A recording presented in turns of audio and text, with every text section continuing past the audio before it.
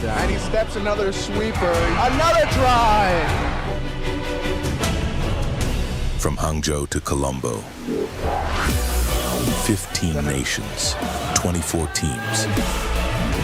The Asia Rugby Emirates 7 Series sets the stage for the best of sevens rugby.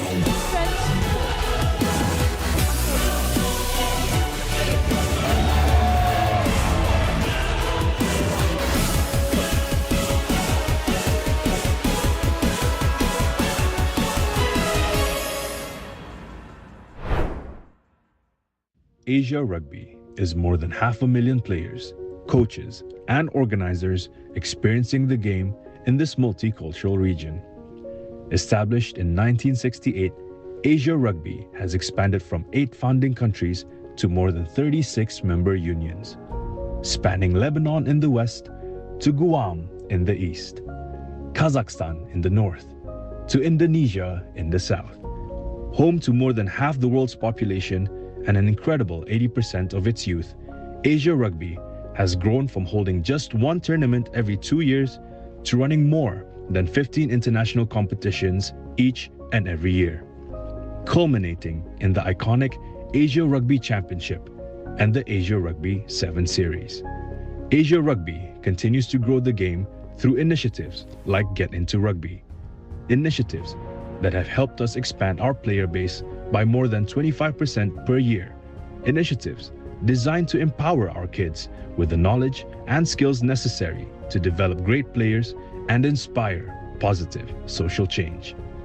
Asia Rugby is a diverse collection of cultures bound together by our core values of integrity, passion, solidarity, discipline, and respect, driving our belief that rugby makes a positive contribution to people's lives. Asia Rugby is taking our great game, its spirit, and everything it stands for to over half the world's population. And we invite you to be part of it. Asia Rugby. We can do better, but together.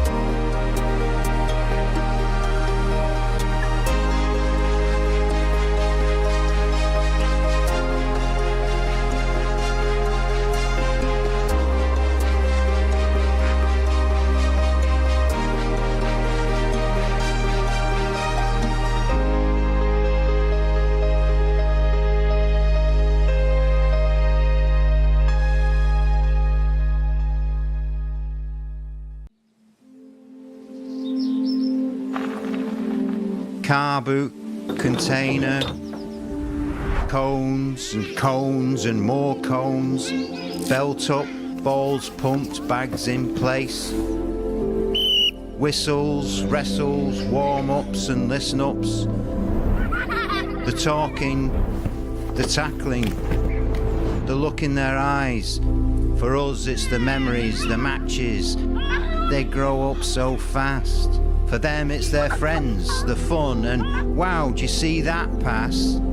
It's mini, but it's mighty. 3, 2, 1, sound! The best of traineeships. It's the greatest rugby they'll ever play. Just don't forget the chips.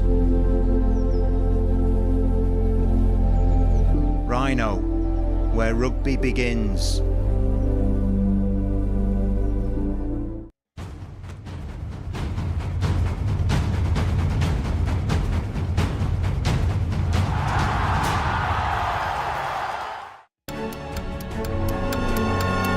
Asia's biggest stage, the Asia Rugby Emirates 7 Series. Hong Kong, China has it down here, the blind side. Oh, it's an early try. Goal. But that tackle is... Power through the corner.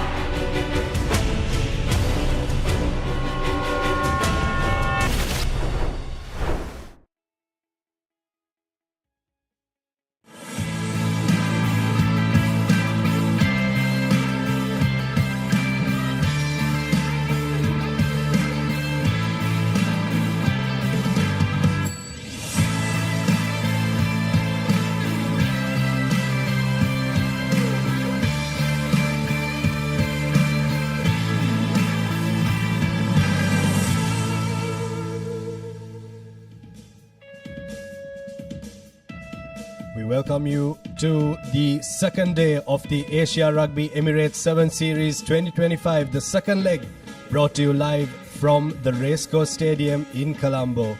Ayubowan, we're going to use the traditional Sri Lankan welcome because we're absolutely proud to bring you these pictures on the Papare. We had an action-packed day one yesterday. This is the second leg of this series. The first leg was worked off in China, and the second leg, we're proud to bring it to you from the heart of Colombo, the Racecourse grounds. Joining with me in the commentary box for the first couple of games is Laksisi. Good morning to you, Laksisi. Good morning, Abid, and good morning to everyone joining with us from all across the world. We will have two games which were initially scheduled yesterday night. Because of the weather conditions, we had to postpone those games to today morning. So the final two games in the men's section of the tournament will take place right now. And we were originally supposed to begin at 10 a.m. but we had to begin at 9 a.m. because of the two games. So the final two games will begin shortly. And most of the teams have been confirmed already. Hong Kong, China and Japan going through as the top two teams from Group A and Group B in the men's category. And the third place and the fourth place yet to be determined, because whoever wins in that game between Sri Lanka and China will qualify as the top team of Group C. And the other team, they'll have to wait and see what actually happens. That will depend on the result, because Philippines, they have made a strong case to become that fourth team as well. So everything to play for is the home team, the men's team of Sri Lanka, gearing up for that all-important game against China, and Uzbekistan facing Singapore in this opening game of day 2. Now, Uzbekistan had a great first day, we can say. Nathan did manage to push Sri Lanka quite a lot in that first game. So let's see whether they can push Singapore in this first game of day number 2.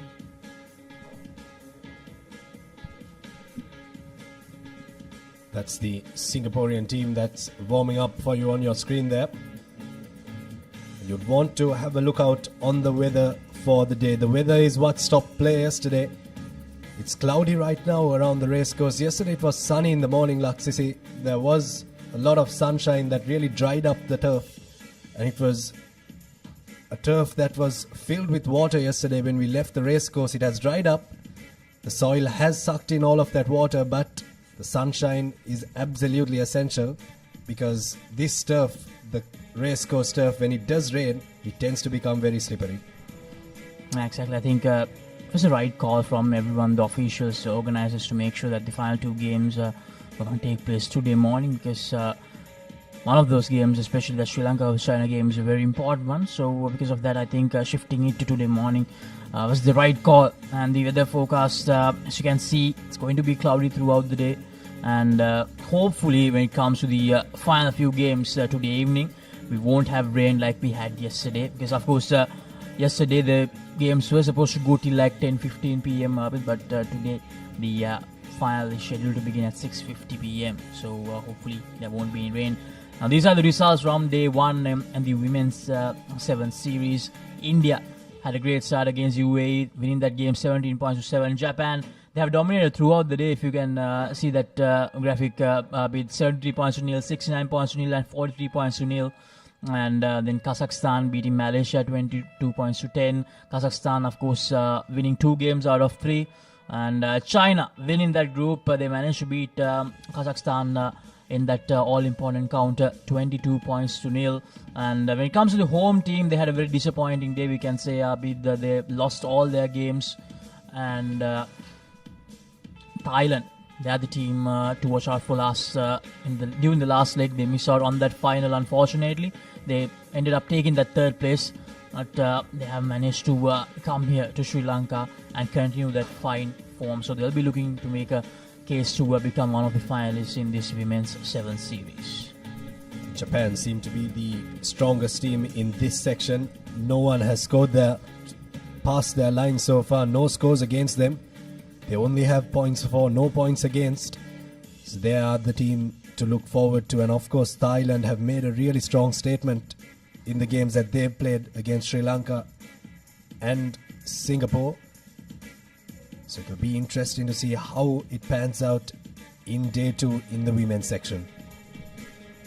When it comes to the men's section, we had some close games, especially in the latter parts of the day. And to kick things off, Malaysia managed to beat Korea 19 points to 7.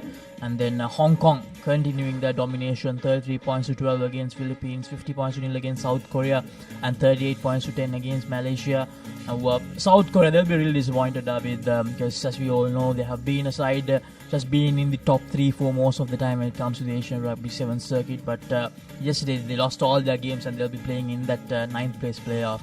And when it comes to the other teams, Japan, they have dominated just like the women's team. They have not conceded any points during that first day. So they lost their finals to Hong Kong, China in that first leg. So they'll definitely want to make a case to become the champions and topple Hong Kong, China. And of course, the home team, Sri Lanka, 26 points to 14, 22 points to 5. Not the most convincing wins, especially against Uzbekistan. But that game against China, they'll want to make a case to showcase what they can really do here. And China, 24 points to nil, 29 points to nil. They have not conceded any points here as well. So everything to play for, especially in the 2 games which are coming up. Yes, that Sri Lanka-China game is the one that you would want to look forward to the most. The 3rd and 4th place teams in the first leg of the Asia Rugby Emirates men's 7th series that was played in China. But also the Sri Lanka scorecards and the Philippines scorecard is something that you would want to keep your eye out on as well. In the worst case for Sri Lanka, if they do end up losing the game against China, they would want to lose it with a really small margin so that they are ahead of the Philippines in the points difference. Here's the Uzbek team ready for their game against Singapore.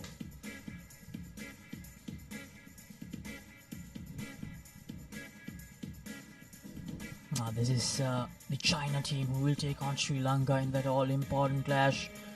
It went right down the wire in China in that first leg. It was 17-all at the end of the 14 minutes, and then it went to sudden death. And China managed to get that all-important try to finish the 3rd place. So Sri Lanka, they'll want to get redemption here, and China, they'll want to continue their good run against Sri Lanka. So they expect to see a thrilling game to kick things off on day 2. Interesting warm-up there, Laksisi. Nothing fancy from the Chinese, just small little pop passes. It's exactly what you'll need in this kind of weather. But this is how the women's stand in their respective pools. Pool D, Japan, 3 played, 3 victories and 185 points the difference, 9 points to their name. And India, of course, with just the 2 wins and that 1 loss against Japan. In Pool D, UAE just the 1 win against Indonesia, and Indonesia finished that pool winless. In Pool E, China got 3 wins, 85 points difference, and they also booked their place in the semi-finals. Kazakhstan, just the 1 loss against China. Philippines, the 2 losses against the top 2 teams in that pool. And Malaysia, the 3 losses against the teams above them. In Pool F, it was a bit close there. Thailand winning all 3 games that they played. Hong Kong just losing to Thailand. Singapore once again losing to the teams above them. And of course a disappointing end to day 1 for the home team Sri Lanka with no wins. And those are the standings in the women's front of leg number 2. Japan, China, Thailand and Hong Kong, China are the teams that will go through to the cup segment. And these are the men's standings. Hong Kong, China again right up at the top, 9 points, unbeaten team. Philippines, a much better result for them compared to that first leg. They ended up taking the last place, so they'll be really, really happy that they're still in contention to qualify for the cup semi-finals. Now that points difference, it's -4 at the moment. It's -4 at the moment. So Sri Lanka, now when you look at the numbers, Sri Lanka, they'll have to realize that they need to make sure, even if they lose that game against China, they need to make sure that they don't lose with a margin of 34 points in that encounter. That's all Sri Lanka has to do to qualify for the semi-finals. And when it comes to the second group, the Group B, Japan, very convincing, 148 points the difference. As I mentioned earlier as well, they have not conceded a single point in this series, in this second leg so far. And Thailand in second place, they won't qualify for the cup segment unfortunately. And UAE in third place with 5 points. Chinese Taipei with 3 points. They couldn't reach a single win. In Group A, Korea, as I mentioned earlier as well, they'll be really disappointed with just 3 points. They lost all their games. Malaysia, they started well beating Korea yesterday, but then lost both their games. And Pool C, 2 games still remaining. China right up at the top because of the points difference, and Sri Lanka in second place. Singapore -41 points, Uzbekistan -43 points. Both the teams surging for that first win of the second leg. Interesting stats on their screen there. The Japanese seem to have dominated it the most, but Hong Kong, China are a very, very strong team. That was the finals in the first leg. Hong Kong, China emerging victorious on that occasion. Things really didn't click for Hong Kong, China early on in their game against the Philippines, but they managed to scrape through and get a couple of tries towards the latter part of the day to win that game. So all to play for in the men's section of the Asia Rugby Emirates 7 Series leg number 2. Now these are the opening fixtures for day 2. These are the confirmed fixtures in the opening 6 games. The 2 Pool C encounters, Uzbekistan taking on Singapore and then China taking on Sri Lanka. And then the semi-final encounters, the 2 9th place semi-finals, Philippines and Indonesia in the women's category, Sri Lanka versus Malaysia. And then the 5th place semi-finals, India versus Singapore, and then Kazakhstan versus UAE. Those are the 6 games coming your way on day 2, the first 6 games. The 2 men's fixtures on the top of your screen there at 9 a.m. and 9:22 a.m. local time is what you would be looking forward to the most. It's what we are excited for as well. Everyone was in anticipation yesterday here at the Racecourse grounds. We saw the Sri Lankan team, the Chinese team and the Uzbek team together with the Singapore team walking in yesterday. They were ready with their match kits as well to start the warm-up, and unfortunately prevailing weather with the lightning around in Colombo, we had to stop the play a bit earlier than we usually would have. Now this is game number 1 of day 2, ladies and gentlemen. Uzbekistan versus Singapore, live from the Racecourse Stadium in Colombo. As I mentioned earlier as well, this game was supposed to take place last night, but because of the weather conditions, the games were shifted to today morning. Now these are the starting lineups for Uzbekistan. Nishabdek, Mahmoud, Sobijon, Temur, Sunat, Aziz Khan, Ilya, Sergey, Olimjon, Azabdek, Jakongir, Sanjarbek and Abdul Aziz for Uzbekistan. And then Singapore, Jonathan, Jay Heikel, Bao, Farhan, Daryl, Hidayat, Chong, Mara Ishraf, Samuel, Nicholas, Julian, Morris and Braden.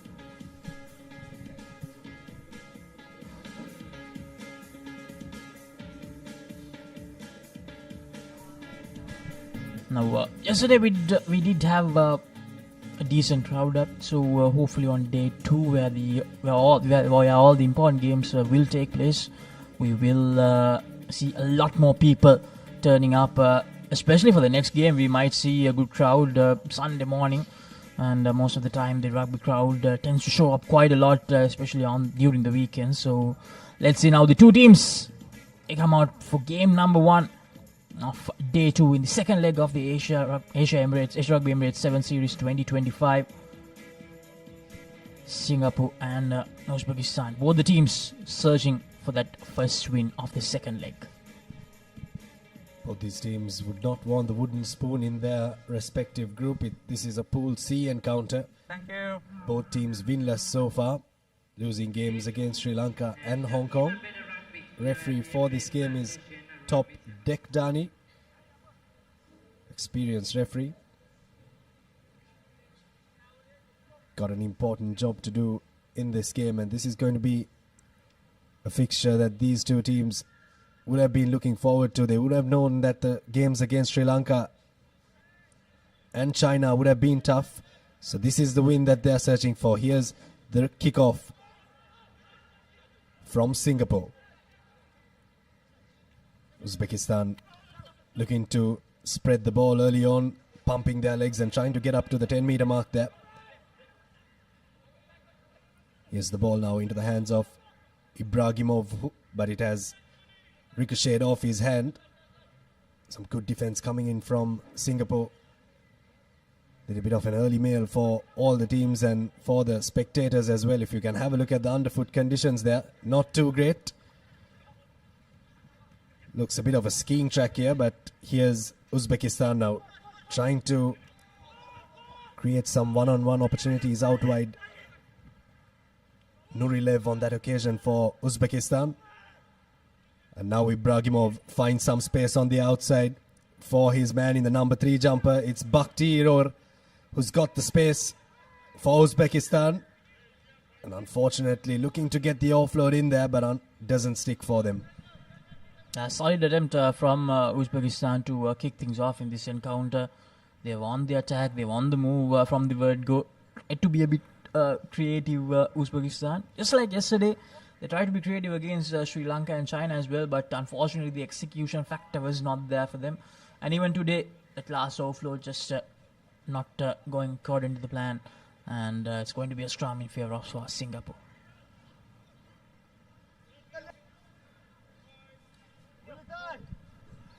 Set. Scrum feed for Daryl Liao.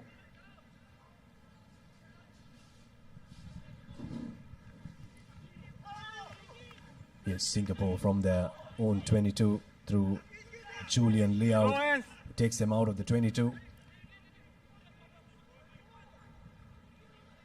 Good depth from Singapore, looking to get the cut back in, and now they've created a bit of an overlap for themselves and created some space. Here's a good opportunity for the Singaporeans to attack, and they look to go to the toe. Not too sure why the option was taken, but nonetheless the option is an option that gets them the try. Hidayat Jefferdine is the beneficiary of some good teamwork from their own half Laksisi, and they get the first score of day number 2. Singapore making sure that they make use of that first real opportunity of this encounter. He decided to go for that little kick and chase option. Hidayat Jefferdine probably thought that number 12 of Uzbekistan might just tackle him, so just went for that little kick, and he knew that he had the pace to outrun him. Here's the replay. Good piece of work from Singapore. Now here's that little moment. They had the extra pace needed to outrun the Uzbekistan players quite easily. Now there's been a little issue for Uzbekistan during both the legs, with that speed factor. They do tend to have that physical aspect covered. They do seem a very good defensive side at times, but unfortunately the speed is just not there for them at the moment. Offside. Penalty coming the way of Singapore. An accidental offside there, taken quickly by Samuel Koh for Singapore. Switches back to the short side.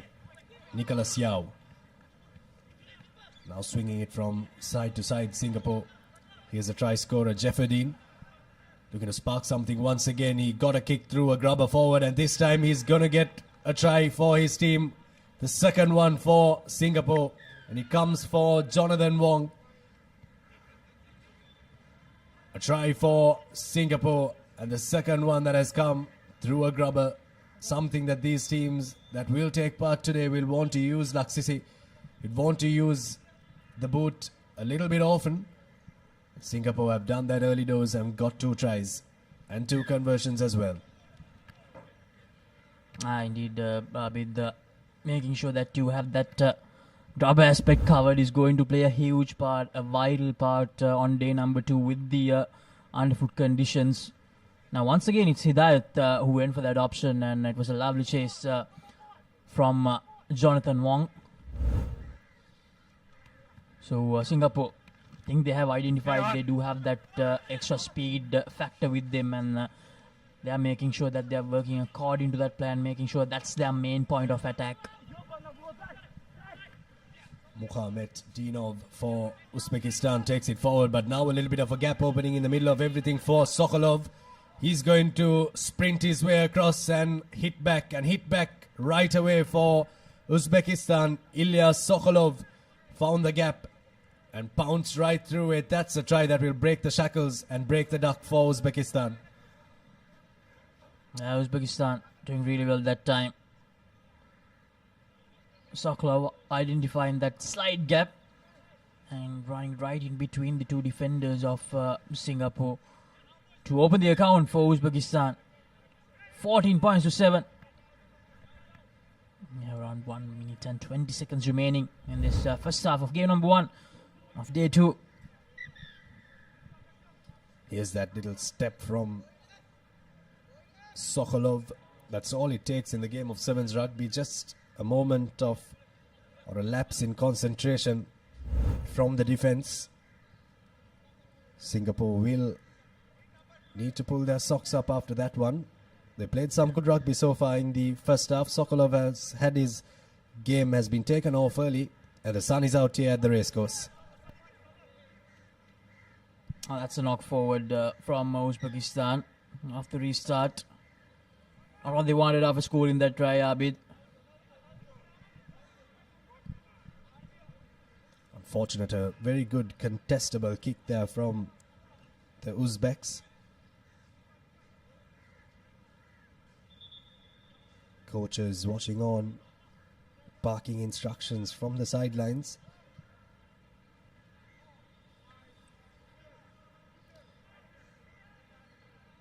Probably the last set piece of the game that Daryl Liao will feed into, but he knocks it on. He's knocked it back, in fact, and now he's knocked it on.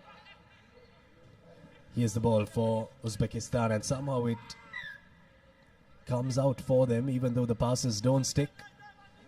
So we go back for the knock-on from Singapore.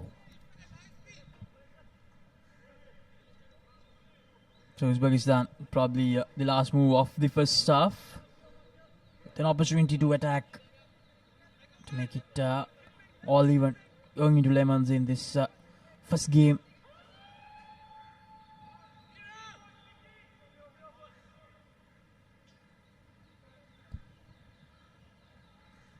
Feels the ball in.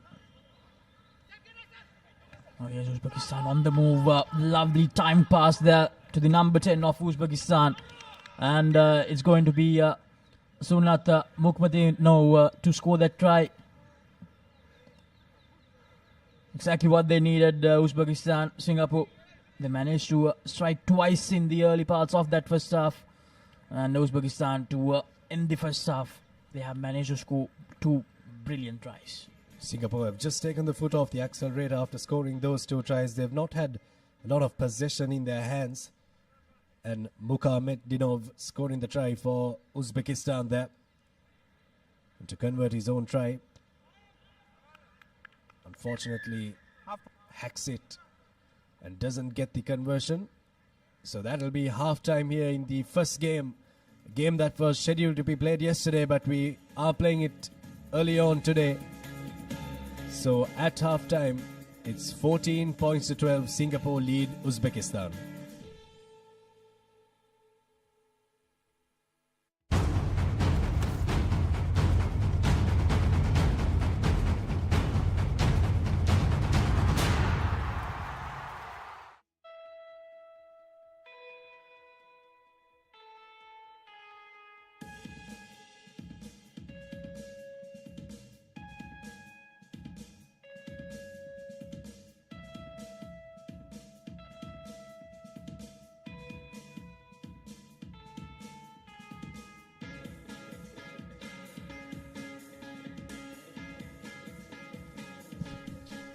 Welcome back to the live action from the racecourse. We'll have a look at the first half highlights of this Pool C encounter.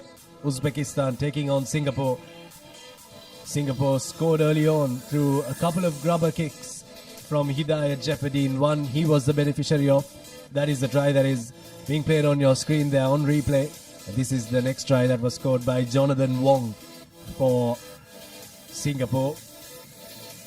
Proud Singaporean getting his try there under the sticks. And of course, this one from Uzbekistan, they came right back in to score a try.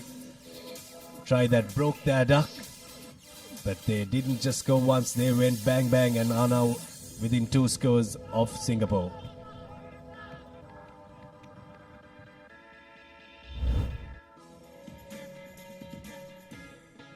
So coming up next, the home team, Sri Lanka, taking on China, the third place team and the fourth place team from leg number 1, the all-important clash to decide the group winners and possibly the best second place finisher in this second leg. Sri Lanka, of course, getting that spot in the first leg as well. Now they're going to do one better.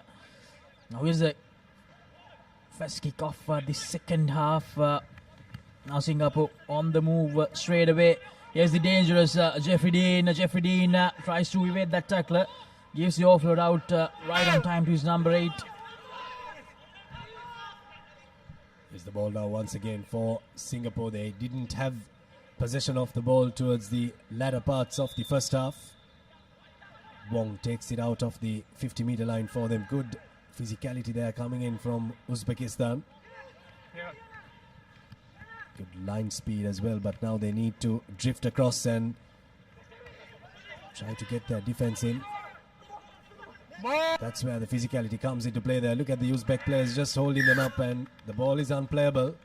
So it'll be a scrum in favor of the Uzbeks. Uzbekistan doing really well. It's very important that as they are trailing by 2 points, that they get the first try here of the second half. Because if they do let Singapore maybe get at least a try, even without the conversion, that means they'll have to get a converted try to be on even terms with Singapore. So it's important that Uzbekistan they get that first try of the second half. Something that we were worried about was if the underfoot conditions would hold after the big torrential downpour yesterday. Seems like it's still a slippery turf out there, but the sun is out, so that is some good news. Illegal scrummaging there from Singapore, so Uzbekistan have the penalty.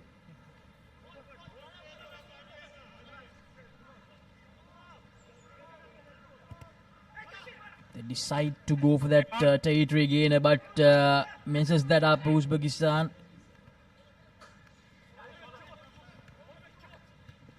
Goes for a kick, the Singapore player, and Jonathan Wong, I believe, knocked the ball forward. Fortunate not to find touch there for Uzbekistan. No good connection, but nonetheless, Singapore have knocked the ball on, so they'll have a put into the scrum around 20 meters back from where they initially would have had a line out. Here's one of the main men for the Uzbeks. Already scored a try there. Muka Meddinov. Changes coming in for the Uzbeks as well.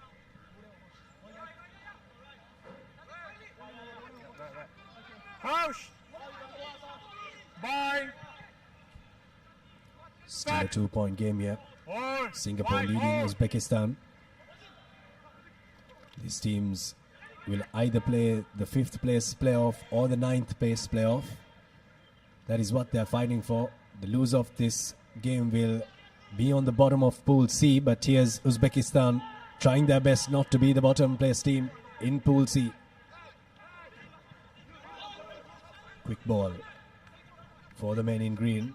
Now looking to run this Singaporean defense. The big man looks to get the offload in but doesn't stick there. Falls into the hands of Maurice Wong. Now Singapore have come away with it. Uzbekistan just couldn't close out that move there. Ducking past the tackle was Samuel Koh from Singapore.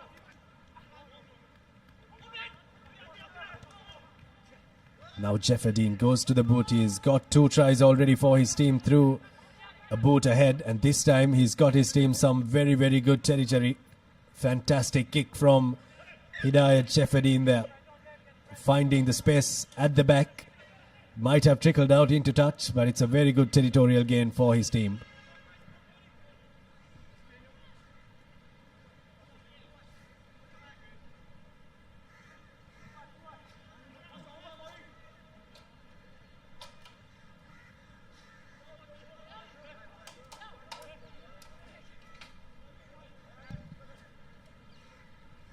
Uzbekistan secure the line out.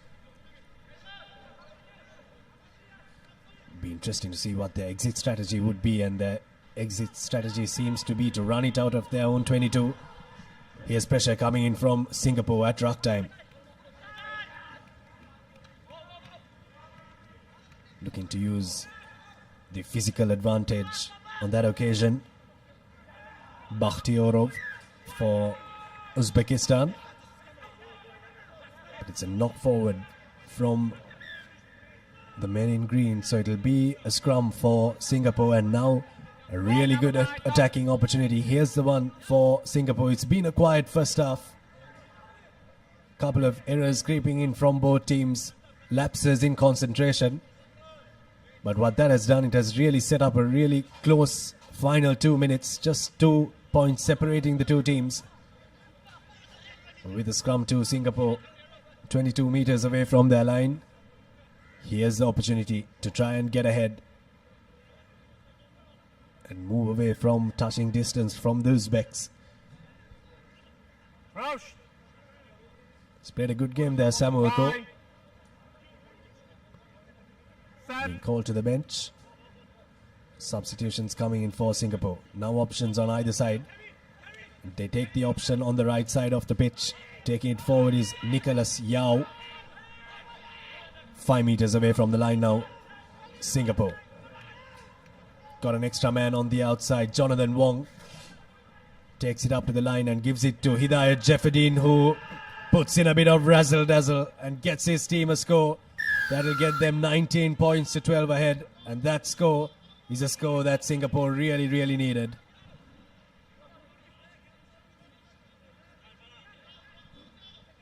Two tries in this match already for Hidayat Jefferdine. 2 tries in this leg as well. But he's created a number of tries and he's really been their talisman. Important conversion and it's successful. So 21 points to 12. If the Uzbeks are to mount a comeback, they need to score twice.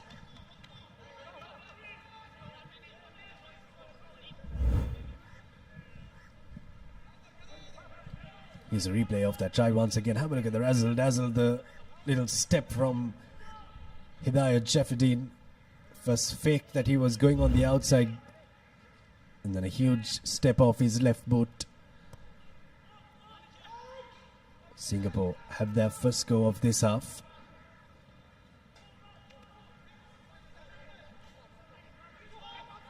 Pumping his legs and running out of the 22, Bakhtiyorov.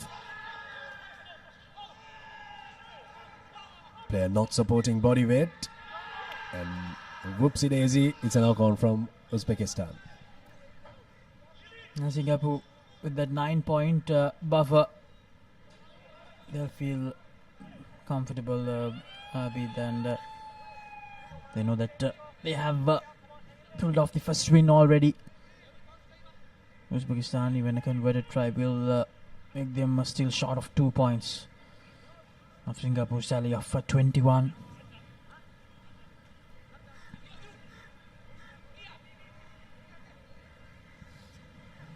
Singapore trying to add some more points here.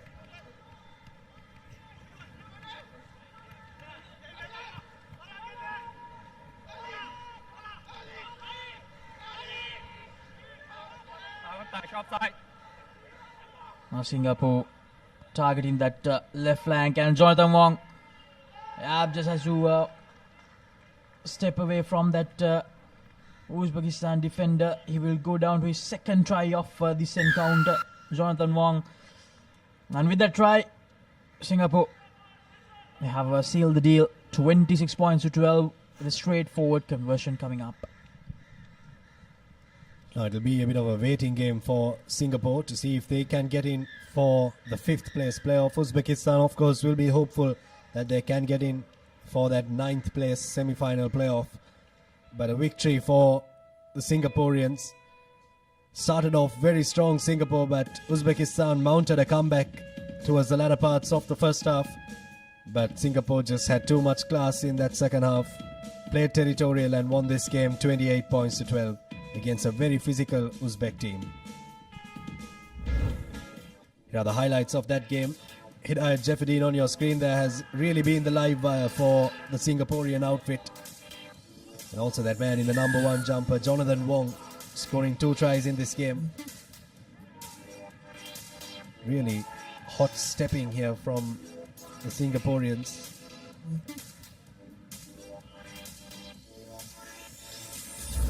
Also the wet turf not really helping the cause of the Uzbeks. Here's the big clash. China taking on Sri Lanka. A clash that we anticipated to play yesterday, but will be able to witness today as both teams come out into the middle. The home team on your left in their traditional white strip, and the Chinese in their traditional strip. Important fixture for both these teams. The 3rd placed team and the 4th placed team in the first leg played in China. Sri Lanka will be looking to try and get a big win here, or even if they lose this game, worst case scenario, they'd not want to lose it and lose it within 34 points. Ibuki Tetsuka from Japan will be our referee for this game.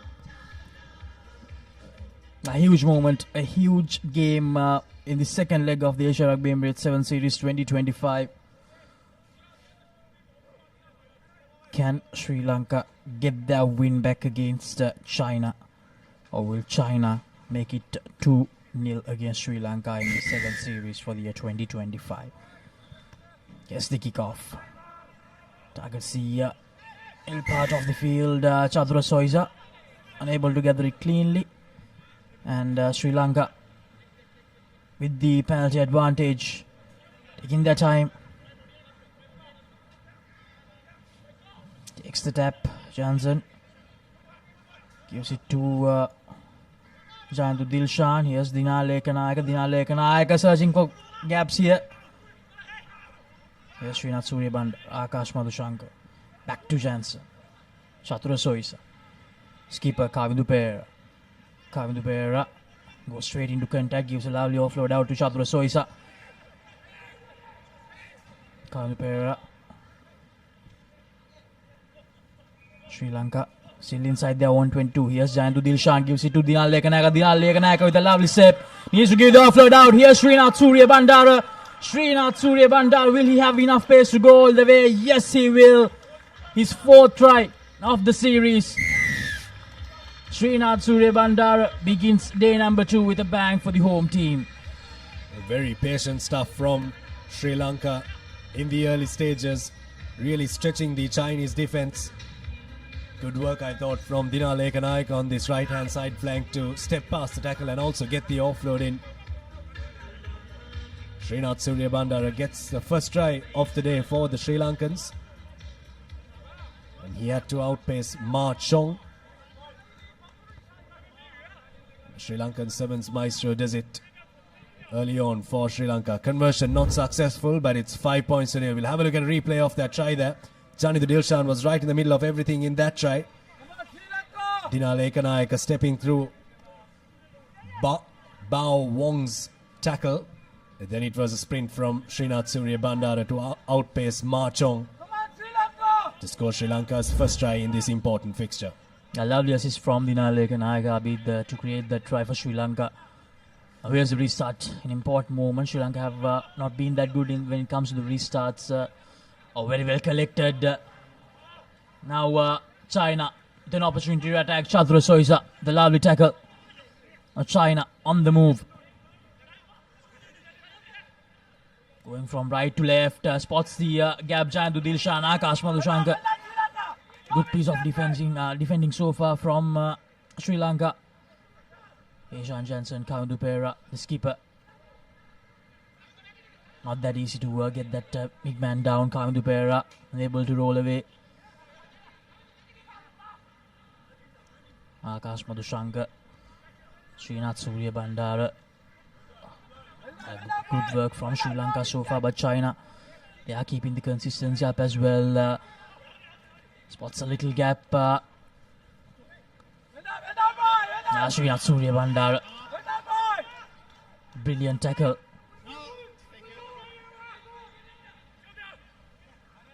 Back to the halfway mark now. China trying to stretch the Sri Lankan defense. Loose pass there.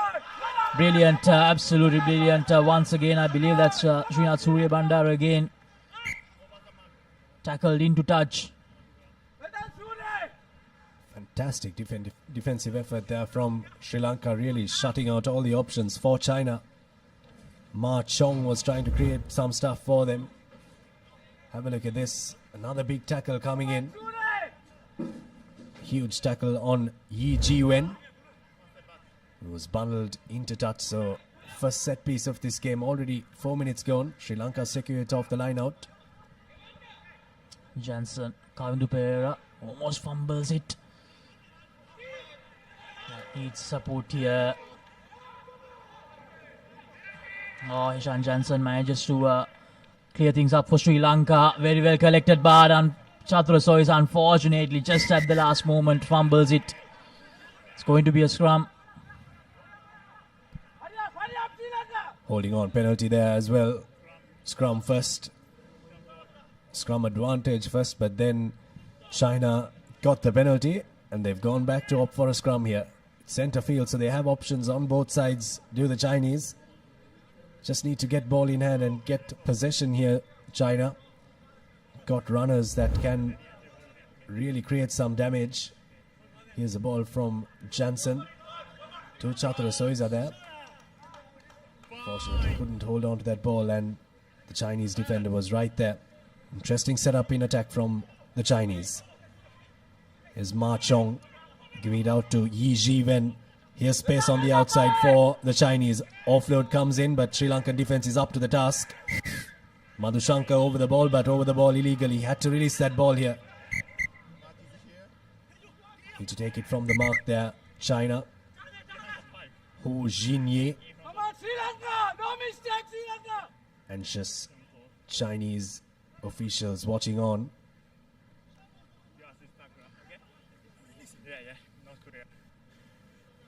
China have opted for the scrum once again here, 5 meters away from the line. Just the one score so far in this game, just the solitary score from Srinath Surya Bandara. And this is always going to be a very physical contest with a closely contested encounter.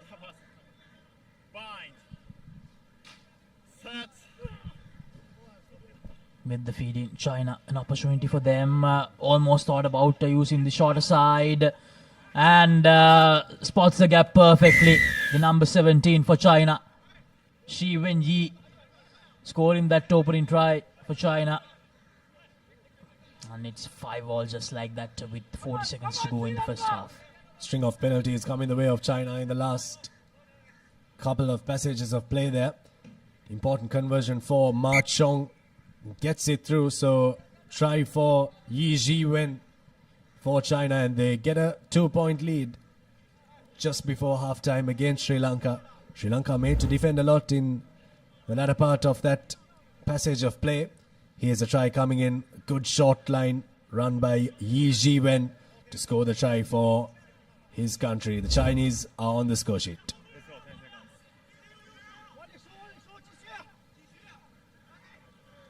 That will be last play most probably in this first half. And decides to go a bit long that time. Chatura Soisa gathers it cleanly. Goes straight into contact. Ekanayaka, Jayantu Dilshan, not quite sure that was the right option. Dinale Ekanayaka. Sri Lanka being pushed back here. Here's Akash Madhushanka, Kavindu Pereira. Kavindu Pereira steps away. Akash Madhushanka do manage to gather that and the tackler not releasing that time. Heshan Jansen, Jandu Dilshan, Dinale Ekanayaka, Chatura Soisa. Searching for options. Chatura Soisa spots a little gap. Jansen, Akash Madhushanka. And Akash Madhushanka that time not the best of offloads. I wonder how vital that error is going to be. Holding on penalty in favour of Sri Lanka. Srinath Suryabandara takes it quickly. Needs support here. The support arrives in the form of Dinale Ekanayaka. Heshan Jansen looking for options. Lovely stepping from Heshan Jansen here. Gives it to Chatura Soisa. Now Ekanayaka again. Jayantu Dilshan spots a little gap, and Jayantu Dilshan, he will sprint all the way towards that try line. Absolutely phenomenal. A much needed try for Sri Lanka just before Lemons Abid. Really not taking the foot off the accelerator there, Sri Lanka. They could have just tapped it and kicked it out into touch there, but really enterprising stuff from Srinath Suryabandara. And Jayantu Dilshan has been on absolute fire in this second leg. And in the entire 7 series, conversion for Srinath Suryabandara to take Sri Lanka with a 5-point advantage into the half-time huddle. Good performance from Sri Lanka in patches in that first half. China as well had a couple of good phases of play in patches. Some good rugby dished out all round from both these teams, and really what we anticipated this game to be. At halftime, Sri Lanka lead the Chinese 12 points to 7.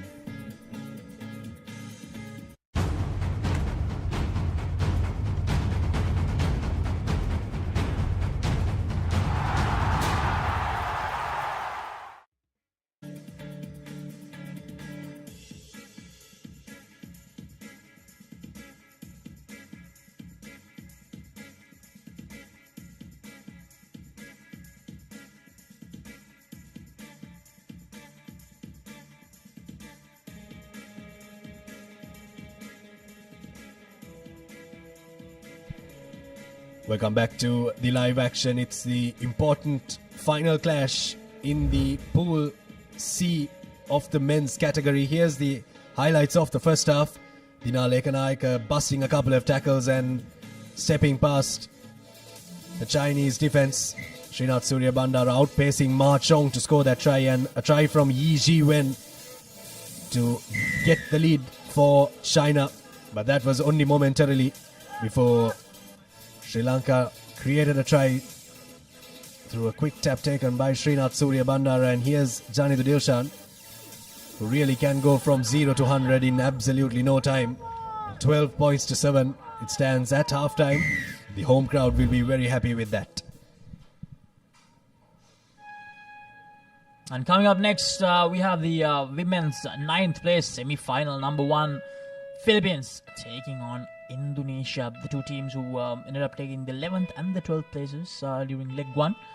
And all the teams with an opportunity to one better, to be honest, if they can win that semi-final clash. Chatura Soisa has had a good game for Sri Lanka so far. Sri Lanka Tennakon, he's out there. Gan Pereira is out there as well. So Sri Lanka making some changes. Sri Lanka, and that's a good line of attack from Sri Lanka off that first kick of the second half. Lukshadange out there as well, so Sri Lanka making a lot of changes. A good tackle once again, Chatura Soisa. Now China pushed back and he spots the gap. Ishan Jansen, they had to cover up. Ninal Lekanayaka gives him the support. China slowly getting out of their own 22 here. Akash Madhushankar, Dan Pereira, Akash Madhushankar. Captures the number 12 of China, who came straight into contact. China slowly making some yardage here. Sri Lanka need to be careful. The defensive line, one error can give the opportunity to this dashing Chinese line to go all the way. Now that decoy runner creating some pressure there for the Sri Lankan line. Still at the halfway mark, but they have been consistent, and a slight slip up there. The Lukshadange up to the task. And he loses it forward. Good tackle, good teaming up from Gayan Pereira and Suranga Tennakon. Lukshadange unfortunately gives a forward pass, but I believe the referee will come back for the scrum. I thought when Jia Bao was gone for all money on that left-hand side corner, but good defense coming in from Sri Lanka. Really putting a huge shift in defense. They know that they have to dig deep if they are to win this game, and they really are digging deep here in defense. Look a bit more fluent today, Sri Lanka. Took a little bit of time to click yesterday. Generally a very fluent seven side. Generally known as the Asian Fijians. They really do play like the Asian Fijians when they get into sync. Here's a scrum for the Sri Lankans with options on both sides of the park. Tennakon with the feed in. It's Ishan Jansen. Ishan Jansen goes for the kick and chase option. Yes, Dinal Lekanayaka coming in. But China, they do really well. And that's holding on. Brilliant. Dinal Lekanayaka inserting a lot of pressure. And Dinal Lekanayaka straight away taking that quick tap. Ishan Jansen. Akash Madhushankar gives a long cutout pass to Gayan Pereira, and Gayan Pereira will dive over for the third try for Sri Lanka in this fixture, and they take a 10-point lead, the home team. Well, that try was manufactured by Dinal Lekanayaka in defense and in attack. The ability to know where and when to take the quick tap, setting up one ruck. And the cutout pass from Akash Madhushankar was picture perfect. Suranga Tennakon. Good connection, but there's a bit too much of hang time on that kick. 17 points to 7 already. Sri Lanka have taken a 10-point lead. Here's that cutout ball from Akash Madhushankar to the youngster Gayan Pereira. That's 20 years of age and already donning the Sri Lanka jersey. Really big prospect in the game of 7s rugby and 15s rugby for Sri Lanka. 3.5 minutes remaining on our clock. What have China got to dish out to the Sri Lankan team? Only time will tell us. Some space opening up for China, but Chatura Soisa once again there to do the job for Sri Lanka. Suranga Tennakon joins with Ishan Jansen, and brilliant. Suranga Tennakon gets the penalty for Sri Lanka. He takes it quickly, decides to go for the kick and chase option. Suranga Tennakon, and that will be a penalty try most probably.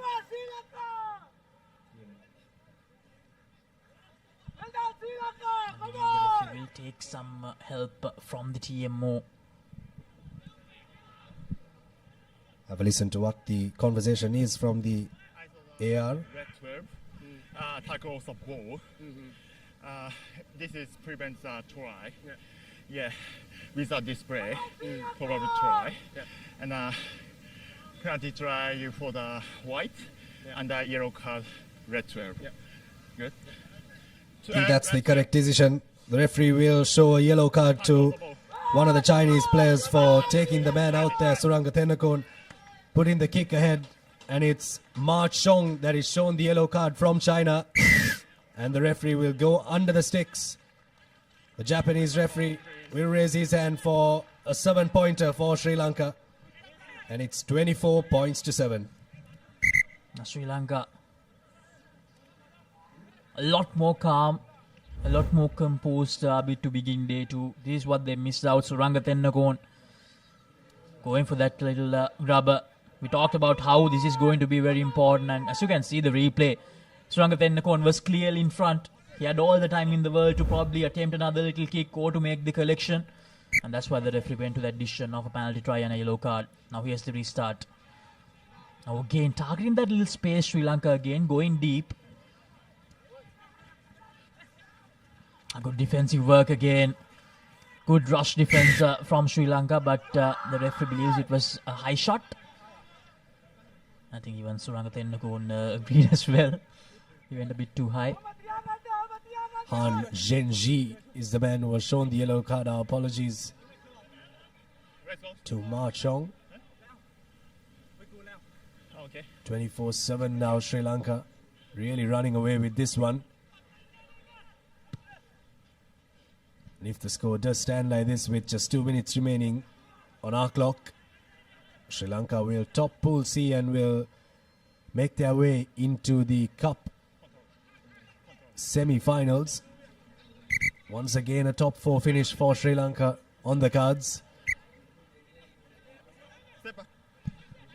Now Sri Lanka were not even part of the top tier last year, so this is a fantastic result for them to come back to the top tier. Not supporting body weights as the referee. Here's Diluk Shadange, lovely step. Ihan Bulat Singhal makes a collection, but I believe that was a deliberate knock forward from the Chinese player. A very convincing Sri Lanka in this encounter. Now China, they'll look back and they'll feel that they have not been up to the mark during this encounter. But it all came down to the fact that the Sri Lankan defensive effort was fantastic in this game, Abid. They really did make their one-on-one tackles count. That's what Sevens Rugby is all about, the ability to defend as a team and to defend individually, which Sri Lanka has done fantastically well in this game. In that first game against Uzbekistan, they had a bit of a scare in the first half.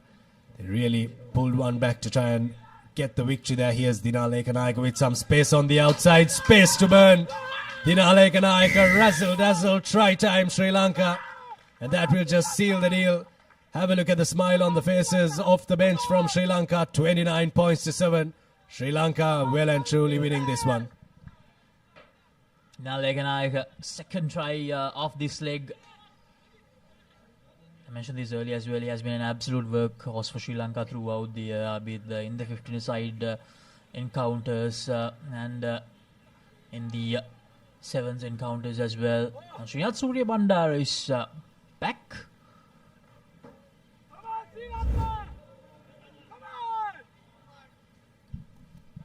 There's a replay of that try from Srinath Surya Bandara. That's the stop and go there to fox the Chinese defender.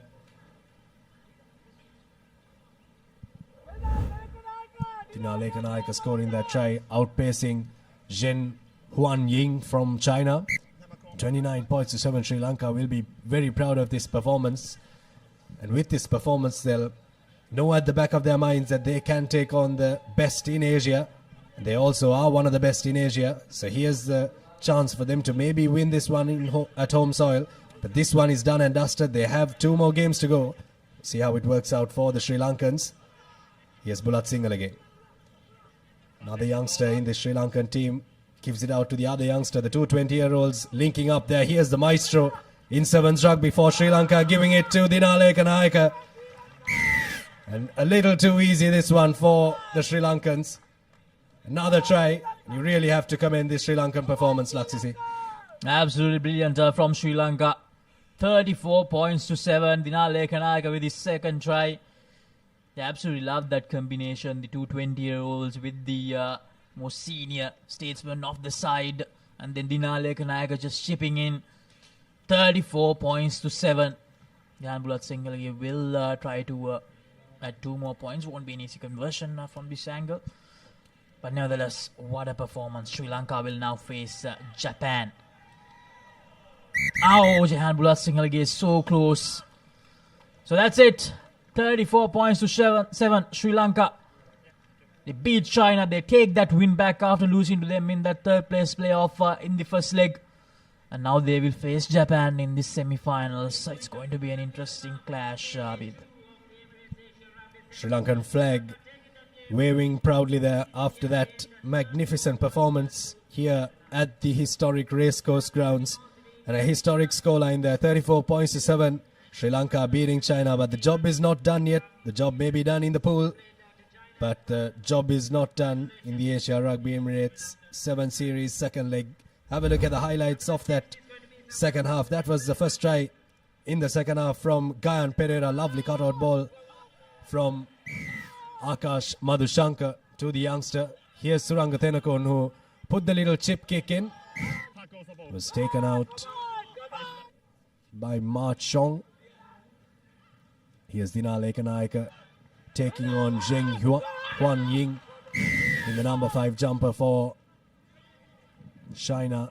This is good work from the youngsters to get a score for Dina Lekanayaka. Good continuity of play, getting Sri Lanka a big win in the second game of day 2.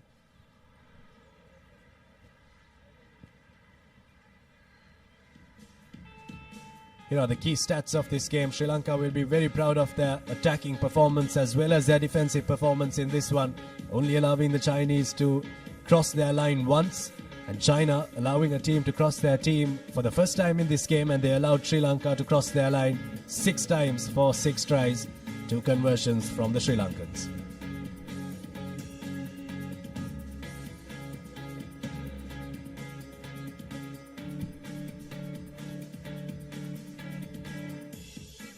What this would do is Sri Lanka will play Japan in the semi-finals. China will go ahead as the best second place team. The Philippines would have hoped that Sri Lanka would have lost this game with a 34-point margin if they were to make it. But Sri Lanka putting on 34 points against China, which means that the Philippines have been knocked out of contention for the top 4 spots. So the top 4 teams in the men's category will be Hong Kong, Japan, Sri Lanka and China. So the same 4 teams that were the top 4 teams in the first leg in China will play as the top 4 teams in the second leg here in Sri Lanka. Now the women's teams, Indonesia, warming up for their next match. They're playing for the 9th place playoff in the women's section. In the women's category, there's the Philippines on your screen, both teams finishing 11th and 12th in the first leg. Here's a chance for them to maybe become 9th and 10th. Sri Lankan officials watching on.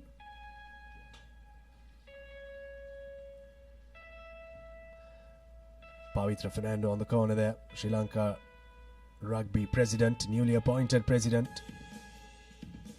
Huge task on his hands to steer the Sri Lankan ship forward when it comes to rugby. Really do have some of the most passionate rugby fans in Sri Lanka. We also have the infrastructure here at the Papare to bring you these live broadcasting and this live action. It's really the full package here in Sri Lanka. But we had an action-packed day 1, and we'll have a look at the highlights of that first day. The officials there, Dilroy Fernando, part of the Asia Rugby referees. Teams walking in early on. That was our first game. India taking on the UAE. India have really impressed when it comes to the sevens format. The women's have really taken on the baton and run with it.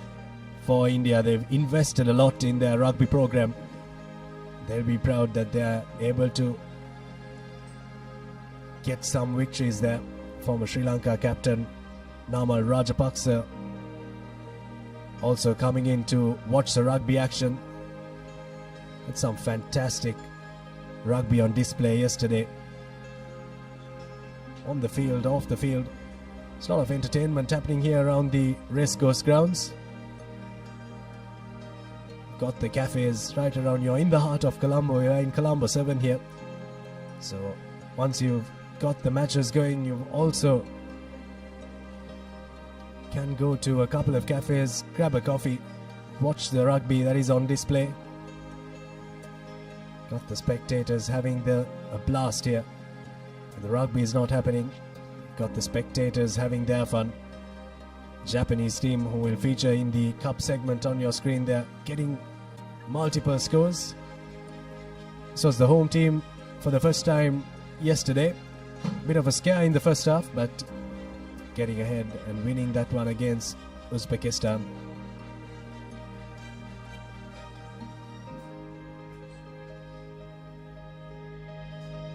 Sri Lanka and their coaching staff will be proud of that previous performance against China.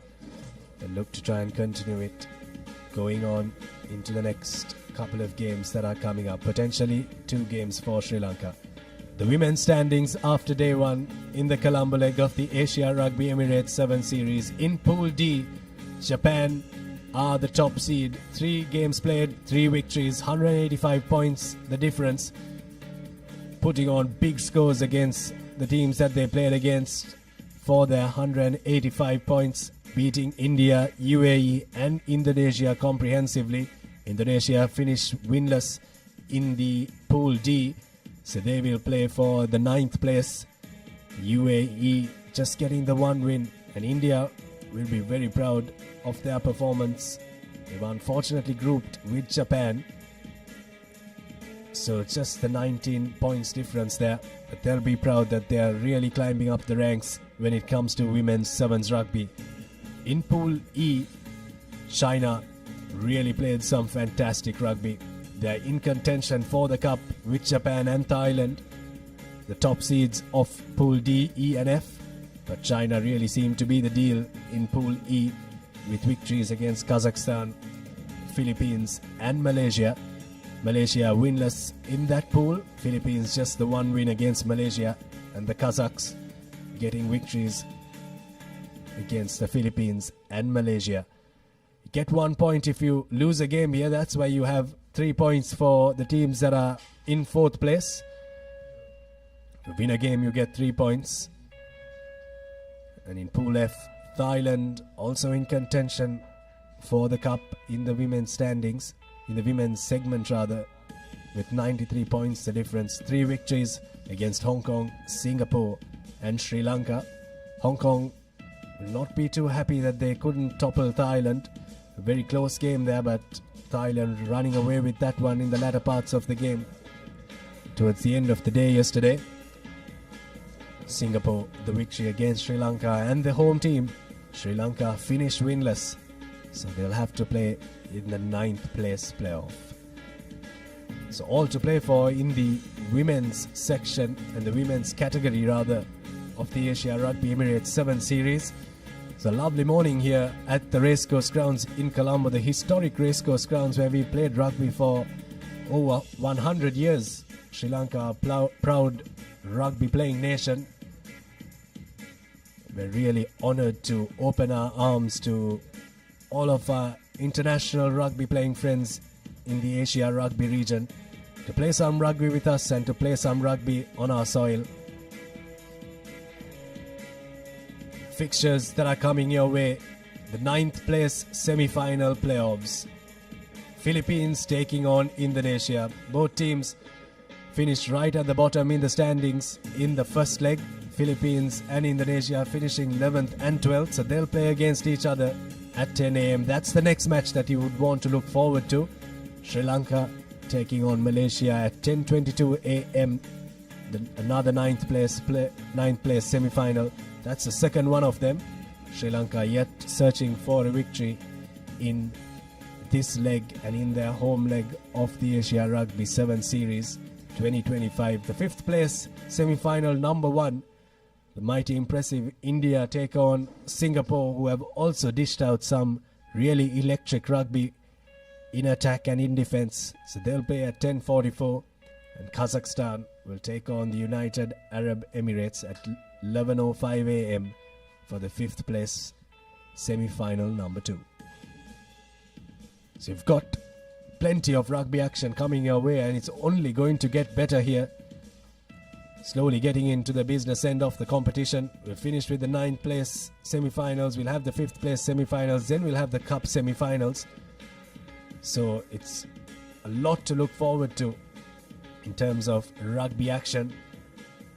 Couldn't finish the men's category yesterday because we couldn't finish 2 games in Pool C.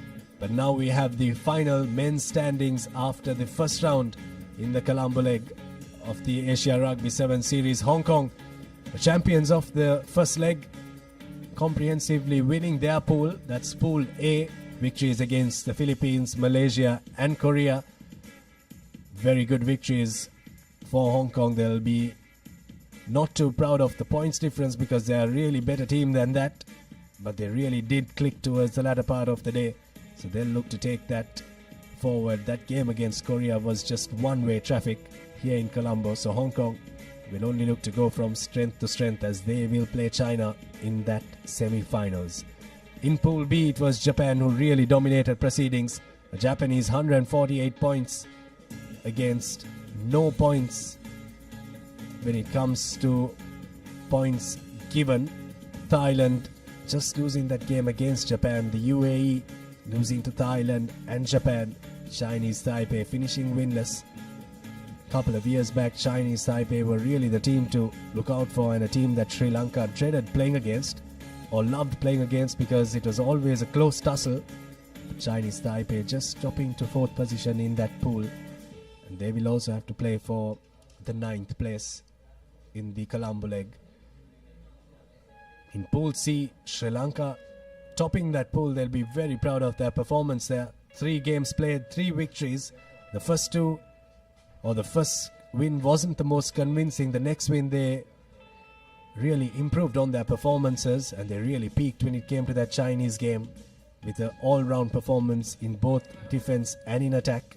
China just losing the game against Sri Lanka, and Uzbekistan and Singapore finishing off that table.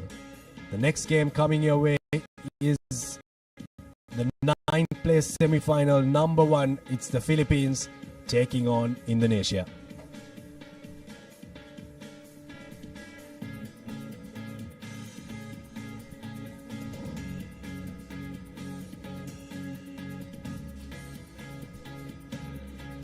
Here are the team cards from the Philippines. Kelly, Strom, Mateo, Sales, Legaspi, Linden, Tudok, Puig, Mandon, Estacio, Nazareno, Torrio and Cifuentes for the Philippines.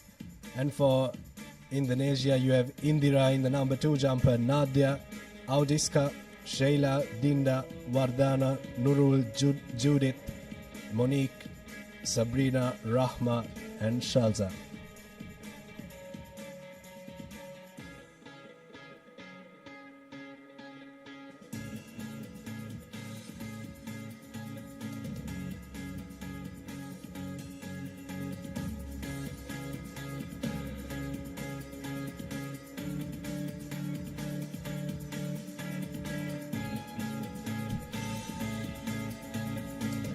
As we await for the arrival of the 2 teams. Philippines taking on Indonesia. Both teams want to make amends after disappointing day 1 here at the Racecourse Stadium. Well and surely an action-packed day awaits us. It was Sri Lanka who comfortably won against China early on in the day. It's a very good start for a very interesting day of sevens rugby here at the heart of Colombo.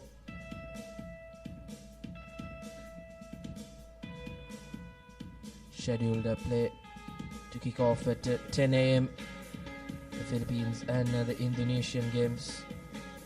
Both teams haven't had the best of outings on day number 1. As I did mention, they'll really want to make amends. is all important day 2 and finish on a high and come on top in the campaign. Philippines, Indonesia did go down to Japan in that opening game of the campaign, 73 points to nil. And then they lost to India 50 points to nil, and UAE as well 31 points to nil. So Indonesia still yet to get off the mark in this tournament, and then they'll really need to play well against this Philippines outfit, who has had quite a similar run of form into this encounter. They did lose to China 46 points to nil, and then they lost to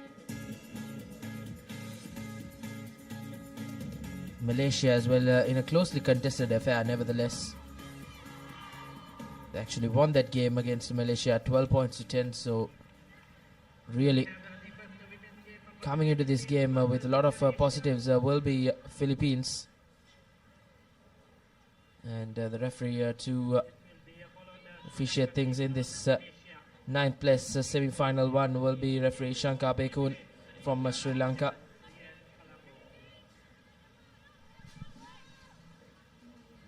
Get behind, please. And welcoming to the combox, I welcome Mariam. A very good morning to you. Good morning. On advantage. Early fumble from Indonesia, giving Philippines a scrum in their favor.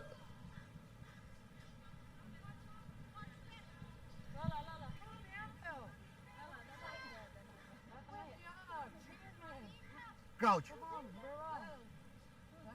Bind. Set. Good feed in from the Philippines, coming into this game as favorites. Will really want to make justify to that tagline, but early fumble from Indonesia. Two early couple of fumbles have really put them in the back foot.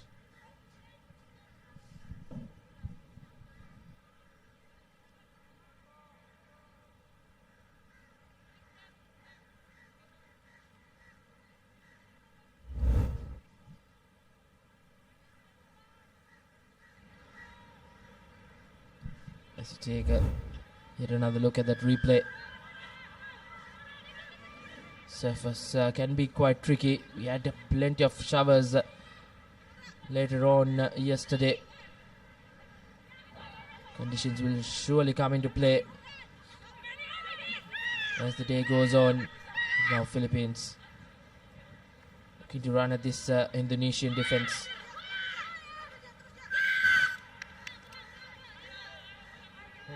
But infringement will go against Philippines, as Indonesia have an opportunity to just try to get out of jail, keep hold of position. They spread that ball out wide. Not much of numbers on the short side. Indonesia fumbles it once again. That's been the name of the game for them. Plenty of fumbles in this opening few minutes, as Philippines now meters away from the whitewash have won themselves, rather conceded a penalty, and just not helping the cause for the Philippines, as Indonesia have an opportunity to once again to get out of the red zone. Tackle roll away.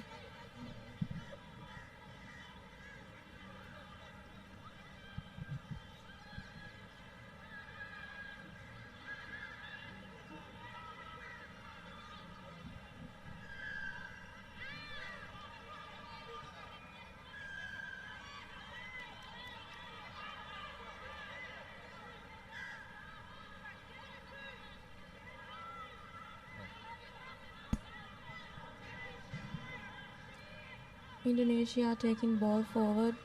The Philippines defense seems to be really good. It's spreading out wide, and we see Indonesia trying to make that run from the corners. they're just not able to make the connection. No. Back. There's no player, there's no support player. Back. Get back. Use it.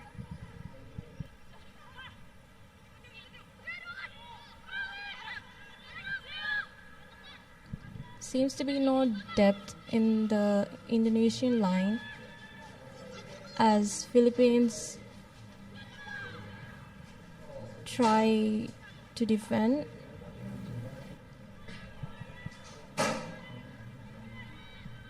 Not gaining any meters here. And that's been the case for Indonesia. Just not able to get out of jail. I think it's been a brilliant defensive effort from Philippines to just push them into that red zone.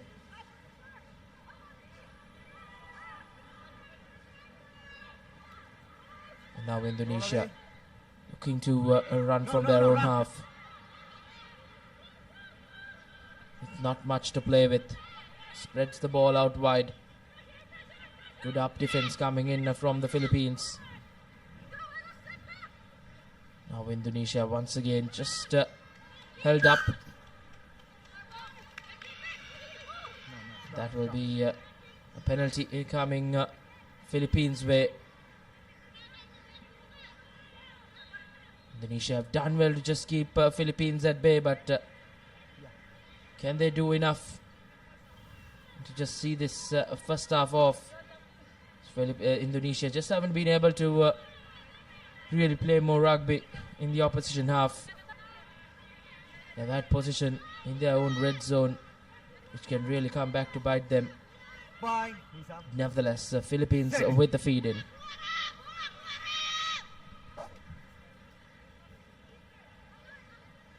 Oh no, fumbles the ball, Philippines.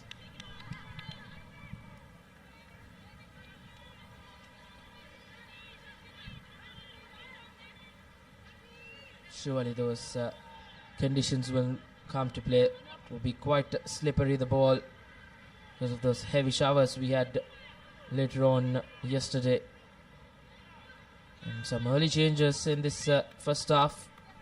Around a minute left on our clock. As Philippines just looking to shuffle the pack. Possibly trying to change their fortunes heading into that halftime break. 9. Indonesia with an important feed in to try and get out of jail. A good counter ruck coming in from Philippines, but a bit too much, says referee Shankar Bekon. There's the penalty coming Philippines' way. Once again, a fumble. That's been the talking factor in this ninth place semi-final. Both teams have found themselves guilty in dropping that ball cold. That will be a major talking point from the two coaching staffs. Try and keep hold of position and really run at the opposition defense.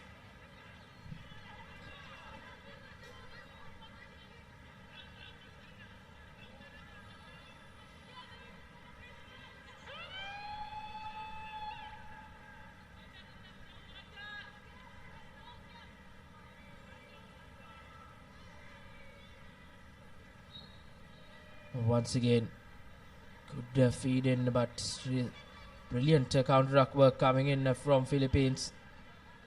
As now they are just pushed right back to the wall. But Indonesia says enough is enough, as they will put that ball into touch, and that will be half-time. Still scoreless at the break. There's an important second half coming up. Philippines will just be the more disappointed side going into that break with not being able to go over the whitewash. They played a major part of that first half in the red zone of the Indonesian outfit, but haven't managed to go over the whitewash. A scoreless first half here, as both teams are yet to get off the mark.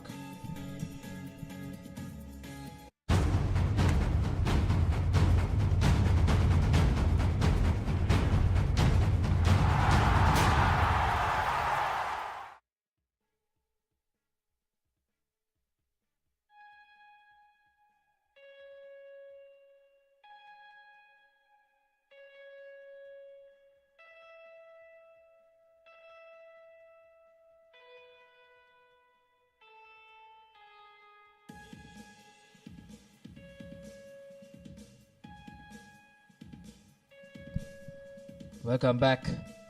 Both teams haven't had the best of first halves. It was the Philippines who was really bossing attack, but just wasn't able to try and go the whitewash.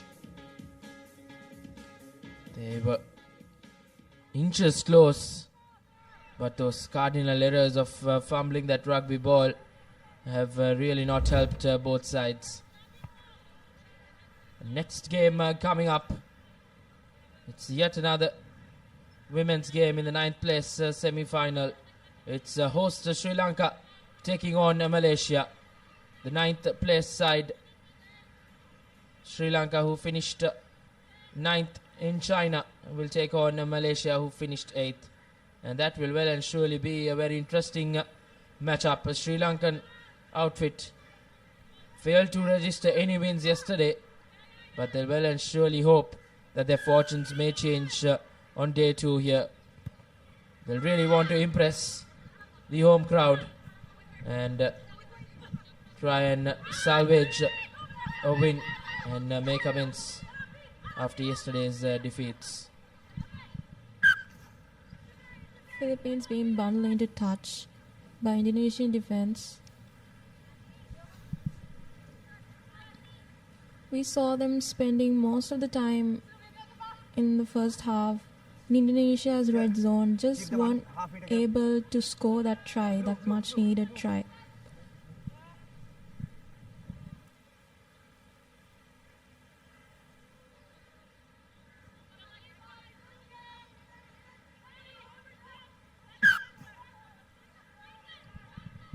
Fumbles line out, scrum in favor of Philippines.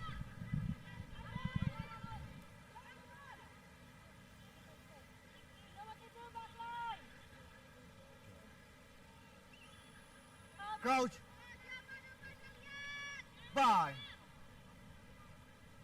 Sit. Taking the short side, we see Philippines running around. Release. Advantage.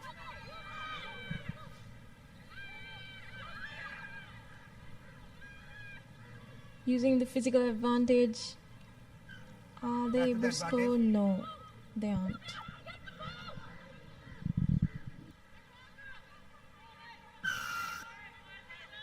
Stay on the line. Stay on the line. Quick tap taken. Philippines will be looking to score the first try, and yes, they do. That was well and surely coming. They were really knocking on the door in that first half. And this time around, early on in the second half, they have gone over and registered a score. A much needed try for the Philippines. And the Warriors will mount on this Indonesian outfit as they will be reduced to 6 players. As one of their players was sent to the sin bin. And taking it quickly, that big number 1. And she goes over with ease. 5 points to the good for Philippines. As Indonesia will have to come from behind, as they have done. They have been in similar positions throughout yesterday as well. Still yet to get a score in the Indonesian women's outfit. But Philippines have really worked hard to get that point, to get that try. And they'll really work hard to keep this slender lead of 5 points.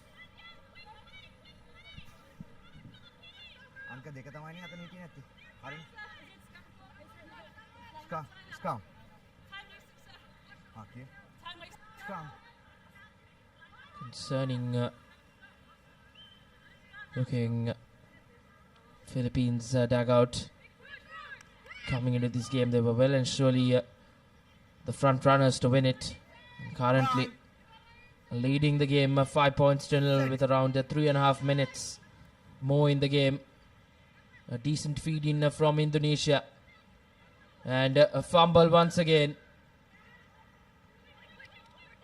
That's been the name of the game for Indonesia. Plenty of fumbles have really costed them and really not able to just play more rugby on the opposition half. Once again pinned right back in their red zone. Philippines with the feed in. Opts to go from the short side. Good tackle coming in from the Indonesian outfit. And this time around it's Philippines with the fumble.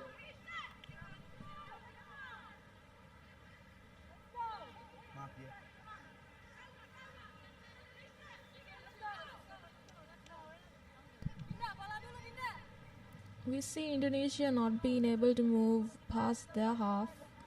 Crouch. And they should try to get some scores in, because they were not able to get any wins yesterday in their name. That's an interception. Beautiful try from Philippines. Second try for Philippines. Indeed, a brilliant work. Possibly Philippines will see this game off. An elated outfit, surely.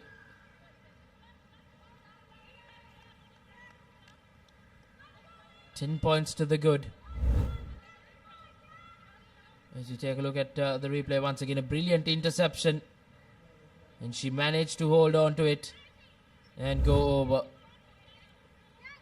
It's 10 to 0.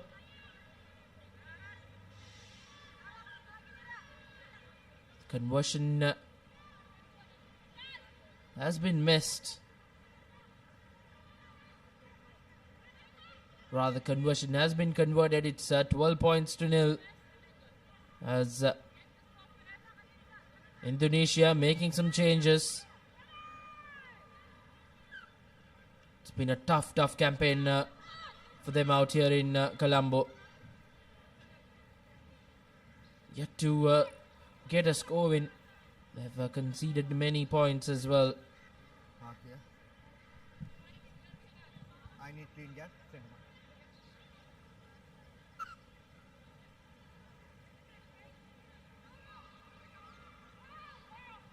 White number 2, blue number 1. Off.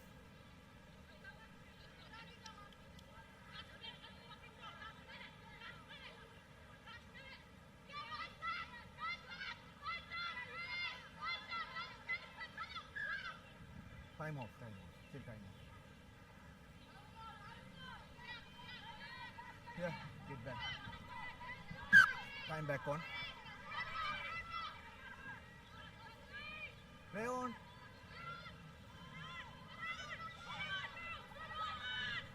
Once again, Philippines. Time off. Not fine.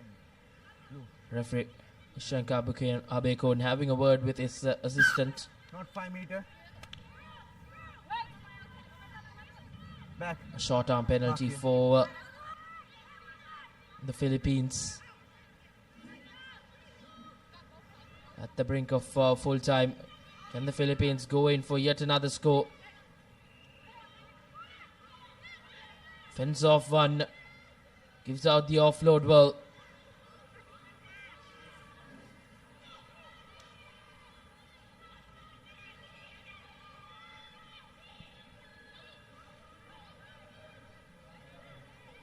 Now once again, Philippines will finish this game off with a flourish. They get yet another score, and it's a try time. The third try in the game, as Philippines will convincingly win over Indonesia. It was scoreless at the break, but at full time, it's Philippines 17 with the conversion to follow. No, time The off. conversion doesn't go through. 17 points to the good for Philippines, as Indonesian worries will come to an end. A disappointing campaign for them, but nevertheless, the Philippines will go through after a convincing performance in that second half. 17 points to 0, as the full-time score reads. Coming up next is going to be the Sri Lanka women taking on the Malaysian women. Game number 2 in the women's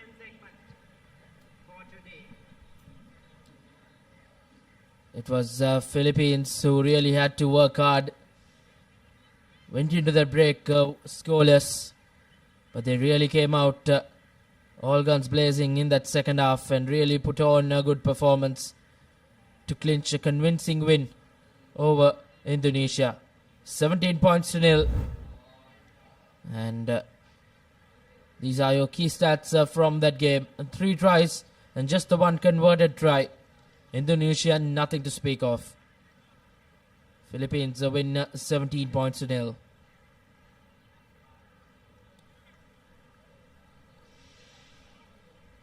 Pleasant morning out here in Colombo. The weather gods will have to be kind to us. We did see plenty of showers last evening. As we take a look at the next game on our card, it's Sri Lanka hosts taking on Malaysia in the 9th place semi-final 2.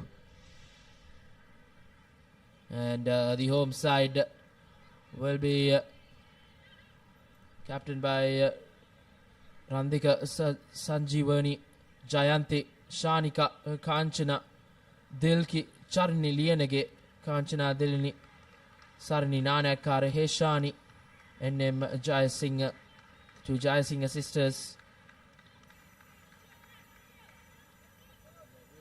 To put on a good performance here in front of the home crowd.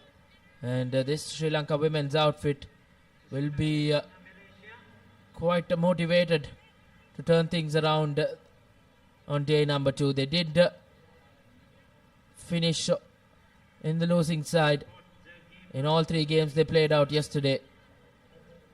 There's an important day coming at an important game as well for the Sri Lankan women as they take on Malaysia.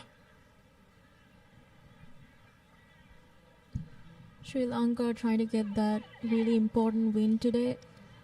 We see the players huddled up and kickoff will commence.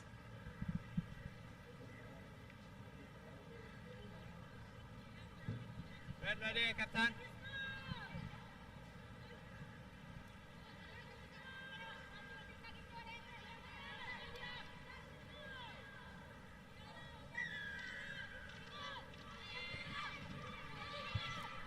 Sri Lanka with the kickoff, a high-hanging one, taken well by this Malaysian outfit who spread that ball out wide. Sri Lanka with an early chance of attack for Malaysia. They will run over with ease. And that number 4, a bit too quick, as it's Malaysia who draw first blood. And that will be a concerning sign for the Sri Lankan outfit. The Sri Lankan defense not being drawn out wide. The Malaysian player ran around as most of the players were stuck defending in the middle. There was just no one to stop her. She just ran past them. Indeed, the kick doesn't go through for Malaysia, but that try was brilliant from the kickoff. A good, calm and collected stuff from the collection. And they spread that ball out wide to their speedster in that number 4 jersey, who goes over the whitewash right under the post to give them the first points in the game, as Sri Lanka now will look to bounce back. Sri Lanka looking to spread that ball out wide. Good running line, and this time around it's Sri Lanka who have slipped through the defense of Malaysia, and it's Sri Lanka's turn to go right under the post. A brilliant response and a much needed one from the home side. Coach Asela Deshapriya will be a happy man as Dilki Satsarani gets her first try in the leg and in the game as well. Sri Lanka with an opportunity to add the 2 points and go into the lead for the first time. Okay, 10. and makes no mistake from the add-ons. As Sri Lanka in the lead, 7 points to 5. That well-timed offload, it just created this gap, and Satsarni, she just saw through it and she ran and scored.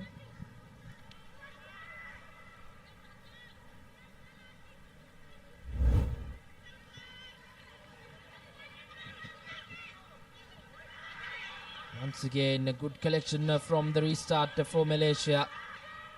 They've done really well in those high-hanging kicks. And now good up defense. Some pressure from the Sri Lankan outfit, but Malaysia managed to once again to spread that ball out wide and give it to their speedsters. And it's Malaysia who will go over for their second try in the game, and they'll snatch that lead once again and make this a 3-point game. 10 points to 7 in favor of Malaysia.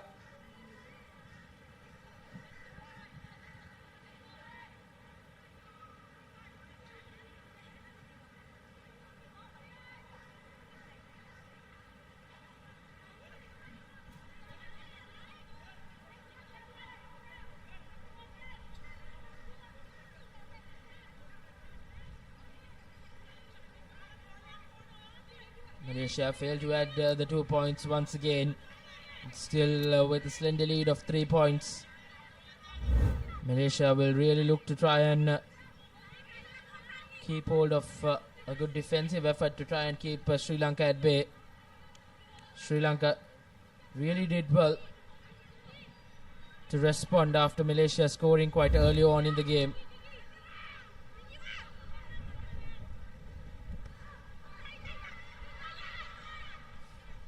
Fumbles the ball forward. Just not what the Sri Lankans wanted.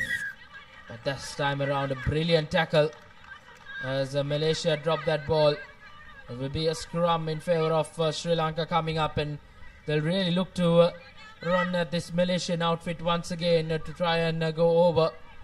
It will be important for Sri Lanka to try and get yet another score.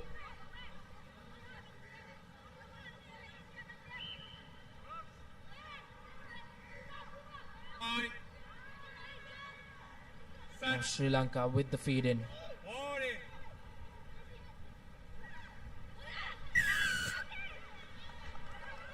Sideways, says the referee, as now Sri Lanka taking it quickly with numbers on their side. Opts to go out.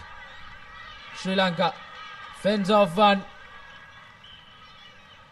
but eventually she's brought down as now Sri Lanka wins back a penalty. Taking it quickly once again from meters out. Hand out for Sri Lanka. The referee will go into the pockets as the Malaysian try scorer, the first try scorer in the game, will spend a couple of minutes in the sin bin, and that will be a major setback for Malaysia, as Sri Lanka will really look to pounce on this opportunity to try and go over, but looks like it's not the number 4 who will go into the sin bin. Nevertheless, Malaysia down to 6 players. Sri Lanka with the advantage, with an opportunity to try and get back the lead. Feeds in the scrum, gives it out wide, but into no players' land, as now once again Sri Lanka have really been put into the test in attack. Good defensive effort coming in from Malaysia with just 6 players on the field, and a big tackle, and it's Sri Lanka who fumbles it from meters out. Malaysia inside their own red zone have a scrum in their favour.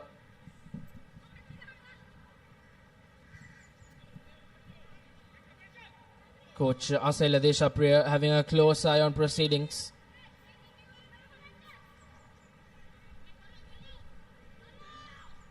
With less than 30 seconds to go, Sri Lanka should really try to score because they have the numbers advantage. This can be the chance. This can be the chance to score as Malaysia knocks it on forward. Sri Lanka trying to run around.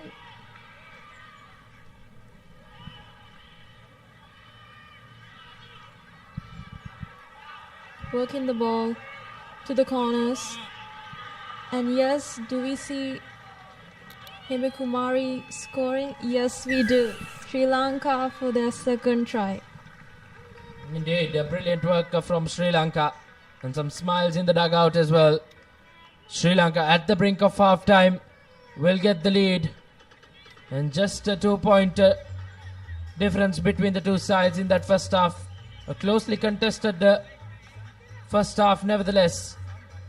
Sri Lanka will go into the break with a 2-point cushion with a conversion to follow as well.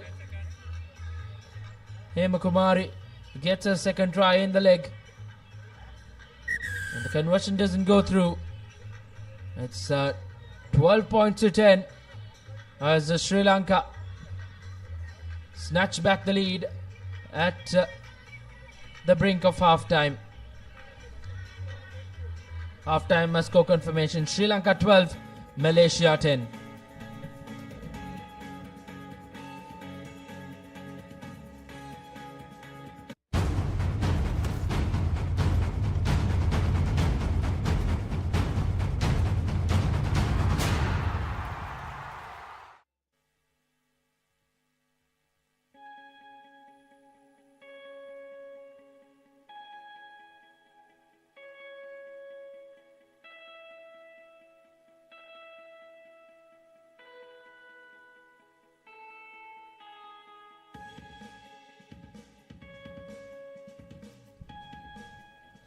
Back live as Sri Lanka have really put on a good performance, a decent performance in that first half. A 2-point cushion going into the break. Will really look to pounce on the opportunities they get. It was Malaysia who nevertheless drew first blood after a well-worked try. And it was Sri Lanka who bounced back well. Sri Lanka had to come from behind twice in that first half. So they'll know how important it is to try and keep this Malaysian outfit at bay.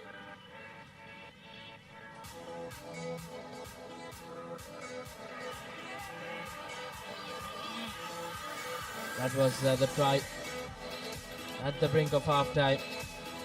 The try that really mattered for Sri Lanka to get that lead. Malaysia with the second half kickoff and a good collection from skipper. As now Sri Lanka will look to keep hold of this 2-point lead.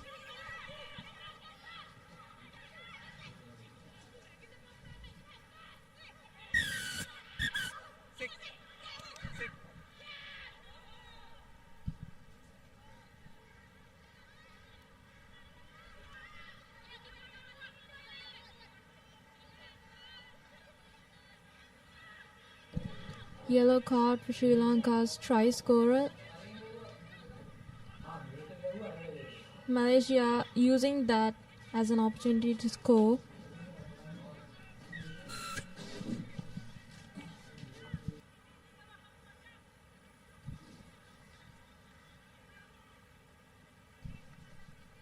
Malaysia starting off the second half in the correct way. Same fashion they did in that first half. It was 12 points all at the break. And now Malaysia with the lead once again. 17 points to 12 with the conversion to follow. And the conversion goes through. An important 2 points added for Malaysia. 19 points to 12. Reads the scoreline. And once again a well-worked try for Malaysia. Apologies for the misinformation we had. Sri Lanka didn't go into the break with the lead. They managed to equal things and go into the break. But now, once again, in the back foot are Sri Lanka.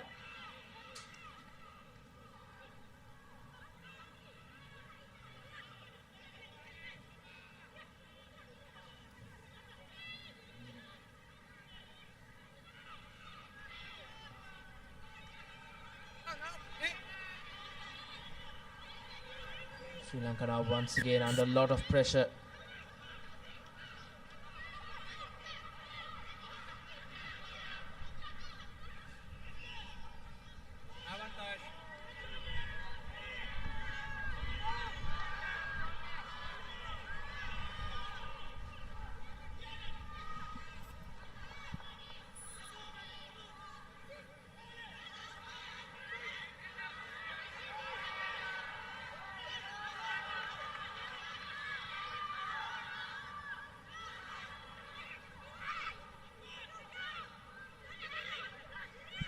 Just really messy play. There's no support at the breakdown. You see them trying to make a connection. There's space.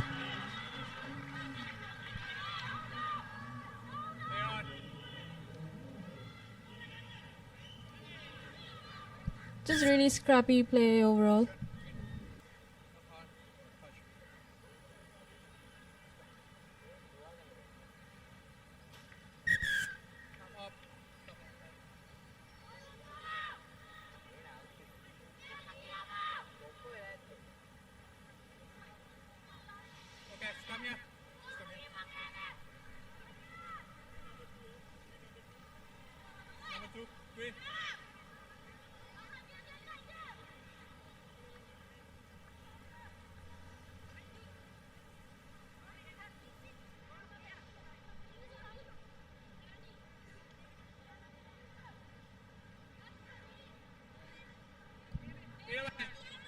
Scrum in favour of Sri Lanka coming up. It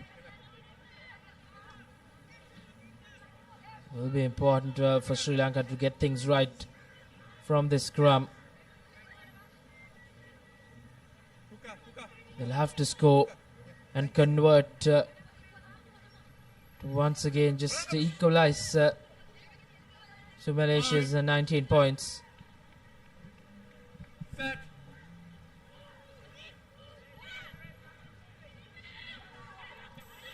Malaysia, rather Sri Lanka, with position.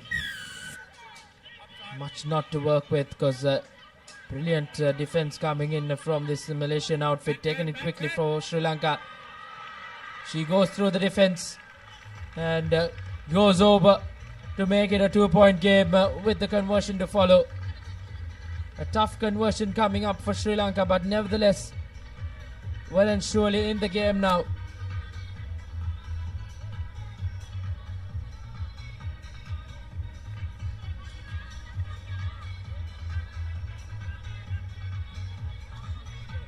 Sharni Lienege to add the 2 points. She makes no mistake. It's 19 points all. As once again Sri Lanka have managed to come from behind and equalize proceedings. And a brilliantly worked try. Individual brilliance from Sri Lanka's number 4. All to play for in this final 2 minutes. Sri Lanka 19, Malaysia 19. Charni Renegade with the restart. Doesn't travel the 10 meters as it will be a short-term penalty for Malaysia to follow.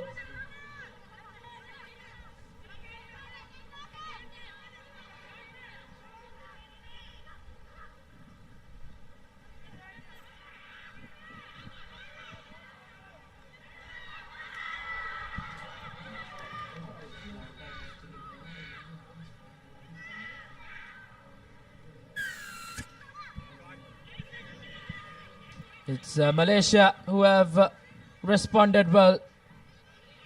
Sri Lanka just got napping in defense. Have really helped Malaysia to go over. Second try for her in the game and possibly will be the match defining try as well. Once again, an important 2 points for Malaysia. Doesn't go through as the score will read at 24 points to 19 as Sri Lanka in a lot of pressure. Once again, a brilliantly worked try. It was important for Malaysia to go over that whitewash. Heading into the final minute of this game, Malaysia with the lead will look to run that clock down. A good restart kick, a good collection as well.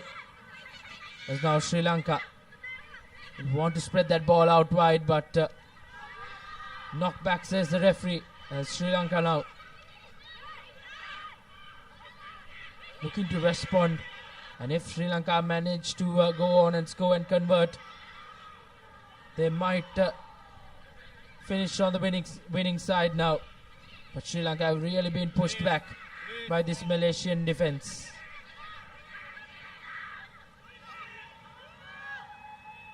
Sri Lanka with time running against them.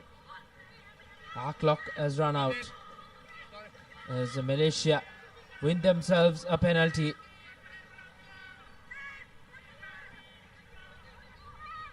And Malaysia taking it quickly and putting that ball into touch as they end on the winning side. As Sri Lanka once again suffer defeat as a brilliantly contested game between these two sides, Sri Lanka and Malaysia. Sri Lanka's disappointment will continue as the full-time score reads Malaysia 24, Sri Lanka 19. It was an action-packed second half where Malaysia got the better of Sri Lanka. They did go over for the first time, then Sri Lanka responded in quick time. Converted that try as well to get back proceeding to 19 points to all, but then this try was well and surely the decisive try in the game, where she managed to make it 24 points to 19. Sri Lanka once again go down as they suffer their fourth defeat in the campaign. Next game coming up, it's India taking on Singapore, as we'll have a change of voices in the comm box.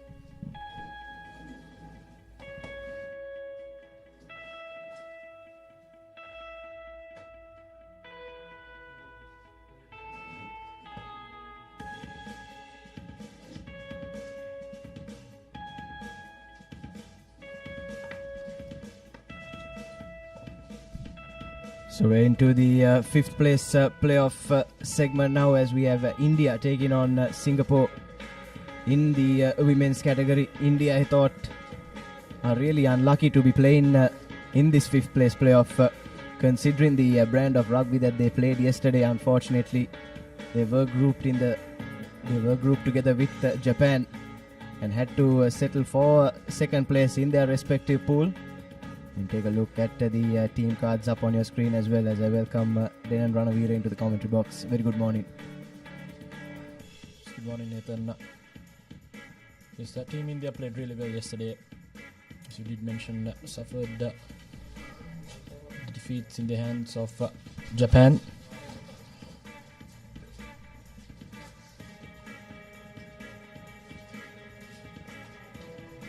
We're just moments away from commencing proceedings here.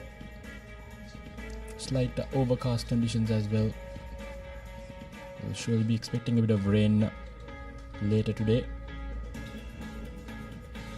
This was surprising yesterday that play was allowed to continue for so long before we eventually had to halt things due to the weather. Hopefully we can get a similar bit of playing time today.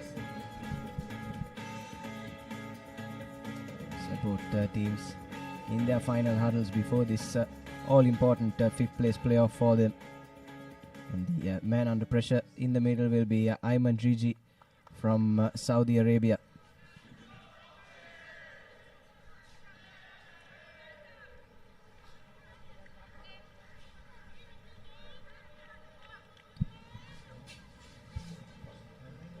So So India to kick things off then in the first half.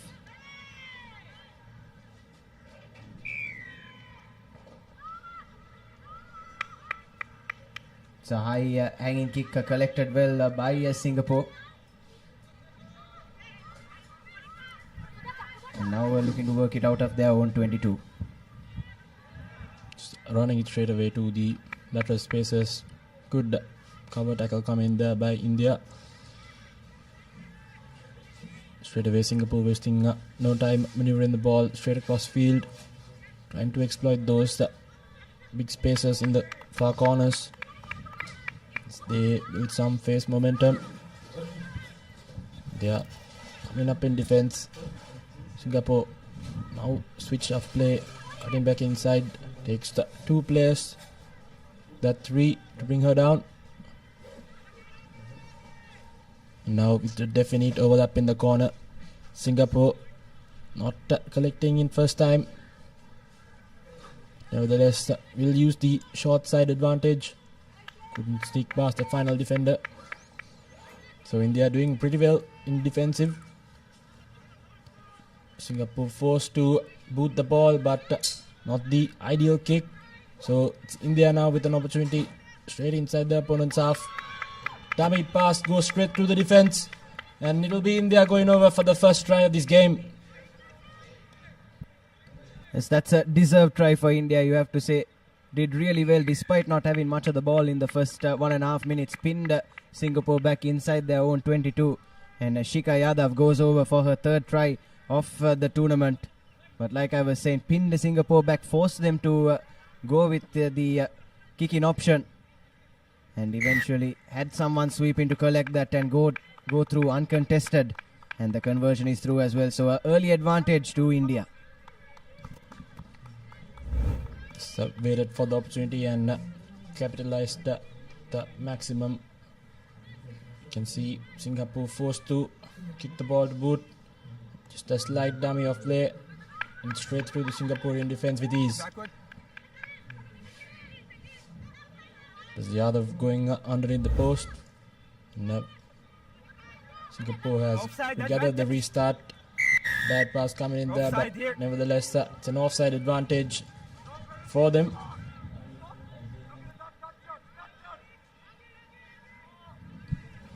Yes, Singapore trying to go short side again, but just fumbling it there, trying to wriggle through, but it's a stubborn defensive effort from India, but nonetheless Singapore now up to the halfway mark. Singapore talking about their group stage performance yesterday, as that's a good tackle coming in, forcing the knock on. Referee pulls things back. India thought they could continue, but will restart play with a scrum. And coming back to Singapore yesterday, missed out in their first 2 group games, but got a close win over Sri Lanka last night, 22 points to 10, and hence they find themselves vying for that 5th position. So a mixed bag for both these teams yesterday, and they'll be hoping to get into that 5th place final to have some consolation from this second leg of the Asia Rugby Emirates 7 series. As India straight from the back of the scrum create that overlap on the right hand side. Drift defense on that occasion is decent though from Singapore, but that leaves the inside channels open. And wayward pass pushes them back a couple of meters, but that's picked up by the number 13 for India. No one sweeping in defense for Singapore, and that'll be the second under the post try for the Indians. Kalyani Patel goes over to put her side 14 points to the good. She's been in red hot form, hasn't she? Had done 4 tries so far in this tournament, and 1 more in the kitty now. So yet again India making full use of the opportunities they get, just making them count. Their defensive efforts have been quite commendable. As you can see, just knows exactly what to do with the opportunity they get, exploiting the small tiny gaps and cheeks in the armor of the Singaporean defense. It's a bad restart collect by Singapore as India capitalizes with maximum. They'll go over for another easy try.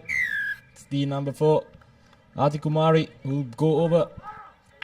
Right.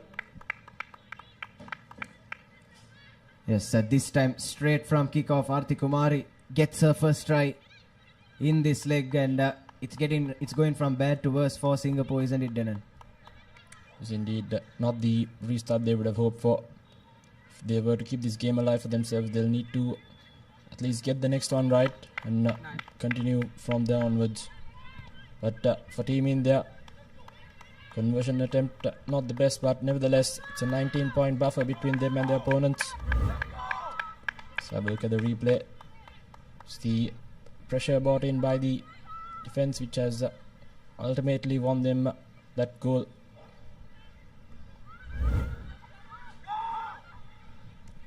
But again, not the ideal restart collection, but nevertheless now with an overlap in the corner as well. Trying to cut back inside. Stays on her feet. Good defensive shape by India. Brilliant tackle coming in. Wayward pass. Singapore now in the back foot just outside their 5 meter. Still not settled as India defense come in, but a bit of lateral space in the corner. Tries to burn past the defense. Good cover defense coming in.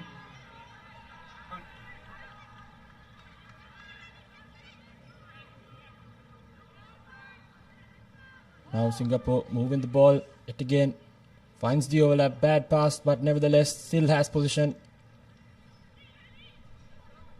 Good rip in that instance by the Indian defense as the number 11 tries to cut through. Gives the offload away to number 6 of Team India, who'll go over. It's Sanderai who'll go over for the try right before halftime. Yes, a try for Team India right on the hooter.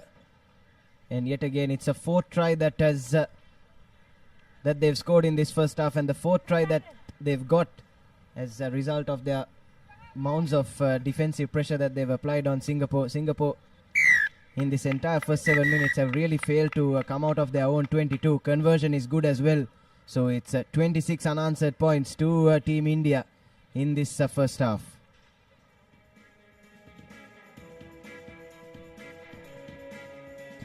So let's see halftime confirmation. Team India 26 points to Singapore's 0.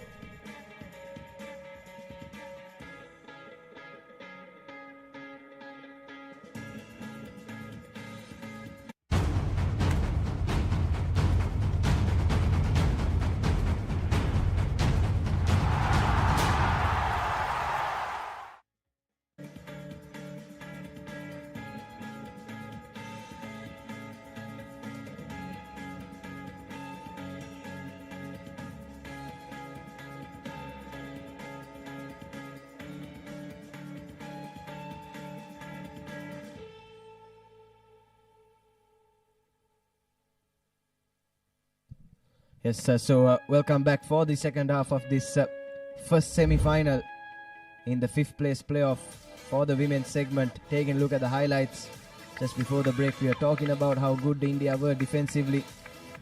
Forced multiple errors from Singapore. This was their first try. And second as well.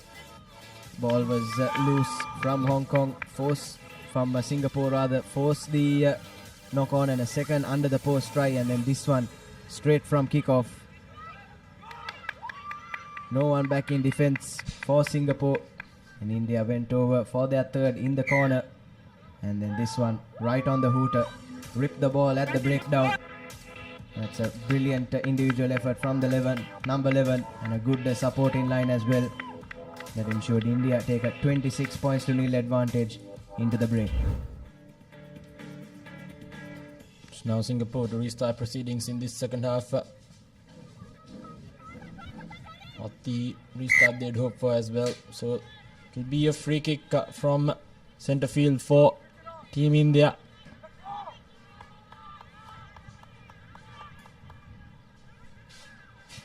So if Singapore were to keep this game alive, they'd need a score, and sooner the better for them.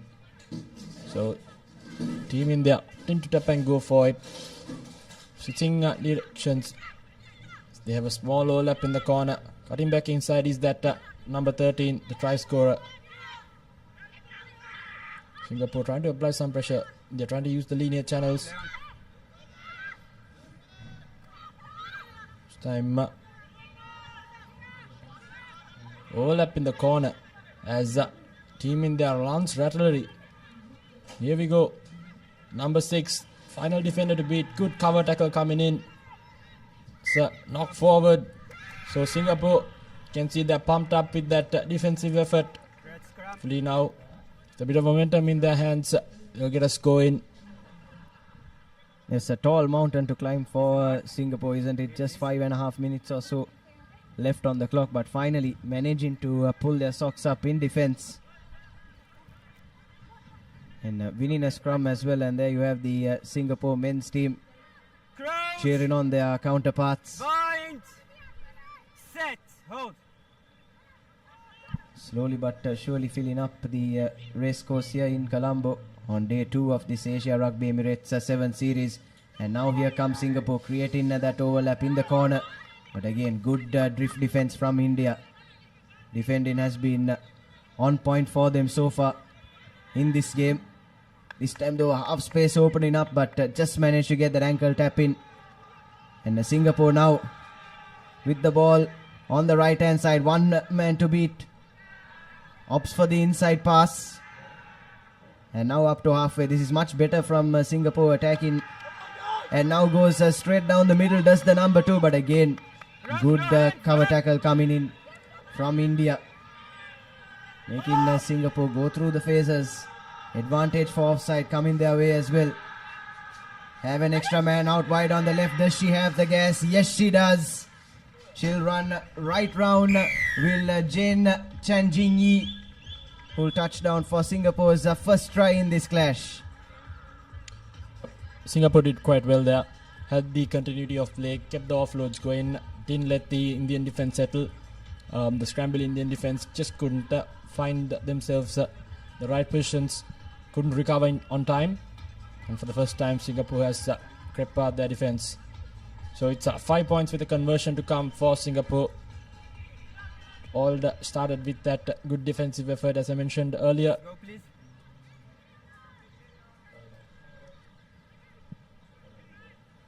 Conversion from a tough angle, unsuccessful, but nevertheless 5 points on the board. Little over 3.5 minutes left on the clock as well. It's vital that they get a good restart from now and regather the position if they were to threaten this Indian scoreline. As you can see, just 1/3 defense from the outside. Could have gone a bit more closer and made the conversion easier, but nevertheless, deep restart straight away. Very well gathered by Team India. Here we go. Trying to create that overlap. Does so with ease. Cutting back inside. Good defense.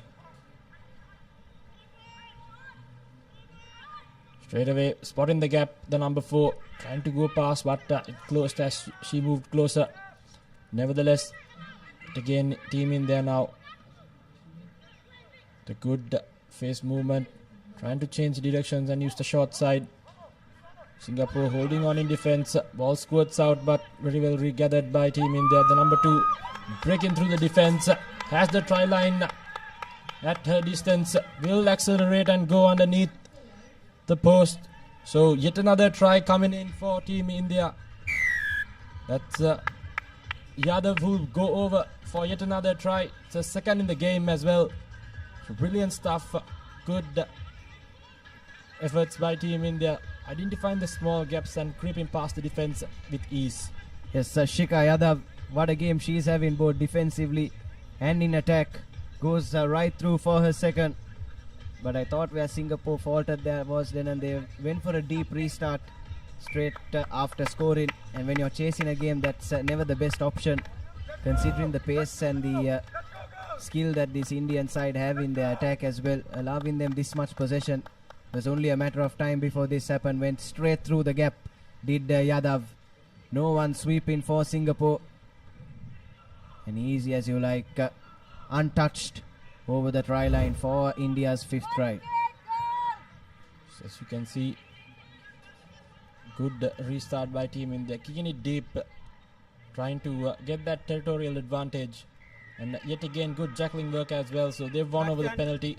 And straight away, it was Yadav the try scorer. So showing great work rate as well. Proactive in offense and defense.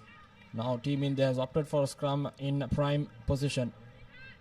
Just over a minute, under a minute left here on the clock as well. 33.5. Team India has dominated this game from the get-go. Singapore showed glimpse of talent and potential in this game, but nevertheless, it was Team India's defensive effort that has secured them this game. So, stand up, please. due to the adverse weather conditions, I think it's not the easiest scrummaging.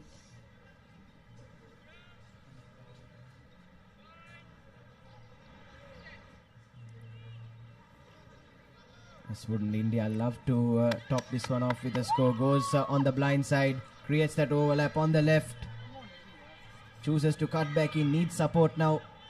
The number 10 for India, support arrives quickly, and now swinging it through. India, but that's good Jacqueline work from Singapore. Managed to win the penalty and spare the blushes for their team. Take that one quickly. Now trying to get back up the field. Cuts back inside, gives the ball. Singapore trying to find some spaces in the Indian defense. They are now settled in, coming up in defense. Singapore trying to create an overlap in the corner, cutting back inside. Back. So it's a penalty. You are down. You need to One be up. again by India, off the feet, says the referee. And seems like it will be the final phase of the game. She taps and kicks it out of play. So it's a full time. Team India winning 33 points to 5. Good dominating performance by them. It's a comprehensive performance from these Indian ladies, and you didn't expect anything less. They've played some good rugby in this tournament so far. More of the same today on day 2. It's a comprehensive 33 points to 5 victory over Singapore. There you have your full-time confirmation. Singapore are now eliminated and will have to go back to the drawing board, but India on the other hand will have a chance to secure that 5th position. So you have a look at the second half highlights. Started on a good note for Singapore. Was sniffing a comeback, but and this try really killed off the game from Shikha Yadav for India. She went through for her brace untouched, and she had a good game in attack and in defense as well, and has ensured her side are still in contention for that 5th position at the Asia Rugby Emirates 7 series. So coming up next, we'll have the United Arab Emirates taking on Kazakhstan in that 2nd semi-final, and they'll be playing for the opportunity to play India in that 5th place final to try and go through. As we have a look at the 2 team cards for both these sides, United Arab Emirates and Kazakhstan. Kazakhstan as well got 2 pretty good victories yesterday over Malaysia and the Philippines, but unfortunately missed out against China and hence have to play in this 5th place playoff. As for the United Arab Emirates, missed out against India and Japan, and their solitary victory coming over Indonesia in yesterday's 3 games.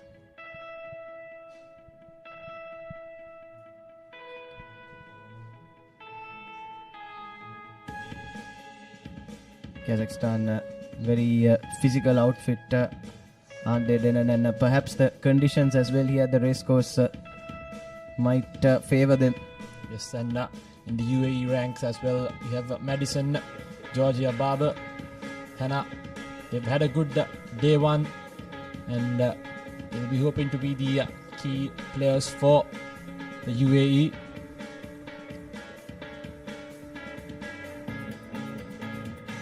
Yes, for the UAE, you'll have Abigail, Amanda, Fatma, Madison, Alexandria, Georgia, and Tara.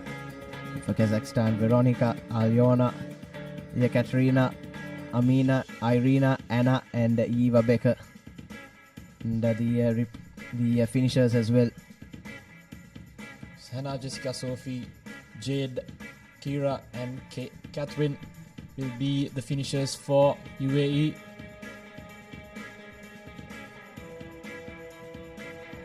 So, important game, and I think Team India will be watching this game closely to find every single opportunity they can pounce on in one of their opponents who they'll face in that 5th place final.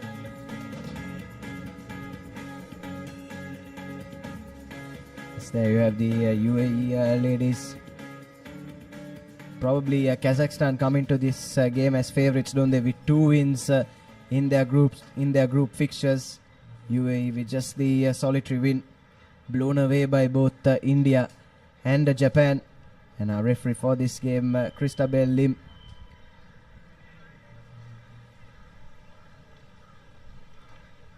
Will be assisted by referee Tarindu and Aruna Shanta.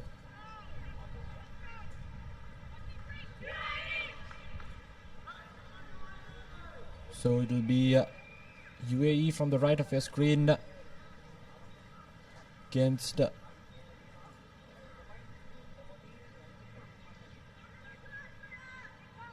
Kazakhstan from the right. So it's kick off here. The second semi-final for the 5th place in the women's pool. Good collection, but pass not going into the hands, so it will be a scrum down straight away for the UAE. Kazakhstan in the back foot. The start they wanted. It's important they regather their composure, but UAE straight in the way of the 22-meter. Good scrum. They'll be hoping to get some points early on. Straight away runs through, cutting back inside. Good defense coming in by Kazakhstan.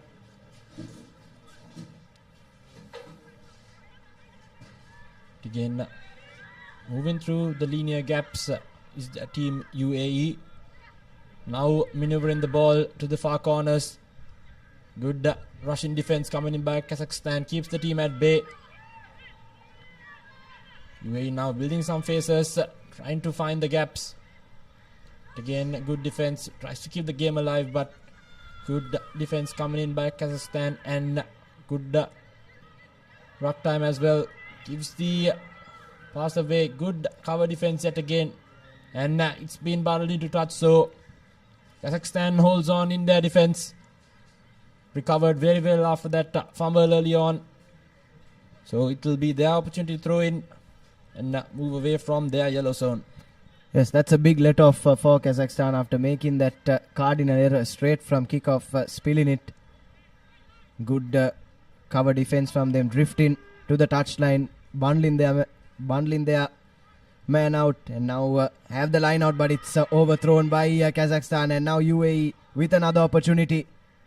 But back-to-back spills, and it's Kazakhstan that have the net gain, and now running into space. Kazakhstan, no one sweeping for UAE, and they'll go the full length of the field to touchdown for the first try in this clash.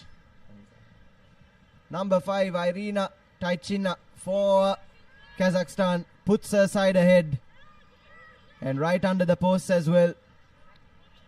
But the conversion unfortunately has gone wide, but it's still a 5-0 advantage early for Kazakhstan. The spill coming in straight away. Good tackle there and a brilliant fend off and good finish by the number 5. Saw it all the way through. Brilliant stuff by Kazakhstan, adapting from defense to offense ever so easily. Good presence of mind and very well regathered. Restart. Trying to use the short side. Trying to find the player. Good defense coming yet again by Kazakhstan. Trying to use that touchline as a extra defensive player. Nevertheless, UAE now stuck in there 22. And Kazakhstan has won a penalty taken quickly. Now moving is the number 11. Offload to the number 7 now. Right inside the 5 meter. Spills off the ruck, but nevertheless, all up in the corner as well. It will be surely a try for the number 2 of Kazakhstan. Brilliant stuff using the width of the field. It's Fatma who will go over for the try. Brilliant stuff straight away from kickoff. Applied the pressure, did everything right, and reaped the rewards. As Iona Drobovskaya goes over for Kazakhstan. That's their second try. And like you were saying, Darren, it's been pretty intelligent stuff from them so far. Using the entire width of the field, especially in defense, and capitalizing on 2 occasions. And it's UAE under some early pressure. 2.5 minutes left in the first half. 2 scores behind. And straight away a deep restart as well. Looking to apply the pressure.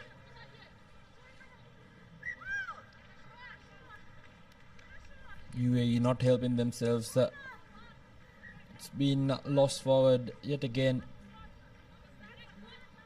Pressure seems to be getting the better of themselves. Now we'll have a few replacements coming in as well for UAE, who still not managed to play themselves in this game. Yes, had couple of opportunities in attack, but Kazakhstan did well to turn things over. But now scrum inside the 22 meter. And the number 2 goes straight from base, and this will be her second try. Aliona. UAE defense just simply didn't read that one. And the scrum off with another excellent try for Kazakhstan, and that's their third one in this first half. Sniping through the defense. Second try this game and in this leg as well. In quite a brilliant game, Aliona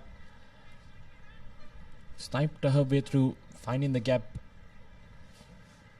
UAE's defense not linking.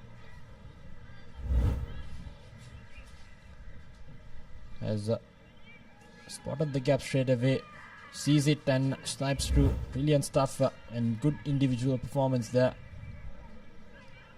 UAE opting for boot, kicks it out straight away.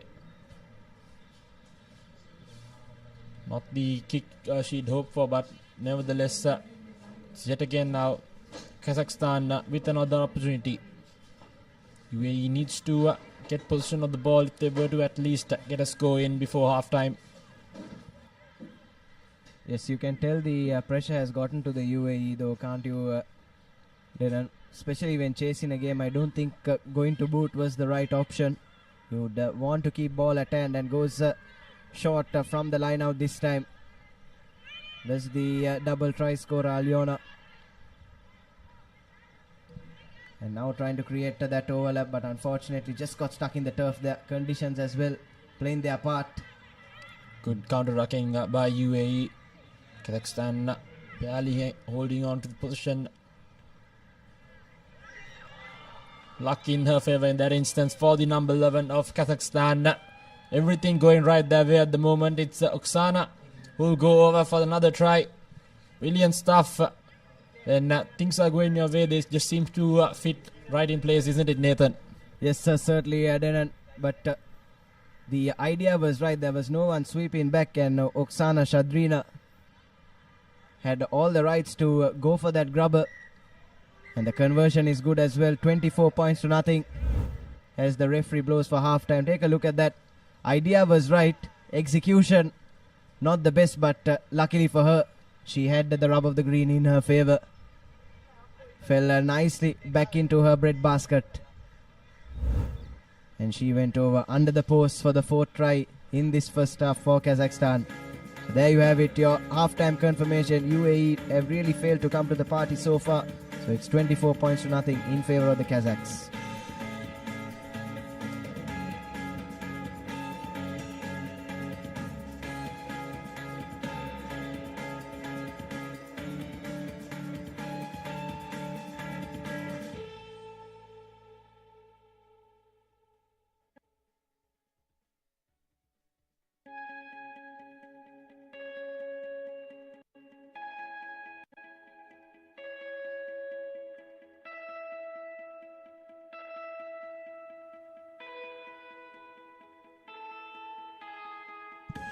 So welcome back to the racecourse. Moments away from the second half here of this second fifth place semi-final between the UAE and Kazakhstan.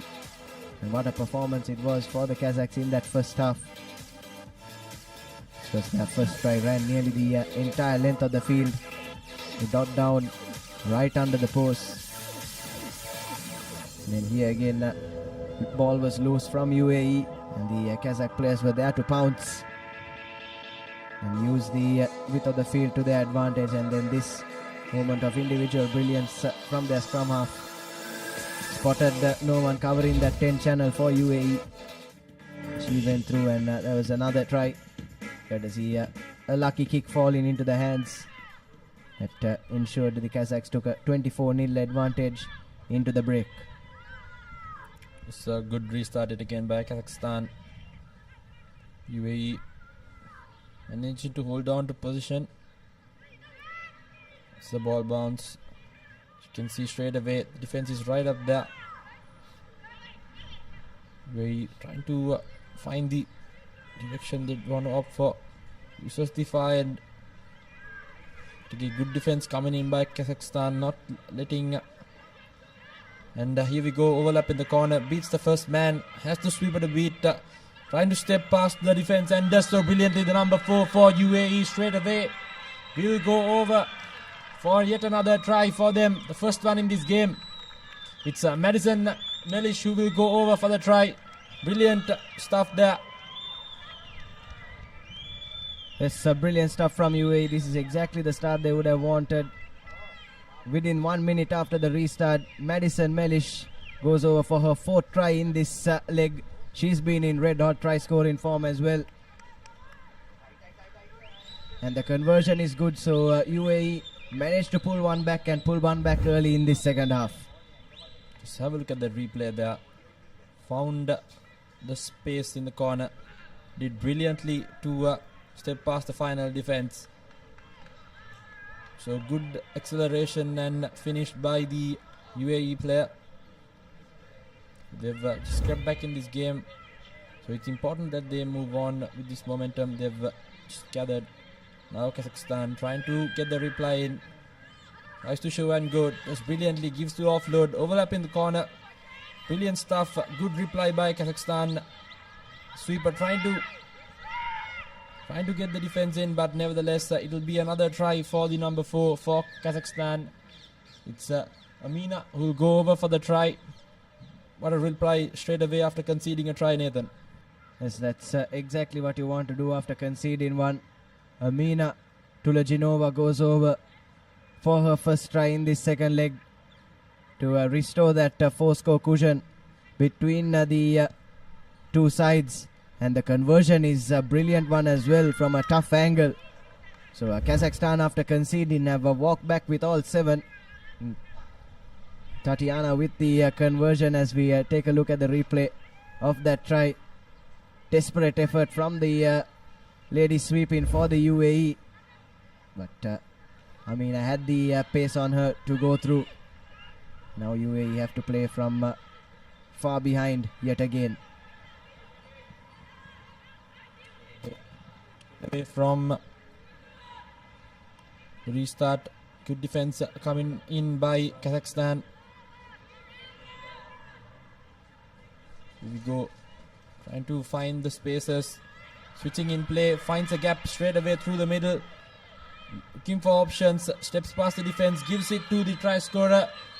Melish now trying to get another one in. Good cover defense coming in by Kazakhstan. Some desperate defense and good contested ruck, but nevertheless now UAE with the prime position. Kazakhstan trying to regather their defensive efforts, desperately hanging on. Then offside penalty advantage now. The UAE with heaps of momentum behind them.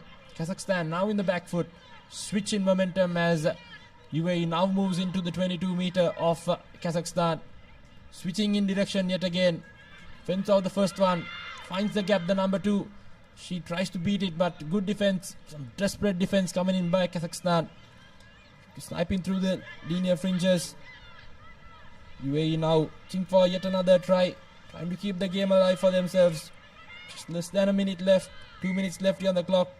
Offload just not going into hand, so an unforced error has costed UAE another sure try, but nevertheless Kazakhstan desperately hanging on in defense. It's a golden opportunity for the UAE. They went begging. Unfortunately, that last offload just going a bit forward, and Kazakhstan managed to hang on. Few good tackles as well in that last sequence of play. And now they'll have to exit their own 5-meter area. Will Kazakhstan. Here we go. Trying to run from their own 5-meter line. Malaysia with the good defense coming in.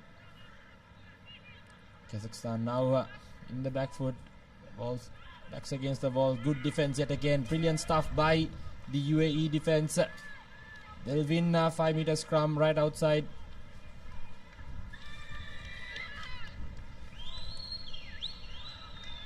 I believe that's a try scored by UAE, so brilliant stuff. Good pressure applied and they've gotten a try in.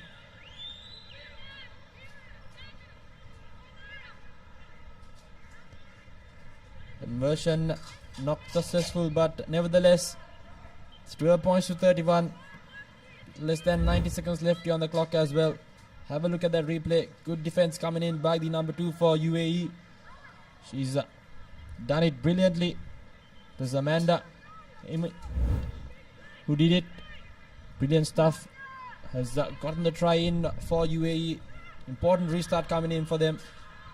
Kicks it deep straight to the hands of the number 1 of Kazakhstan. Now with an overlap in the corner. Numbers on the outside. Just needs to draw and pass. Now the number 5 trying to cut back in. Just steps on the touchline. UAE takes it quickly. Good defense coming in by Kazakhstan yet again. Rips it straight away from the hand now. Not the ideal pass, but nevertheless. Here we go. And to create an overlap. Straight away does it with ease. The number 8. As the whitewash in front of her will go over for another try. That's the Kazakhstan player. It's the number 8. Yes, Angelika Pichungina goes over for Kazakhstan. But that try was really created by Tatiana, wasn't it? In that number 12 jumper. Her second try in this tournament so far. The 12 and the 8 combining beautifully for Kazakhstan. Conversion is through as well. So 38 points to 12. And that all but seals the deal for Kazakhstan as referee blows for full time.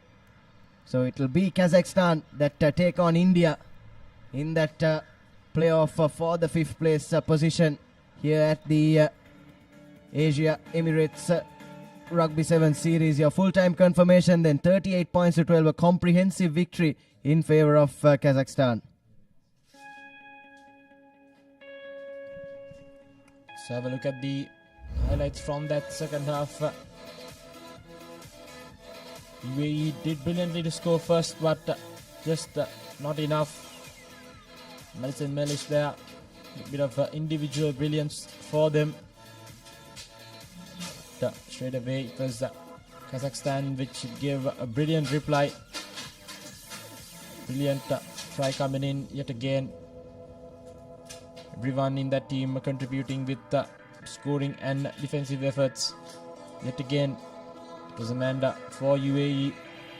Rushed up in defense, got the score in for the team. But nevertheless, brilliant basic and beautiful rugby played by Kazakhstan has secured them this game with quite the comprehensive score margin. So it will be India versus Kazakhstan for that 5th place. Key stats: UAE 2 tries, 1 conversion. Kazakhstan with the dominating 6 tries and 4 conversions. So up next we'll have the 9th place semi-final number 1. And we'll have Malaysia taking on Chinese Taipei, followed by South Korea versus Uzbekistan. Philippines versus the UAE for that 5th place first semi-final. followed by the second semi-final for the 5th place against Singapore and Thailand. And we'll have a change in voices as well as Tanveer Hassan and Rishwan comes in.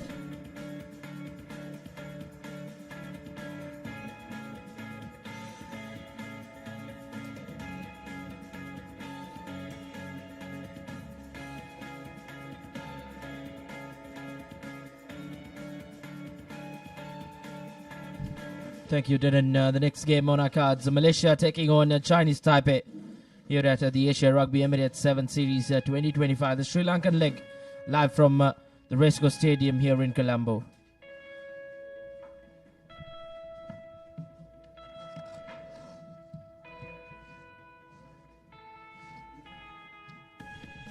These are the two squads from Malaysia and Chinese Taipei. Malaysia have really found themselves in tough situation. Malaysia did win against South Korea 19 points to 7. They lost to Hong Kong, China 38 points to 10. And then they have went on to lose to the Philippines at 26 points to 14. So likes of Ammar and Adin Iman will really play a pivotal role for this Malaysian outfit. As long as Chinese Taipei are concerned, they have found themselves in tough conditions. They went down to UAE 33 points to 14. They lost to Japan, a massive defeat, 68 points to 0. And then they did go down to Thailand as well, 26 points to 12. Plenty to play for both sides. As I welcome Tanveer Hassan to the comm box. A very good morning to you, Tanveer. Good morning to you, Rishwan, as well. And as we can see, the weather here in Sri Lanka, in Colombo, at the Racecourse grounds is quite gloomy. It's quite humid as well. Not very hot at the moment. It was drizzling a little while ago, as you saw in this live stream. And as we see both teams making their way forward into the ground. Chinese Taipei versus Malaysia.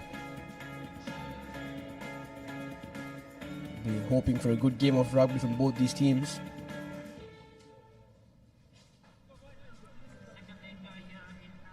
As we will kick things off, as we saw the women's games happening just before this.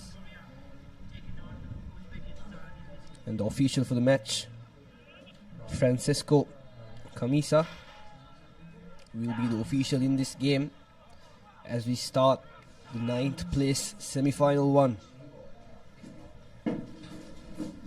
It will be the 3rd best team from the 3rd pool and the best 4th team.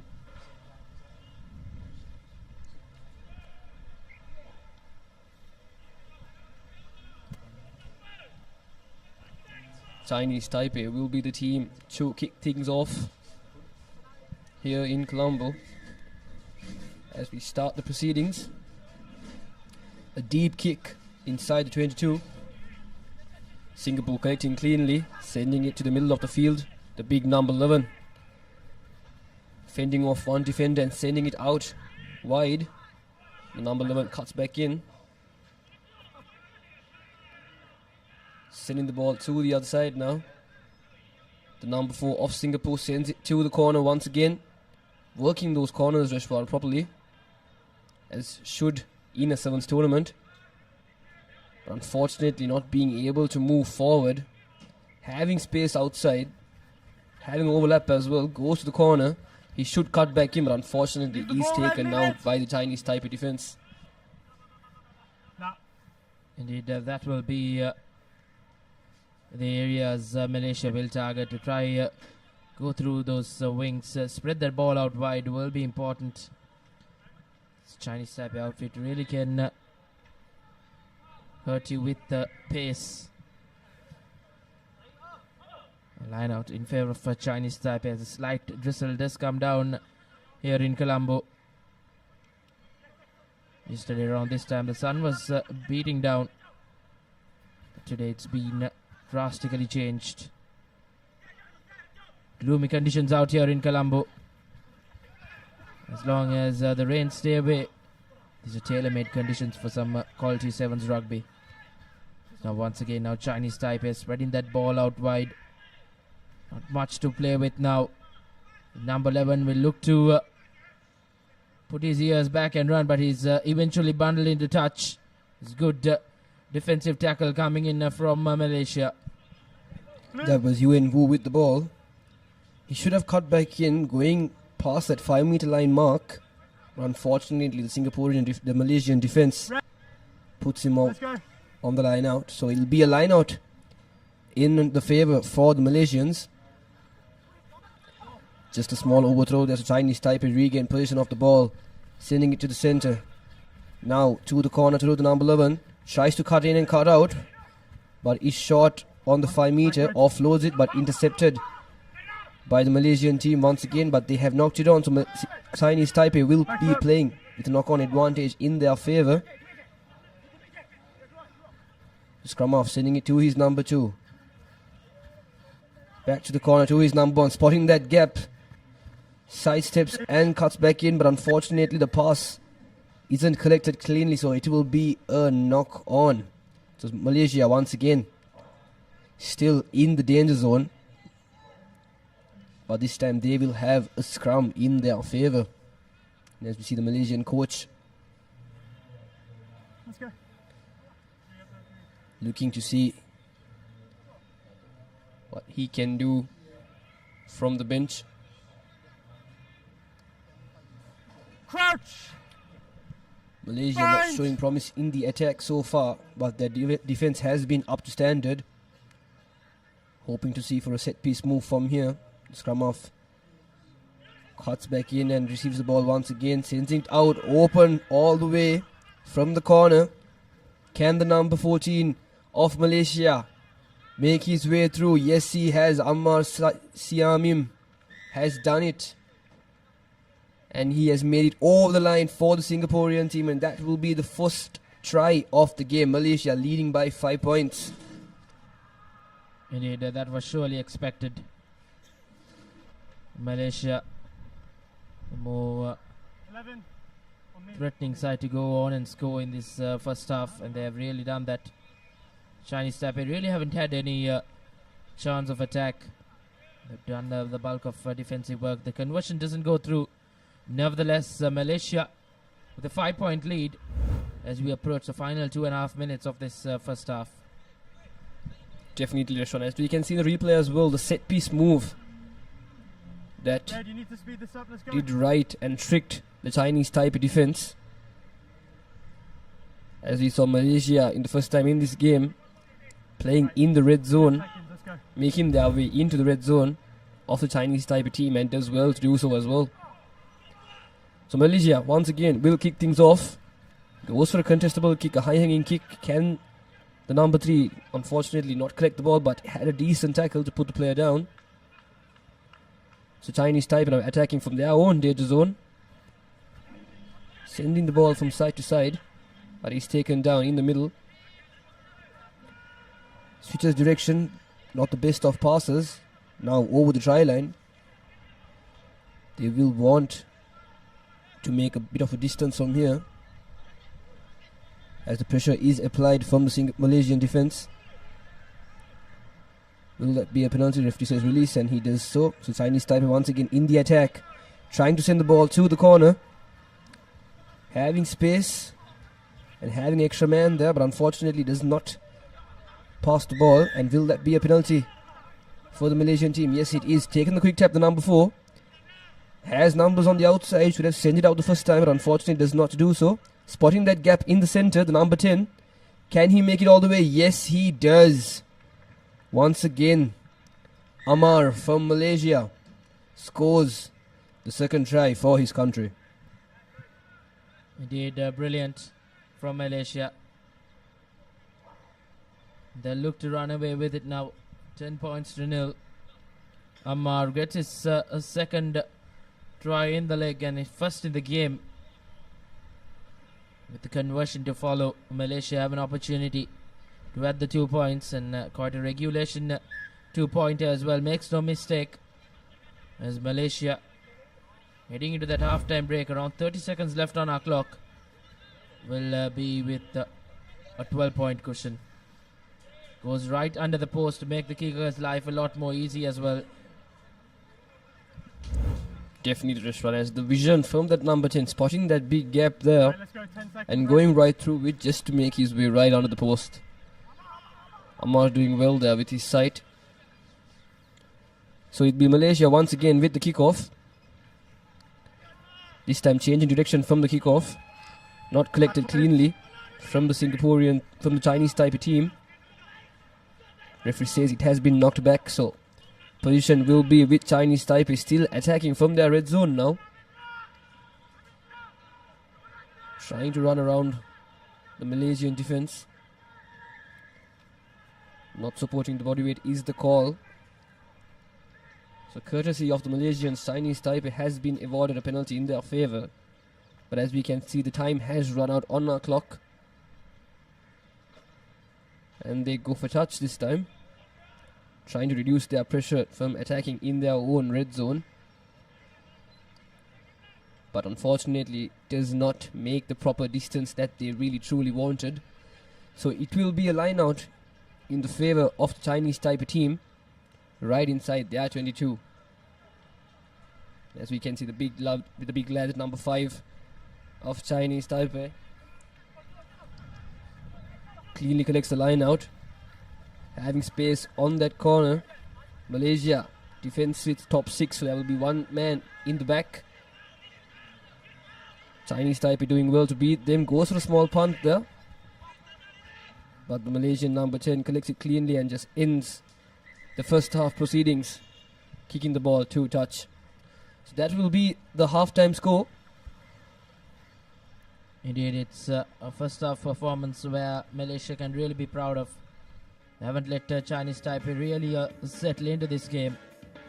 Halftime score reads Malaysia 12, Chinese Taipei 0.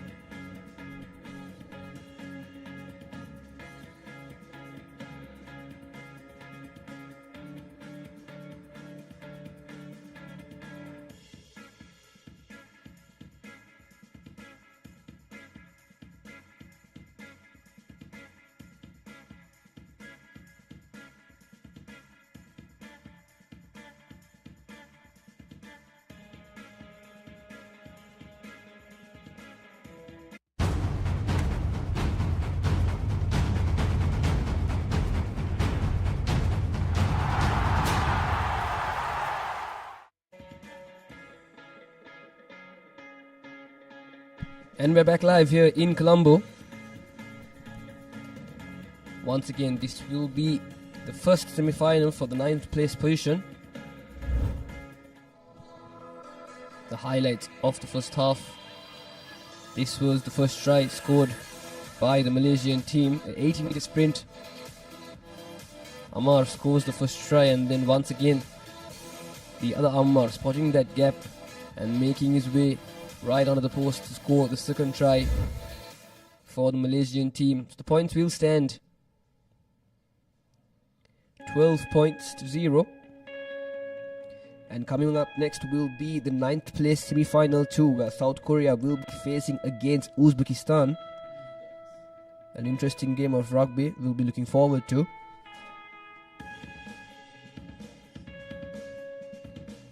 As both teams will make their way once again into the field to commence this second half. It will be the Malaysian team once again to kick things off. Over there, he was just on top of the body. And tremendous performance from the Malaysian team, Rishwan. Chinese Taipei will be a bit disappointed how the outcome has become so far. But still, second half is yet to be played. Indeed, Chinese Taipei, they really have to do well to try and get back into this game. They have 7 minutes to play with. And Malaysia will really look to see this 12-point cushion off Chinese Taipei.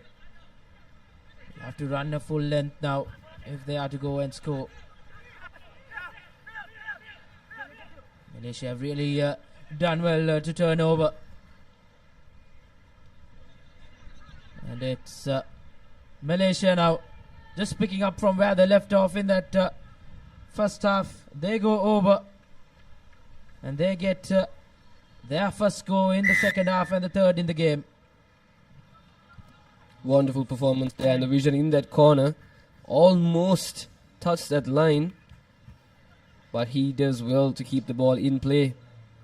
So Malaysia now will be leading 17 points to nil, and as the try scorer Muhammad does well, the big lad Muhammad does well to add the next try and has the conversion. Yes, he's done it as well, so it's 19 points to 0 here in Colombo at the Racecourse grounds. And as we see, the sidestep that helped him pull it off, and the acceleration speed from this big player. Impressive run from him to keep it in as well, and to make his way as close to the post as possible to make it easy for his kicker to concede the conversion. So Malaysia once again with the kickoff, having a comfortable lead, just 5 minutes more remaining in this game as well. A wonderful high-hanging contestable kick. Malaysia can pick it up once again, and yes, they do so, but unfortunately it goes out to the touch. So this time Chinese Taipei once again will have a line out in the 40 meter mark. Sorry, it was a knock on into touch then. You have an option. What do you... scrum? Okay. Knock on into touch. Scrum. Red ball. The referee says it had been knocked on first by the Chinese Taipei team, so it will be a scrum in the favour of the Malaysians now. Boys. Here's your mark. Crouch. Chinese Taipei will not be very happy with that outcome. Bind. Set. He could have collected the ball cleanly from the line out, but a well contestable defensive play by the Malaysians have awarded them the scrum. Going for a set piece move that does well to do so. The combination from the 14-7 and the number 11. Cuts back out, cuts back in, beats two defenders. Having space on the outside now, should send it out wide. Just one man to beat, but very well read defense from the number 3 of the Chinese Taipei team. Let him run.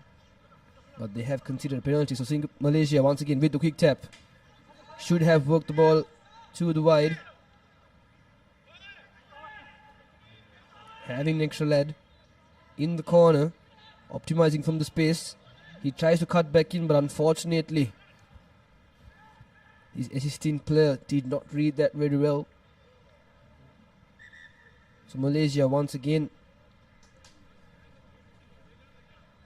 have lost possession of the ball, but they will have a line out in their favour. As we see the coaching staff making substitutions from both teams. The previous try scorer Ammar from Malaysia has been bought out. Okay, Blue, here's your mark.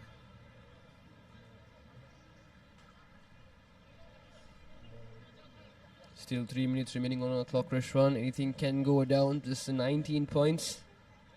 It is a game of sevens rugby. All Chinese Taipei needs is 4 tries under just 3 minutes to regain the lead.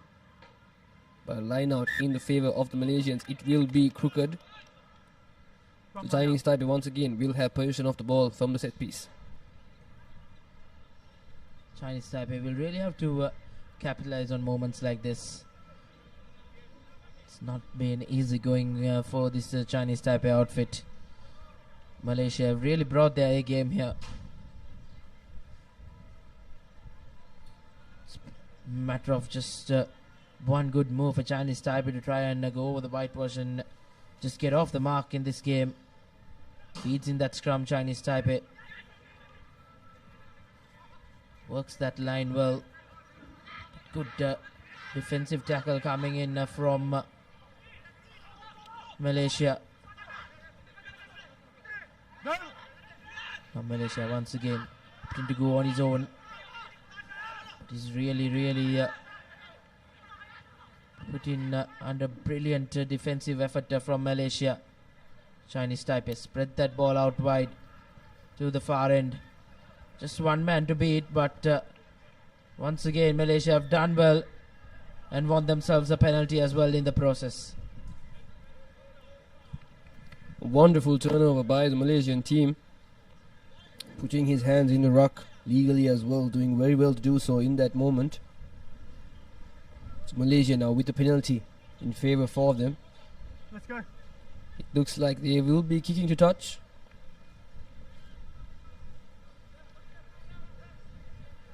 Making their way right inside the 40-meter mark. This time playing in the Chinese Taipei side once again. They will want to collect this line out cleanly, as previously we saw there was a crooked throw. 19 points to 0. It is a comfortable lead now with just 1 minute left to spare. Going from the back, taking it from the 6, but unfortunately not being able to make hands. So Chinese Taipei once again in the attack. Looking for support there, not completing the tackle from the Malaysian defence. The numbers 11 of Chinese Taipei doing well to beat 1 and 2. And makes his way under the post to score their first try in this game. Unfortunately, it does seem a little bit too late. But tremendous effort from Yuan Wu to go under the post, and the kick takes it. Adds the 2 points for the Chinese Taipei team. Fends off that defender. Beats him in a race of speed. And then beats the second one as well. Let's go, guys. This last play. And Yuan Wu just makes his way right under the post to make it easy for his kick taker to clear that conversion. So the point score now is Malaysia 19, Chinese Taipei 7. And as the clock has rang out for us, Chinese Taipei will not want to end this game with such a big margin, so they will try their best to be in the attacking position. Once again, a good contestable kick. Chinese Taipei doing well in the defense. Malaysia, a wonderful scissor to the big number 5. Still in the attack is Malaysia. They can just end proceedings with kicking the ball outside, but they also do want to score once more. Taken down from the center, sending it out wide, having 4 men in the side. The number 5 doing well to disrupt the defense of the Chinese Taipei team. Offloads the ball, but unfortunately doesn't collect it cleanly. The fumble from the ruck has avoided Chinese Taipei with possession of the ball once again. Yuan Wu trying to overspeed him once again, but goes to the punt. Can he make it to score? Unfortunately does not do so. And that will be the full time. Indeed, it's Malaysia who were tested in a brief period of this game, but they had that game in the bag. Chinese Taipei will have to go back into the drawing books and try and come back better in the last game they play here in Colombo later on. Nevertheless, Malaysia walk out as a victorious team, 19 points to 7.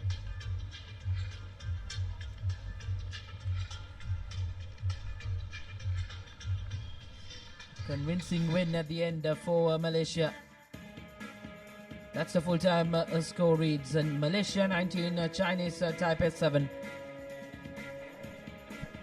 Incredible performance from the Malaysian team. Kudos to them. And as we see the second half highlights of this game,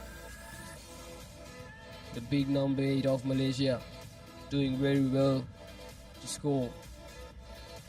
The only try for his team in this game in the second half. And once again, number 11 of Chinese Taipei. A wonderful run, a game of speed against the Malaysian defense. And it shows to be the better one to go under the post and score the try. What a game of rugby we've had here. And now, the second semi-final for the 9th place position, South Korea against Uzbekistan. The winner of this game will be facing Malaysia to become the 9th place winners in today's tournament. And as you can see, team cards of South Korea and Uzbekistan: Jang Woo King, Jim Mo Lim,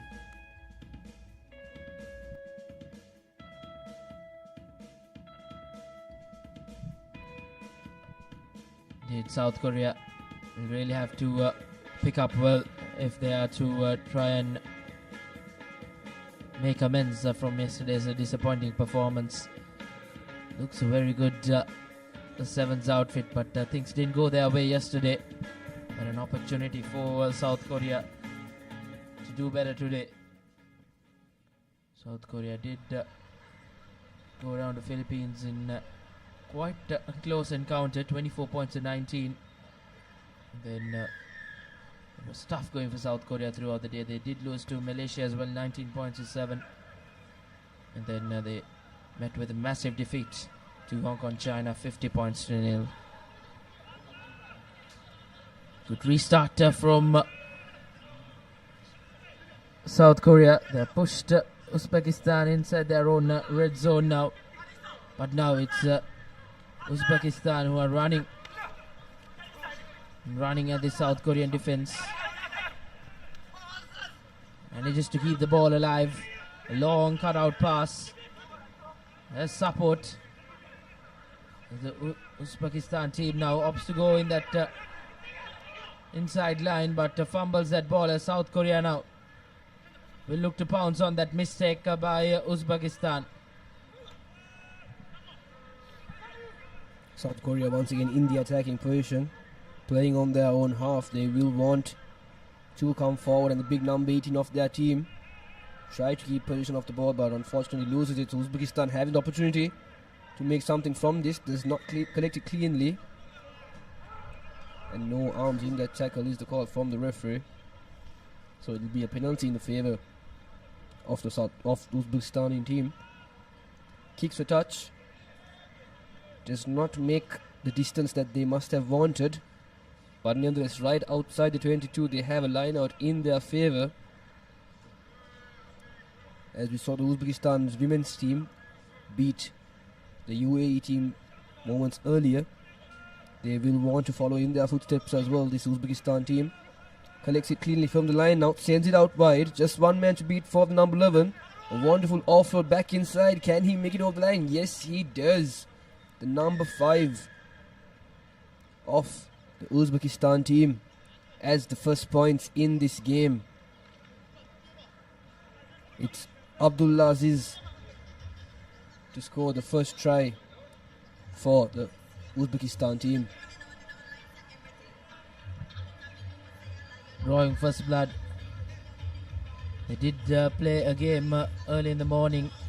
Uzbekistan forced to play that game after yesterday's heavy showers in the rain in the night time. Playing their second game will show some fatigue. This Uzbekistan outfit, but as things off now, it's Uzbekistan in the lead, 5 points to 0 over the South Korean outfit. Wonderful performance from the Uzbekistan team, Rishwan. As we can see the clouds moving away, space for the sun to come down on us. A deep kickoff now from the Uzbekistan team, not collected cleanly for the first time for South Korea, but it had been knocked back. Going for that offload, but wonderfully intercepted by the Uzbekistani player. Sends it to his number 12, to the number 6. Beats one defender, offloads it to no one unfortunately, but still ball in position for this Uzbekistan team. 20 meters away from that try line, but South Korea does well to defend it and makes the opposition team knock the ball on. So this time South Korea will have a scrum in their favour, but as we can see, a player has been injured for the South Korean team. Hopefully he will be alright as he gets back onto his feet. Yes, he still will be continuing, but the referee will just want to have a check if he will be able to continue in this game. As we can see, the South Korean fans supporting and cheering on for their relative team. And here we have a replay of the moment. Just landing awkwardly to the ground there. is what happened. Not exactly sure if it was his head or his shoulder, but nevertheless South Korea once again in the attack, in their red zone, just 5 meters away from their own try line. The number 14 doing really well, spotting that gap and attacking inside it, making their way forward slowly but surely. Wonderful draw and pass to the big lad in the number 18 jersey for the South Koreans. Can he make it all the way? It's a race to the finish line. And has he done it? Yes, he has.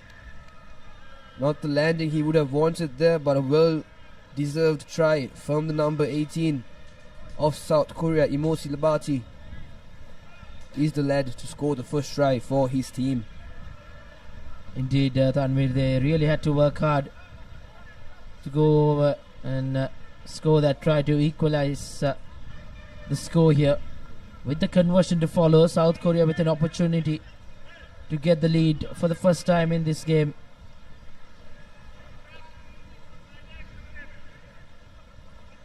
And the kick doesn't go through, so it will be 5 points all. And it's all to play for. A brilliant pass that just dragged the defender, and then that big man, the big number 18, just fends off one, and he goes over the whitewash.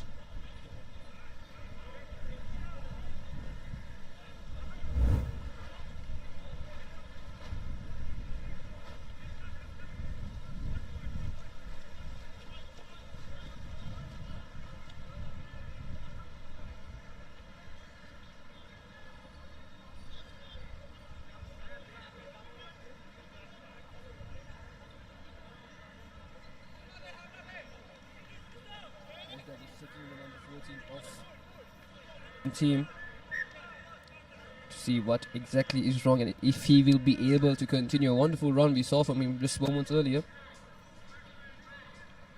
And once again a kick off from the South Korean team. A high hanging kick, again quite contestable, but South Korea does well in the defense there. Should have collected the ball, but the reaction speed from the Uzbekistan team did come first. A well line speeded defense from the South Korean team, but this time Uzbekistan, the number 8,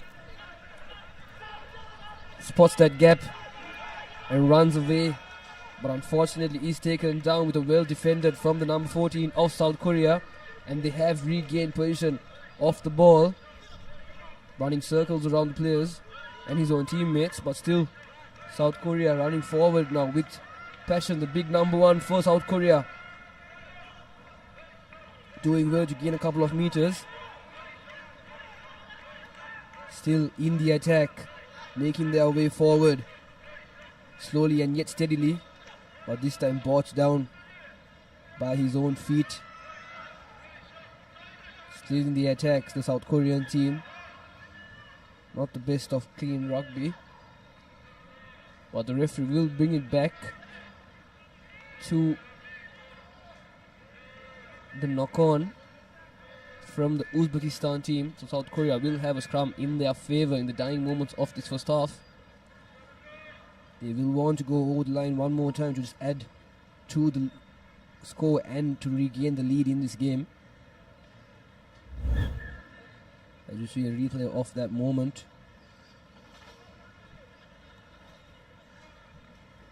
The number 14 just being all over the ground here.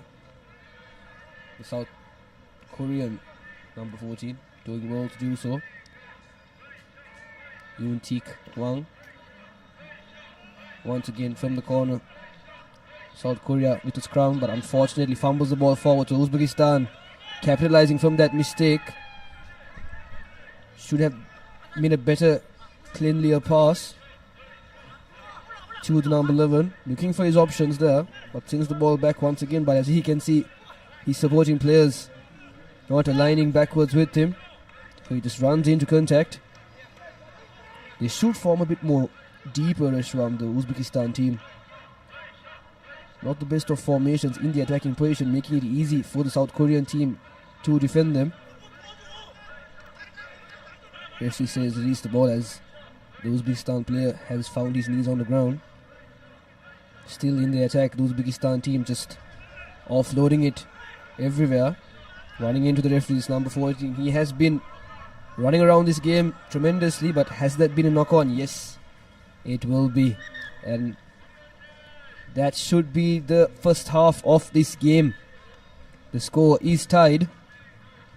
Indeed, Tanvir, I think it's been a half which has been quite closely contested. Nothing to separate the two sides. There's all to play for in that second half.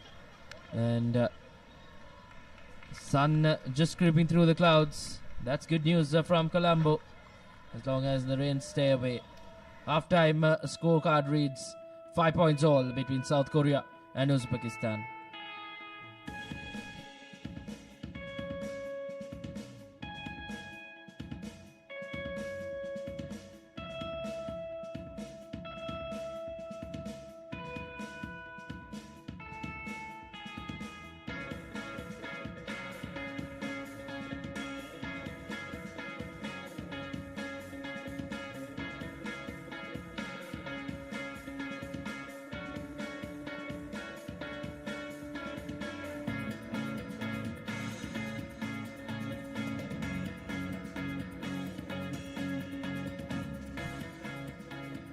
Welcome back to the pictures, the Racecourse Stadium out here in Colombo. The weather has held up really well. As you take a look at some highlights from the first half, Uzbekistan were the team who drew first blood, and then it was South Korea who responded well. 5 points all, and it's all to play for in that second half coming up. And both teams will be eager to try and finish on the winning side, as we have the next game coming up in the men's fifth place semi-final one. It's the Philippines taking on the UAE. The 12th place team up in China taking on the 5th place team. Yet another interesting game coming up next up. But before that, an all-important second half coming up here between South Korea and Uzbekistan. Uzbekistan will kick things off for the second half.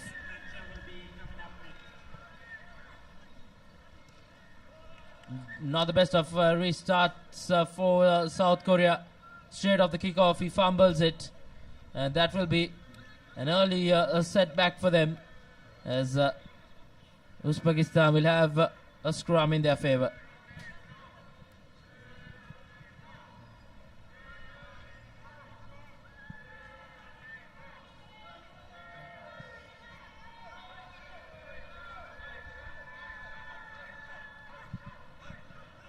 Good work from the scrum. They now work that ball line, just kept it behind. Nevertheless, position still with Uzbekistan. Now once again, South Korea have to do plenty of defensive work. Puts in that kick, a good kick, but South Korea has managed to just put that into touch, and Uzbekistan from meters out will have a line out in their favor. South Korea just doing whatever they can to stop the game from playing, to make the ball a bit slow. So Uzbekistan will have a line out in their favor, just 5 meters off their own try line. They will want to capitalize from this position, spotting that gap there. Should have sent the ball out wide. Uzbekistan still in the attacking form, running into the defense's play. It had been a high tackle, so they will be playing with a penalty. Taking the quick tap, having space on the outside. Can the number 2 make his way over the line? Yes, he does. The number 2 of the Uzbekistan team does well to go over the line. Temur Negmatov scores the second try and to regain the lead for his team. Does very well to do so in style. Now the kick taker. He will want to put these 2 points, as every point does matter in a game of sevens. He goes to the kick, but unfortunately The power is there, but unfortunately the direction is what was missing. But nevertheless, Uzbekistan lead 10 points to 5 against this South Korean team.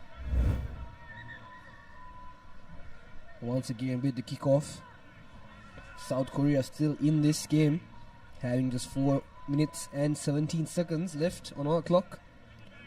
All they need is a converted try to regain the lead in this game.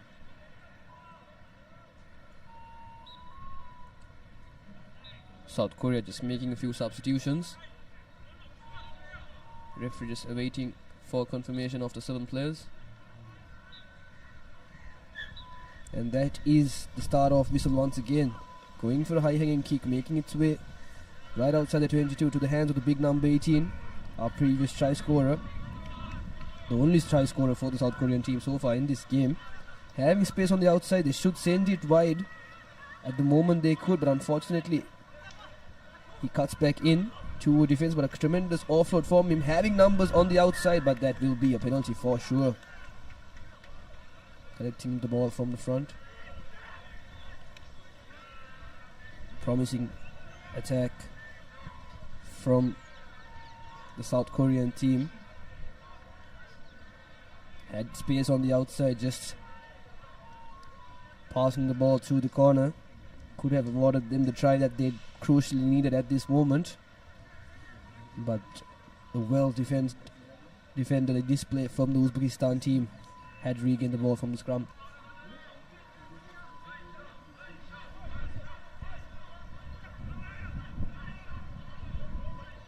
Once again, Uzbekistan.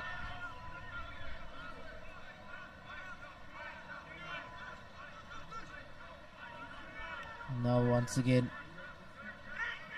the clock really running down and running against South Korea. Just haven't been able to turn up. Important passage of play for both sides. As Uzbekistan have a player down in injury. So holding on to his shoulder.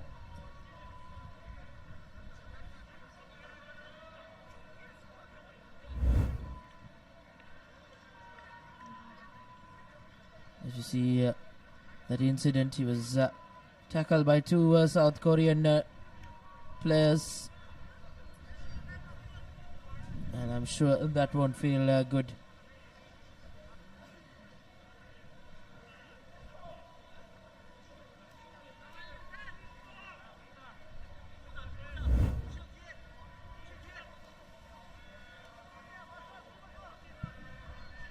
Back on his feet.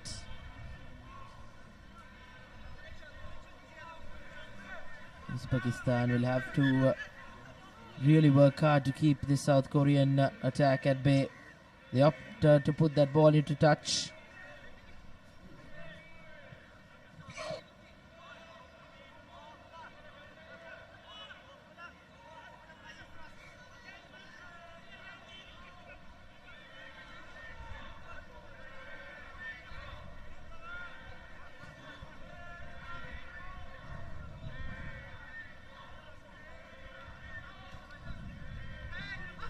And a good line out work from Uzbekistan now.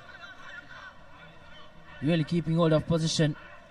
That's been an interesting factor in their game. Leading the game though, 10 points to 5. Around 2.5 minutes left. Around 2 minutes left rather. Once again, good hands from Uzbekistan. Still keeping hold of position, and as we speak, position has been snatched. South Korea will now look to try and run at this defense. And conditions really coming into play. That's for the heavy showers from last night.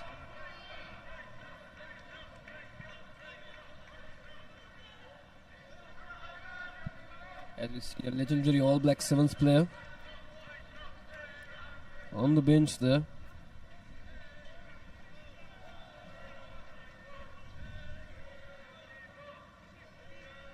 Just 1 minute remaining in this game. South Korea will be disappointed with the score right now, but still anything can happen. 1 minute remaining.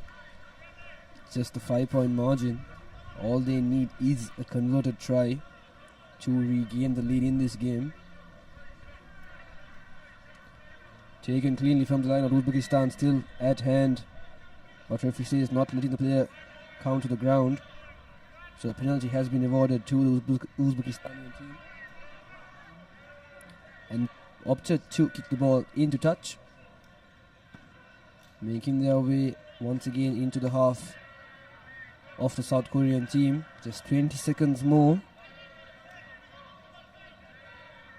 All Uzbekistan need is to keep the ball with them for the next 10 seconds to win this game, but South Korea does well to counter that line out and regain possession of the ball. Can they do it? Sends the ball to the corner. All they need is to keep the ball in play and just keep moving forward. But Uzbekistan does well to defend, but it will be a penalty, a high tackle in favor. Courtesy of the Uzbekistani team, South Korea has been awarded a penalty. They will opt to go for the quick tap. Indeed, dying embers in this game. Does South Korea rather, have one in them to try and go over and possibly go over and convert as well.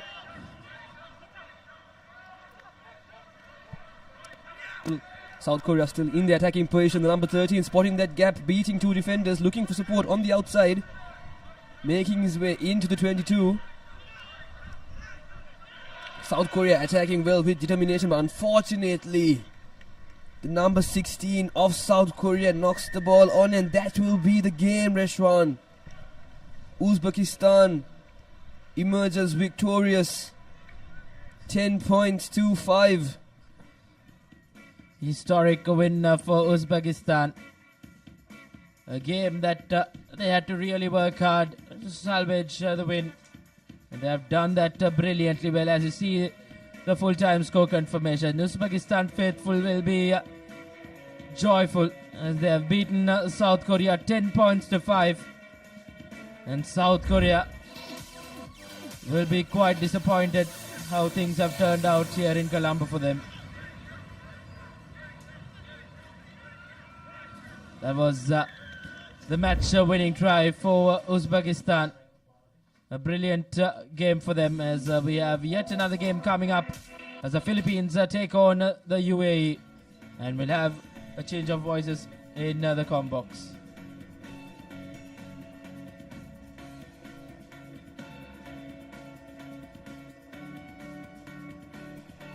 The two team cards of Philippines and United Arab Emirates, as the two teams will battle it out for this all-important fixture,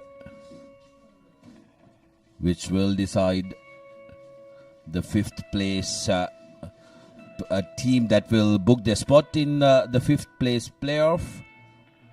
Philippines taking on the UAE. Both teams will be looking to put their best foot forward here. First game for them on day number 2. Joining me in the comm box is Abdullah. Abdullah, very good morning to you. Yes, good morning, Sudarshana. Philippines will probably feel a little bit disappointed by the fact that they didn't make it into that cup segment. They did come close, but fortunately Sri Lanka and China just managed to get ahead of them in that aspect. Sri Lanka, of course, remaining unbeaten, but it was a point difference, isn't it? They came really close against Korea, got off to a good lead, but unfortunately during the latter part of that game, couple of tries by Korea just narrowed that deficit, which they would have needed to have maintained. But I'm sure they'll want to put in a good performance in this segment. But it looks like it's UAE who will be on the go. Breaking a couple of tackles is their skipper. UAE have managed to turn position over, but they have lost it once again. And looks like it's UAE's number 2 who will go over for the first score of the game. Tobias Oakley benefiting from that offload and pouncing on that opportunity. Touches down for UAE for the first score of the game. UAE with 5 points with the conversion to come. Like Abdullah mentioned, Philippines started off fabulously well against Japan as well, but faded away as the game went on. So they will want to make sure that they secure a spot in that fifth place playoff. That's going to be important to them. The conversion hits the upright, so the score will remain at 5 points to 0. Take a look at this. A lovely interception by Philippines, Michael Moses, but it was Tobias Oakley who was there to collect that and run away for that try. Restart from the UAE. Kicking deep, keeping it up. It was there to be collected, but that's going to be a loss forward through the hands of Thomas Affley. Yes, Darshan, UAE on their part will also be probably be disappointed the way they have gone in this Asian Sevens tournament. Probably would have expected to try and make it to that top 4, but even in the Chinese leg just couldn't make it. And both these teams really, Philippines ending up in last position, I believe, in that Chinese leg. So probably just missed opportunities from both these sides, and will be desperately wanting to finish this leg on a high. The best they could reach is probably that 5th position, which would be some form of consolation for both these teams. Going to be very interesting to see how these teams adapt to this wet and soggy underfoot conditions. Some areas, especially where the kickoffs are collected, are a little soggy and muddy, but great pressure coming in from UAE, and here's the try scorer again running in for the second, but brilliant cover defensive work that time by Dayton Kautai. Yes, they'll definitely need to have a look at that. Superb cover defense by the Philippines. But what a big scrum, Sudarshana, by UAE. We haven't seen much of that in this tournament thus far. Really catching the Filipino pack unawares there, putting pressure on the scrum half. This was Tobias. Take a look at that cover defensive effort, and yes, definitely foot out. That's going to be a line out. There you go. Body making contact outside that touchline. It's a line out in favor of Philippines. Can they create something from their own try line? Space on the outside. Will he have the pace? Soggy underfoot conditions really making it difficult for the defensive teams. But Philippines now making their way up to the 40-meter mark. That pass really was going to the ground. Now UAE with another opportunity. Bola. Straightening up is Thomas. Bola to Muhammad Ali. Muhammad Ali changing direction. Now offloads to Affley. But that's a forward pass which has been spotted by the referee. 2.5 minutes to go on our clock. UAE will be delighted at the fact that they've managed to camp in this side of the field. Yeah, that's right, and they've controlled position as well, isn't it? They've been forced to force the Philippines to make a lot of tackles defensively. And in sevens rugby, you don't want to be playing without the ball too often. Can take its toll on you in the latter stages of a game. But Philippines here with an opportunity, just trying to create something. Half break, holds onto the ball, offloads. Will they be able to go over? Good support play, but the Philippines cover defense, or rather the UAE cover defense, has been pretty good, but they've done really well to keep the ball alive. This is really good by Philippines. Got the numbers out wide. Unfortunately, the ball is not going to hand. But they've come back for a penalty.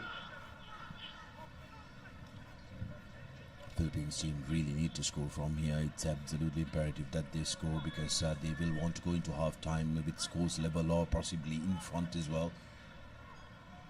Straightening in, one bounce in the corner is Eldon. But that's going to be a try. Beautifully scored just inside the try line, and the assistant referee is happy. That's the equalizer coming in from the Philippines. It was good work was done by Edlin, but Ledesma going on to score that try for the Philippines. So all squad here at the Racecourse, 5 points all with the conversion to come. And the Philippines will be happy at their effort. They took the chance that they got inside the opposition for the Abdullah, and that this is exactly what they need to do. Yes, definitely, and it's a timely score as well. Because they were under the pump for most of this half. Game was pretty much controlled by the UAE, so the fact that just about 45 seconds to go for the hooter and being on equal keel with UAE will make Philippines pretty pleased as we have a look at that once again. A lot of work done beforehand, keep the ball alive, and eventually showing good patience and composure did Philippines to get that try. So the last few seconds of this first half, cleanly collected by UAE. That's not the best of passes, and Philippines have pounced on it. Really good patience and understanding in defense by the Philippines.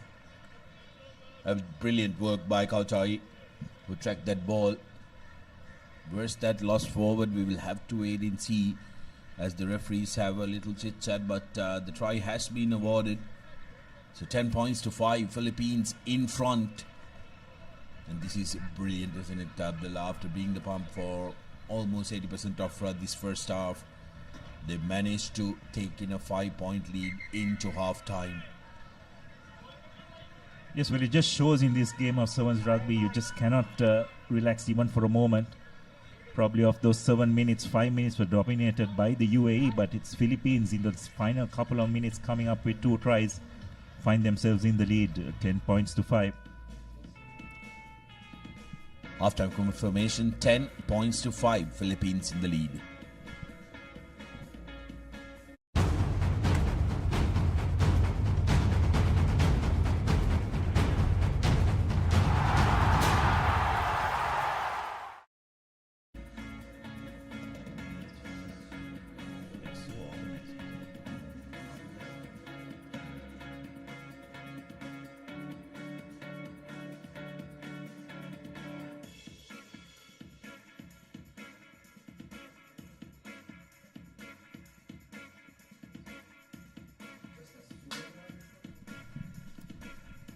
Welcome back to the live action brought to you from Racecourse Asia Emirates Rugby Sevens here in the island shores again after 8 years, and this is what happened in the first half, which was largely dominated by UAE, who managed to get a poacher's try to start out the proceedings, and they really dominated territorially and with possession, but it was Philippines who had the last laugh in this half, scoring 2 tries to take the lead from missed passes and loose passes rather, paving way for Philippines to creep through. Singapore takes on Thailand in the next men's 5th place semi-final and will meet the victor of this game to battle it out for that 5th place finish in this second leg of Asia Emirates Rugby Sevens. Vola Vola with the restart kick, kicking it deep, collected inside the 10 meters by Henry. UAE defensively lapsed in the last couple of minutes, and they will want to quickly fix that interception. That's going to be penalized. Will that be a yellow card? But no. Today, They're a little lenient on the interceptions. Lost forward, says the referee, because she did see both arms coming out to collect that ball. Head coach of the Volcanoes, as the Philippines like to call themselves, will be having a keen eye on this, because what Philippines will want to do is try and clear their lines, looking to run from their own 5 meters. Penalized, didn't release the ball. He had all the rights if he released the ball and collected it up. Wola going for the try, and he will touch down for UAE's second. I beg your pardon, that's Sakyusa Naisau in the dreadlocked, with the dreadlocked hair, touching down for UAE. Yes, well, the penalty there was for the fact that the Filipino player, once he was tackled, he need to have released the ball before he got back onto his feet. That wasn't the case, so very correctly penalized. And UAE have drawn level. Just sense that this game is going to go right down to this final few minutes. The way the lead has been fluctuating between both teams. It's been a pretty entertaining game, isn't it, Darshana, thus far? Both teams just having their moments, then a lapse of concentration. And that's probably the reason why we find both teams at 10 points all. UAE restarts. Sakisa with the restart collected by Henry of Philippines. Here's an opportunity ball lost forward. Ali has support through Anderson. Now carrying forward is Sofidia. Big strong carry by Tobias. A pressure coming in from the Philippines. That's going to be a penalty. Killing the ball, not supporting the body weight versus the supporting player arriving for the UAE. Philippines looking for the try that will get them the lead. Referee still playing advantage as there no 10 meters was retreated by the UAE, the Philippines taking it quickly. Space on the outside, and opportunity still available for the Filipinos, and that's going to be a penalty. Very good work by the replacement coming in for UAE to try and jackal that ball. Ryan Mitchell isolated in that corner, needed support to come through and clear that one out. Abdullah, but very good work by the UAE defensive effort. Yeah, brilliant. And also he timed it well. And most importantly, he showed a clear release before he went for the ball. So didn't leave any room for ambiguity in terms of referee's interpretation.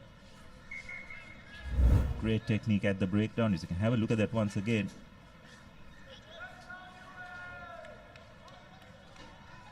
He was not the tackler, so he had all rights to the ball, which he did really well. The arriving players, though, from Philippines could have done a little better, isn't it, Abdullah, to try and clear that man who was trying to tackle rather than falling over the ball and trying to get it out. UAE now with an opportunity to run from their 40 in their own half. Big carry yet again by Saif.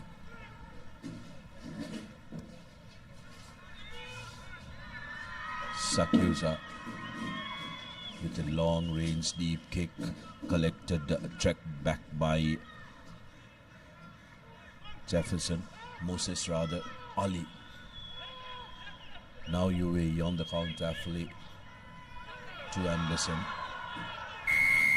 Quite a bit of ping pong going on here in this field. Both teams trying everything, but that's going to be a yellow card dished out for the number 5 from Philippines, Dayton Kautai.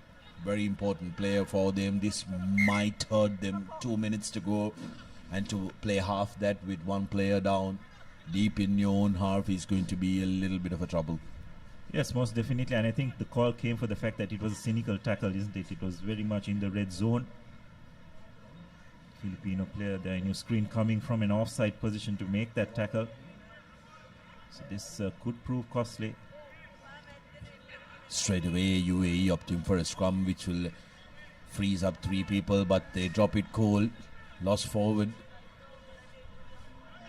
by UAE, so that's going to be a penalty.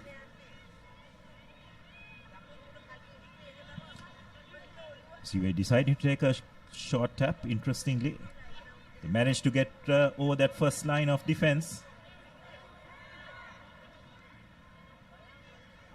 Philippines happy. Oh, that's criminal, isn't it? Referee still playing advantage.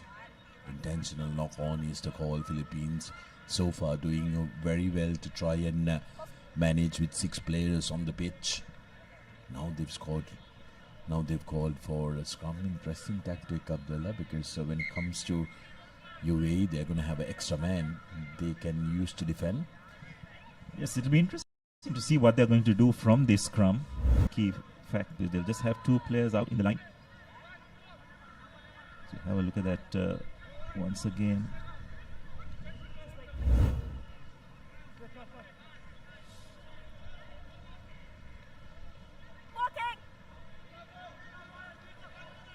Probably see Philippines going to the boot, play the territorial game here. Because with 2 players in the line, it's going to be pretty hard to try and make any inroads to this UAE defense, but they've gone out wide. That they've decided that they're going to take them on inside their own 22 meters, Philippines. Coming back again where the ball left, an opportunity. That's going to be another penalty. High tackle quickly taken by the Filipinos. Now space and numbers, 1 2 on 1. They decided to go up. That was a beautiful offload which was left behind, but UAE will put the finishing touches and book their place in that 5th place playoff. Muhammad Ali with a poacher's try, and the UAE women's team are all celebrating, absolutely thrilled for their men's performance. How about that for some dance moves? As UAE celebrate their win, 15 points to 10 with the conversion to come, and could very well be 17 points to 10 with that easy conversion being put through. No problem there. Full time here in this 5th place semi-final. UAE booking their spot in the 5th place playoff. Yes, well, very entertaining game, you'd have to say. Unfortunately, we're talking about Philippines probably trying to do a bit too much in those last couple of minutes with a man down. And eventually possession was turned over, and United Arab Emirates just clinching it at the very end to make their way into that 5th place final. Just going through the highlights of the second half. It was UAE who scored first. And actually it was them who scored the only 2 scores in the second half. And this is the final try to seal this game in their favor. 17 points to 10. So this is the next game. The team that they will meet in that 5th place final will be the winners of Singapore and Thailand. Both these teams have had their moments. Team list on your screen now. Singapore did have their moments in the group with Sri Lanka and China yesterday, but falling short. It'll be interesting to see in this game, Sudarshana, how both these teams approach. Thailand do have probably the physical advantage, but Singapore definitely have some fleet-footed runners in their ranks. Will probably want to play the game in the outside channels as much as possible. That's your referee for today, Ayman, from the UAE. Both these teams, Singapore and Thailand, will be looking to have bragging rights over each other, both of them from Southeast Asian region. Not the best of starts by Singapore, not finding the 10-meter mark, so it'll be Thailand who will have the first opportunity with ball in hand. Restarts. I think at the risk of sounding like a broken record, restarts are absolutely important, but are going to be a little tricky with the conditions in the middle of the field there, Abdullah. As Thailand break the first line of defense, and here's an opportunity for Thailand to go all the way, and the number 12 into the 5 meters as well. Morris Wong, beg your pardon, that was Chukon. But what a turnover, Sudarshan. Brilliant work defensively, wasn't it? Under so much pressure, managed to turn possession over. Yeah, terrific stuff by Thailand, but still not out of the woods, as Singapore are being put under immense pressure. Had the overlap there, but couldn't execute. But Singapore still keeping it alive. Here's the counter from them. Where's that a forward pass? Left playing advantage. Thailand now. This is looking to be an exciting game. Attacking the corner. He's the number 6 for Thailand, and he will score the first try. Pordo for Thailand, touching down in the corner. Yes, that's pretty unfortunate for Singapore. You'd probably have to say they've done all the hard work in terms of getting out of the 22 while keeping possession, but again, losing the ball in contact. And Thailand were clinical enough to move the ball hand to hand and go over for their first try.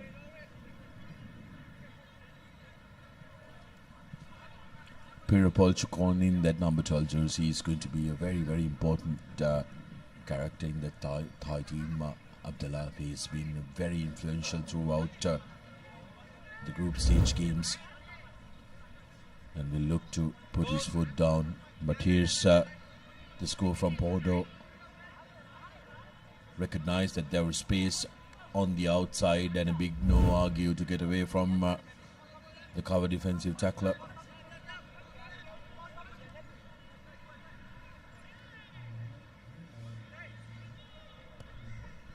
The restart, this one, a good high-hanging kick. Singapore has to trek back to collect it. Singapore with ball in hand have looked absolutely brilliant, but it's the defensive aspect that has really found them wanting.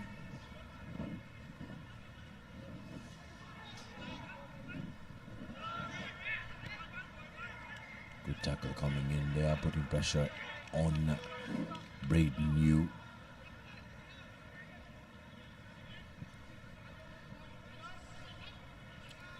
So the Thai camp anxiously looking on. It's interesting, Sudarshan, just watching the Thai women team. Seem to have made massive strides in the women's, with regard to the women's sevens outfit. The men's still finding their feet, you'd have to say.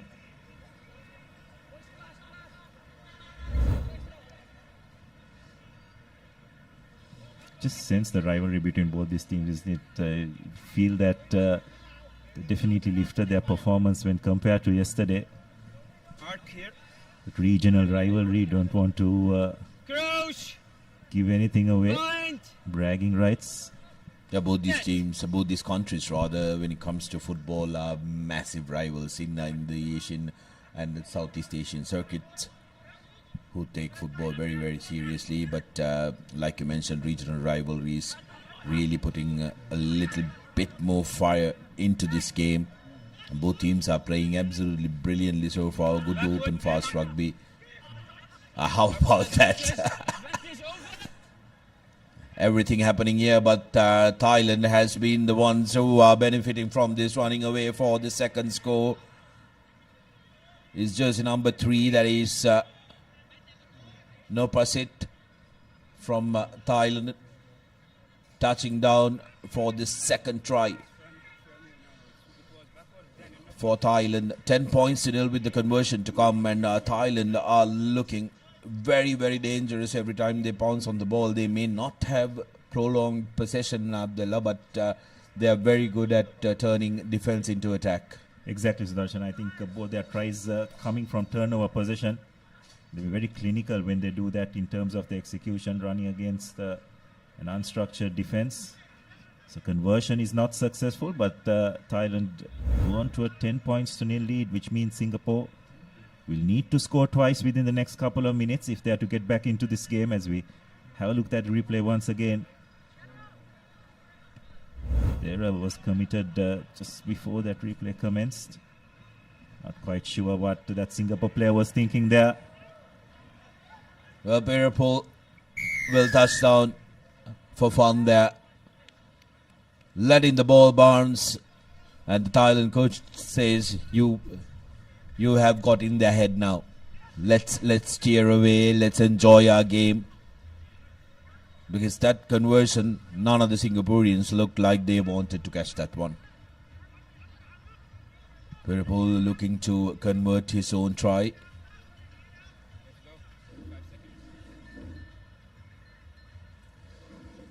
Not successful, so none out of 3.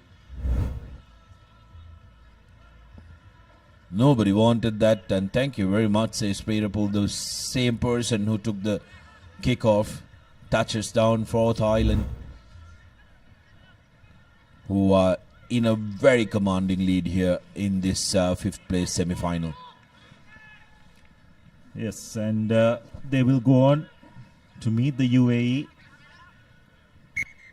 in that 5th place final.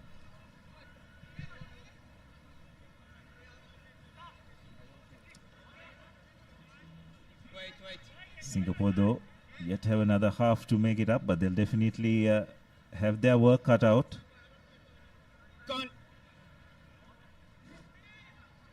A try just before the breather will help.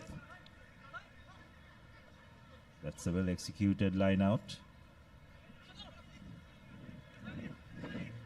Now Singapore just trying to create something for themselves, but so far the Thai defense has stood strong.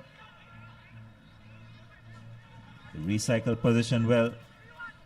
Got to make it count.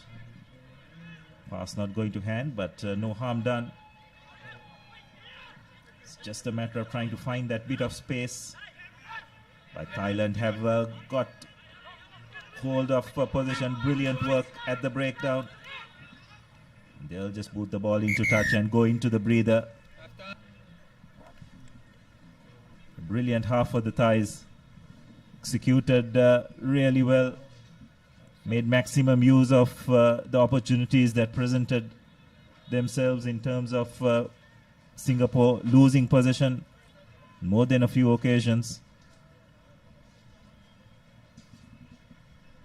So Thailand will be really pleased with the way how that half had progressed for them. And your halftime confirmation is 15-0 in favor of Thailand.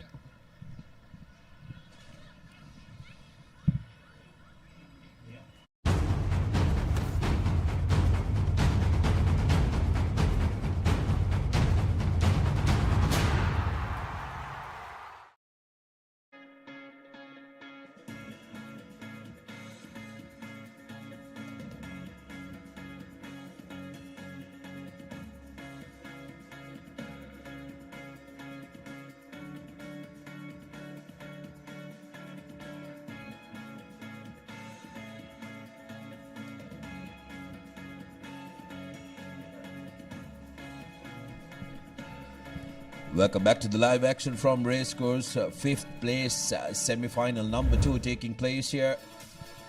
And Thailand, with their performance in the first half, have put 1.5 foot in that 5th place playoff against UAE. 3 unanswered tries, all 3 of them stemming due to the mistakes from Singapore, and they've been absolutely clinical. Here's the last one, the easiest of the lot. Pirapul enjoying touching down for that one. So work cut out for Thailand as we take a look at the next game that's coming up. Women's Cup semi-final 1, Singapore taking on Hong Kong, China, which is going to be a very interesting one. But the Singapore men's will have their work cut out here if they really want to have any hope of turning the fate of the first half. They will have to score first and be respectful for possession, because with possession in hand, they've looked like a dangerous side. Sending it to the corner. Singapore gets Braden to go down with the ball. Now Samuel going down but holding on to the ball, says the referee. This is what has hurt Singapore. Thailand will be looking to pounce on this now. Just once again losing the footing, and that's an area where Thailand have been really strong over the ball at ruck time. Just that physical advantage they're having is coming to the fore. So from Singapore's point of view, it's imperative that they keep the ball in hand and stay on their feet. Because if they do get into breakdown situations, and if they don't get enough players into the ruck in time, it's going to favour the Thais. It's fed in, going on the short side. That Mando, unfortunately, losing the ball this time in contact. He's been the key architect in most of the games. Fortunately, on that occasion, just spilling it when making contact. Pardo that time, like you mentioned, has been one of those standout players for Thailand. Sports a traditional hairstyle of a Muay Thai fighter. And fighter he is on the field who creates a lot of opportunities all around the park for Thailand. Singapore now deep down in their own half, where they have camped up the entirety of this game, but good defensive work coming in from Thailand. Managed to win that ball back. Here's another opportunity, cutting back inside, breaks the first tackle and runs away from the second. And that's the fourth try coming through Julian Leo. Beg your pardon, that was Tankit Jakchai for Thailand. Yes, and they're once again getting into a breakdown situation. And Thailand absolutely brilliant right over the ball, turning it over.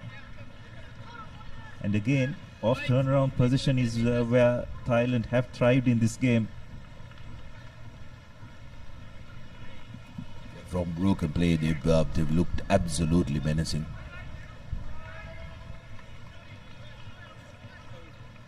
Doesn't have the distance. Something that they can improve on will be their kicking. But we are very much assured of a fifth place playoff between UAE and Thailand if scores remain the same and Singapore doesn't do an absolute magical comeback in the next 4 minutes. Paudo kicking deep into the 22 meters. Singapore now putting the ball to boot. Paudo checking back to collect it. Surveys the options, passes to no man, but no harm done. But now Thailand spilling it forward. Singapore with an opportunity. Can they counter and get their first score on the board? 3 minutes 20 remaining on our clock. But Thailand will have none of that. Yes, again Singapore just unable to control possession, turning it over. The Thais on the move once again. That's out of the ruck. They can go around and collect it if they want to, but decide to counter ruck. So Thais continue to control possession. Paudo again using his nifty footwork. But the Singaporean defense up to it on this occasion. Thailand really just controlling this game now.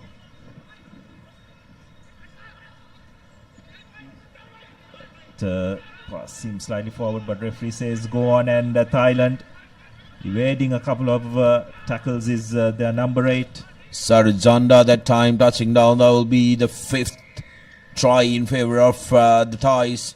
25 points to nil with that conversion to come as the Thailand officials are looking to empty their bench.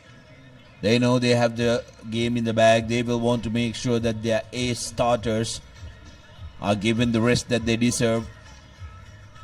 Sarad Janda touching down for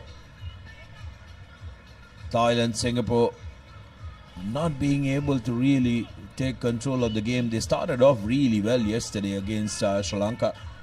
Put Sri Lanka under pressure as well. But in this game, they've really been swept away by this superior Thai outfit who are absolutely clinical in counter-attack. Take a look at that pass.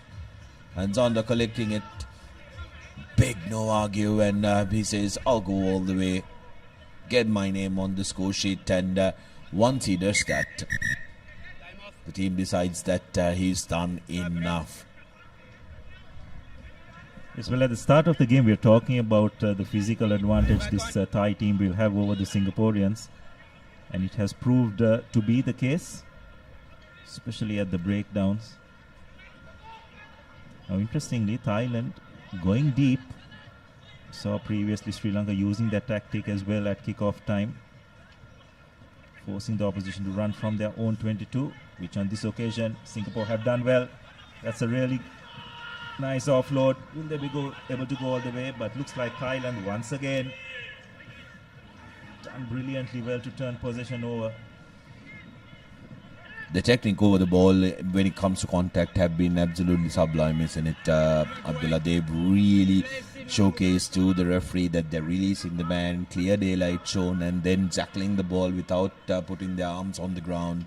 They've done fabulously well. 40 seconds to go on our clock, but Thailand, privy to that, will want to race a couple of more seconds. And Singaporeans will be ever so slow to come and arrive at that scrum.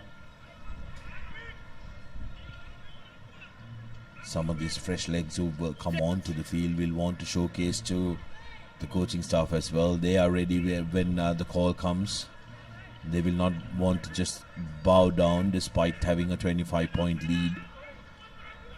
Thailand looking to run. Here's a new man putting his head back, putting his nose on, but has support on the outside, cuts back inside, goes straight up, toys with the Singaporean defense, and that's the 6th try for Thailand. Touching down that time was Tanchot Angching in the number 5 jersey. 30 points in nil, and that is a comprehensive win for Thailand, and securing their place in the 5th place playoff. Yes, well, what a way to finish the game. Thoroughly dominant performance, and finally a conversion going over. So 32 points to nil in favor of the Thais. They will make it to that 5th place final where they will take on UAE. And that's going to be a really interesting game. Two teams who have got good physical players in their ranks. That's the full-time confirmation for now. Thailand emerging comfortable victors, 32 points to nil over Singapore. So these are the highlights of that second half. It was pretty much one-way traffic in this game. Thailand with a couple of runaway tries. Most of the tries just coming from turnover position, where they were absolutely brilliant at the breakdown. Of course, this is the final try, which pretty much reflected of what went on previously. So we'll now move on to the women's semi-finals, and we'll have a change in commentary. It's the first cup semi-final one between Hong Kong, China and Japan. The blockbuster clash between two powerhouses in Asia. The women's division, of course.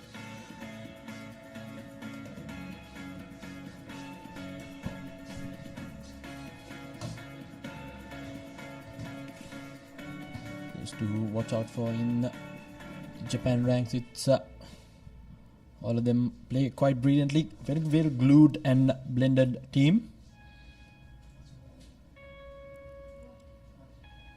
In Hong Kong, they have Gabriella Rivers, player to watch out for, definitely. And the number 4, Julia Rihanna. Made some big breaks in the first day. Quite the powerful runner. So the two teams will take the field now.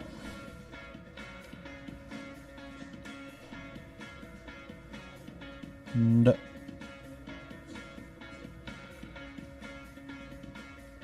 here we go. So it will be Hong Kong, China from the right of your screens against Japan in the left. The fans have turned up. A lot of support coming in at the historic Racecourse grounds.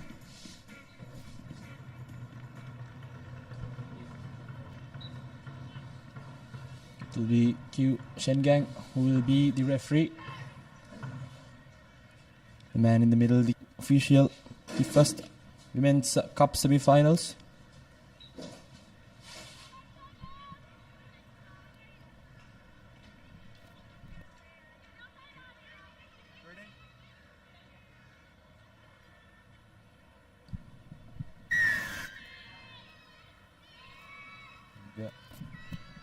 And we're underway. Good restart, very well gathered by Japan straight away. Going into contact, keeps the ball alive. Offloads it to the supporting player. Hong Kong, China shooting up in defense.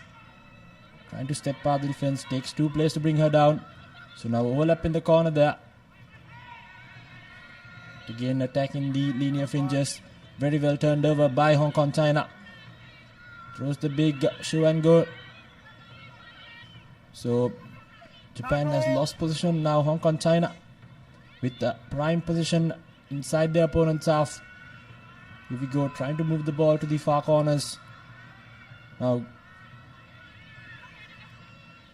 sits up in the tackle now, moving the ball to midfield, trying to switch directions. Takes the big hit midfield. Desperately trying to rid the ball. Nevertheless, good defense so far by Japan. Keeping it again, a good tackle coming in.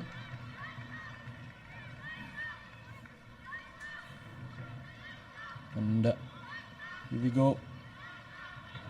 Still keeping the Hong Kong China attack at bay. Now trying to find some movement, running laterally. Again, turned over brilliantly by Japan. What a contest there. Now she's knocked it on forward, so good tight contest for the ball. Letting go of the pressure. Rising up to the occasion are both sets of players. Quite evenly matched at the moment.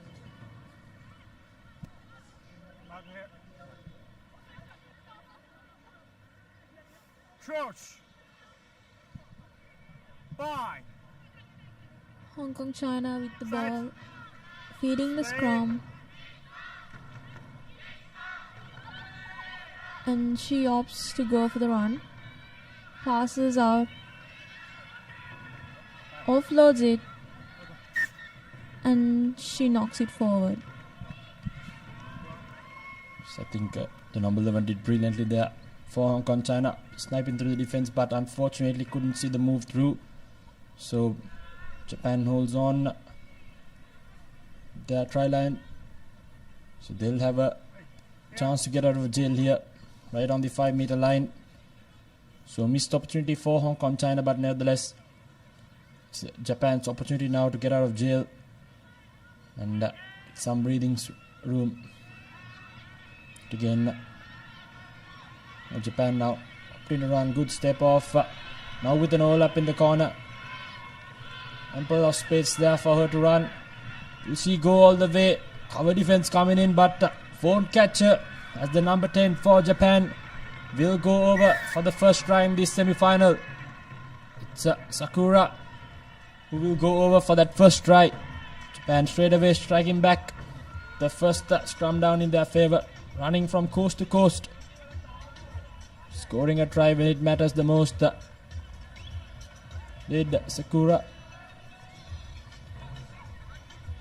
Brilliant stuff straight away, identifying the gap, drawing in the defense and passing it off. Basic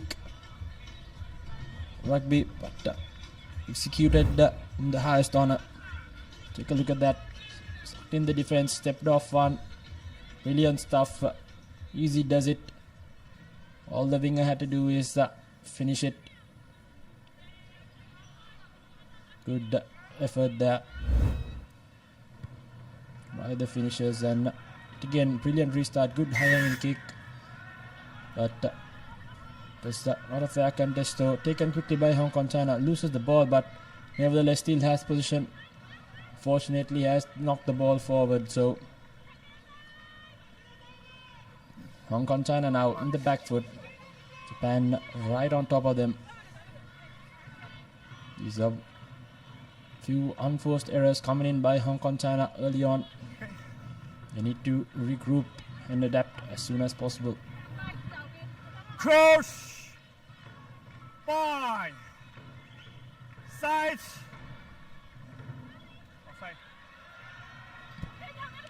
Straight away Japan moving the ball. Finds the man, good support lines. Makes the space on the outside, and it will be another try coming in for the number 10. Brilliantly done. Good maneuver in the field. Played with the defense at the end. So it will be second try for Sakura Misutani, who will go over yet again. 2 back-to-back tries. Brilliant loop in the middle. In the numbers game quite brilliantly. Japan takes the lead early on in this first half of the first cup semi-finals. The conversion to come as well. And it's good. So it's 12 points to none. Brilliant looping pass there. Ruin the defense. Good support line. Very well executed. Premeditated move. It's nice how they draw in all defenders and just pass it out to the corners. Kick off. Very well received by Hong Kong China.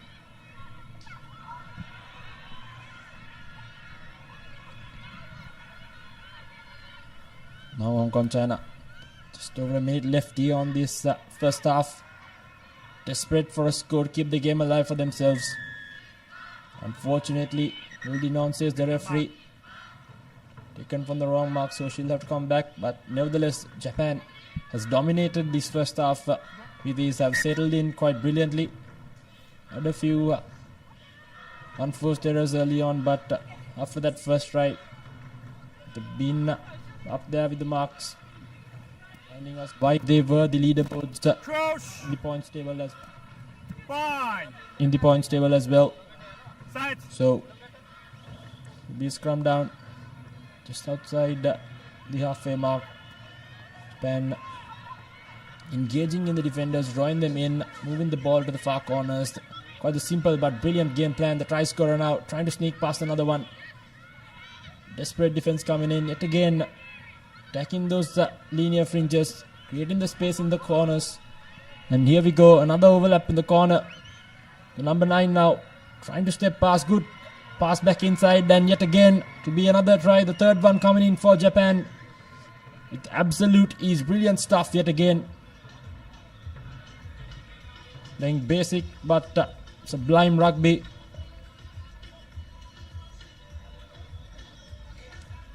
So it will be Otani who will go over. First of this game, third in the leg as well for her. Brilliant execution. Simple game plan, but absolutely spot on. And it will be half time. And going into Lemons, quite the cushion. Hong Kong China, a lot to reflect upon in that first half. So the halftime confirmation, Japan leading 19 points to nil against Hong Kong China in this first semi-final.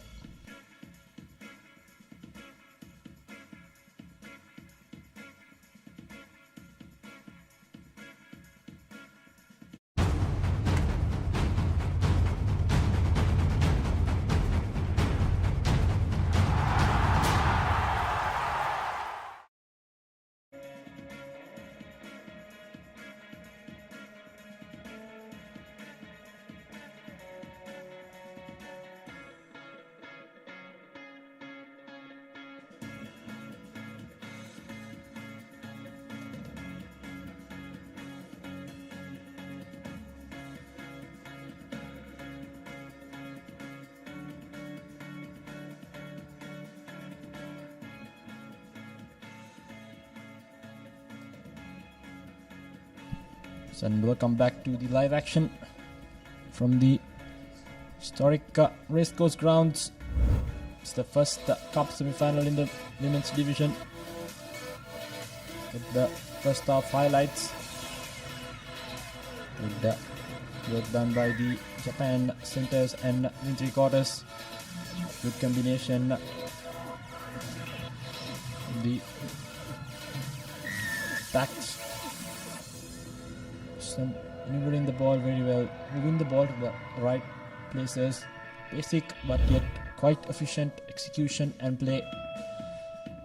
And next we'll have the second cup semi-final to be Thailand versus China. The fourth and second in the leaderboard. And here we go, straight away. Drops the ball cold in the restart, so it's an advantage for Japan. Moving through. Some brilliant hands. Good running angle yet again by Japan. Draws the penalty, taken it quickly. Creating numbers and space on the outside. Shows and goes. Brilliant offload coming in for the number 6. Yet again. Quite simple but brilliant execution has got Japan yet another try. It's Savannah Bodman who will go over for the try. Straight away from Lemons. First in the match, 6th in the leg. Brilliant stuff.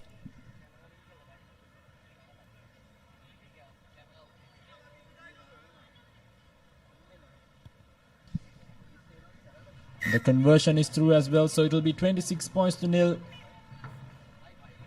Japan dominating this first cup semi-final with ease. Has executed quite well. Every single pass going their way. Minimal errors and brilliant execution. Here we go. Yet again steals the ball from the kickoff as well. Oh, yet another overlap in the far corner. Sneak quick hands and they get it. Now the try scorer trying to get another one. Losers are stepping, but nevertheless Japan wasting no time whatsoever. Trying to snipe through the middle. Hong Kong, China with the ball. Looking to pass it into the corners, but there's just no space for the finishers to execute it the way that they would like to.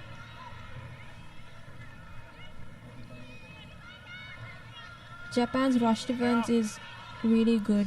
It just forces Hong Kong, China into passing the ball backwards, not thinking of it, not thinking as to where they're passing. And just like that, Japan goes on to score. Number 7, Mei Otani. She's been brilliant so far for Japan. That's her second try this game and 4th in the leg. So rising up to the occasion is Otani. Yet again Japan bouncing on the loose balls, making Hong Kong, China pay for every single mistake they make. Look at the replay. Good defense has won them position off the ball, and they've executed the finish with ease. So Japan running right in this first cup semi-final. The number 1 on the leaderboard, showing them why they're there.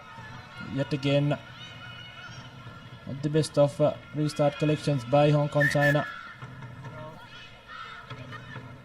Swan then saves the penalty.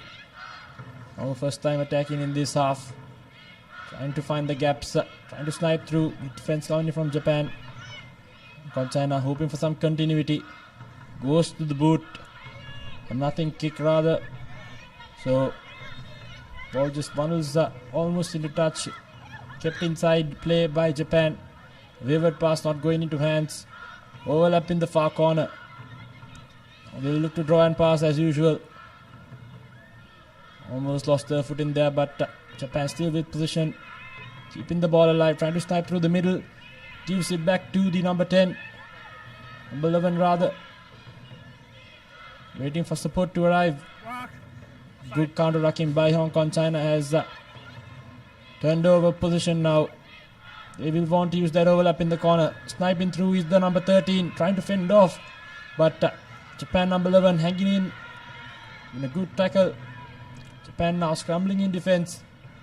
Hong Kong China in the front foot, running laterally, trying to make that cross kick in, but nevertheless, ball out loose. Has unfortunately lost it forward is the Japanese players, but good adaptability shown by Japan there, pouncing on every single opportunity they get. Hong Kong China showed a bit of positive signs in this game for the first time. And he has hold of the game for a second there. Replacements coming in for Hong Kong China.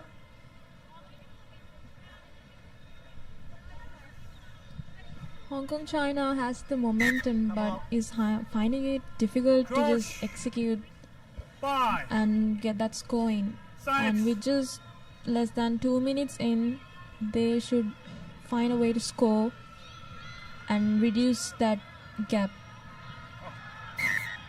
Knocks it forward. Indeed, they're not helping themselves at the moment.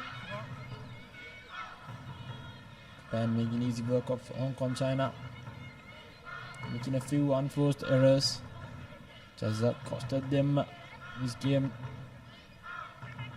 So just over a minute left on the clock as well. It will be Japan first ones in that grand finale in the women's division. Good looping pass there, gives it away somehow. Now it'll be a matter of finishing, trying to step past the defense. Good cover defense coming in for Hong Kong China, trying to rush it up. Yet again another overlap created by the Japanese players. Here we go, trying to step past the defense. This time around Hong Kong doing better with defense. Japan nevertheless with position. Simple hands coming in, good inside ball. Very well marked by Hong Kong China nevertheless. Now trying to use the short side, trying to start run, but nevertheless very well defended. And it's a penalty against Hong Kong China. Under 15 seconds left. It will be a scrum down opted by Japan, as they have qualified for that finals. The top of the leaderboard, going in to the cup semifinals. Brilliant stuff shown by Japan. Played basic but brilliant rugby. It was just the difference in execution, I'd say. Crouch. 5. Set. Hit. Ready. Free kick offered to Hong Kong China. They takes it quickly, hoping for at least a consolation try before the game ends. Now trying to weed away. Good defense coming in by Japan, knocking that player very well. Trying to counteract. Now Japan. Good defense yet again. Penalty conceded. So it's been that kind of game for Hong Kong China. Nothing going their way, thus reflects the scoreline. Here we go. So that's the final whistle blown. It's Japan moving on to the cup finals. Quite a dominating and brilliant performance by them. 31 points to 0. Did everything right. A good polished and very well done performance. It's your full-time confirmation. Japan beating Hong Kong China 31 points 0. They will be the first team qualifying for that cup final. Some highlights from that second half. So Some highlights, brilliant execution by them. Good finish tries. And that was it by Japan. So up next it will be the second cup semi-final, the women's division.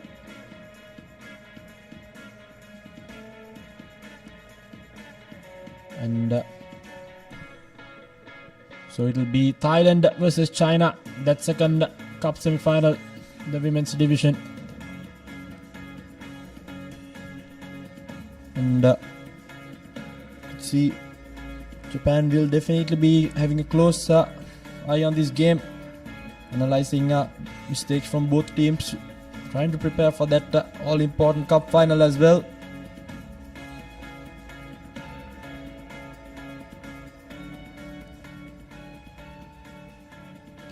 And we'll have a quick flash interview with Nathan Coggins in the other side.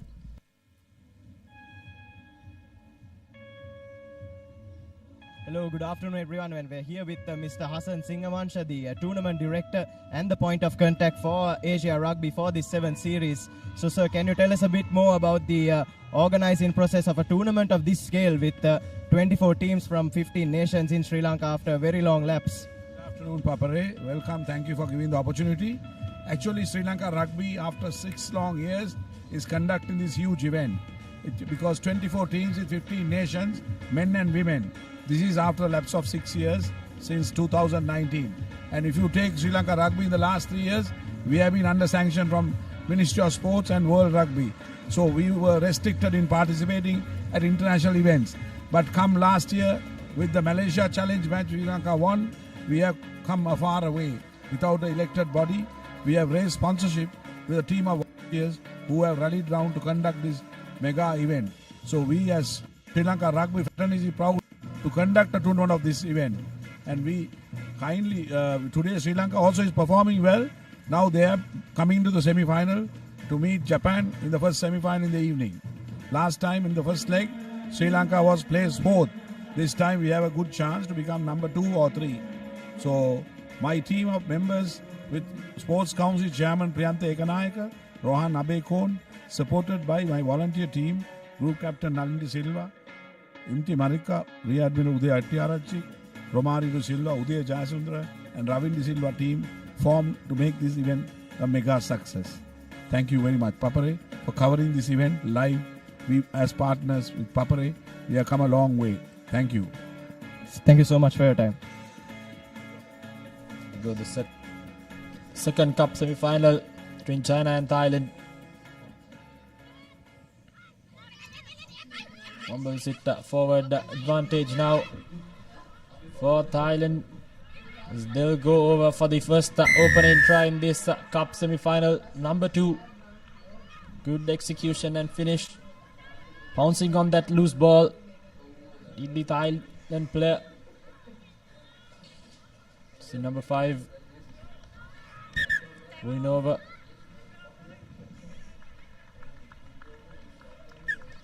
The conversion to come as well. So straight away from kickoff, they've opened the accounts here. Conversion unsuccessful, but nevertheless 5 points to nothing against China.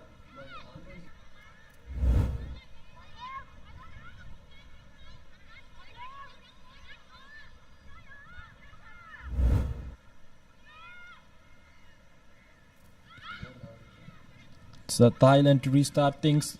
This time around makes no mistake with the collection. Now moving it across field. Trying to switch in directions. Quick hands. Now creating the overlap in the corner. Opts to cut back inside and does so brilliantly. With the number 55 for China. Tong Chen will go over. And what a brilliant reply. Straight away after conceding that try. Goes underneath the post. With the under the post conversion to come as well. China strikes back the ease.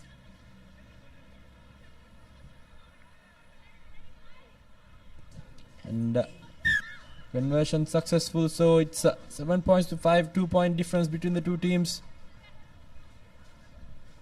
Brilliant execution by China. Just exactly what they hope to do.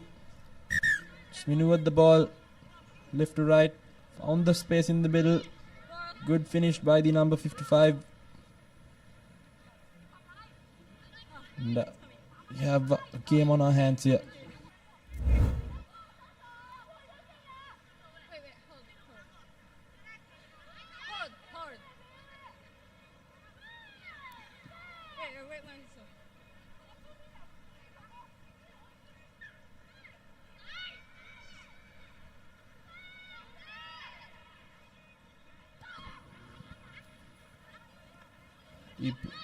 Restart. Very well gathered by Thailand. Moving it across field. Good fend off coming in by the number 6, who will charge away to the try line. So both teams just exchanging tries at the moment. And it's the number 6 this time around. Back-to-back tries for her. Brilliant stuff by Thailand. Striking back just after conceding a try as well.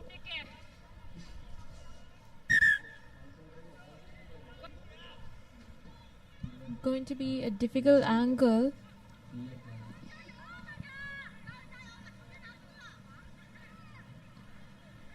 And she does not make it. It's 10 points to 7.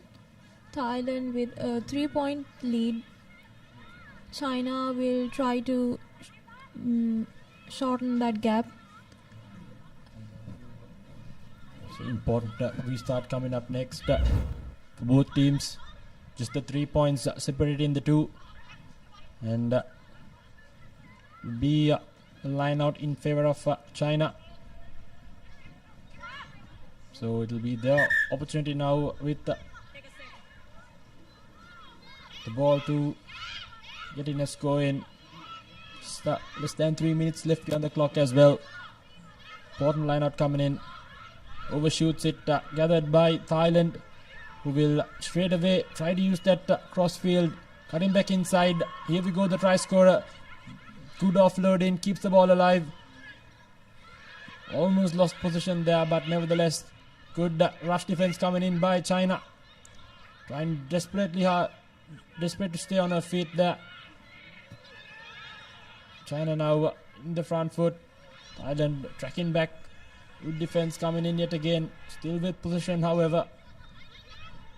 Now using the shorter side. Good fend off coming in there by the number 2 for Thailand. Seems like she'll go over for another try. That's Muxina who will go over for the try. Trying to cut down the angle as well. Did so brilliantly.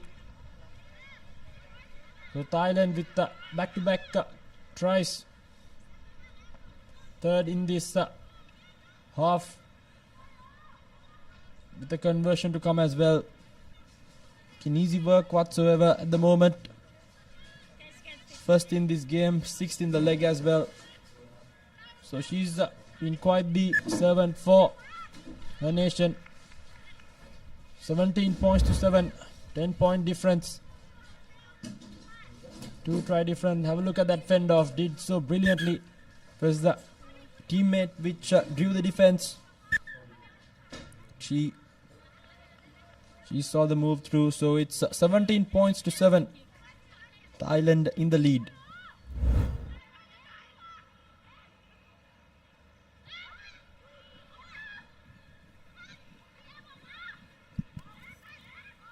This time around the restart gathered.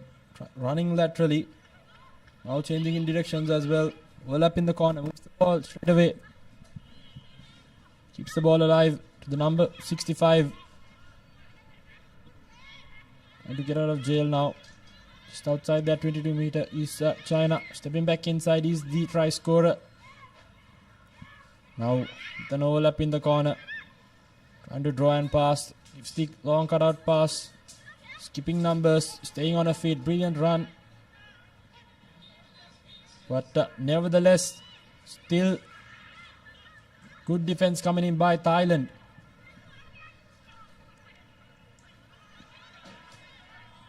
China now still inside their own half. sixth faced ball, but nevertheless good defense coming in, but this time around have drawn in the penalty, taken quickly. Now just on the halfway mark, Thailand has done brilliantly, keep the Chinese attack at bay, but another penalty conceded. It's that big no argue. This time around, two players coming to take her down. Third penalty in a row. So Thailand now in the back foot. China now with the overlap in the corner, gives the big fend, keeps the ball alive. Almost will go over. I'd say here we go, the number 22 for China. Right before half time, comes out with another try. Got the difficult angle, but nevertheless 5 points on the board. Cuts the deficit down. Just 5 points did the number 22.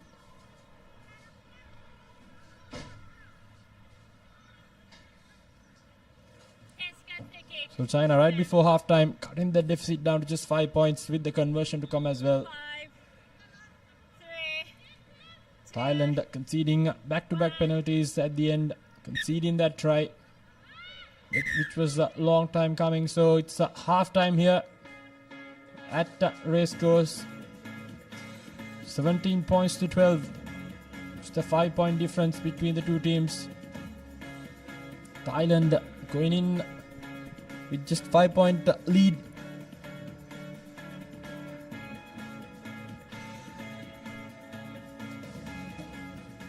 So important 1 minute break for both teams.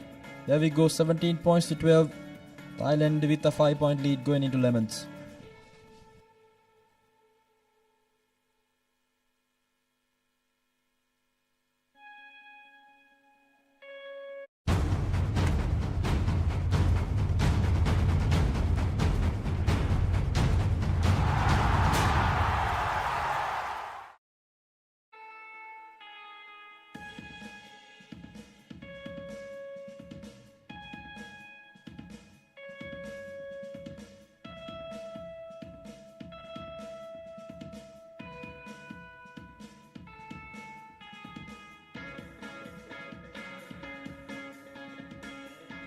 And welcome back to the Racecourse. It's the second cup semi-final in the women's segment. Thailand with a 5 point lead. Let's look at some of the highlights from that first half. Straight away from kickoff, Thailand opening their account. China quick to recover and strike back. Brilliant runs. A lot of potential shown by both teams. Thailand's handling skills have been quite exceptional, and the ability to beat defenders one-on-one has actually given them that 5 point lead as well. Again, the one-on-one contest has been fairly won by Thailand, which reflects on the scoreboard as well.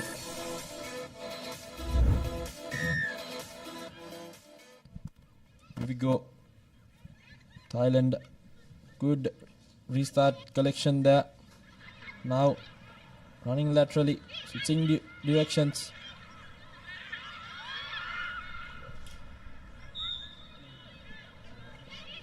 Good rush defense coming in there by China. Thailand still at bay, inside their own 22, hoping to get out of jail as soon as possible. Now pushed back even further deep into their own half. Keeps the offload. Almost the cynical error there, but nevertheless good defense yet again coming in by China, still keeping Thailand inside their 22 meter. They continue to apply this pressure, they'll definitely make Thailand do an error. As we say that, ball squirts out of the ruck, boots it to the player. Knockback says the referee, so it's still play on right inside the 5 meter, and as I said that taken quickly by China, and they will go over for a try. So good pressure coming in straight away from Lemons. China has even things out with the conversion to come as well. It was Yan Chen who scored that try. Brilliant stuff. Kept on applying pressure the entire Chinese team, which got themselves that try. Should be a conventional kick, and it is so. 19 points to 17. The game has just opened up. Thailand now in the back foot. Thailand being under so much pressure, not being able to find footing in any of the rocks, and China's rush defense.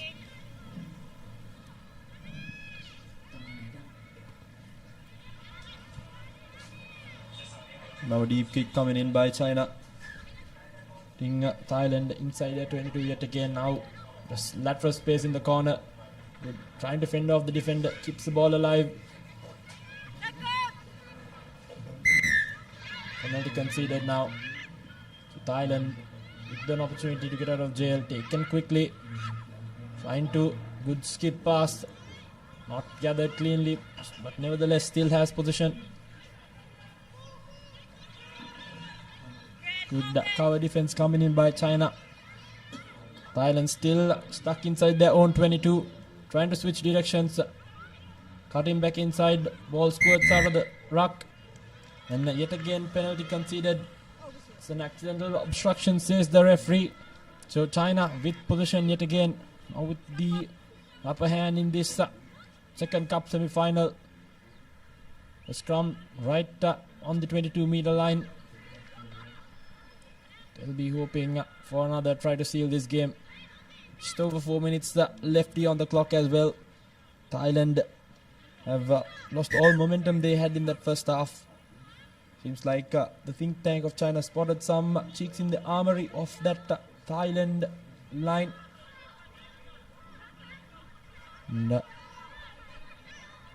so a few replacements coming in as well for Thailand. They've defended and attacked. It was just China's defense which has been quite brilliant so far.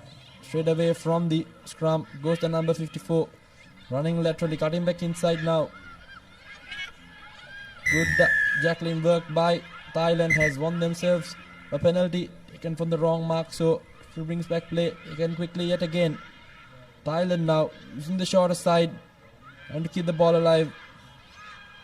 China trying to jackal, but not rolling away, says the referee. So back-to-back penalties in favor of Thailand. Switch in momentum as they will take a breather and regather their breaths. Thailand being behind by only 2 points. If they manage to score, it's going to be a really challenging play for China. They should really look to just keep the scores even and not let them score at all. This might be their chance to move forward. So Thailand taking the scrum, they'll try to score. Indeed, just less than 3 minutes left on the clock. The next score will define who will go to that cup final. Now Thailand trying to attack through midfield using the shorter side. Keeping the ball alive now. Overlap in the corner. Going through simple hands. Now with some lateral space. Trying to beat the man. Good one-on-one contest. One in the instance by China. Now spills it forward. Taken the loose ball. Is the Chinese player now in some space. Good cover defense coming in by Thailand. Keeps the ball alive to the number 69. Offloads it. So good continuity shown by China. And brilliant jackling work by Thailand. Nail biting stuff here. 2-point difference. Little over 2 minutes left on the clock. You can see the some tired faces out there in the middle. Brilliant stuff it again by both teams. Thailand desperately hanging on. They'll need to get that ball back in hand if they were to at least put some pressure back on China, who has that slender 2-point lead in the moment. So time's been stopped as well. Seems like she gave it all in that final. Jacqueline work. Got the ball back for the team. Take a look at that replay. Brilliant stuff. Good technique. Good defense coming in by Thailand. 2-point difference between them. Now scrum down. All squirts out. Simple hands trying to create a face. Center field. Just outside their 5 meter. Looking for options. Chooses the short side. Gives the offload. Not going to the hands, but nevertheless Thailand. Some good desperate defense coming in by China. Again, now their backs against the wall. Gives the offload. Good defense coming in by China. Pushing Thailand one more deeper and deeper in. Good one-on-one contest. Fence off the first defense. Trying to push their play out into touch. Nevertheless, manages to stay inside. Good defense coming in by China yet again. Rushing in defense, keeping these Thailand players at bay. Now push back right into their 5 meter, but good fend off coming in by the number 6 for Thailand. Trying to step past the final defender. Now running into that space. Will she go over? Cover defense coming in for China. The number 16. Tired legs. Good defense. Brilliant save by China. Scrambling back in defense. No one to support that line break. Finally comes back. Now with ample soft space in the far corner. Trying to move the ball across. Here we go now. The number 6. Good defense. China still holding on to that slender lead. Less than 30 seconds left on the clock. Penalty against China for finally coming offside. Thailand 2 point the difference. Time's almost over here on the clock. Final opportunity for Thailand. 2 point difference. What a brilliant second cup semi-final we have here on our hands. Opted to take the tap. Here we go. Final opportunity for Thailand. Cut down that deficit of just 2 points. China holding on desperately. Trying to beat that defender is the number 16 player. Yet again, good defense coming in by China. Good rush defense coming in. Brilliant stuff. Offside says the referee. Beg your pardon, it's a high shot there. Here we go. Yet again, good rush defense coming in these dying moments of this second cup semi-final. Runs away with the ball and China has managed to hold on to their lead. So brilliant stuff yet again. So time's been stopped. Seems like there was an infringement there. And that is the final whistle. China holding on to the 2 points. Thailand so close yet so far. So brilliant stuff here in this second cup semi-final between Thailand and China. Just a 2 point difference between the two teams. Here we go, 17 points to 19. It will be China and Japan in that women's cup final.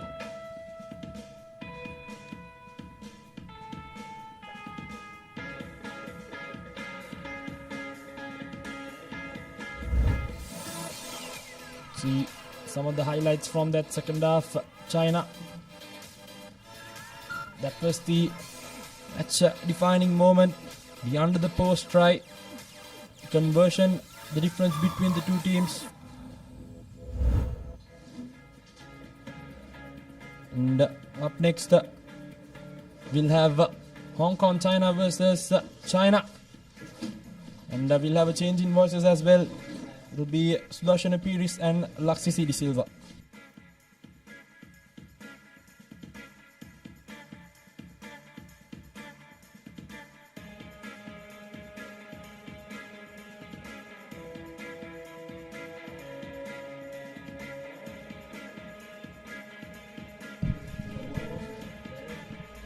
Business end of the tournament, Hong Kong taking on China in this first cup semi-final, and both these teams will want to make sure that they book their place in that final game of the day and not the one before that.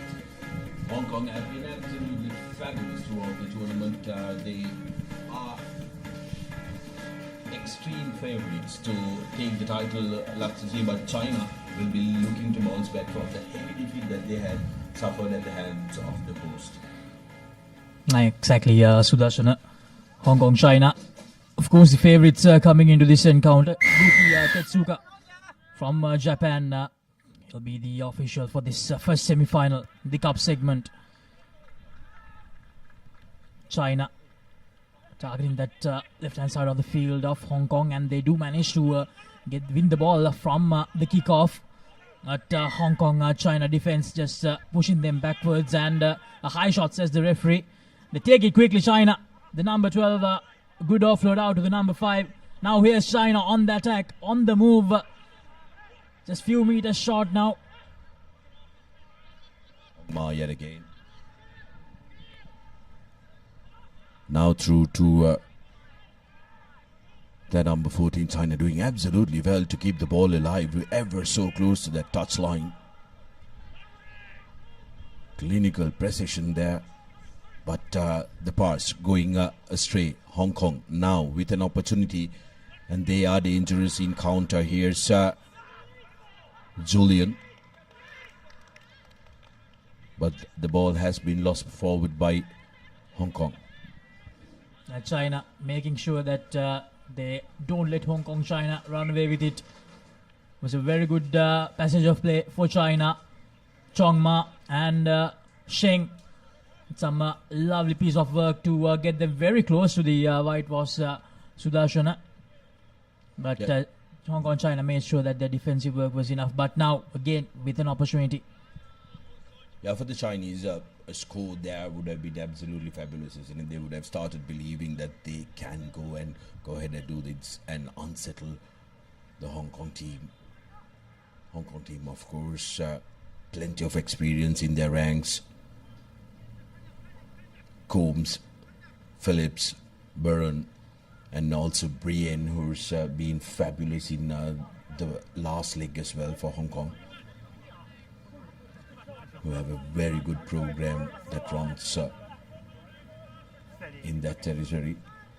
Chinese, of course, have come leaps and bounds in the past 5 years, 5 to 10 years. Laxi have always consistently competed for the third position as they go on the short side. Now China, once again, they come very close. Once again, they have targeted that left flank. Portion still with China, taking their time here. Tries to just slip away that time, the Chinese ball carrier. Now they do shift their direction of attack, but the Hong Kong China defense still holding on strong. Now just 5 meters short, and very well done by the Hong Kong China defense. Brian Phillips, the much needed effort to make sure that China doesn't score that first try in this semi-final. China have opted for a very interesting tactic where they are looking to attack the closer channels and make it physical. And the Chinese team are big players as well, so they are going to take the fight to Hong Kong in the close quarters rather than trying to swing it out wide. They're trying to earn that right to go wide, Laxisi. The Chinese flag flying high and proud here at the racecourse.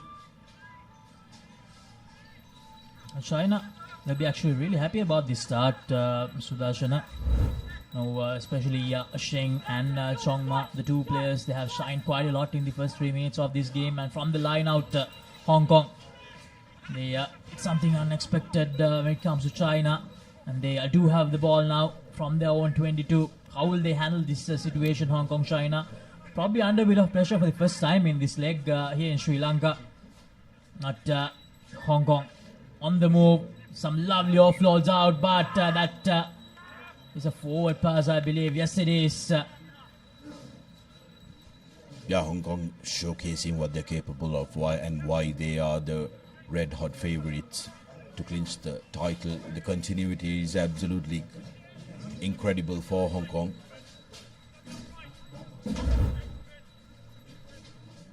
Take a look at this. The players in support, the timing as well here. It was just because of that defensive work that the pass was laid, but opportunity for China now. China once again, here's the dangerous Chong Ma, but unfortunately China just unable to get it right. Obstruction, says the referee. Another opportunity missed by China. And when you're playing against a team like Hong Kong, China, Sudarshana, they need to make sure that they make every opportunity count. Can't afford to do these unforced errors. Here's that replay. They are making contact with that player straight away. It's going to be penalized. Chongma had his ears at his back, thought that he had an opportunity. But Hong Kong, interestingly, have opted to go for a scrum. They are looking for a set move here. Keep an eye out for Liam Herbert, who can be devastating from situations like this. This is Brian Phillips. Brian Phillips gives it out to Fong Kit Fung. And Fung will touch down for the first try. And just like that, Hong Kong, China, they get the first try of the first semi-final. That's why it's very important for a team like China to make sure they pounce on every opportunity they receive, Sudarshana. For a team like Hong Kong, China, they pounce on the little opportunity that they get. Fong Kit Fung, built like a military tank, showcases the speed that he has as well. And Hong Kong, China, just like that, getting into the lead, 5 points to 0. You cannot give them so many opportunities, Laksisi, and not take the opportunities that you get in their red zone. And that set move, textbook play, and they would have rehearsed this so many times on the training pitch and executing it to perfection. And this Sayers and Fong combination has worked out brilliantly for Hong Kong throughout this tournament. Now China once again trying to pull out something from their own half after the restart. What can they do here? Now here's the big man for China, a powerhouse of a player. Has a lot of speed as well. He can surprise you with his speed as well. And now Hong Kong, as you mentioned earlier as well, if you give them even the slightest of sniffs, they will just pounce on it. And Fong will touch down for his second try. 10 points to 0. Hong Kong, China with the lead. Within seconds, Fung for his second, but lovely little touch from Phillips that time. He recognized that the ball was out from the ruck. It was free for all. Little dink and the beautiful pop to Fung for his second. Hong Kong really putting China under pressure. Despite China's extremely encouraging start, they haven't been able to get any points, and that is really hurting them. Take a look at this little pass. Brilliant, executed to perfection. And Fung says thank you very much. Gets the second for Hong Kong. China, the good collection of the restart. They need a try here. They need some points, Sudarshana, before that half-time hooter goes off. Can they do that? That's a big question. On the move again, China. This man has been dangerous so far. Probably needs a bit of more support from the rest. Chong Ma. Now, from left to right they go. Space is opening up. Now China. Will this be that first try? Yes, it will be. Shiven Yi will score the first try. 5 points on the board. Exactly what the doctor ordered for China before going into the halftime break. This game is live now. China showcasing that they can work with the depth as well, and showcasing some good runners with speed who can attack space with space. Third try of the competition here in Colombo for this man. Zwen Yi. Can he make it a 3-point game? And the conversion is good. 7 points to 10. All to play for in the next half. China pulling it back for all that pressure that they put in the opening minutes, getting the reward at the very end. 10 points to 7. Hong Kong, China with a slight 3-point buffer in this first semi-final. Don't go anywhere, folks. We have the second half action coming up.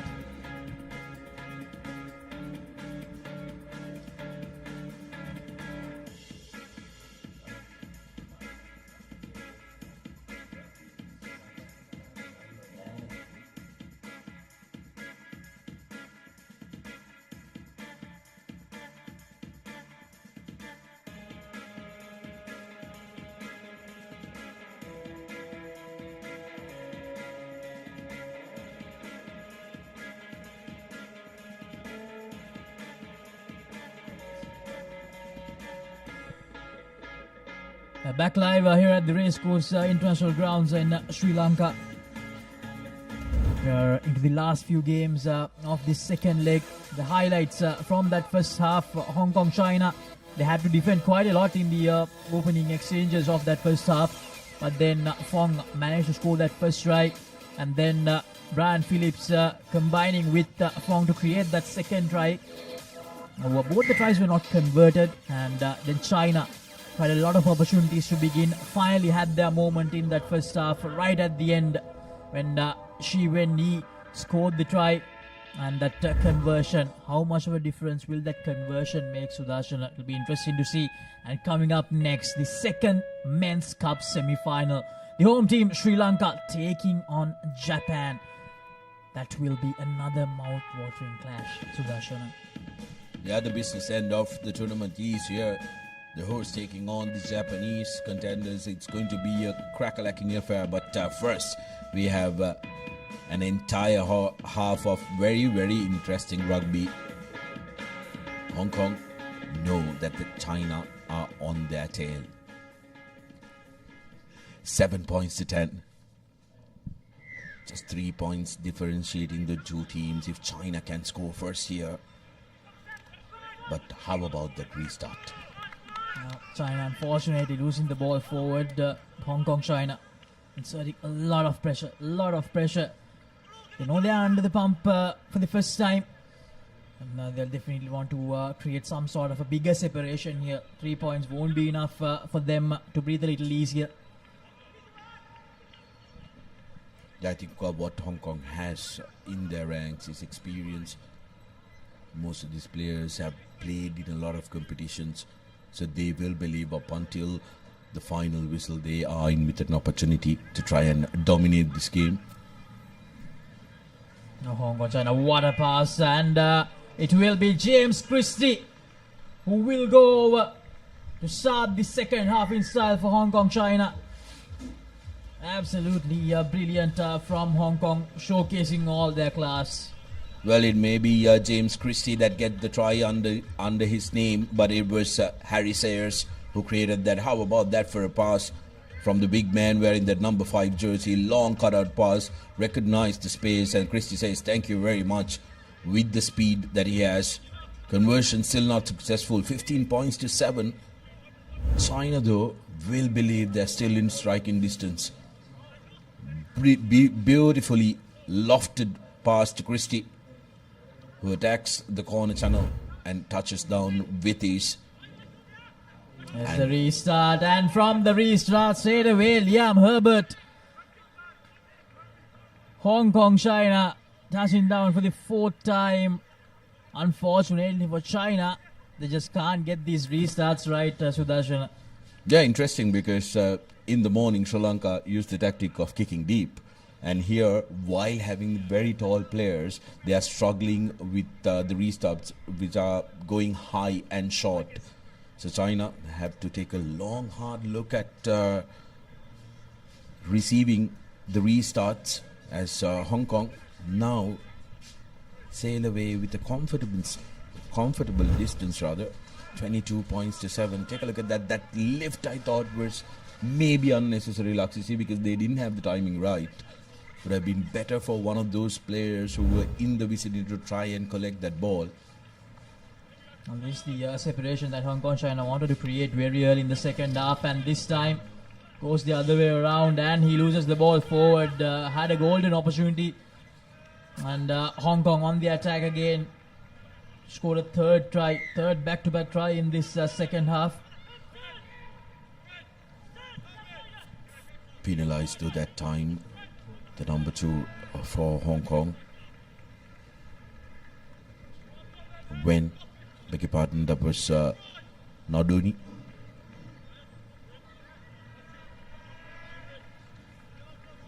China may feel like they've been put out of the game, but will want to play for pride, Laksisi, because they know they have another game. Even if they are not going to make the cup final, they will want to finish third, which they did in their home leg.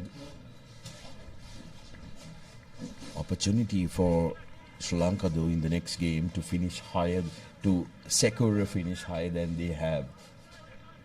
if they can win the next game, it will be confirmed that they are going to be either 1 or 2, which is going to be a mountainous task.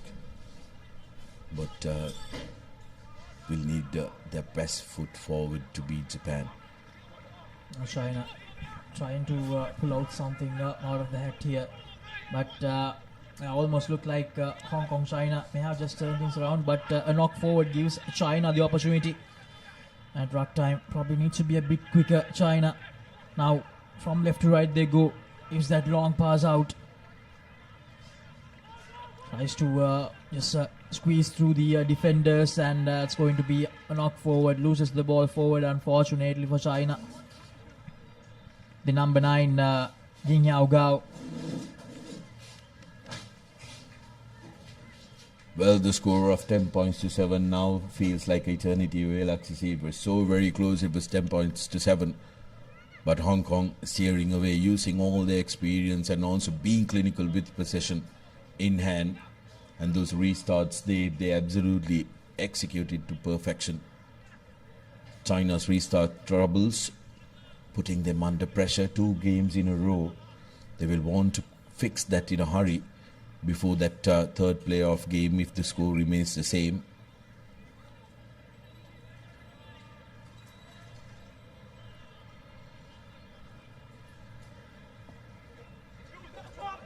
Strong to Hong Kong China, and he uses the short side this time. Phillips and number 11 for Hong Kong China, Sebastian Bryan.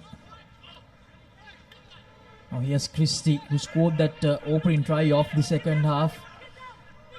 And China needs to release. Christie did really well. It was under a lot of pressure. Now here's Herbert, dangerous. Liam Herbert gives it out to Bryan, and Sebastian Bryan, he will just run away quite easily. A try underneath the post, and that will definitely be the nail in the coffin for China. Sudarshan. Yeah, Christie did that very well, but Brian touching down for his first try this game. 27 points to 7, Hong Kong China booking their place in the big showpiece quite comfortably, you could say, in the second half. But at the end of the first half, they were under pressure from some very good play from China. Sebastian Bryan scoring that try.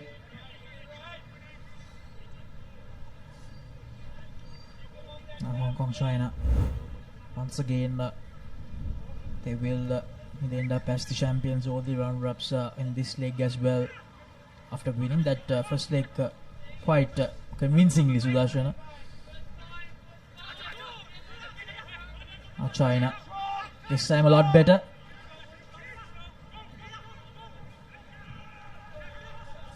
Better in the sense they managed to win the ball.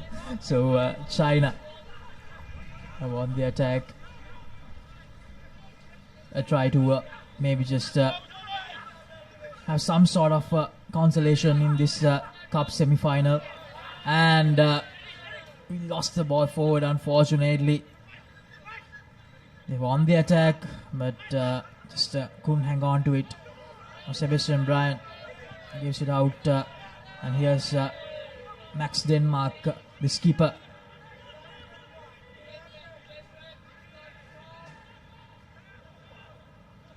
And China again with possession.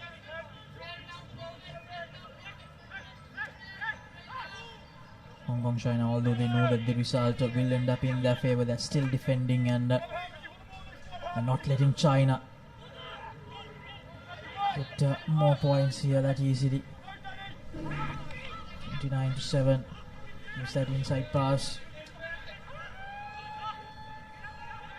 China, they have had a lot of time with the ball in the last few minutes, but they have not been able to gain much yardage. Now that's a good pass, that's a good move from China. Can he go all the way? There is cover defense, but no. Lovely stepping from him, and he will touch down for the second try. Yang Fan scoring the second try for China. to end this second cup semi-final. Unfortunately, a bit too late for them. 29 points to 12. China scoring one consolation try, but Hong Kong China will be happy with their effort. Despite the early jitters in the first half, they came into the party in the second and have now booked their place in the final and at a shot of being undisputed champions of the series. Laksisi. Another question remains, Sudarsana, who will challenge them? Will it be the home team Sri Lanka or will it be Japan? That's the full-time score confirmation. Hong Kong China 29, China 12. Coming up next, the big semi-final clash, the second semi-final clash. Now, these are the highlights. This moment was a huge run, Sudarsana, straight away off that first kick of the second half. Christie going over. Sayers was the man who created it, and then Herbert. All restarts that Hong Kong absolutely executed to perfection, and then easy running for Hong Kong once they got China reeling and chasing them. Rain touching down right underneath the post, which really did seal the game for Hong Kong. Up next, the host Sri Lanka taking on the Japanese here at Racecourse semi-final number 2 to find out who will face Hong Kong China in that all-important final. Going to be a fiercely fought encounter. Japan definitely the favourites, but the local lads will be hoping they can deliver a big upset and a historic moment here at Racecourse. If I'm not wrong, Sri Lanka have never played in a final in this level, in this regional Asian championship, the 7th championship. So it's going to be a big moment for Sri Lanka. Here's Craig Chan from Hong Kong, China, the referee for this all-important second cup semi-final. Here's Srinath Suryabandara with the kickoff. And Sri Lanka with the advantage. Here's Kavindu Pereira. Gives it out to Chatura Soisa. Chatura Soisa had a brilliant game against China early in the morning. Akash Madhushankar. Srinath Suryabandara. Anushka Dange, who's actually starting in this encounter. Yan Lekanayaka. Akash Madhushankar. To skipper Kavindu Pereira. Kavindu Pereira tries to find space, unable to do so. Chatura Soisa this time. Lekanayaka. Back to Suryabandara. Yes, Srinath Suryabandara searching for space, goes for that little grubber kick. Goes into the hands of the Japanese skipper. Now it's very important what Sri Lanka do from here. Akash Madhushankar with a thumping tackle. Great defensive work yet again, taking a lead from their performance in the morning. They have realized that the defensive pressure is going to create opportunities for them. And Surya Bandar at that time going for his boot, but the tackle coming in, isolating the chaser. But take a look at this brilliant, perfect timing. Him rushing up, put the player in two minds, whether to pass or hold on to the ball. And Akash Madhushankar doing brilliantly well. Sri Lanka with a good start. Can they capitalize, get that all-important first score? Jansen feeds the ball in. Srinath Suryabandara. Sit to Jansen again. Jansen trying to just squeeze through that little space. Shuri access the scrum half. Akash Madhushankar. Akash Madhushankar gives an inside pass to Kavindu Pereira. Diloksha Dange rather. Sri Lanka still in position. Here's Chatura Soisa. Suryabandara back to Jansen. Here's Kavindu Pereira. Kavindu Pereira, the skipper, once again trying to squeeze through but unable to do so. Good defensive work from Japan as well. Chatura Soisa. Spotted a little gap. Here's Jansen. Madhushankar again. Forces a little bit. Akash Madhushankar gives an inside pass once again to Ekanayaka. Vinal Ekanayaka slips up a little bit, but the ball still with Sri Lanka. Srinath Suryabandara put under a bit of pressure this time, but still going. Srinath Suryabandara. Akash Madhushankar unfortunately loses the ball forward. Sri Lanka struggling to penetrate that gate line defensively. Japan showing up, and take a look at that counter and the timing. Dange Was lucky that he didn't get penalized for his hand on the ground, but that little dink, that's the experience of the Japanese keeper coming through. Scrum in favor of China in a very good position. Japan. Pick up on Japan. Japan with the chance to attack now. And that's good, brilliant for Sri Lanka, but Japan, not so good for them. They lose the ball forward again. Sri Lanka with another opportunity at the halfway mark. Brilliant scenes. Lovely shot there. Two fans from Sri Lanka and Japan cheering their teams together. Pressure put by Surya Bandar, forcing that error coming through. Opportunity for Sri Lanka now. Jansen with the feed. An important scrum in the whole context of the game. Jansen. We saw for out to Srinath Surya Bandar. Surya Bandar trying to find space. Good tackle that time from Japan, and unfortunately penalized for holding on. Now Japan on the move. Akash Madhushankar once again good with the defensive effort. The best of passes, and this keeper, the Lokshadangirada, the brilliant tackle that time. Searching for options. Japan, the big man, tries to squeeze through, but still the Sri Lankan defensive line holding on strong, and that's brilliant. Once again a turnover. Sri Lanka, they get the penalty. Yeah, it's the defensive work that Sri Lanka are banking on. All of them putting their hands up and making sure that they make the one-on-one tackles. Sri Lanka, though, will want to try and shift this possession to the opposite end of the field. They've been banked up in their own half for a little too long, as Soisa carries the ball for Sri Lanka, making it available. Quick ball available for Jansen, who takes a little bit time. Quick penalty awarded for holding on, quickly taken by Japanese. Japan, a golden opportunity for them, a gap opening up, but again brilliant. The ankle tap right on time, and again holding on, brilliantly done by Srinath Surya Bandara. He takes it quickly. He looks at Dange with a brilliant tackle. Now here's Akash Madhushankar. Akash Madhushankar fends off that Japanese tackler. Gives the pass out. Here's Diluk Shadange. He needs support. The support arrives in the form of Akash Madhushankar. Srinath Surya Bandara to Chatura Soisa. Chatura Soisa to Heshan Jansen. Jansen gives it out to the skipper Kavindu Pereira. Kavindu Pereira steps away, and Kavindu Pereira, he will touch down for the try. The first try in this second semi-final, and the home team, they get the job done, and it's the skipper Kavindu Pereira.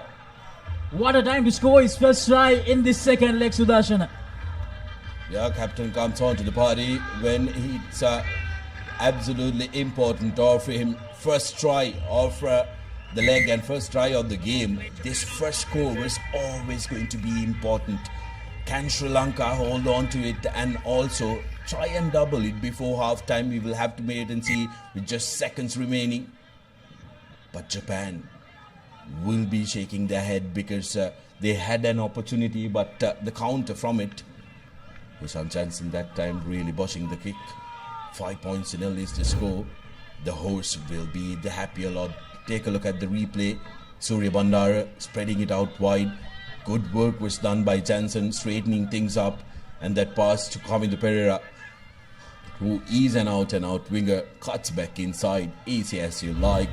The kicker would have appreciated an easier angle, but the restart from Sri Lanka collected by Japan, who will look to try and get a try. Big strong carry with a big man coming in support as well. They will want some score penalty, as the Sri Lankan defender did not roll away. That time it was Chatura Soisa who was lazily getting up, interfering with the ball coming out. Opportunity now for Japan, who have called for a scrum. Can Sri Lanka prevent Japan from going over the line here? That will have a huge say in the final result of this game, Sudarshana. Japan, they desperately need a try here to push Sri Lanka back a little bit.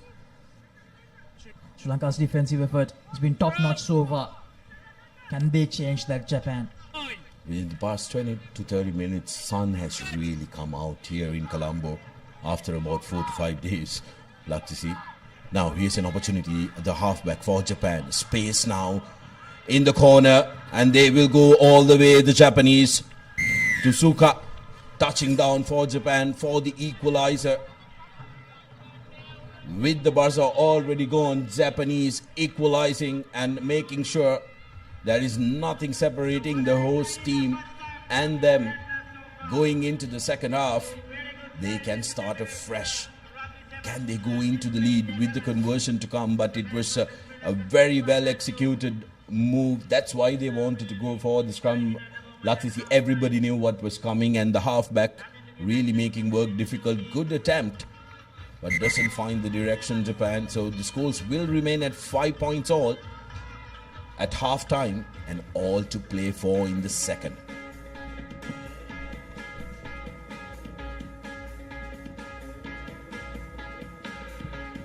Half-time score confirmation: Sri Lanka 5, Japan 5.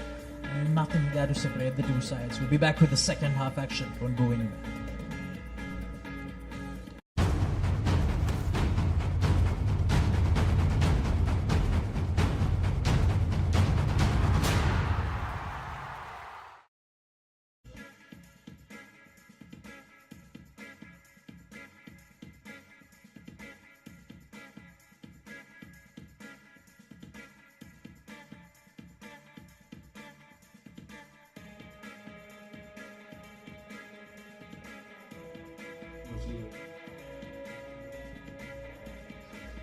Welcome back everyone to the live action from the Racecourse grounds here in Colombo. The second Men's Cup semi-final encounter between the home team Sri Lanka and China. At the halftime break, it's 5-all, nothing to separate the two sides. Can Japan make sure that they get the job done here? Will they book another date in the finals against Hong Kong, China? Or will Hong Kong, China face a new frontier in Sri Lanka? Here's that first try. Opening try for Sri Lanka, just seconds away from half-time. Kavindu Pereira cutting back inside, touching down for the host nation. They would have thought they can go into lemons with the lead, but China with a beautiful play. Soko touching down. Japan rather with a beautiful move, touching down and equalizing. 5 points all to play for in this second half as the dignitaries look on with anticipation. Japan with the restart. And Sri Lanka do well in that restart. Almost lost it forward, and the tackler not rolling away. Sri Lanka with the advantage straight away. Diluk Shadange. Here's Akash Madhushankar. Gives an inside pass out to Heshan Jansen. Heshan Jansen with that long pass to Dinal Lekanayaka. Dinal Lekanayaka. Dinal Lekanayaka goes to the rubber. The chase is on. Can Dinal Lekanayaka get it done? Here's Diluk Shadange. Diluk Shadange needs to make the collection, and the Japanese player had no option to kick it out. It will be a 5-meter scrum. The opportunity still with Sri Lanka. Some very good play there. Well won restart by Sri Lanka, and Dange coming on to the party, and then Dinal Lekanayaka recognizing that there was space on the outside, cut across, but Dange coming back in support is what created this opportunity for Sri Lanka. Suranga Tengnakon has been substituted and will want to try and make a change here. Sri Lanka with an opportunity 5 meters out from the try line. Jansen with that long cutout pass. Take a look at what Ekanayaka does. Goes on the outside, and he knows he has the pace. Back in school, the footballing skills not really coming into the party there. But Dange surprised by that player who came across. Opportunity for Sri Lanka. A massive short side available as well. Yes, Kavindu Pereira needs a support here. Support arrives. Tennakon to Akash Madhushankar. Akash Madhushankar gives that out to Chatura Soisa. Chatura Soisa will be tackled, and he uses the short side. Diluk Shadange, and Dange, he will go for the second try in this cup semi-final. 10 points to 5. Sri Lanka back in the lead just like that. Good work by the Sri Lankan side. Akash Madhusanka, I thought, was a little delayed delivering that cut-out pass. But brilliant work from Dilush Kadange, recognizing that short side isn't flanked by the Japanese. Very often steps back inside. Opportunity for Suranga to add in 2 points. Makes good contact. And it's through. 12 points to 5. Sri Lanka increased their lead to 7 points. Much to the appreciation of all the supporters here. Take a look at this. Dange recognizes that there is no one inside step. Thank you. And big carry by the young lad who has returned to the national colours. Dange, he can produce that physical ability for Sri Lanka as well. Now Sri Lanka once again going deep with the restart. Needs to make sure that they connect those tackles. Gayan Pereira with the chase. Suranga Tennakon with a lovely tackle. Sri Lanka, they need to recover here.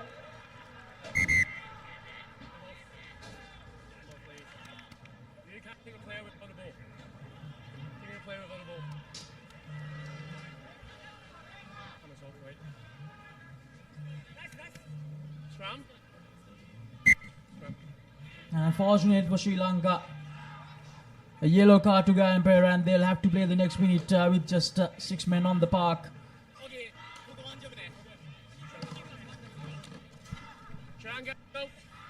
Sri Lanka under the pump now. The Japanese straight away opting for a scrum where they will look to put Sri Lanka under a lot of pressure. Bulat Singhal again has been brought into the mix. And like we discussed off the mic, the props need to really break quickly. Now the numerical advantage, plenty of space, and that's going to be the second. Japan strike back with another try of their own. Getting his second of the game was Shotaro Suko. 5 tries this leg, and he's been one of those go-to men for the Japanese. The conversion is not through. 2 points, slender lead, still with the horse, which is why you can see a lot of Sri Lankan fans cheering that on. This restart is going to be crucial for the Sri Lankans. They need to make sure that they get possession and hold on to it. Some changes have come onto the park as well for the host nation. Japanese, those still sticking to large part of their starters. Here's the restart. Good collection. Very well done from Sri Lanka.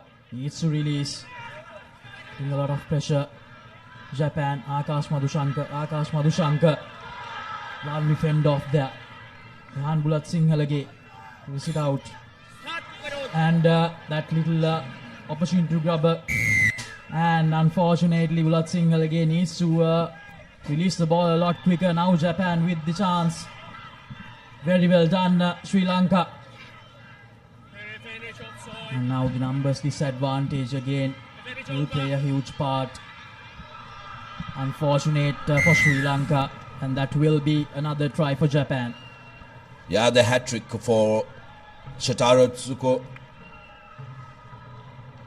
Touching down for his 3rd try this game and increases his tally to 6, and Japan just like that getting in front, 15 points to 12. Sri Lanka guilty of not being respectful for the position that they have. They're trying to be a little over-eager. Now restored to their original number. Can Japan increase the lead to 5 points with this conversion?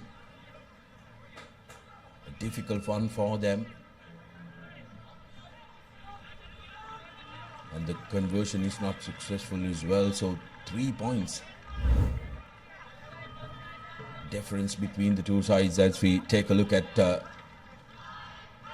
corner flag try by Shotaro, his 3rd of the game.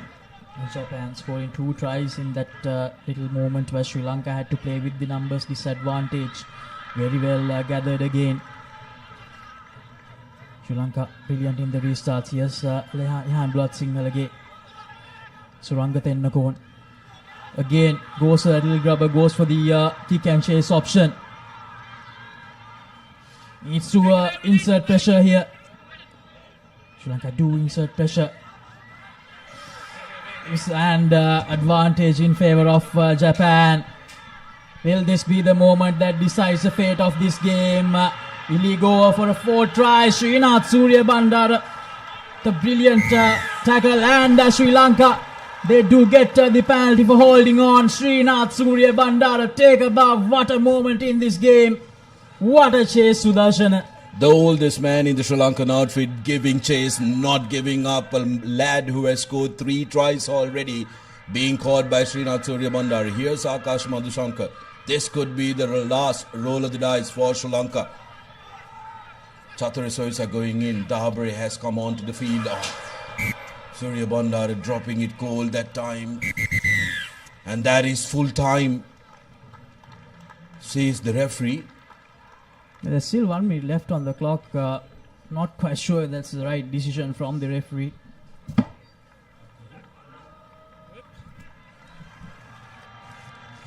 One minute left on our clock, and full time comes suddenly as Japan. It won't even go off, Sudarshan. That's a big problem.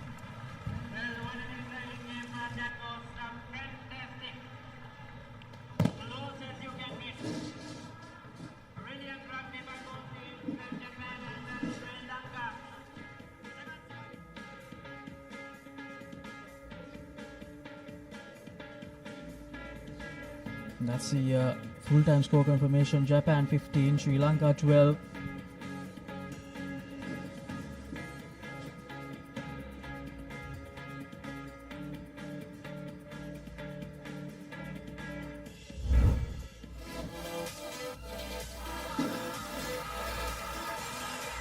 And these are the highlights. Tiluk Shadange.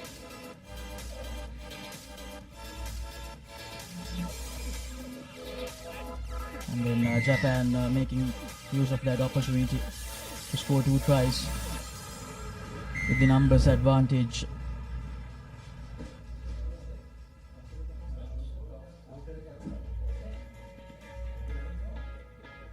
So the next game is between Indonesia and Sri Lanka.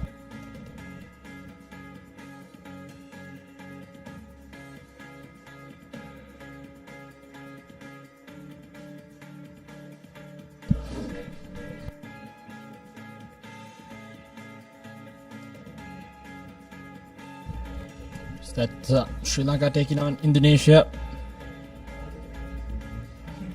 for the 11th and 12th place in the tournament.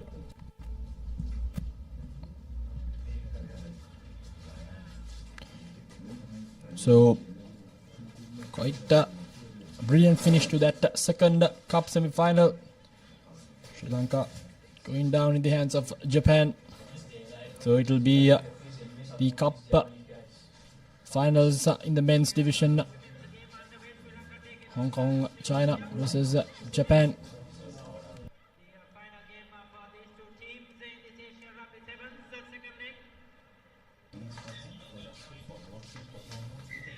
So it will be Sri Lanka to kick things off from the left side of your screen against Indonesia.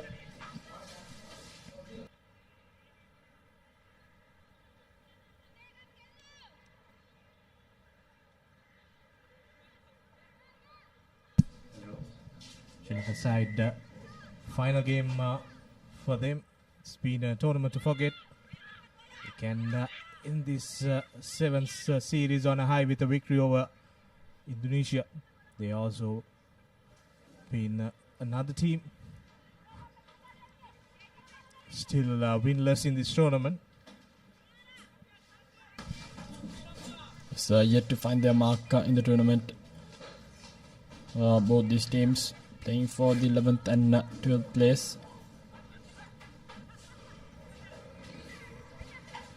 Now Indonesia with position inside their own half, moving it straight away back deep. Good rush defense, but missed tackles coming in So it's Indonesia now running away with the ball. Some cover defense coming in and will get a hold of her. Sri Lanka scrambling back in defense, trying to regroup. Again, good back-to-back tackles coming in. It's a high shot there, so it's a penalty against them. Now Indonesia with the opportunity to open the scoring. Rush defense coming in by Sri Lanka. With an overlap in the corner now. Draws and passes. It's time for the number 8 of Indonesia to finish it through, but good defense coming in yet again by Sri Lanka, who's now in desperate need of some good defense. Indonesia attacking the short fringes, picking and going, drawing in as much as defense, but so it's a penalty yet again against Sri Lanka.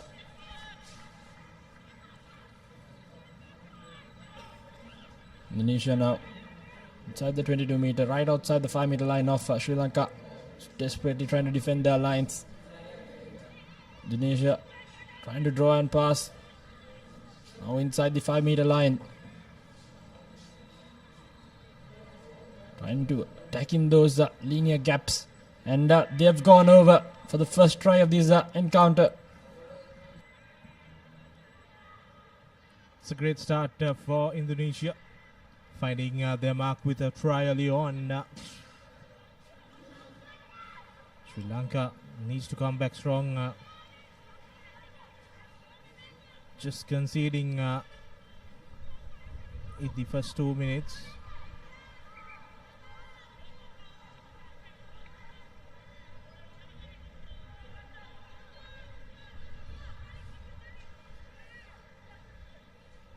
Wardani's conversion is 5 points to nil in favor of Indonesia. Here we go, the replay of that try. Defenders to go over. It's a good high-hanging restart. Very well gathered by Sri Lanka. Now trying to reply with a try of their own. Good running angle there by Sri Lankan number 13.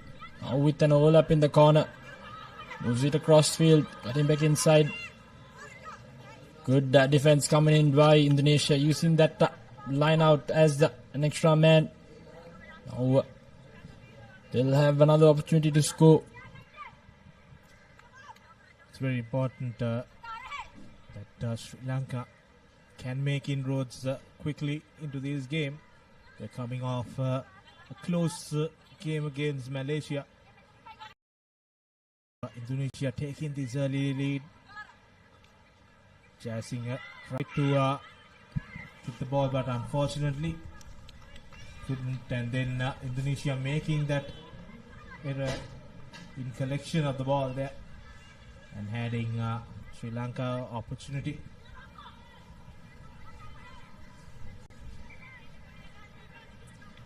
Sri Lanka finally making in to the Indonesian half with a proper opportunity to score the first one in fact of this game.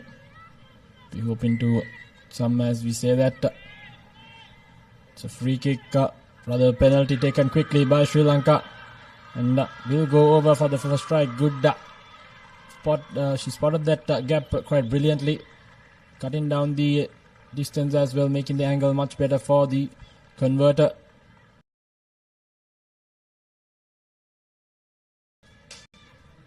Brilliant work there by Sanjeevani Vijayatilaka. Going over for Sri Lanka. Important try in the context of the game. Equalizing now. The conversion from Lianage will make the difference whether the score will remain 5-all or will it increase to 7 points. And she bisects the uprights perfectly. So that's 2 more points for the host. And they take a slender 2-point lead.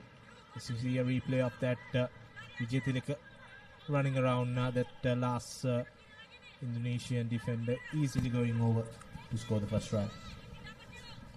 Yeah, she spotted the gap quite brilliantly. Now an important restart for both these two teams. Indonesia 2 points deficit for them. Good collection there. Kind of applying pressure. Coming up in defense. Very well marked tackle. To be a penalty now. Taken the tap. Trying to barge her way through. Just the number 1.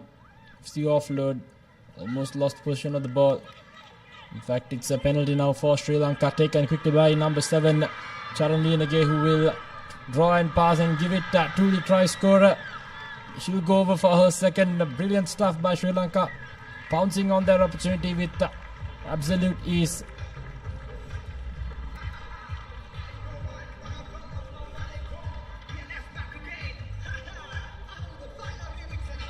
It's another try for Sri Lanka. Very important one scored by Dilki Sarani.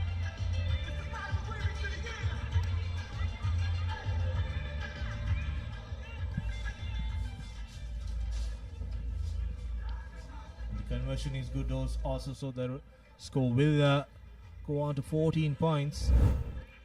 See a replay of that draw and pass by Charan Leenage, and easily finishing off by the number 6 Dilki Satsarni. So Sri Lanka come back strong after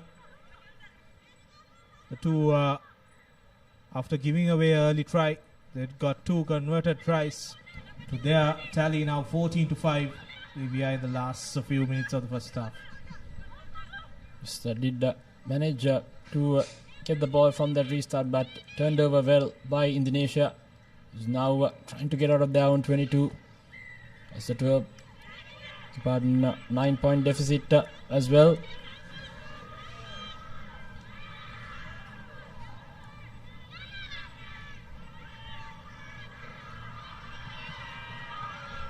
Has a number on the corner, but puts on the fend and goes over is Sandika Hemkumari for Sri Lanka. 3 unanswered quick tries from the hosts takes them up to a 19, and a brilliant comeback for Sri Lanka. Yes, the brilliant stuff indeed by Sandika Hemakumari. Showed some good power running and big no argue by her. 19 points to 5. So Sri Lanka going into lemons with quite the comprehensive lead.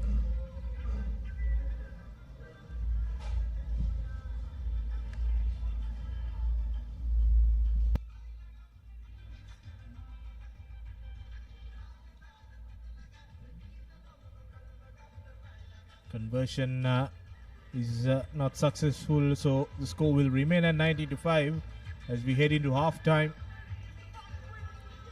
Brilliant comeback from Sri Lanka. The half-time confirmation: Indonesia 5, Sri Lanka 19.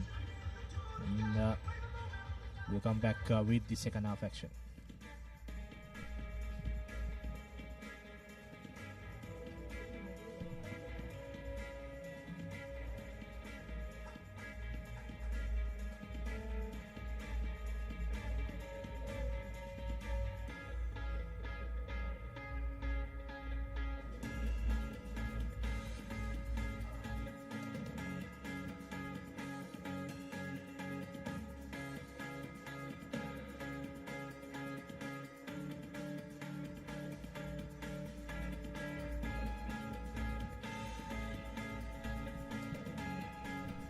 Back live from Racecourse. First half highlights. Indonesia opened the scoring the first half. Sri Lanka then came back strong with tries. 3 tries for them. First one came from Vijay Tilaka. She went over. And then Satsarani going over. In quick succession just before half time. They managed to get their third one, and this a brilliant try from Hemakumari in that wind, showing her power and going over. So a 14-point lead, Sri Lanka, as we are all set for the second half action. It's Indonesia now. Important restart for them. It's vital that they regather, but opted to kick it deep. Didn't grab it first time around, so it will be a scrum down now in favor of Indonesia. Exactly what they wanted. Right inside the 22 meter of Sri Lanka. They'll be hoping to get a score in, trying to cut down their deficit. 14-point difference between them and the host.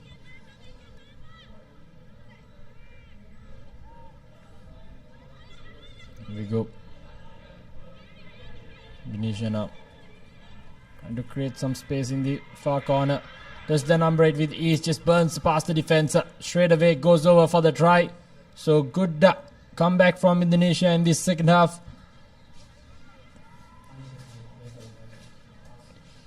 Does the number 8 going over for the try. Just clear mismatch in pace in that instance.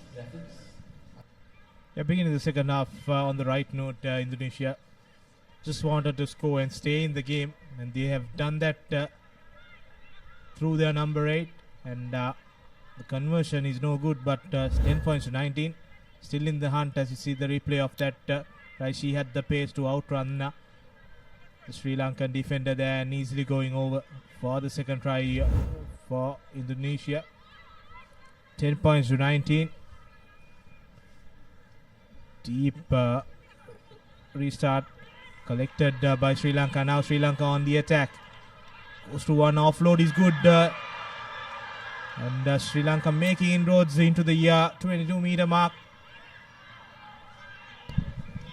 Just keeping the ball alive now, Sri Lanka. Finally brought down by Indonesia. Now with an overlap in the corner. Just a simple draw and pass would do it for them, but big number 13 says I just do it myself. Goes right underneath the post. So second try for Hemakumari as she goes right underneath the post. It will be 24 points with the conversion to come as well. We'll have some substitutions coming in for Sri Lanka as well. Second in this game, fourth in the leg. Hemakumari did quite brilliantly.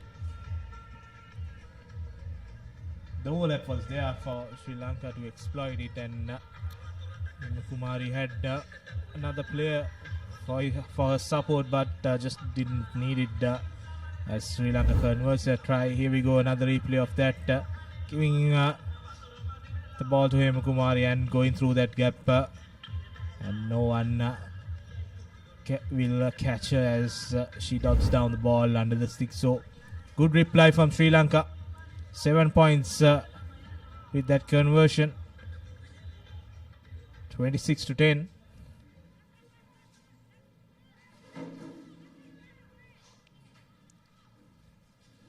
Restart collected by Indonesia and makes that fumble with the tackle. Sri Lanka now playing with advantage. Goes to the corner, cuts back in and goes over for the second try. Sri Lanka for that's Dilkisa Tsarni goes over for her second, and Sri Lanka continue to pile on the points. Just quite the dominating performance in the second half as well from Sri Lanka, pouncing on that loose ball. Can Indonesia pay for their mistakes with dividends, with a conversion to come as well? Sri Lanka secured that 11th place in the tournament. So with the conversion to come as well, unsuccessful, but nevertheless Sri Lanka quite the comprehensive lead now. The few minutes left on the clock as well.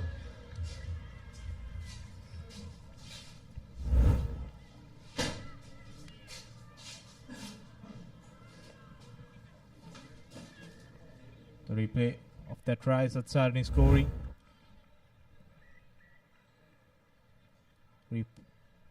Conceded earlier on, but came back strongly in this first half, and same pattern continuing in the second half as well.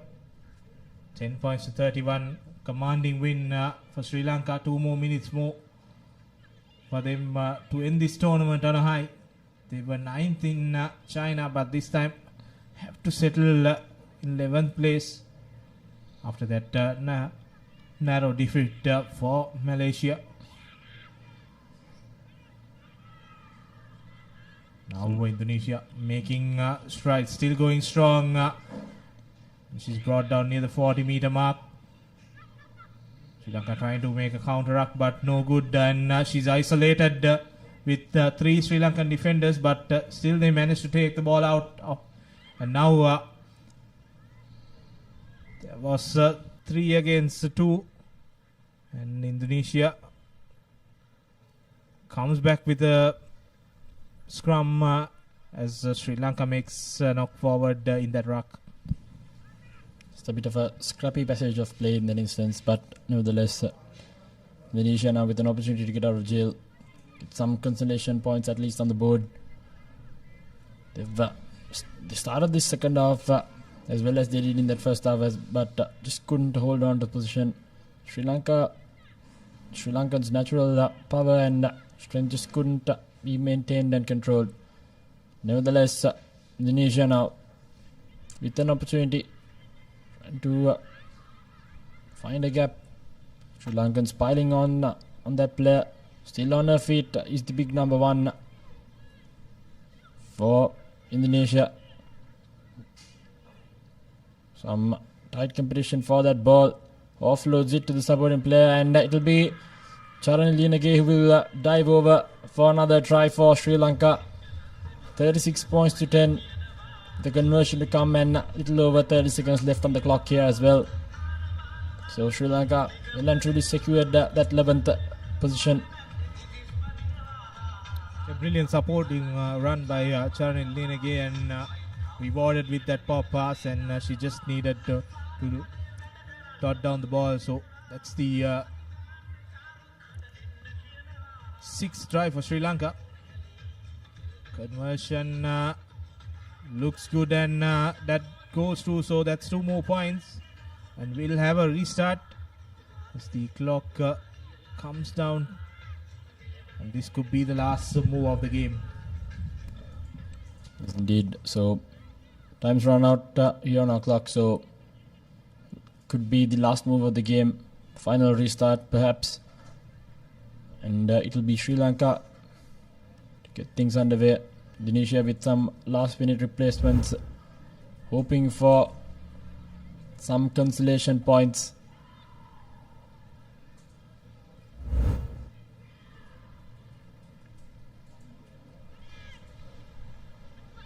Here we go. Restart gathered cleanly. Trying to find some space. Build that face play. Indonesia now. The ball to their number 1. Favored pass, not the ideal stuff. Gives that offload. Space on the outside. Just have to beat the defender. Some desperate defense coming in from Sri Lanka in the lateral areas of the ground. Good counter-rucking, but not from coming in from the side, says the referee. So a penalty for Indonesia taken quickly. Drops it goal, so it will be the final whistle and the final move of the game. Sri Lanka winning this 38 points to 10, securing 38 points to 10 victory. And final game for them as well. And now it's the that's the full-time club formation. Indonesia 10 points, Sri Lanka 38. And a win at the last game for the hosts. The expected position to win, but we'll take some positives out of this tournament and improve their game going forward as we see the highlights of the second half. Indonesia, as they did in the first, opened the scoring, and then Sri Lanka came back strongly. And from there onwards, there was no stopping Sri Lanka. They went on to score 3 tries in the second half. Beautiful cutback in try from Diliki. And to end the game, Charnilianage going over for the last try for Sri Lanka.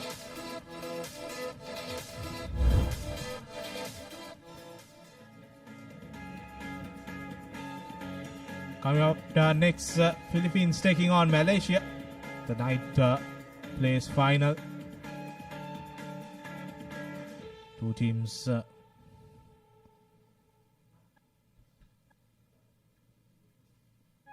won the semifinals of this 9th place. The two teams, Philippines and Malaysia.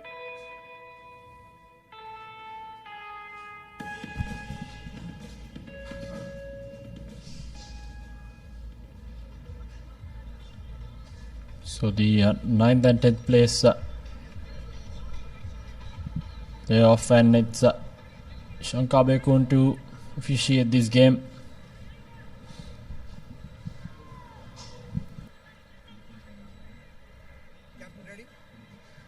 Captain ready, Reg?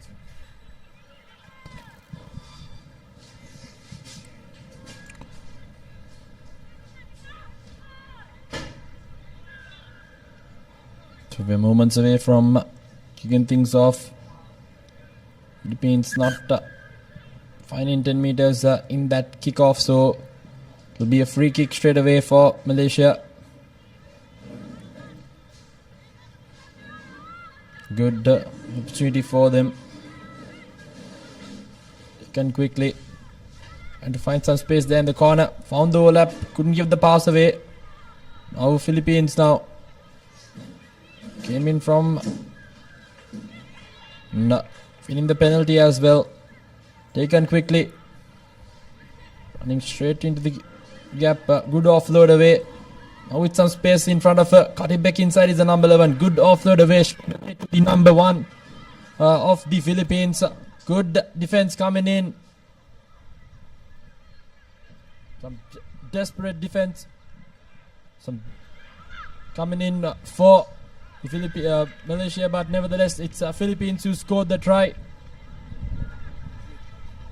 So, Vanessa, who's gone over for the first try of the game, opening up the accounts for the Philippines.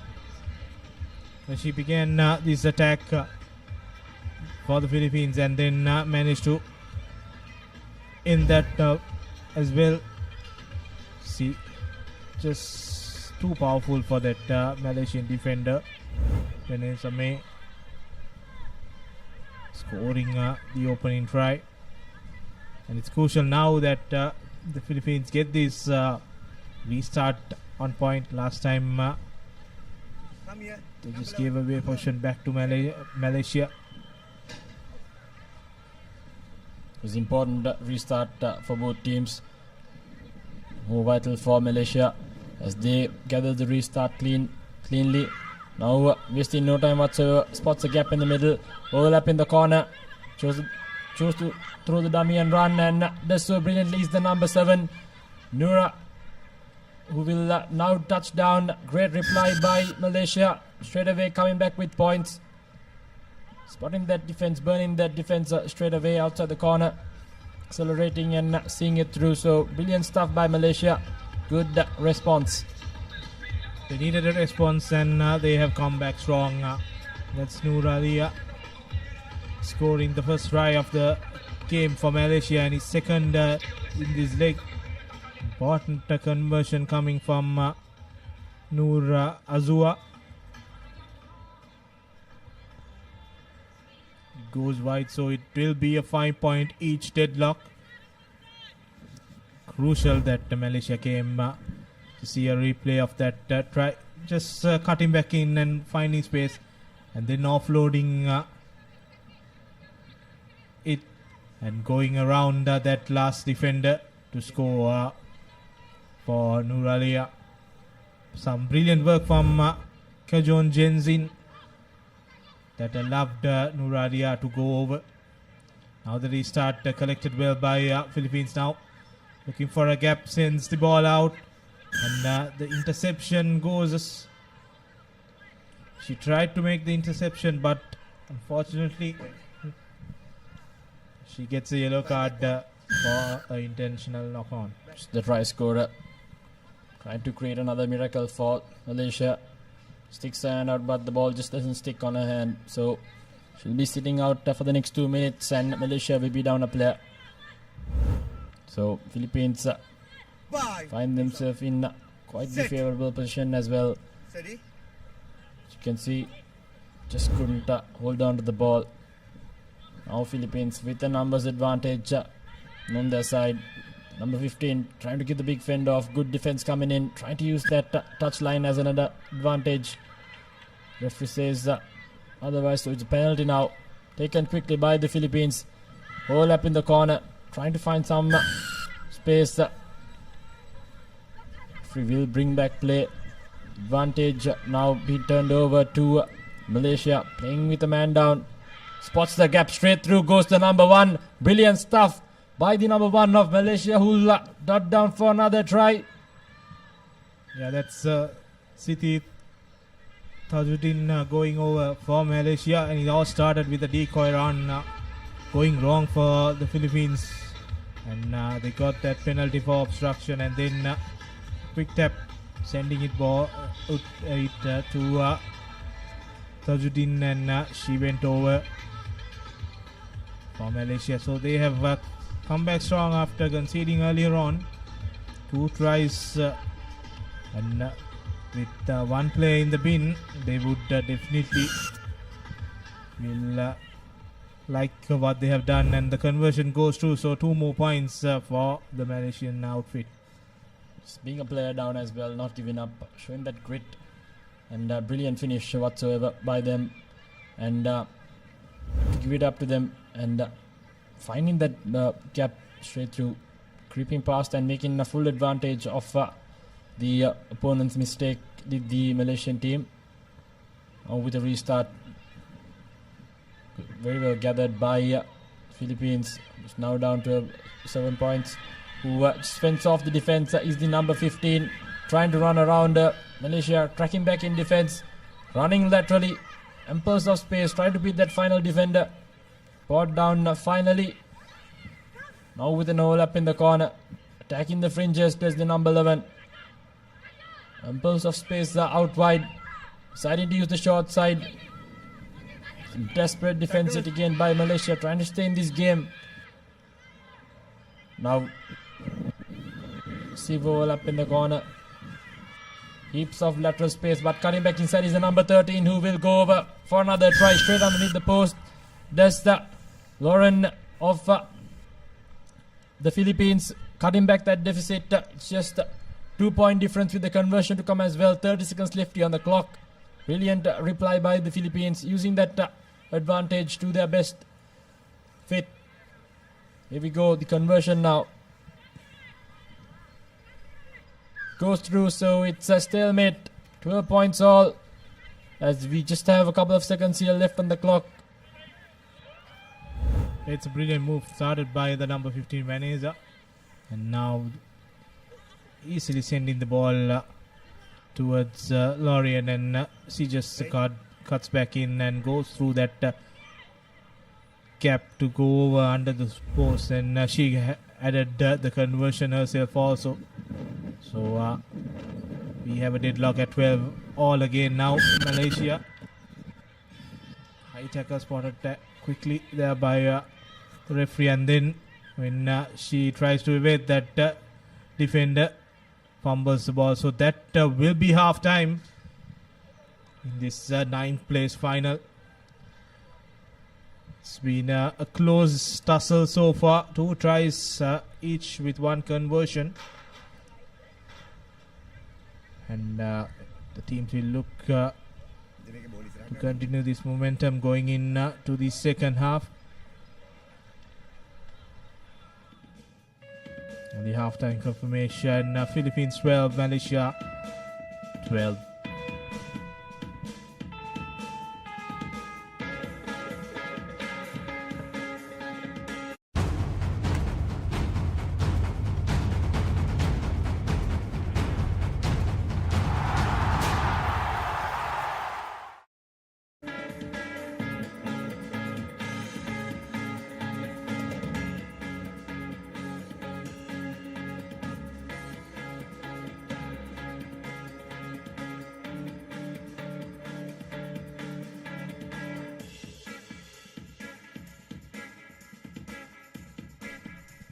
Back live from Racecourse. Let's take a look at the first half highlights. Philippines open the scoring, and then Malaysia replied straight away to this brilliant run from Malaysia. And again, when they were one man down, the number one just ran through that gap and the pace was no match for the Philippines outfit. They had a 7 points gap, but just before half time, Philippines replied to Lauren going over under the sticks, and she converted the try also. And we are underway in the second half, and Malaysia straight away turning the ball around. Have numbers to the corner if they want to use it. She goes through and tries to offload, but good work from the number 4. Bringing that ball into contact now. Have numbers, but good rush defense from the Philippines. This number 8 has been a player that Malaysia depend on. Unfortunately, this time she gives away the penalty. Now the try scorer May offloads it to the number 5. Now they're setting things up in the middle, and another penalty for not rolling away. And she takes a quick tap. Fortunately, goes down and holding on this time. So few penalties in quick succession in this game. Now Malaysia on the attack, changes the direction, but goes into traffic. And finally brought down. Malaysia now trying to snipe past the defense yet again. Keeps the offload, keeps the play alive. Staying on her feet is the Malaysian player. Philippines crowding up there in defense. No, you can't put. Trying to move the ball now. Sit bounce. There. Cutting back inside is the number 1. Good defense this time around by the Philippines. And to keep her up on her feet.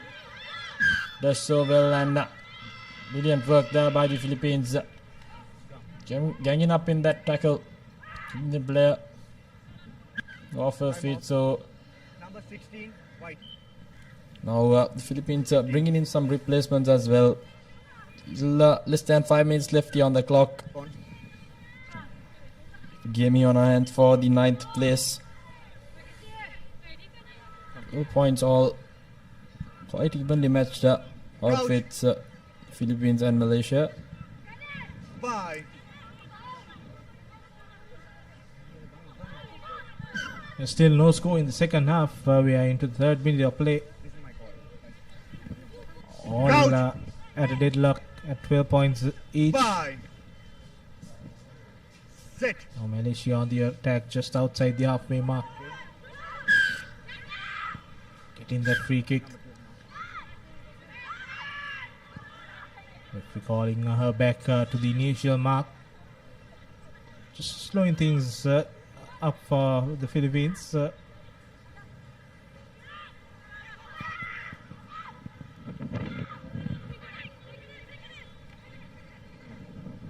Playing in close quarters now, needs to spread this ball wide, but the number 13 decides to cut back in. That's Lorian, the try scorer. It's Malaysia with some good defense now, with some space there in the far corner. Cutting back inside, trying to push her into the touchline. 3 players now in up there.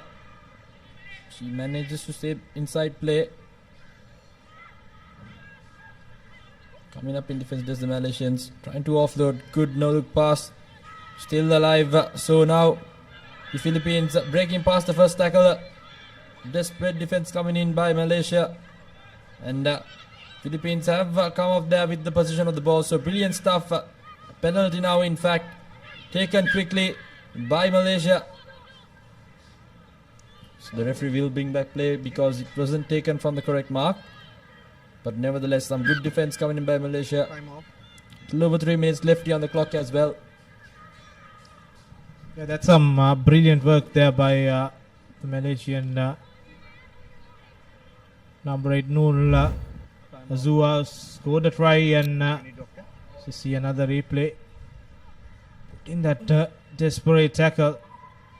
And then Sitin Sadujin turning the ball over. And we did not have any advantage, so we wanted to bring back play. Seems like there's going to be a slight injury concern there for number 1 of Malaysia. Seems like a small ankle roll. Nevertheless, time's been turned back on, so it'll be a scrum down now inside the 22 meter. Malaysia opted to run. So just less than 3 minutes left on the clock here as well. Both teams stalemate of just 12 points each. It's a free kick now for Malaysia, taken quickly. Taking the spaces now, finds herself in a good gap. Accelerates straight past through her defense. No one is gonna come cover, stop her, so she'll go over for the try. That's the number 7 for Malaysia. Brilliant stuff yet again by Nuralia. Second try in this game has been the difference between her team and the opponents. Brilliant stuff. Second in this match, third in the leg, so she showed up when her team needed it the most. Just over 2 minutes left on the clock. Spotted that gap brilliantly. Quite identical to the first try she scored as well. Good acceleration and finish. The conversion successful as well. So 19 points, 12. Yeah, there we go. A replay of the try from Nuralia. The conversion went in, so that's a very important 2 points for Malaysia. So they get their lead back of 7 points.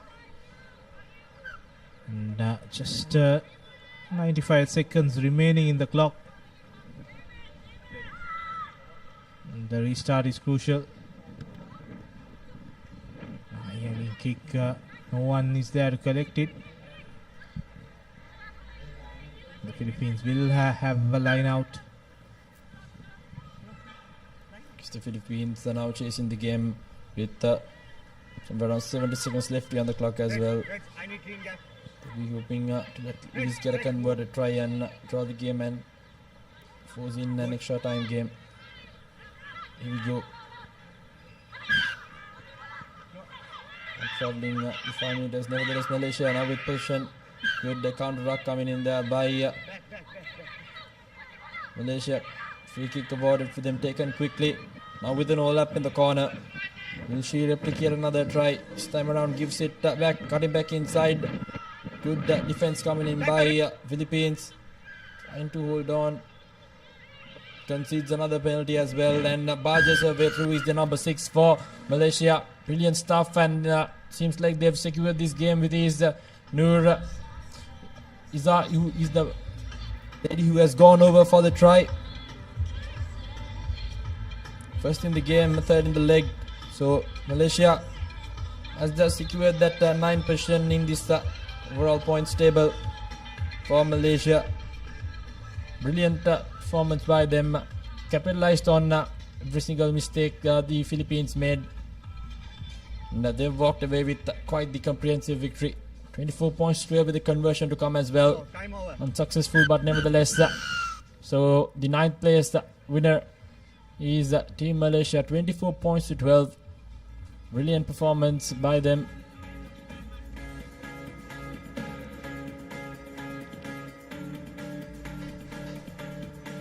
So it's the 9th place for Malaysia, 10th for the Philippines, 11th for Sri Lanka. Brilliant overall performance by Malaysia yet again. Some good sniping runs, good flurry of finishes. Philippines, on the other hand, had their moments, just couldn't see the game through. So very well managed and finished game by Malaysia in that instance. And we'll have a change in voices as Rishwan Pereira and Tanvir Hassan comes over. Thank you, Denon. More games coming Alright, guys, as we see the full-time score confirmation from the last game being played between Malaysia and Philippines. Malaysia coming on top, 24 points to 12. As I welcome back Tanveer Hassan to the combox. Very good afternoon to Tanveer. Good afternoon to you as well. And we had the highlights of the previous game. Playing well there. Both teams doing their absolute best. What a try this was, breaking into that defense and going over the line. Tremendous effort. And as we have our next match for the day, back to men's rugby. Chinese Taipei will be South Korea. That would be for the 12th place position.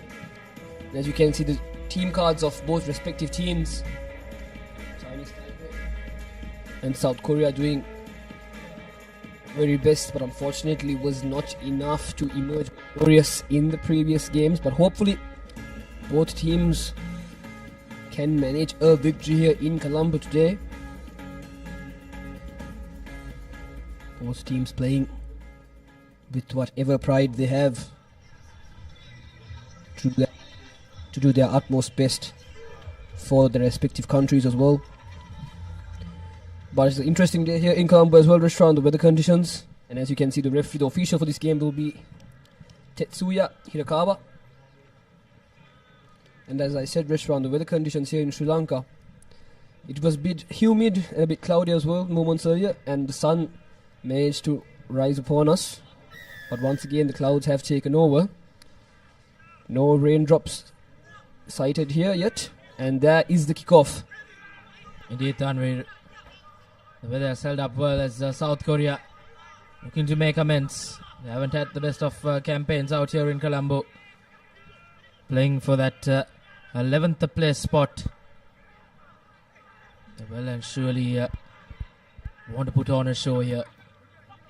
South Korea with possession. They managed to stretch that ball out wide and goes through the defense brilliantly. Is the number 14 from South Korea, who draw first blood. And just what the South Koreans would have wanted. It's been tough for them out here in Colombo, but they well and surely want to end this campaign on a high. 5 points to nil with the conversion to follow. South Korea have got off the mark.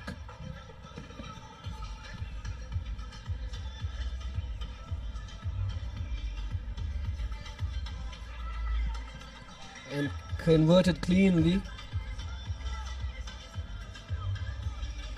Converted cleanly for South Korea, so they will be leading by 7 points. And here is that try from the corner, steps back in, beats the defender, and makes his way right under the post to make the kick taker. Converted cleanly as well. So South Korea will be leading in this game, 7 points to nil against Chinese Taipei. Well collected from the kickoff, but unfortunately not being able to keep it at hand. Chinese Taipei now doing whatever they can to keep the ball in position. Right now they are in the attacking position. Number 7 to the number 4 sends it wide to the corner, but unfortunately the number 8 of Chinese Taipei not being able to control the ball in his hands.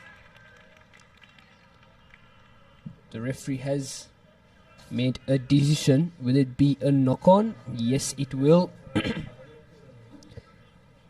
A little weird bounce then in the end, and here we have the coaching staff and the bench, the substitutions of the South Korean team as well.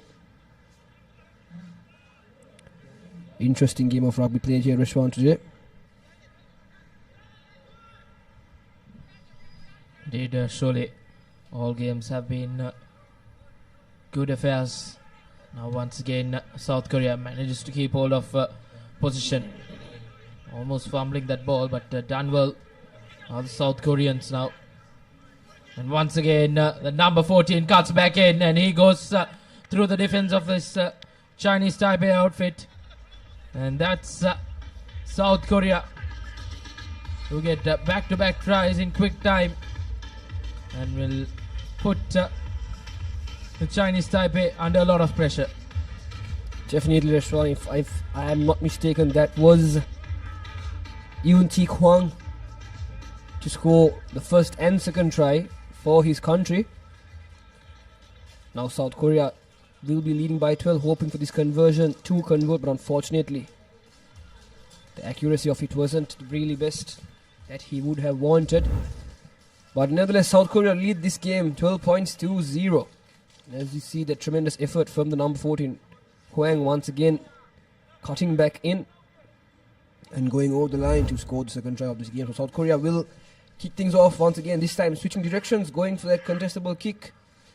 Could have easily taken it, but Chinese Taipei have knocked it on. So South Korea once again will be playing with advantage. The number 3 offloads it to the number 10, back to the number 6. From one corner, working it out to the other. Can the number 3 go over the line for another try? Yes, he does it. Back-to-back tries for this team. They will be very, very happy with this performance. What a way. The number 3 of South Korea, Jin Mo Lim, scores the third try for his team and in this game as well. Should have come a bit more closer to the post restaurant to make it more easier for his kick taker to convert it. Indeed, but with a 17-point buffer, I doubt it. Just 2 points will count. But currently cruising in this 11th place final, South Korea. 17-point buffer with around 2 minutes left on our clock for the halftime break. Chinese Taipei would love to go into the break with a score.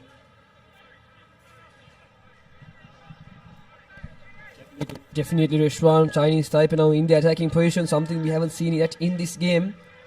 Goes for a small boot there over the South Koreans' heads. He thought the ball will bounce back to his position, but unfortunately it bounces the other way that he expected. So South Korea once again in the attack. But a little fumble there. Not sure exactly what happened, but it seems that South Korea has knocked the ball on. So once again, Chinese Taipei in the attacking position, right on the 40-meter line. They will be very happy with this outcome, and they will also want to score before the halftime whistle is blown. Conceding the lead is 17-0 currently. They want to at least score a few points before the halftime. Chinese Taipei feeding the ball in, taking it cleanly from the number 4, and now changes direction to the blind side. The ruck wasn't formed there neatly, but still in position of the ball. Chinese Taipei sending it to the center, cuts back in, changes direction once again. Brilliant work of Sevens Rugby from this team, Reshwan, sending it both ways, trying his best to stay inside, but unfortunately, as you saw on our screen, the foot touching that line is what lost him position of the ball. So it will be a line out in favor of the South Koreans once again. Indeed, just not getting the angles right on that occasion. The Chinese Taipei winger just touching that touch line.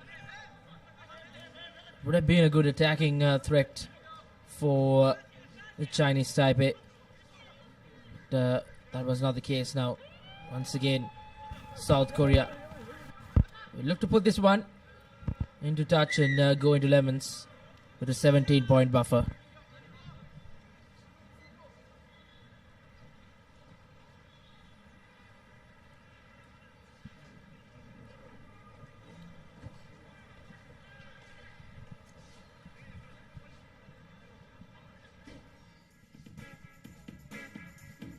It's been a tough 7 minutes for Chinese Taipei, but South Korea have really played well. 17-0 reads the score at halftime.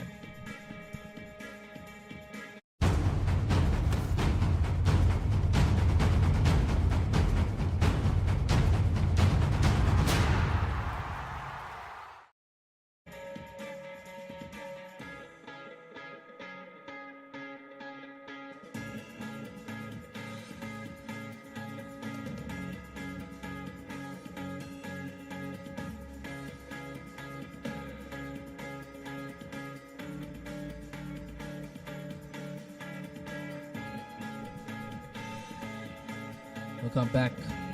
It's going to be an important second half coming up for Chinese Taipei if they are to come back into this. But after start off well, as long as South Korea are concerned, things have gone their way in this 11th place final. They got off in the right foot, went over in quick time. 2 tries from the number 14 from South Korea.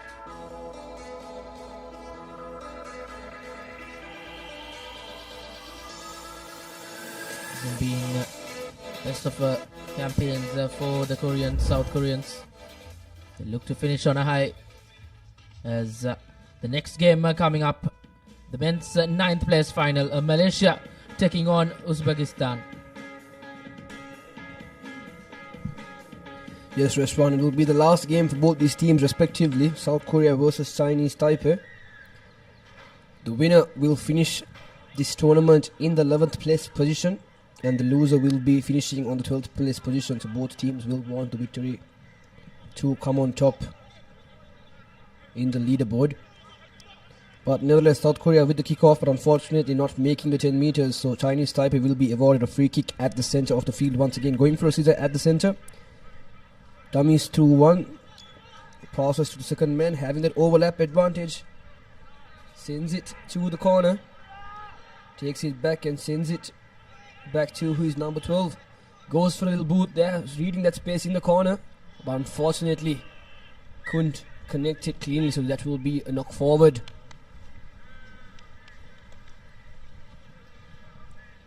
He just tapped his hand, is what the referee is saying, but unfortunately for the attacking team, Chinese Taipei doing well at that moment with that boot as well, spotting that space in the corner restaurant for his wing 3 and his center to collect, but unfortunately a little wet fingers, buttery fingers is what lost them the ball. So South Korea will be very happy with that outcome. Having a scrum in their danger zone, they will want to run it forward or maybe kick it to the back once again. Let's see what they have in store for us. Going to the corner is the previous try scored, number 14, now beating 2 defenders. Just one more man to beat. Can he make it all the way? Cutting in, running in crisscross. Doing his best, and has he made it over the line? Yes, he does it once again. His 3rd try in this game, Reshwan. Tremendous effort from the South Korean player. Indeed, hat-trick of tries in an important game for them. He scored 4 tries in the leg, and 3 have come in this game against Chinese Taipei. And surely it's South Korea who will finish 11th, and Philippines will finish in the 12th position of the Asia Rugby Emirates 7 series down here in Colombo. Conversion doesn't go through, but a 22-point cushion will be enough for South Korea to see you off in the next 4.5 minutes.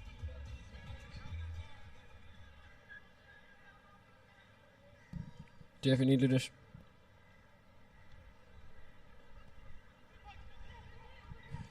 South Korea once again with the kickoff. Chinese Taipei not being able to collect it, but still managed to regain position of the ball. Chinese Taipei doing well now, still on his feet, the number 6. Still on his feet, but finally is brought down by the South Korean player, Keishi Su. Doing well in attack. Going for the boot once again to the back, spotting that no one is there to collect, but unfortunately there are no chasers in screen. But someone has made his way to the number 11 of Chinese Taipei. Can he do it? Yes, he does. Is the grounding clean though? The referee will just want to see with the TMO.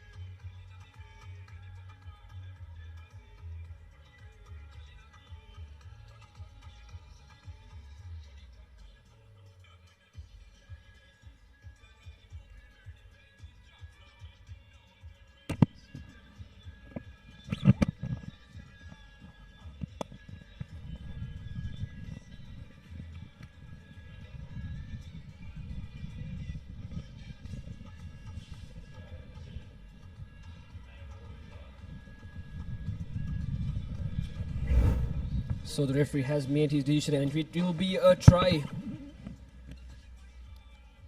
Clear grounding, says the referee from the TMO. So Chinese Taipei, from the courtesy of their player, have scored their first try in this game. So they will have a 5 points to their name following their conversion. Have they missed it? Yes, they have, unfortunately. But nevertheless, now 5 points to 22. Switching the time back on. South Korea 22 to Chinese Taipei's 5. So Chinese Taipei will restart proceedings once again. Kicking it deep this time inside their 22. The South Korean team trying to do their best to drop back for support. Forming in a flat line this time, not forming deep enough. So Chinese Taipei doing well to defense, making it easy for them as well. Will that be a penalty? Yes, it has been. Holding on is the call from the referee. Chinese Taipei taking a quick tap there, but it unfortunately was at the wrong mark. So this time they will kick to touch. Right inside the 22 restaurant.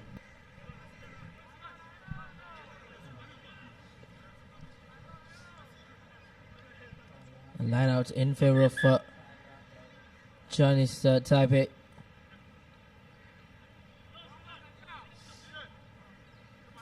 South Korea, more happier bunch. 22 points to 5. Probably will be untouchable from here on. There's a line out. Good from Chinese Taipei.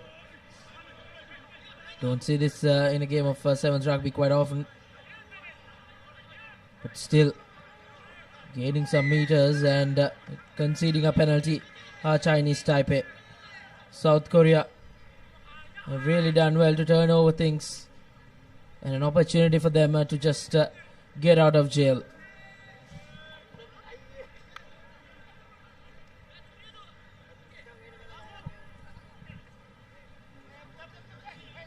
A line out now in favor for the Koreans. Getting that get out of jail opportunity after opportunity in courtesy of the Chinese Taipei team. Just 1 minute and 50 seconds remaining on the clock in this game for the 11th and 12th place position. Chinese Taipei once again in the attack, forming flat still. Goes to that inside pass, but unfortunately is knocked on. Chinese Taipei once again in the attacking position. They will want to make something from this, but unfortunately still not being able to decide what to do. So he runs into the gap, having a number on the outside, the number 8, but has he had his foot on the line? Yes. The assistant referee spots that. And there will be a line out once again for the South Koreans right inside their 22. Still 1 minute now remaining. South Korea having that comfortable lead, so they will be most probably the victors of this game and will be the team in the 11th position of this tournament as well. And now number 8 of South Korea trying his best to run across the team from the corner. A 50-meter sprint for him. Doing well now South Korea. They should run it straight and pass the ball, and the big number 18 that we've seen previously in this tournament. Just one man to beat, having space on the outside. The number 12 gives it to his big number 1. Cuts back in, beats 1, 2, 3 defenders. Looks for support, finds it, passes it to the corner. No one to beat, easy for the number 8, and he does go over the line once again, and this will be the final try for this game for South Korea. 27 points for them, with Chinese Taipei just scoring one unconverted try. And the try scorer Kim will be very happy with that, as he brings his team and the end for this tournament as well. And that will be the final whistle blown as well from the referee.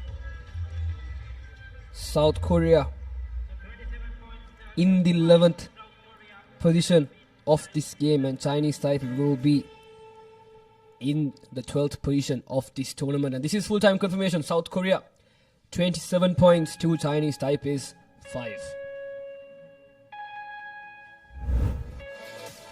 And the highlights for this game is shown to number 14, scoring 3 tries in this game. Tremendous effort from him, running that zigzag crisscross position.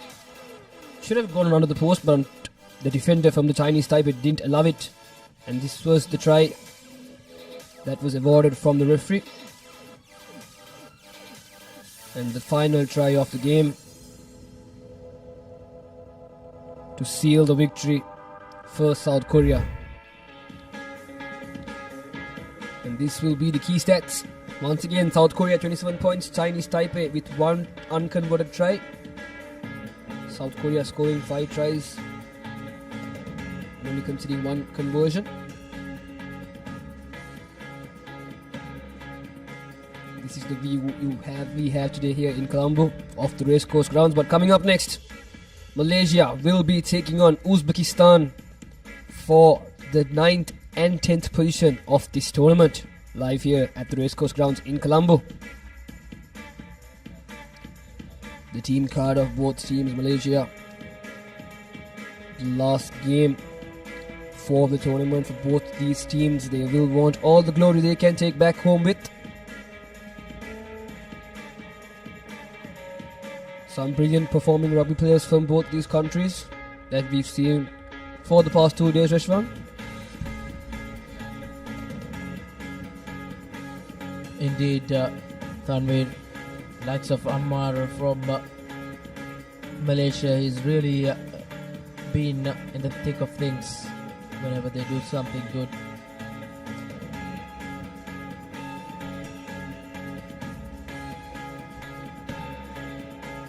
Plenty of star-studded names in both these two teams. Really want to put on a show, and it will surely not be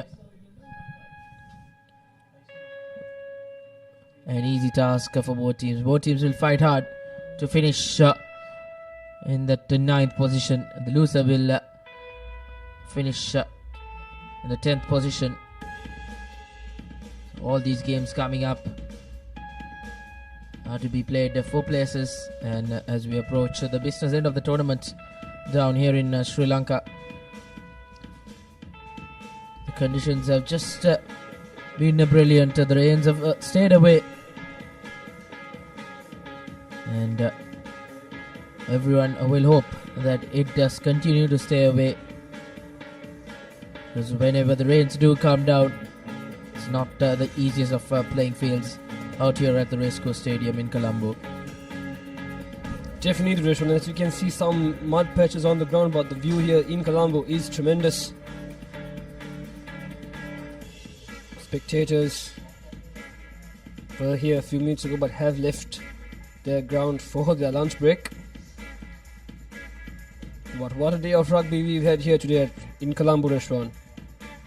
Tremendous games. And as we see both teams lined up in the tunnel, the Uzbekistan and the Malaysian teams, it will be their last 14 minutes here in the Racecourse grounds, and that is, as you can see, they are making their way in towards the ground as well.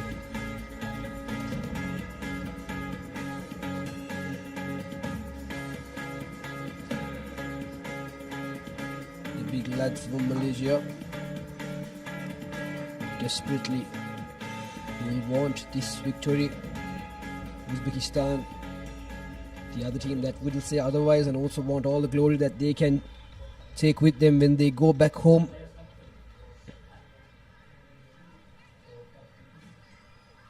And our official for this game, Francisco Camisa, just awaiting until all the final rites and rituals have been completed from both teams to start this game. You cannot hear me?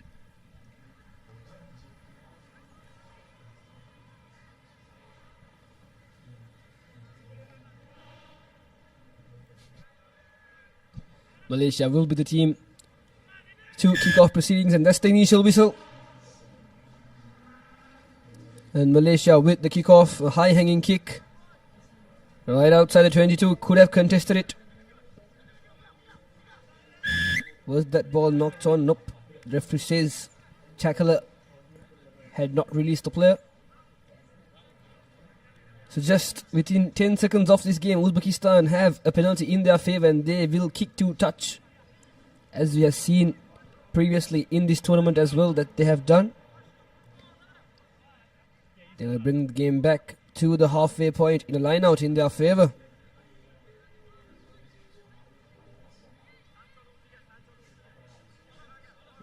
Just setting up that line out there. Malaysia pressurizing them with their words. Uzbekistan taking it from the front. Referee says it's clean. So Uzbekistan now will want to work it out wide but change the direction. Back to where the line out was taken. Just a slippery feet there. Number 6 from Uzbekistan dominating that hit towards the Malaysian defenders. So Uzbekistan once again in the attack to the big number 1.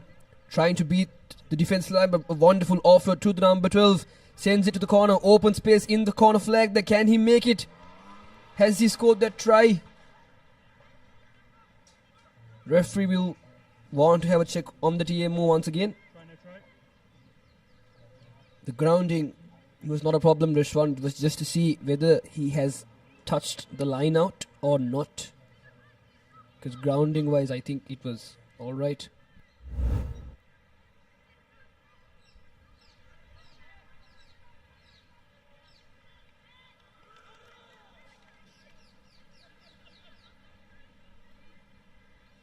Fran, I have a decision.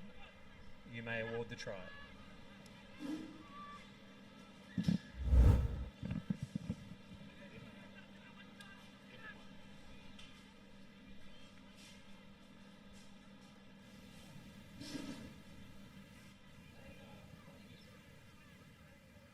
And that will be the try confirmation for Uzbekistan, and quite a difficult kick. But has he done it? Unfortunately not. The power was there. Unfortunately the direction and the accuracy of that conversion was what was missing. And this was the replay. Tremendous spotting from him. His line of vision. Determined to go over the line and just to be careful not to go outside. And he does well to do so. Once again restart the game. Uzbekistan with the kick-off, but this time not being able to find 10 meters. So they will bring it back. Malaysia now with the free kick from the centre. The number 14 does well to break from the corner, cuts back in. No one to beat. And goes right under the post to score the first try for his team. What a wonderful run from that player. Hike Ipan.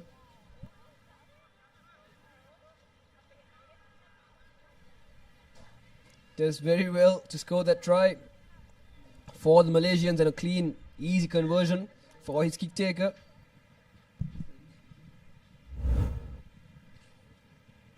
Indeed, Malaysia getting the lead for the first time in the game.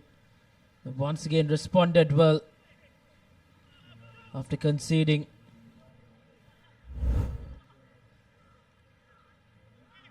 Seven points to 5.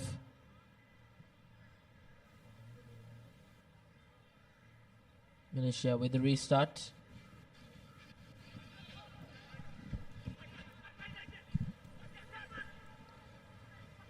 From the kickoff and receives possession of the ball once again. Malaysia doing well to do so.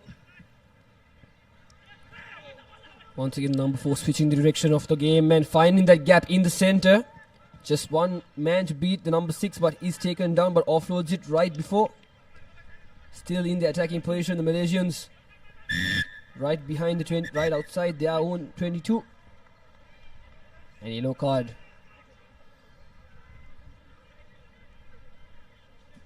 For the Uzbekistan number 6 player. So Malaysia playing with 7 men, Uzbekistan playing with only 6 men in the game. And somehow Uzbekistan has done it. They have regained position of the ball. Still in their danger zone, 1 man short as well. All they need to gain this lead is just 2 points. But unfortunately, a tremendous run from that big lad, but the offload wasn't collected cleanly. Butterfingers from this Uzbekistan player. But still, all hope isn't lost, Reshwan. 2 minutes and 15 seconds on the clock. And a scrum down for the Malaysians.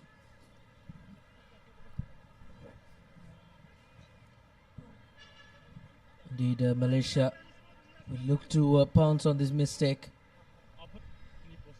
They had to come from behind, and they have done well after scoring as well. They managed to keep Uzbekistan silent. Uzbekistan playing with just the 6 men on the park. Can Malaysia pounce on that advantage? Opts to go from the short side, and the Malaysia number 10 will go over for an important score in the game. Right in the far side. Will be a tough kick to convert. But well and surely elated Malaysian dugout as they increase their lead to 7 points. So 12 points to 5, a 7-point buffer for Malaysia. And getting that man advantage into good effect and making Uzbekistan pay. The conversion doesn't go through, but still in the lead are Malaysia. A 7-point buffer. Uzbekistan will have to come from behind. They'll have to score and convert as well. A well-worked try by the Malaysian number 10. Straight off from the scrum. Up to go from the short side. And he applies the finishing touches brilliantly. Malaysia with a restart.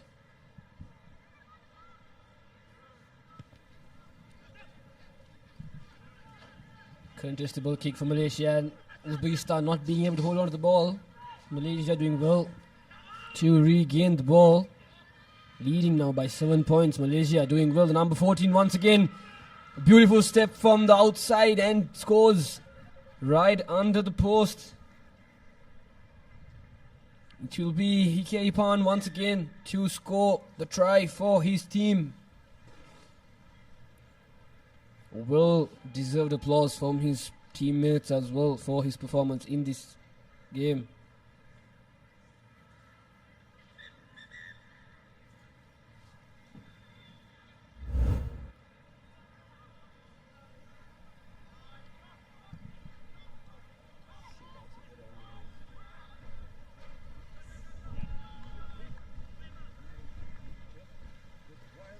Apologies, it was not Hike Ipan, it was Ammar Siamim to score the second try in this game. What a well done performance from him. And nevertheless, that will be half-time confirmation. Malaysia 19 to Uzbekistan's 5 points.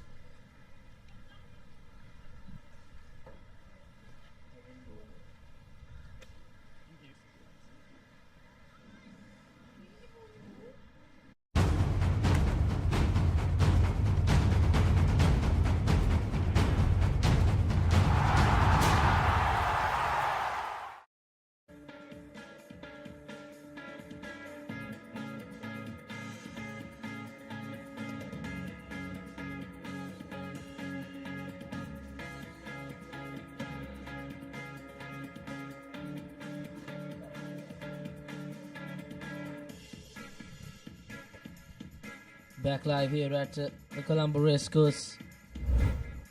It's been a game where it's closely contested, but then it was Malaysia who just ran past freely in the latter part of that first half.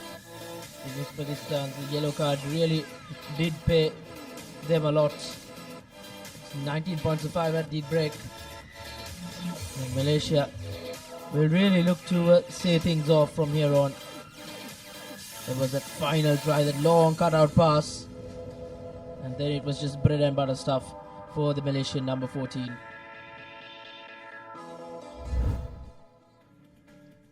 And Uzbekistan kicked things off for the second half.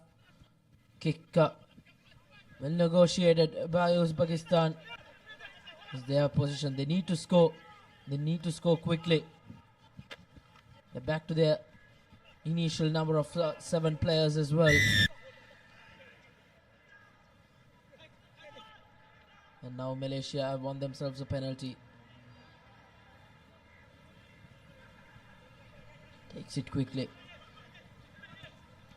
Puts in the boot. It's a race between the number 14. He puts in another boot and collects it cleanly, and that's a brilliant try from Malaysia. And that sums up the game, how good they have been against this Uzbekistan outfit.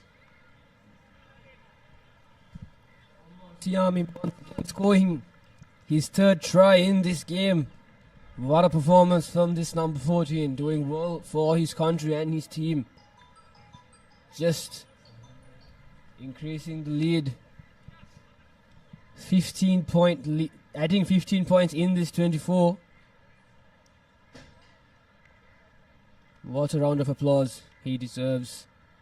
And the conversion to come, unfortunately, is missed from the kick taker of this Malaysian team, and this was the replay. Just a kick and chase from him, and the ball bouncing on his favour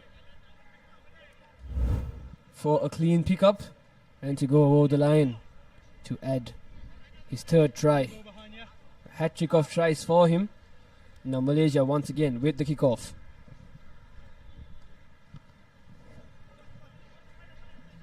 High hanging kick. Kicked it deep into that Uzbekistan half. They'll have to do the hard yards. Uzbekistan to try and go over. Will be tough nevertheless. Malaysia have managed to turn over things. And spreads that ball out wide. But this time around, just couldn't get to the end of it. 24 points to 5. With around 4.5 minutes to play, I think Malaysia have surely sealed their spot, as they will finish in 9th in this Sri Lanka leg of the Asia Rugby Emirates 7 Series 2025. Definitely Rashwan, and Malaysia picking that ball from the line out. And is it a try? Yes, it is. The number 8 of Malaysia scoring their 5th try in this game. Muhammad Zul Hisham. Quite a big lad he is, as we saw him on the ground moments before the match commenced, Rashwan.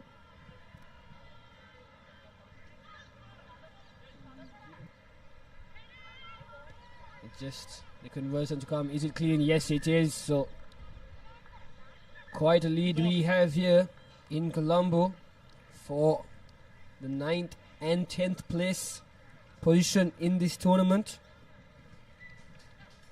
Malaysia 31 points for Uzbekistan's 5 points. And this was the replay. Uzbekistan not really showing any effort to win that line out.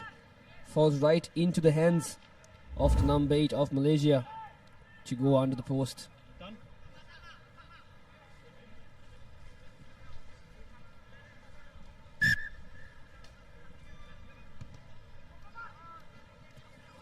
And seeing Malaysia once again with the kickoff, and somehow finds position of the ball once again. Doing very well to do so, but it had been a penalty. Line offside is the call. Quick tap for Malaysia. Sends it out wide, but they have knocked it on once again, Rashwan. But still, I don't think they will be kicking themselves for that mistake. Quite a comfortable lead they have here. 31 points to 5. From my calculations, Uzbekistan will need at least 4 converted tries to gain back the lead. 11. In 3 minutes, under 3 minutes.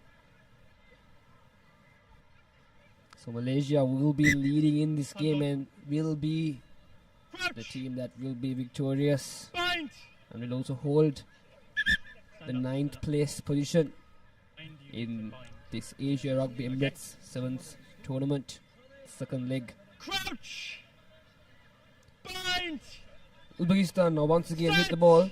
Feed in from the scrum.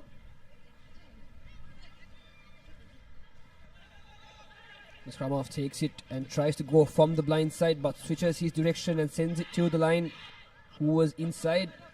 An offload there, not making the man a first time, but after a bounce, Uzbekistan collects the ball, now making their way into the 40 meter, passes it to his number 7 in the corner.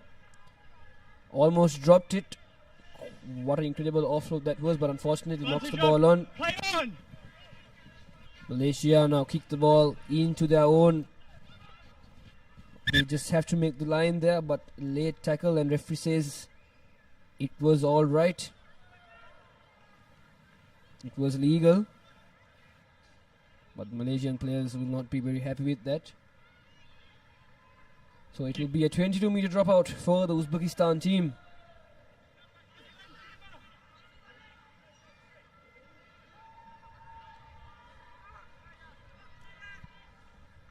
Doing well to do, so Malaysia still will be very happy with this score and the outcome. Uzbekistan just kicking it short with their boot, and Malaysia doing well to collect the ball once again. Sends it to the corner to the number 2 in the red jersey. Uzbekistan trying to counter-ruck, but Malaysia doing well to secure the ball. Once again Malaysia in the attack. Not the best of passes, but that will be a penalty for holding on to Uzbekistan. Taking that quick tap, the number 7. Making his way forward. A bit hesitant on what to do exactly. Unfortunately just goes to the ground. The ruck has been contested, but still the ball at hand for Uzbekistan now. Having space on the outside and numbers to a long pass. Taking 2 defenders down with him. Uzbekistan still with the ball at hand. From corner to corner, just 30 seconds remaining. They will at least want to score one more try before the full-time whistle is blown. Still in the attacking position, offload after offload. This Uzbekistan team doing their utmost best to keep the ball in play and to go over the line. But unfortunately, will that be a heavy tackle? The referee has stopped the time as well. I want to check potential serious foul play, please. It will be a TMO.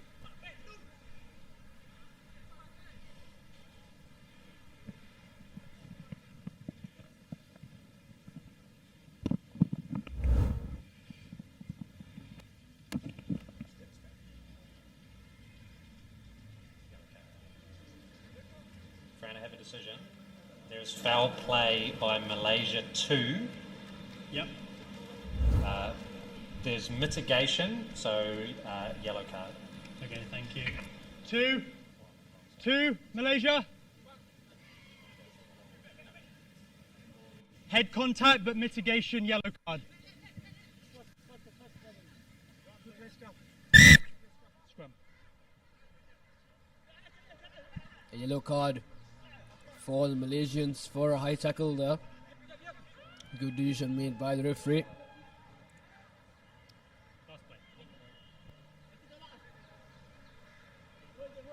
Malaysia now still leading with 31 points, but now they will have 6 players on the field for the remaining amount of time in this game. As you can see, the clock in our time has been brought to an end. So Uzbekistan will try their best to score at least one try before the full-time whistle is blown. And the number 2 of Uzbekistan doing his will to run forward. But the Malaysians, what's an impressive counter-rucking skill there with the turnover. And they have considered a penalty, taking the quick tap and kicking the ball out. And that will be the game. Malaysia, 31 points to Uzbekistan's 5 points.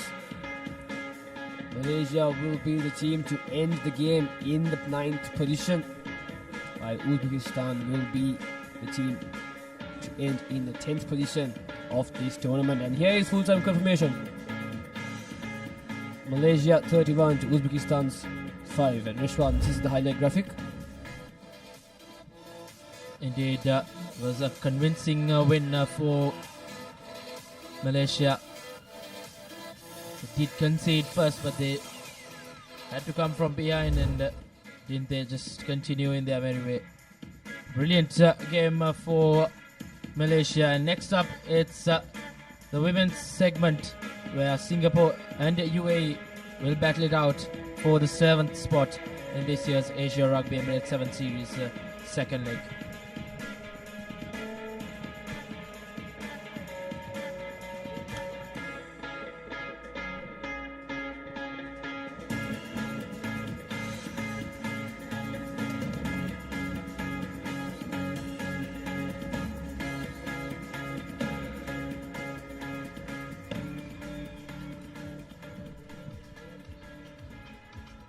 So we'll come back here to the racecourse as we move on to the women's segment, where UAE about to take on Singapore to earn the place number 7.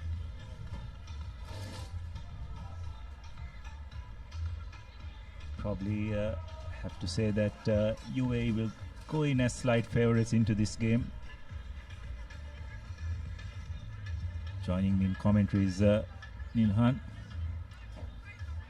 UAE will probably be a bit disappointed they are not competing for a slightly higher ranking in this tournament. So we'll definitely look to try and end this tournament on a winning note. And they've been given an opportunity to do that by Singapore, not going beyond the 10-meter mark.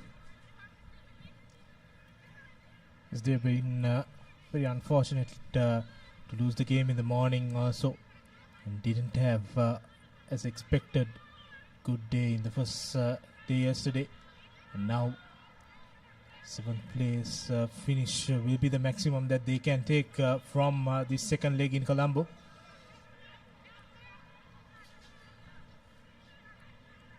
Now UAE are looking for options, but fumbles the ball in the process, so hands over position back to Singapore.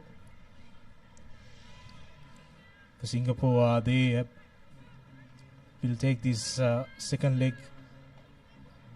with a lot of positives. They will go back playing for the 7th place last time around. They were in that 9th place semi-final, so they have come up a position in this second leg in Colombo.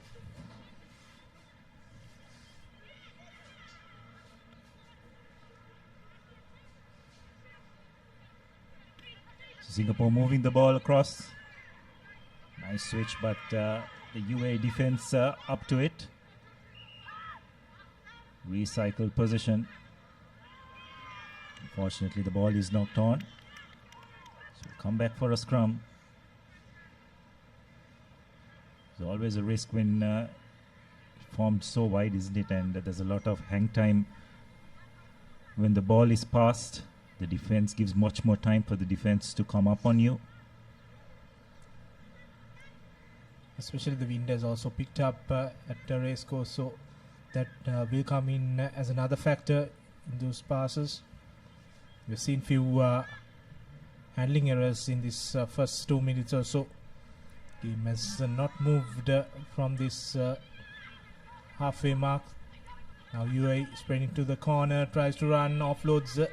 Good, still unable to find space in this Singapore defense. Again, they look to spread it wide, but good defensive work from Singapore. They have taken UAE back into their half.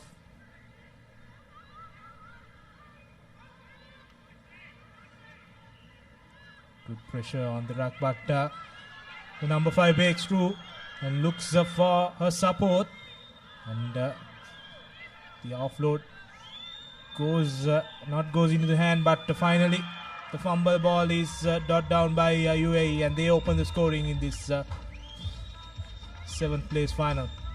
Yes, well, valiant attempt by Singapore to trot that try, but eventually UAE just having far too many numbers in support. And the ball was knocked backwards. There was no one from Singapore who could clean it up. It's a good follow-up by the UAE player to just knock it with a foot over the try line and fall over for the first try.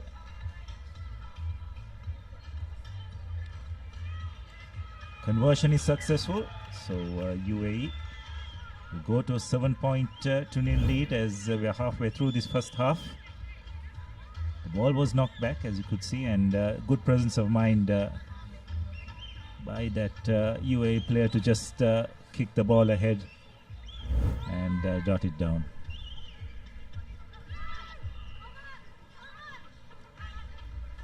So UAE have restarted, and looks like that would be a knock-on, or rather UAE have decided to take the line-out option. And looks like Singapore have done really well to steal that ball. Will be able to make use of it, but fortunately the pass is just not going to hand. And UAE have done well to clean it up, created another phase.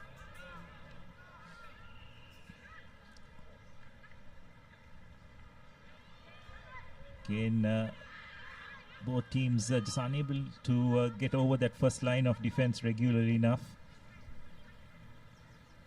Good swarming defense. Now UAE find a little bit of an opening.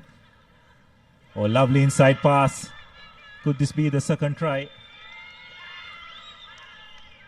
Amanda Heyman going over for UAE's second try. Some good supporting running lines, wasn't it, Nirhan? Yeah, brilliant supporting lines finally being rewarded for Amanda Heyman. She goes over for the second try. So quick tries, 2 tries in quick succession for UAE. They have increased their tally up to 12 points with that try. Conversion to come. This will be a tough one, and that does not gain any points. So the score will remain at 12. So we see a replay of that try. Brilliant supporting line run by Amanda, and she went over for the second try for UAE. You can see gasping for breath, but having scored the try, they'll just make her feel so much better as the UAE recommence. This time they go for a bit of distance with regard to the kickoff. Singapore spread it wide, but the UAE defense does have it well covered. Position has been recycled. Short ball by Singapore, just taking it up, but UAE do have it covered. Penalized for not rolling away. So that's a nice short pass. It looks like Singapore are going to pull one back here. With just a few seconds to go to half time. It's Jane Yi who will get Singapore on the board. This is her third try of this tournament.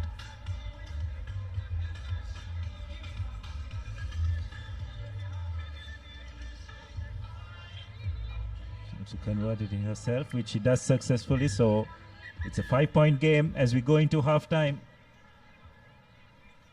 Looked as if UAE were comfortably cruising along, but just that try at the very end will make the second half all the more interesting.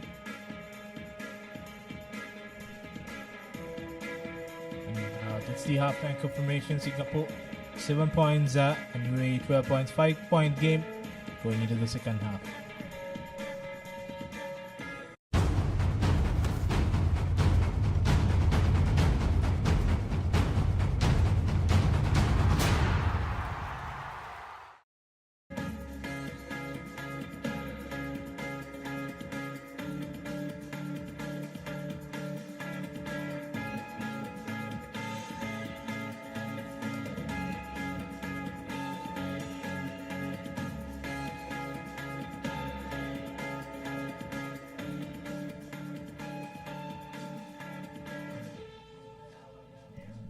Welcome back to Racecourse Stadium. We are just moving towards the business end of this tournament. And we are halfway through the 7th place final. See the first half highlights. UAE opened the scoring, and then they increased their tally up to 12 through this try from Amanda. 12 points to nil lead, and just before the halftime break, Singapore came strong and added the 7 points to keep this game alive. It's a 5-point affair going into the second half. 12 points to 7.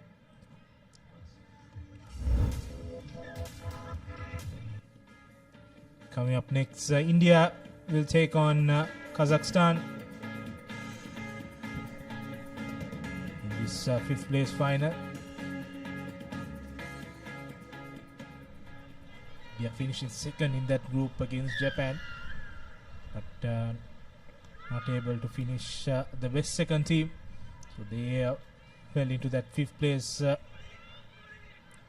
playoff semifinals and won it, and now they will take on the Kazakh outfit in the next game. Second half underway here with Singapore with possession deep in their 22 meter and fumbles the ball. And now UAE with the opportunity to set things up in the first attacking move of the second half. And all that delayed and setting their line goes in vain as they fumble the ball. Yes, but I think the referee was playing advantage for a knock-on. So come back for a scrum in favor of UAE.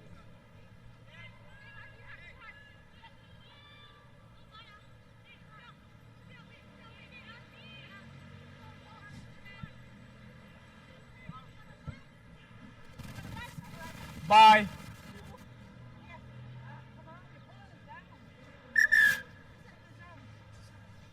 Okay, you're over.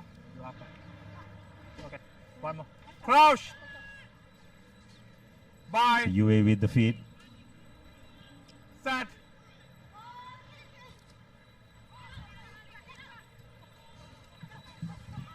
It's a nice wraparound move, but well read by the Singaporean defense, and now they've got rights on the ball.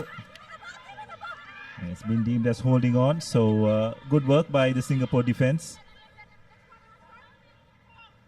It's always a danger when you run into contact. You've got to ensure that you have players trailing you to clear out immediately.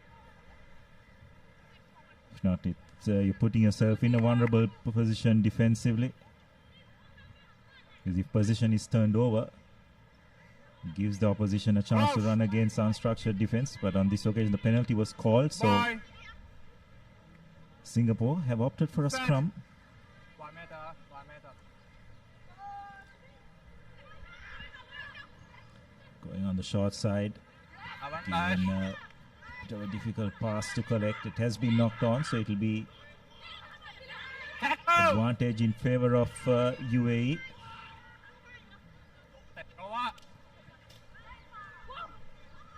UAE are doing extremely well to keep the ball alive. It's a 2-on-1 situation. Will they be able to put the finishing touches? Some good defensive work by Singapore.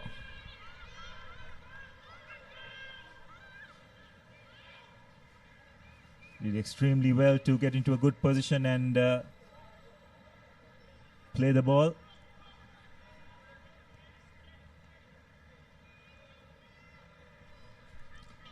Singapore this time have opted to go for touch.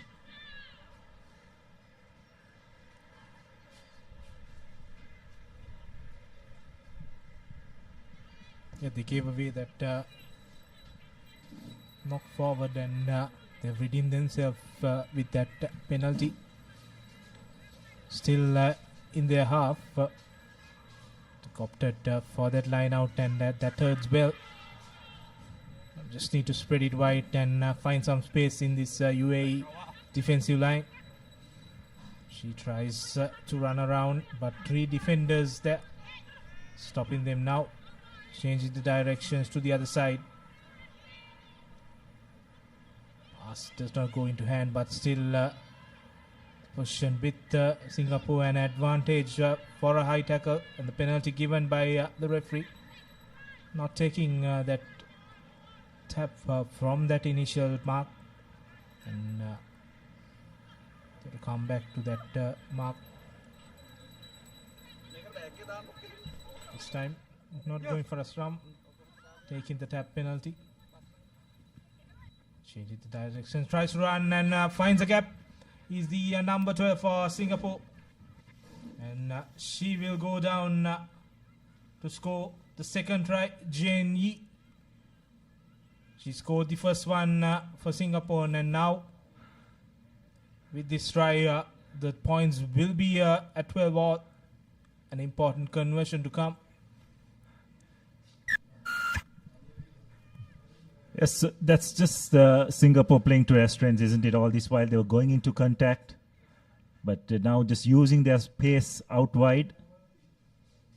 Jing Yi definitely had a bit of legs on her opposite number. Looks like she's going to do the conversion herself, which will give Singapore the lead with just about 90 seconds remaining. It is successful, so 14 points to 12. Crucial last few moments.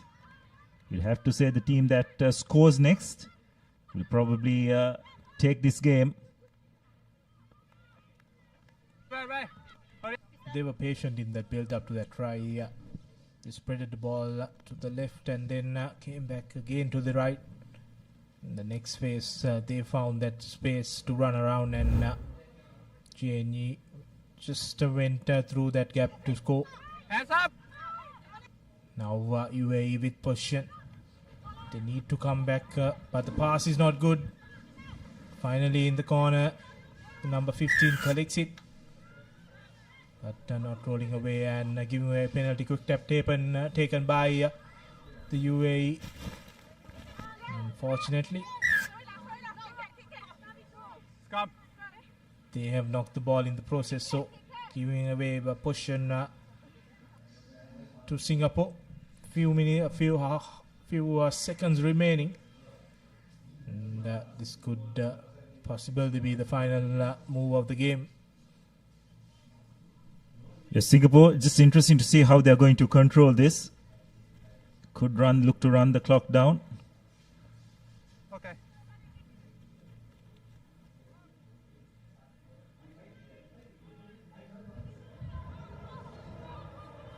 Set.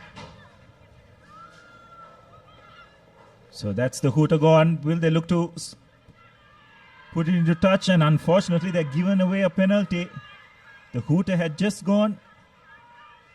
And now UAE with an opportunity, and it has been knocked on. So that's the reprieve which Singapore needed.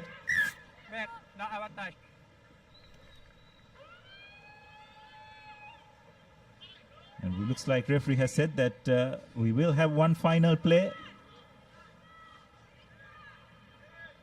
So all Singapore need to do is just win this scrum and put the ball in touch, and this game will be theirs. Yeah, they just need to do that. They played well in this game. And the player who scored all the points, Jenny, puts the ball into the stands. And this is a great result for Singapore. They finished 7th in this second leg in Colombo. And UAE's woes continue in this second leg as they will end the tournament at 8th place. Yes, a good win for Singapore.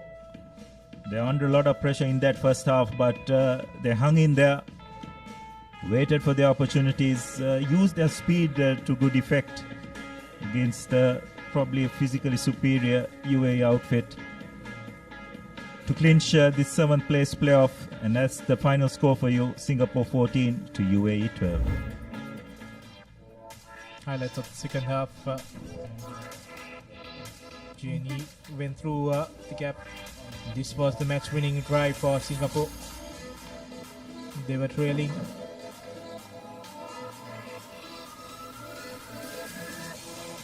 Points to 7 at this before this try, and that converted try from Jenny, getting the results Singapore wanted.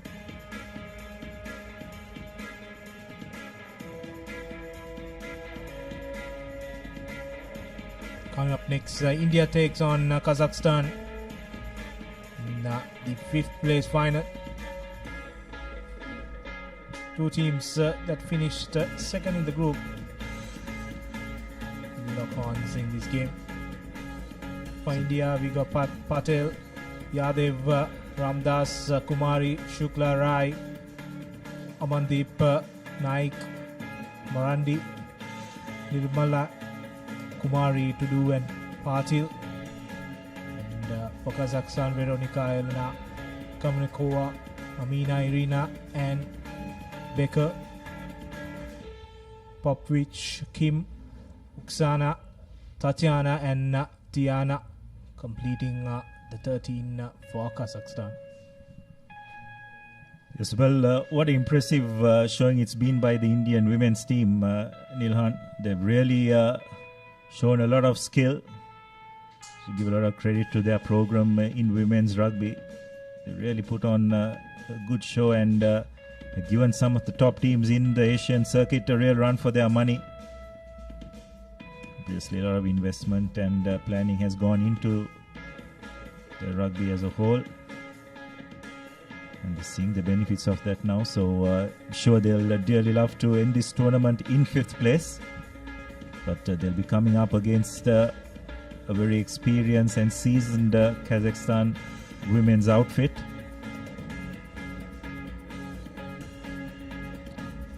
Slight drizzle here at the racecourse. Let's just hope that it's a passing shower, nothing more. As both teams just making their way onto the ground.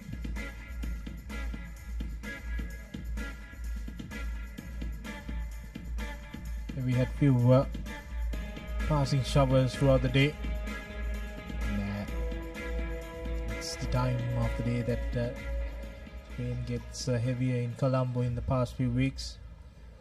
So we hope that this moves out and we can have those 4 big games coming up. The 2 cup finals and the 2 third place finals. All set for this game. Both teams eager to start the game.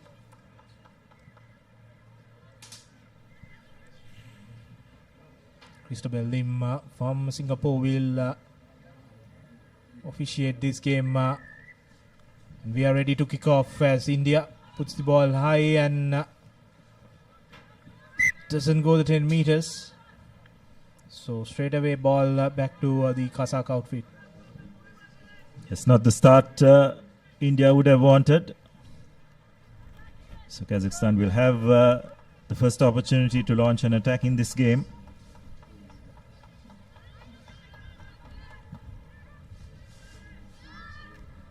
Tap has been taken. A couple of switch moves.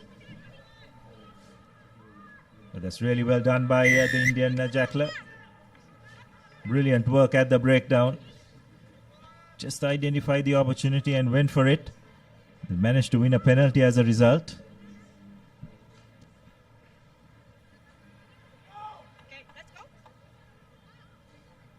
So we have taken the tap. They obviously have a set play that they would like to execute. But Kazakhstan's defense is up to it. But India have managed to retain the ball, keeping it alive.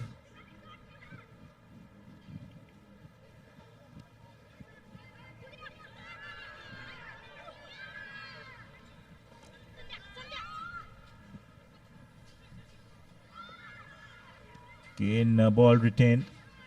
India not making much headway. They are keeping hold of possession though. Release. Thank you. Once again recycled. Now giving the ball a little bit of width. But Kazakhstan's defense is strong and they have forced a knock-on. 2 knock-ons. So it will be a scrum in favor of Kazakhstan. Yeah, India in attack couldn't make any progress. So finally, the mistake came from India. Unfortunately for Kazakhstan, he couldn't capitalize on the advantage. But they will get the scrum feed. First attacking chance for them. Pass is not gone according to plan, but number 1 goes to contact and lose the ball in process. And now India in attack, the number 11. That's Guru Kumari offloads it to Patil. Patil throws it back to Kumari. Still the ball with India. Now quick hands from the Indians. Sends the ball to the middle and goes to a couple of defenders. Is the Indian number 4. That's Arthi Kumari. And she will run down all the way to dot down the ball to score the opening try for India. Absolutely brilliant. Just the way they moved the ball under pressure, just stretched that Kazakhstan defense out wide. And eventually Kumari just finding a gap, and she had the pace to run right round the Kazakhstan defense. And it'll be India as a result who will draw first blood in this game. The conversion is not successful, but nonetheless, it's India who will take the lead. Just look at the way they move the ball about. Kazakhstan thought that they had it covered. There was a bit of a rush defense, but it was not coordinated. So that just gave Kumar the ability to run through a gap. And what a brilliant finish. Kazakhstan have India have restarted the game. Kazakhstan have got control of possession.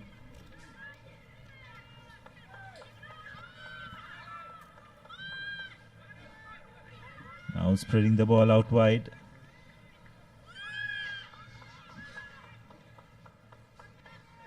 Again, the pass just not going to hand.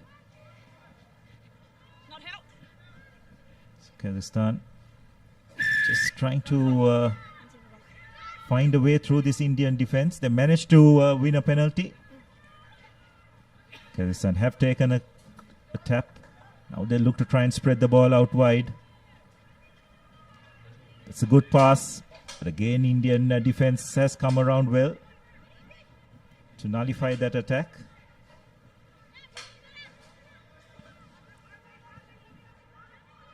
Swing the ball the other way. Now Kazakhstan have a bit of space. Will they be able to go over? Very nearly, but the ball just not finding the receiver. And now it's Kazakhstan who have found a gap. Will they be able to go all over? But some really good cover defense by India. Desperate defense. Kazakhstan though continue to hold on to possession. India trying to use the touchline, but unable to do so. Now Kazakhstan have swung the ball the other way.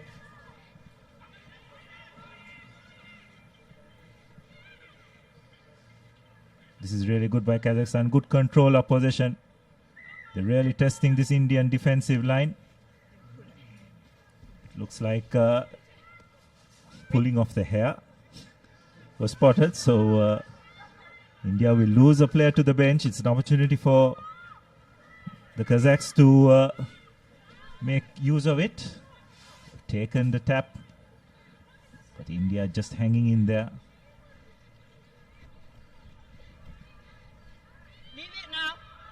Managed to recycle possession. Going on the left side. In Kazakhstan, just breaking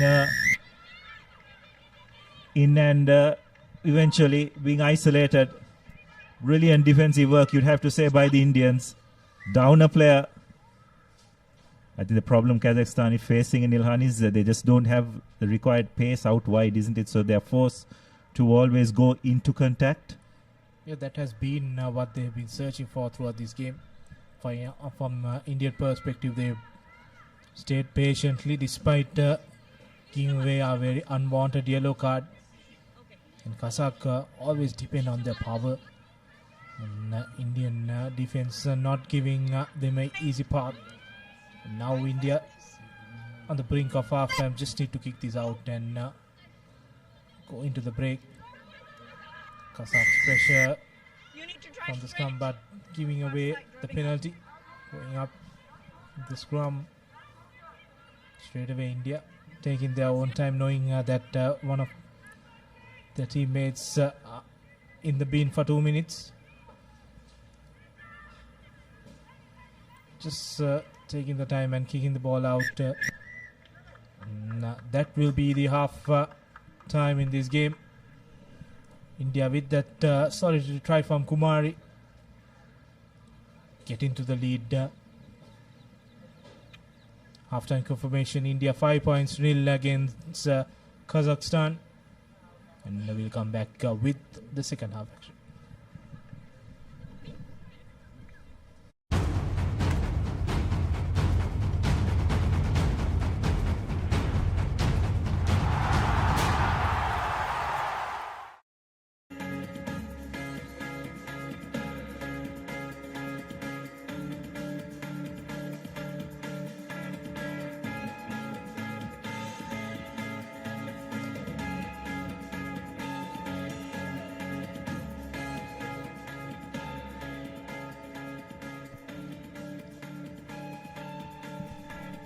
So welcome back here to the racecourse as we await the commencement of the second half. But before that, just one try in this game. Kumari just identifying a gap in that Kazakhstan defense and using her pace to good effect to put the Indians ahead 5 points to nil. Coming up next in the men's segment for 7th place, Philippines will take on Singapore.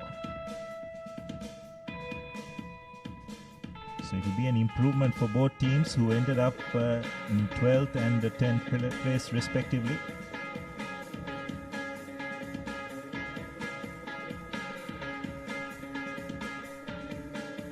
The Philippines also played a brilliant tournament here, finishing second in that group, but unfortunately you losing out on points difference on that final semi-final spot, the cup segment. Yes, they'll all also be disappointed that they lost to UAE today as well. So Kazakhstan have restarted play. Now India with possession.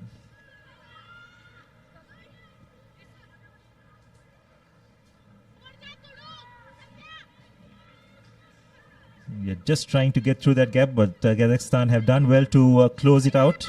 Now a loose pass. This is could spell trouble for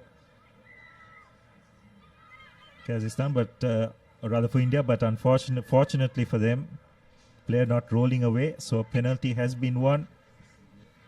And now India losing possession. This is an opportunity for Kazakhstan.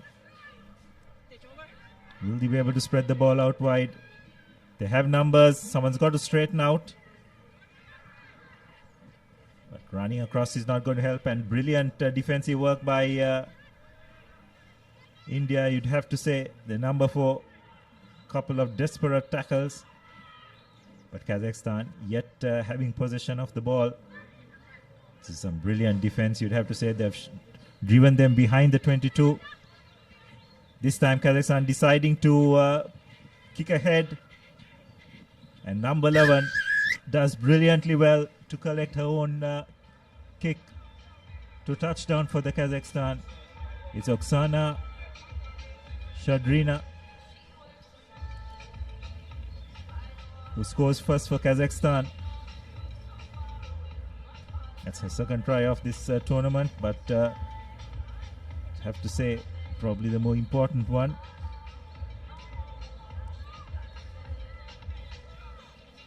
Crucial conversion to come, and that does not go through the sticks, so the score will remain at 5-all. And India doing all that defensive work, and finally they did not have the gas to outrun Oksana there. And, she collected and up down the ball in the white ball show. It's also play for in this last 5 minutes in this 5th place final. 6 more games remaining in this second leg in Colombo. Now the restart from the Kazakh outfit. No one collects the ball, so India will get a throw in. Just gone to a shell in the second half. India doing a lot of defensive work in the first half also. So they will wait for their opportunity to come. And knock forward from the Kazakh line out there, giving the ball back to India.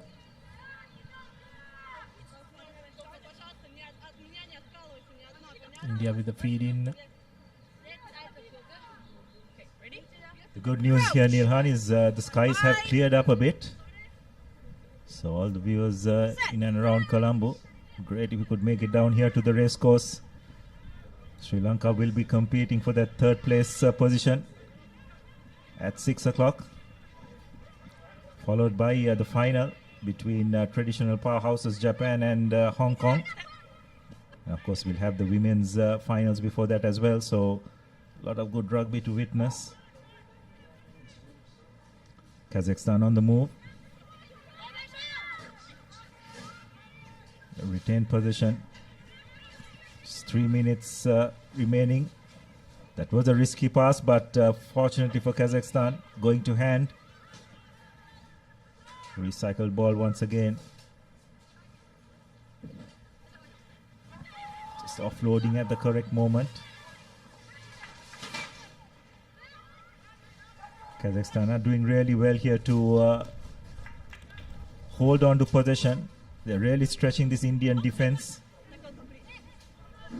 Not making much ground, but they are forcing India to make a lot of tackles. And now India have done really well to hold that player up. Brilliant work defensively by the Indians.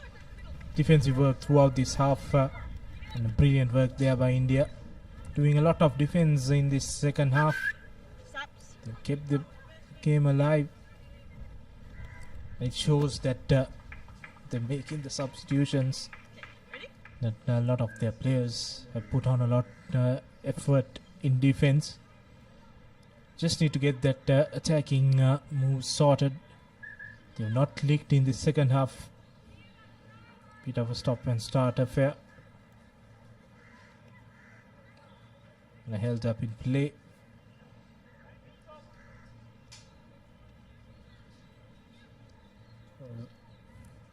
Indian player down. That's the number 2 for India. Water's off, please. Water's off. Water's off. Water's off. That's Yadav, but she's up and running now.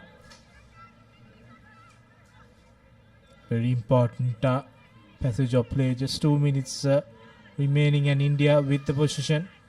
Pressure from Kazakhstan on that scrum, but India comes through the ball. She goes to run the new replacement and sending it wide to Patil. Patil breaks through, brought down near the 22 meter. Now looking for a recycle ball. Goes towards the shorter end, not sending it wide. Ball pops out of that ruck and goes into the hand of the Kazakh player. And she will go down now. Kazakh has numbers in the corner. Just need to draw and pass. A brilliant tackle there by India. Delaying the Kazakh attack. Still the ball with the Kazakhstan outfit.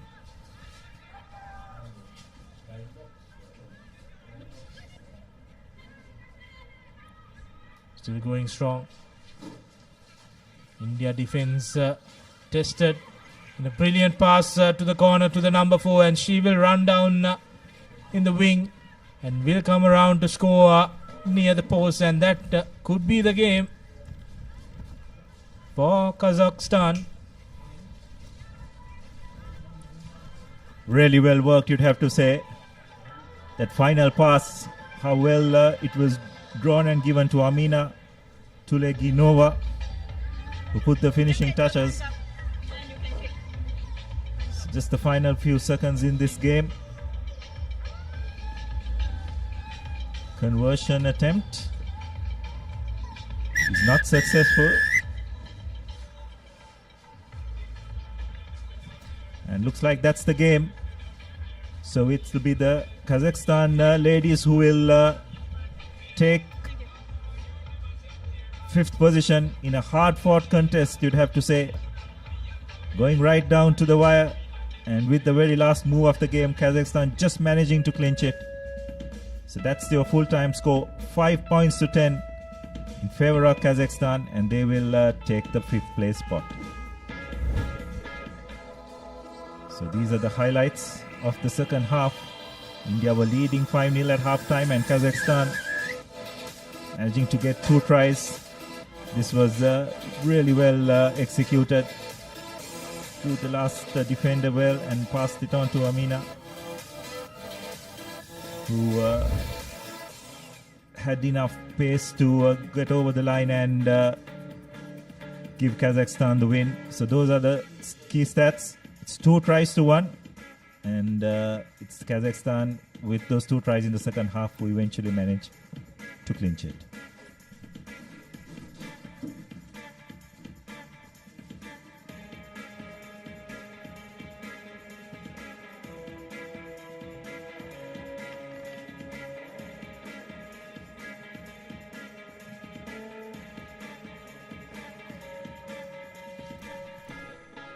Next up, Philippines take on Singapore in this 7th, 8th place playoff game, which is going to be an interesting one. Both these teams will want to make sure that they finish off without the wooden spoon, because their tournament hasn't turned out the way they would have hoped for. Philippines and Singapore did put out some very good performances but couldn't finish the games, which is why they find themselves in this position.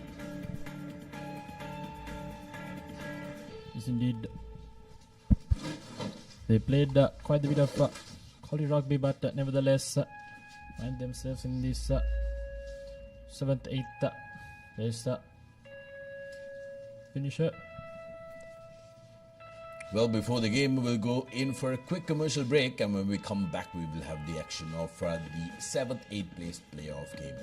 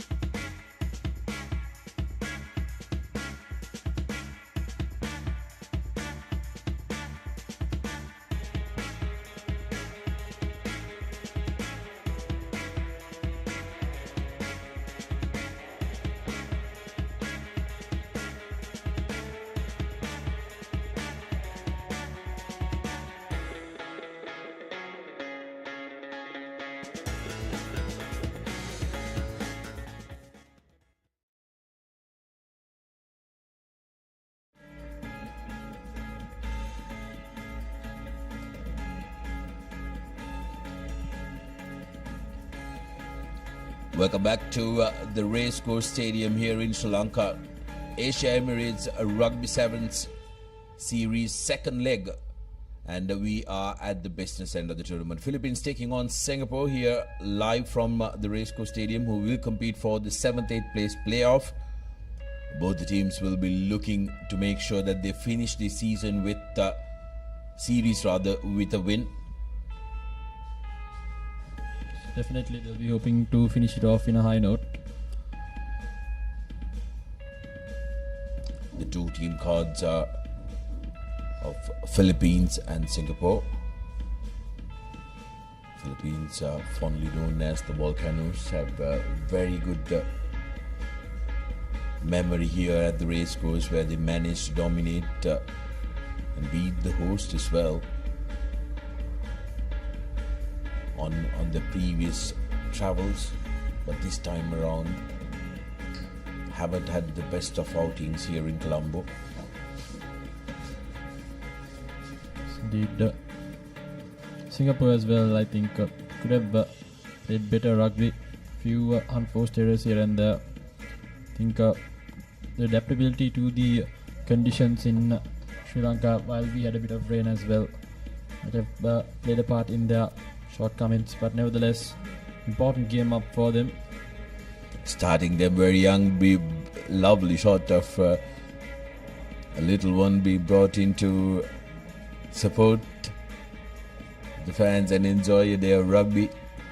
Rugby is always a community sport, and with the community, only with the community can rugby grow and dominate in the country and also in the region, where Asia Rugby especially is looking at ramping up the coverage when it comes to the overseas ball game. Being the largest continent in the world, it's only fitting if we can become a superpower in the overseas ball game. Indeed, even for players, I suppose playing in front of a large crowd would definitely up their game and cheer them on, encourage their spirits as well. The crowd definitely building up as we take a look at Singaporean women team, who are all smiles and are ready to support the men's team, who will be running out to try and clinch that 7th spot on offer. Having some fun. Indeed, all smiles. I suppose they are done with their games for the day, cheering on the men's team, making sure they get the job done as well. Crowd will slowly build up as we are heading into the commercial end of the tournament. We have a few matches left, and definitely we'll expect a house full capacity for the grand finale.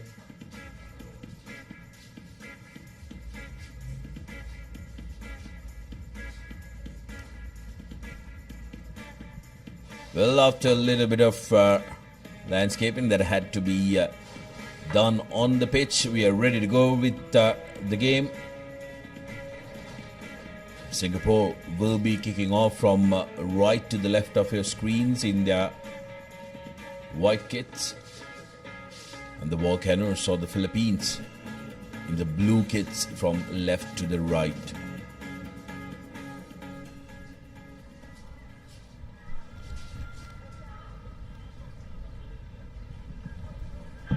This will be definitely an interesting matchup. Quite the evenly balanced teams as well. It's important that both Singapore and Philippines get their starts right. So we are moments away from kickoff for the 7th and 8th place playoff. And here we go. Quick change in direction and we are underway. Good high hanging deep kick straight away from Singapore. Fumbled by the Philippines, and they have moved into a bit of space now. Straight into the 22 meter, wasting no time. Moving the ball straight across midfield. Into step past, does the number 6 brace the first tackle. Brought down finally right outside the 5 meter. Almost lost the ball, but nevertheless still with position. Now maneuvering the ball back to the opposite direction. Trying to step past. 2 players come in there.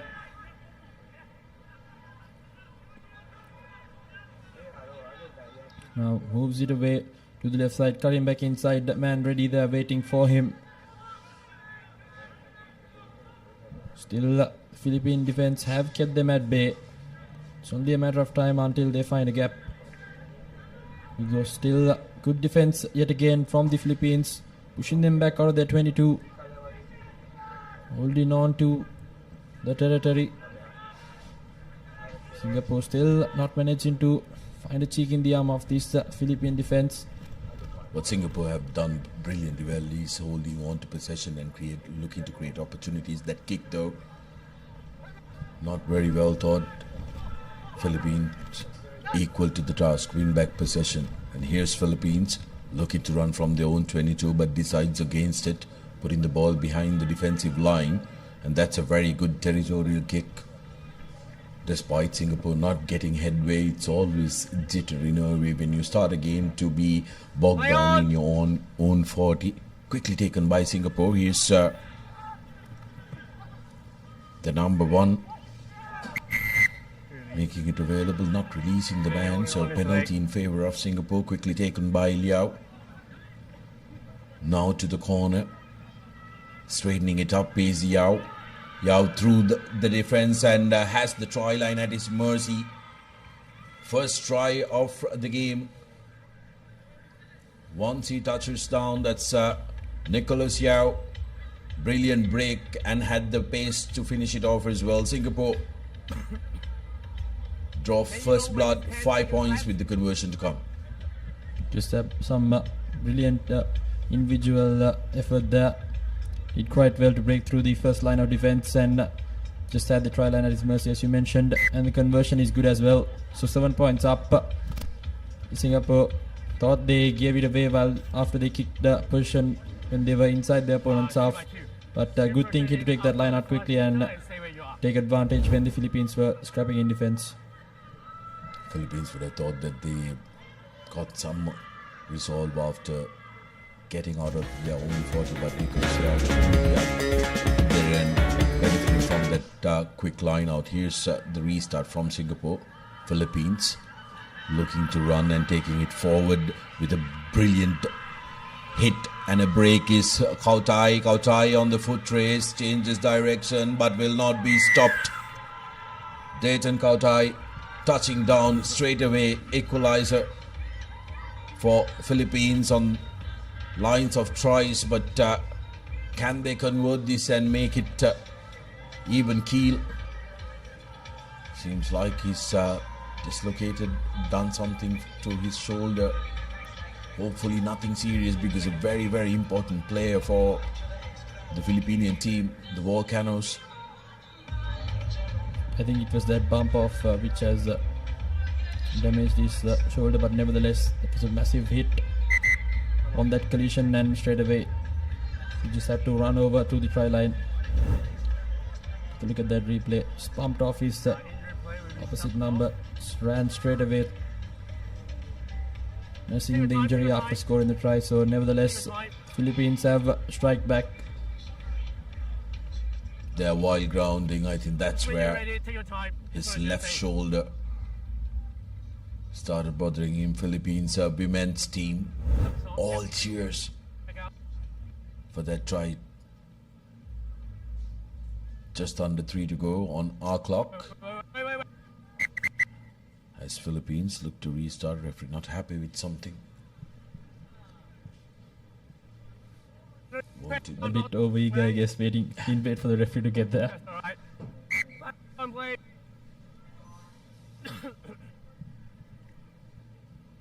Ryan Mitchell with the restart. Deep high hanging kick, well collected by Singapore. He's one of the danger men who look to create, gets through the first line of defense, build brilliant offload and support. Out goes Jasper, that's Ko, still available for Singapore, but Philippines managed to scamper that opportunity for them to strike in this broken line of defense for Singapore. Tyler surveying his options, finds Henry. Now Edlin to Ledesma. Back to Henry. Singapore winning the penalty for holding on, and opportunity for them. Ko. Play on, says the referee, and still a tussle. Finish, late hit. Blue 11, late hit. Back-to-back penalties now for Singapore. Philippines need to be very careful. They don't want to be on the wrong side of referees' books. Couple of penalties back-to-back. Referee will tell them to try and calm it down. I think the effect of a yellow card was well proven in that cup semi-final between Japan and Sri Lanka. Sri Lanka lost that game purely because they were outnumbered in that game. So it's important that these players are more aware with regards to the cost the team could facing when facing a deficit. Ball out and quickly through but the hands of the Singaporean backs, and here's dancing feet. Brilliant bit of touch from Sharif Dean, who is finally tackled, but here's the supporting run and the try from Amran. Referee wanted to have a look at that from the television match official.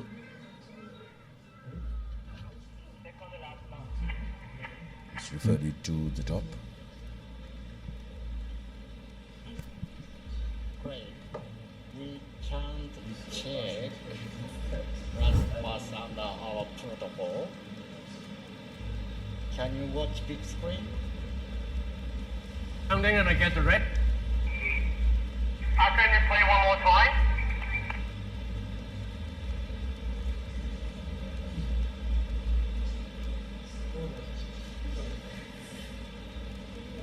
Yeah, I think we play one more time, please. Before that.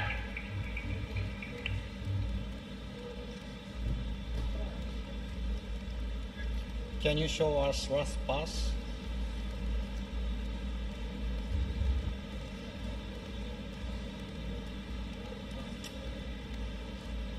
Forward pass for me.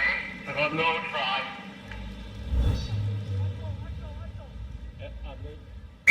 So no try, there's a forward pass.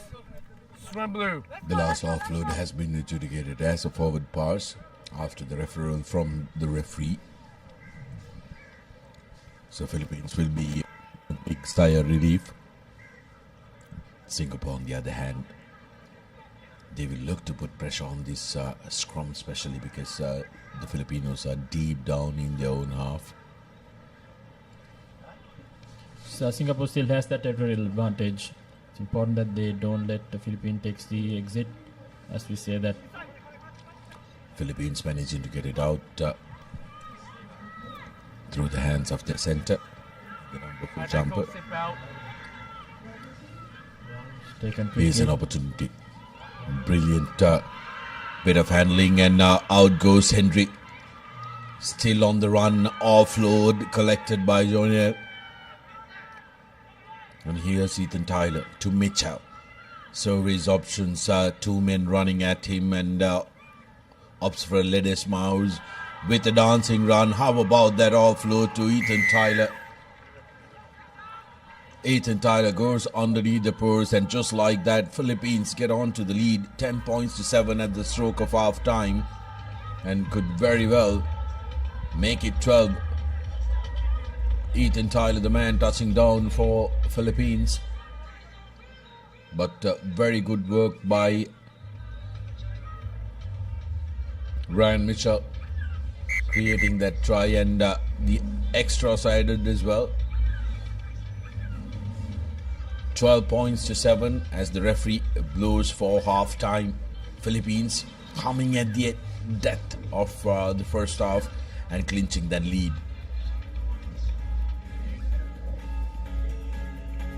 Halftime confirmation, 12 points to 7. Philippines are taking the lead at halftime.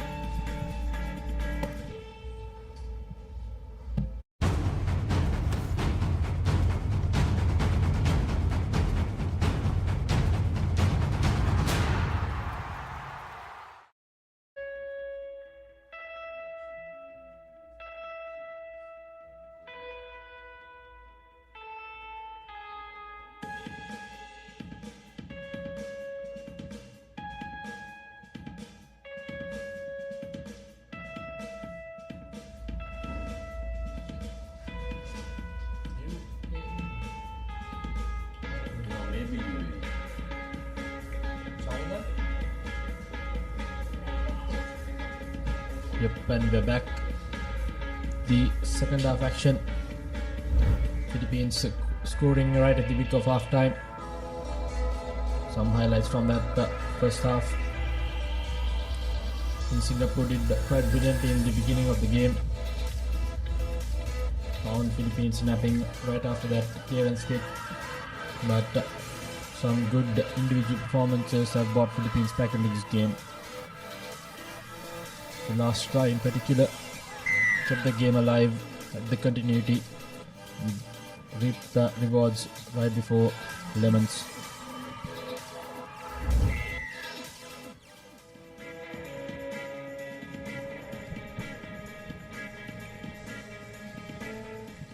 And we've restarted the game. Restart by Philippines.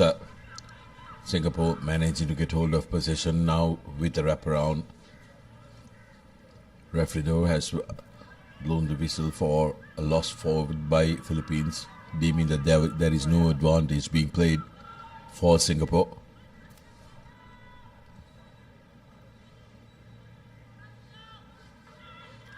Philippines women's team enjoying themselves.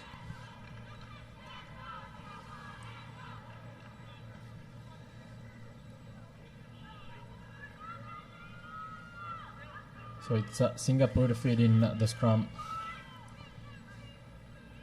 Good contest by the Philippines, and a brilliant Jacqueline work. High shot, so it's a penalty now in favor of Singapore. Exactly what they wanted right after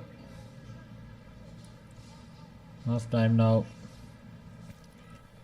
They'll be hoping to find some territory by kicking it in touch. Decent kick, brings them inside the opponent's half, right out inside there.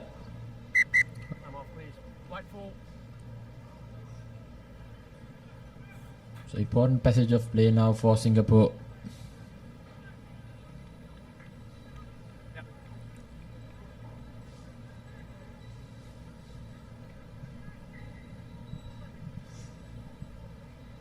Good collection in the line out. Straight away, it's into midfield. Philippines coming up in defense. Switch off direction as well now. Small overlap in the corner. Looking to stay back inside.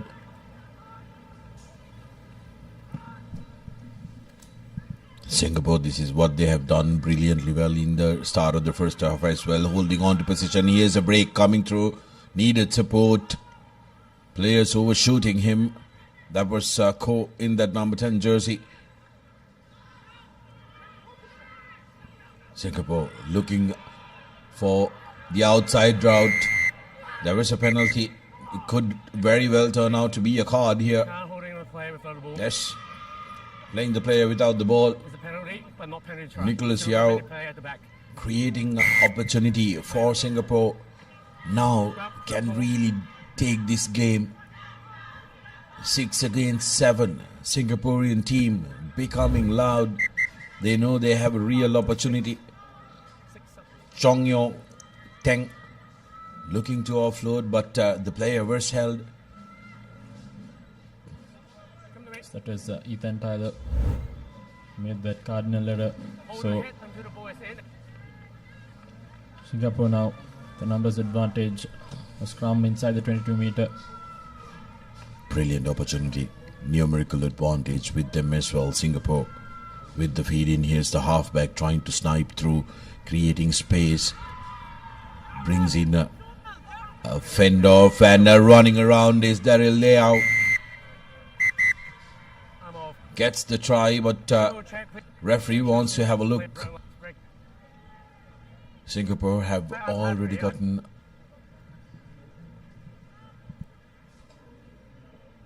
guys.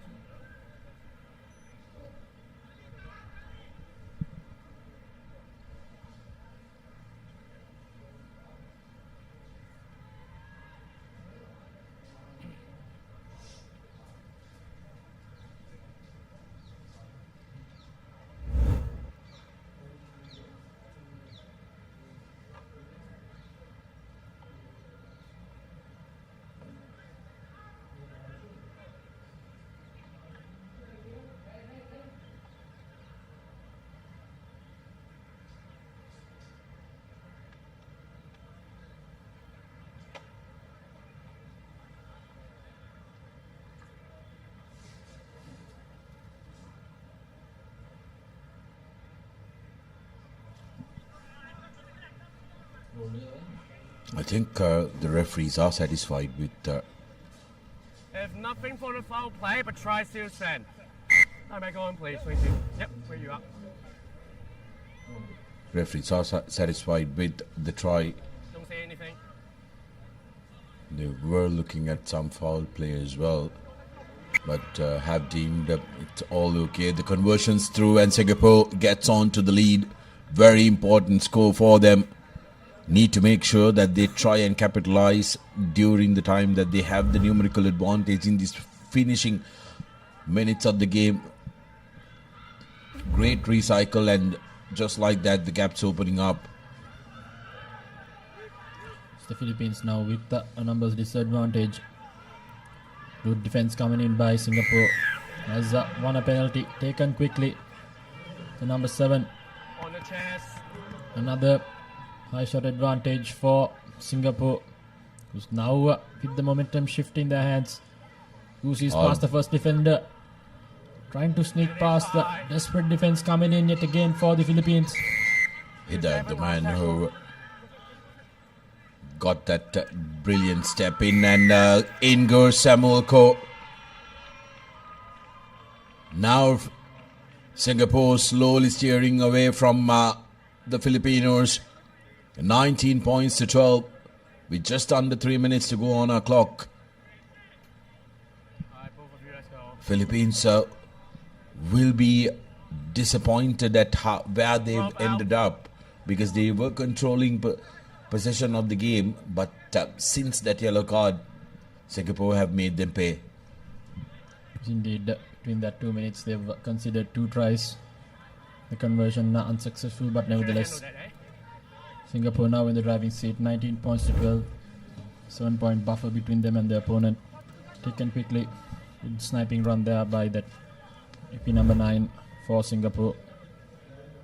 So they've made full use of that numerical advantage they've had over their opponents. Philippines, if they were to stay alive in this game, need to make a good exit out of their own half. Good collection so far. Singapore kicking deep, putting pressure on the Philippines, and just like that have managed to turn over, really putting Philippines under pressure. Now Singapore will be looking to manage this, running across and now straightening up. Here's the offload coming in for Jarifdeen, who goes into the 5 meters, and Singapore wins the penalty for not releasing the player. The correct part of the field, Singapore to win this one. Stay behind your line, please. But there is a stoppage.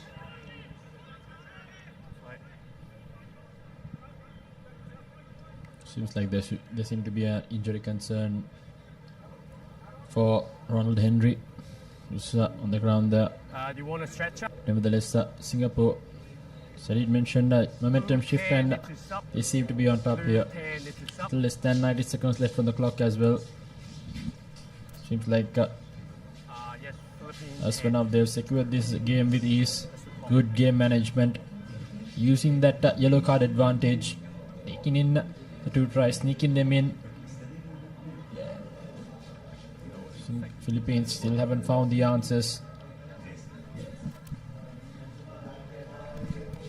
Seems like there's the last we saw of Ronald Henry. He's been taken off, and replacements come on the field now.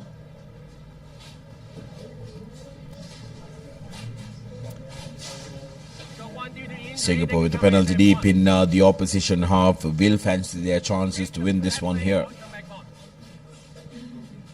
and secure that 7th place of the competition.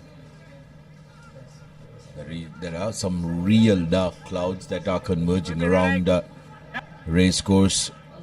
Really do hope that the skies will hold, because yesterday we did have some heavy downpour. Stay where you are, no charge now. You can stay where you are, but no charge. Here you go. Singapore doing something different, opting to go for the post, 3 points. I'll let you know when 10, yeah. Make sure that they're secured. Even with a 7-point score, they will have a 3-point lead. Good game management, isn't it? Because they're sucking up couple of more seconds as well, and getting that cushion and buffer. Under 1 minute to play on our clock. Penalty coming through for Singapore. 22 points to 12 now, the score. It's a 10-point buffer. Smart decision there, not risking it, making sure the game is secured. In that penalty right under the post, so seems like they have secured this game and the 7th position in the overall tournament. So with 30 seconds left on the clock, Singapore managed his game quite well. So first try itself took full advantage of that yellow card and seemed to be victors of this Again game. kicking deep, Singapore. Philippines deep down in their own half have to go into end now, puts ball to boot. Brilliant kick, but manages to collect it and offload. That's going to be a penalty at a minimum as Philippines look for that one try which will make this game very close. So holding on penalty now considered by Quickly taken again by Yonel. Now Philippines changing direction, looking for options. Here's Ethan Tyler. Tyler stepping in, stepping out. Back to Edlin. Edlin straightening it up for Philippines. Drags in 3 defenders. Still a penalty in favor of the Philippines. Not rolling away. Quickly taken by Philippines. Looking to go to the corner. Cutting back inside is the number 4, Ledesma. Seems like he lost it forward, and that's going to be full time. 12 points to 22. It's Singapore that secures the 7th position, and Philippines will have to be satisfied with the wooden spoon in this leg, finishing at the bottom. But kudos to Singapore for putting out a valiant effort throughout yesterday and today as well. And also Philippines, who did trouble some of the big names in the group encounters, but couldn't translate most of that into points. some highlights from the second half as well. Singapore capitalizing on their numbers advantage, scoring the 2 tries, securing the game for themselves. You see the sniping run there from the number 9. Good overall performance, good game management as well. Then up next we'll have the UAE versus Thailand for the 5th and 6th place encounter. That will be definitely a nail-biting one. UAE did threaten some teams as well. Team cards, 2 games. Brad James, Tobias, Oakley, Thomas, Nico. 5th place playoff between Thailand and UAE. Both these teams have been absolutely fabulous and will be disappointed that they are battling it off for the 5th place and are not in that top 4 bracket. Been brilliant, Thailand and UAE, but will have to be satisfied with either 5th or 6th after this game. UAE, of course, in their green livery and Thailand in red and blue.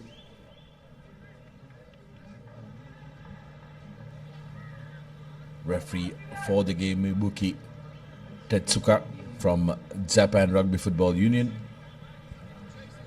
And the game will be kicked off by the UAE skipper.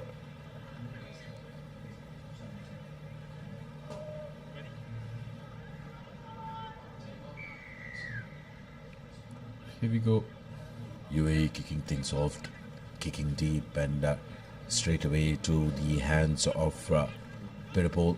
And this is the range of man, Podo, who really creates trouble to the oppositions. A little kick pass attempted, but Thailand still managing to keep on possession. Seems like they've earned a penalty as well for their troubles. It was the number 3, Thomas Effley, who went off his feet. So Thailand opting to go for a scrum. They are not afraid of the physicality. They want the fight up front as well. We'll be looking to exploit the outer channels. They have some very interesting runners, especially the Paudo in the number 6 jersey, and also Pirapol Chukon in the number 12 jersey. Set.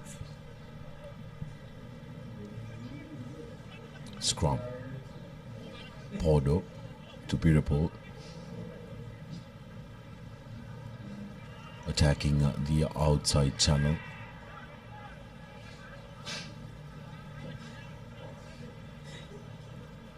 Wavered pass not gathered cleanly, but nevertheless moving the ball straight away across field, trying to find some lateral space is the Thailand team, but good defense coming in by UAE. As for now, they have conceded a penalty as well, so again not being able to roll away. Very good work by the Thai support players who trapped that tackler in between the ball and the supporting player. Interestingly enough, Thailand wanting to find touch on that. Not very often do you see in sevens rugby teams opting to kick at touch. UAE have been starved of possession so far this game. Haven't had any possession in their hand. let's take a look at the replay of that incident. Taken quickly. Now stepping Paudo yet again. Stepping in, stepping out, creating space and gets away. Here's Paudo going inside, right underneath the post. First try of the game for Thailand. And it comes through their playmaker, Mukhe Paudo. straight away sniping through that mid defense. Paudo, brilliant stuff. Penetrating the defense with ease, I'd say. Managing to snipe through. Good fend off. Stepping past some big players in front of him. So Thailand straight away drawing first blood in this 5th place encounter. 7 points on the board. Less than 4 minutes left on the clock as well. Paudo has been an absolute live wire in this Thai outfit. How about that for a restart inside the 10 meters? But the Thai collector collecting it just before the ball crossed into the 10 meters. Opportunity now for UAE to create something. They've been starved of possession, like we said. Here's the UAE taking the direct route. Thomas Affley, Finlay to Sofidia. But Paudo manages to turn over possession. The craft is stepping, coming into play. That's going to be a penalty. Hands on the ground. Not supporting the body weight is a call from the referee. So Paudo has been really real live wire, being in the thick of action.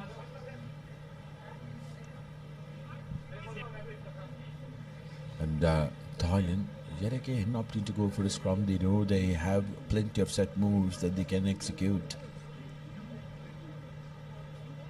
Just, I think they're determined in the pace of the game.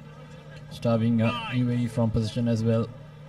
Smart play by them, taking their time, maneuvering, and as we say that, here we go, the danger man, Paudo. Little dink and in chase is Pirapol. Taps into Paudo's hand. Paudo has a man on the outside with the try line beaming. In goes Sarujanda for Thailand's second. Increased their lead to 12 points with the conversion to come, and Thailand really shifting gears here now. It's the pace of Paudo. Good combination in that instant as well. Finding the small cheeks in the defense of UAE. 2 tries now in with the conversion to come.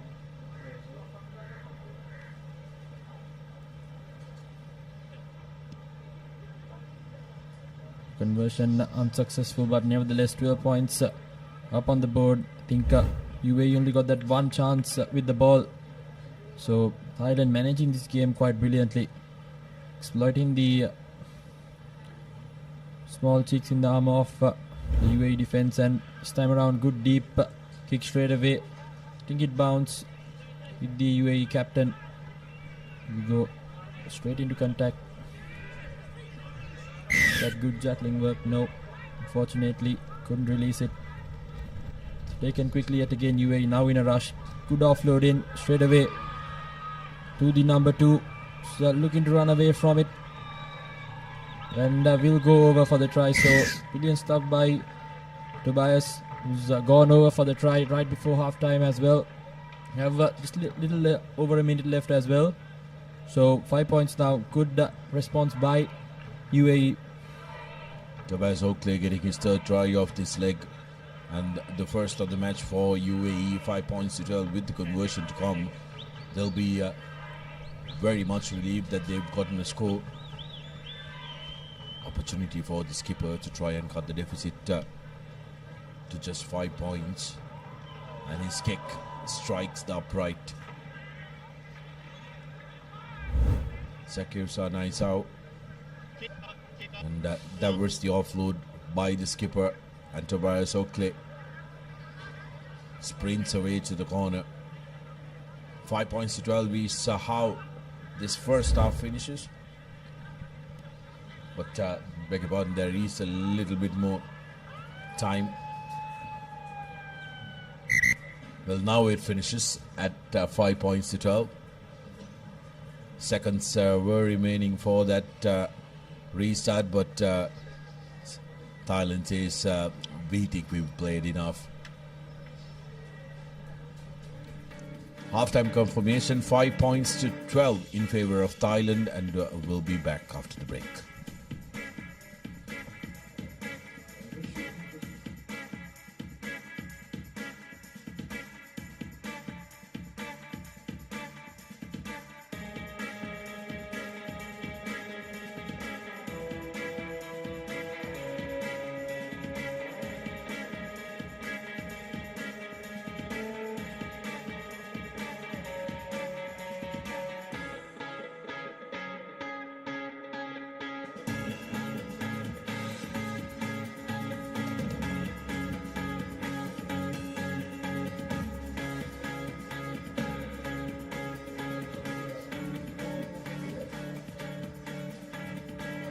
And back for the second half action.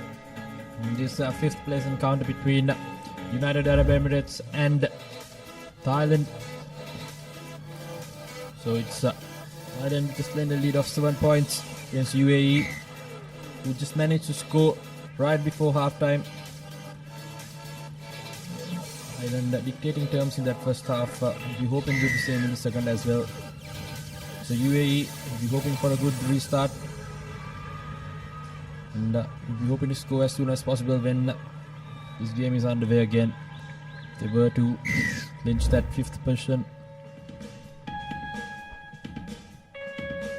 Next up, women's third place final, Hong Kong China taking on Thailand in what's going to decide number 3 and 4 of the second leg of our Asia Emirates Rugby 7 Series 2025.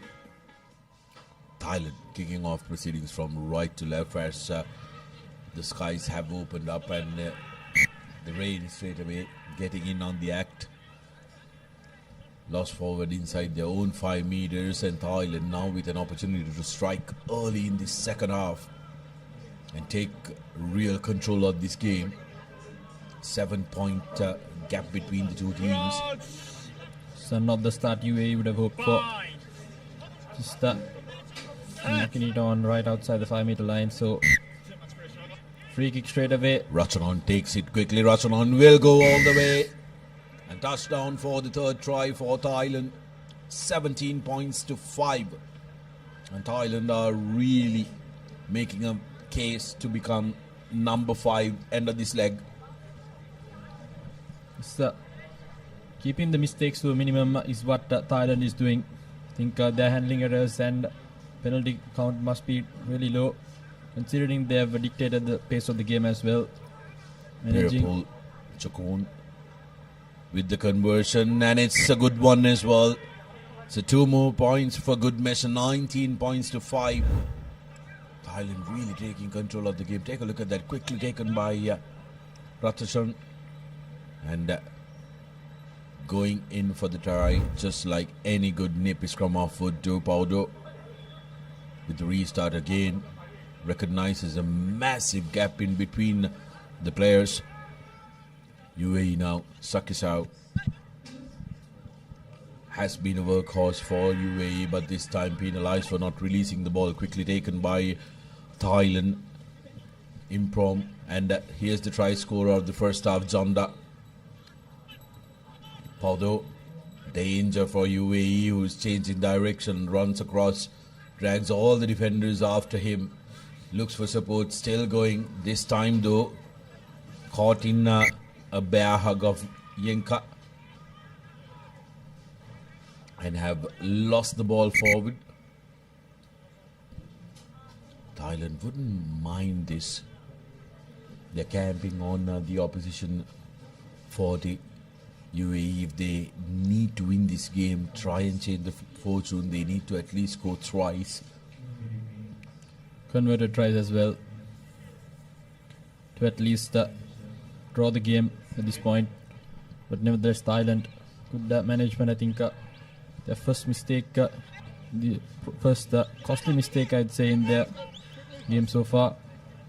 Played quite brilliantly to change the scrum down now in favor of UAE, who also just managed to score in the second time they got the ball in the game. So it's important that they keep position for the next 4.5 minutes if they were to come out as the fifth place winners. Changes coming in for both the teams. UAE bringing on some fresh legs as well, with Tobias Oakley taking on the reins of being the halfback, put into the scrum. Here's Oakley to Sakisau. Sakisau to Ali. Ali looking to run on the outside. Tobias. And that's lost forward through Yinika.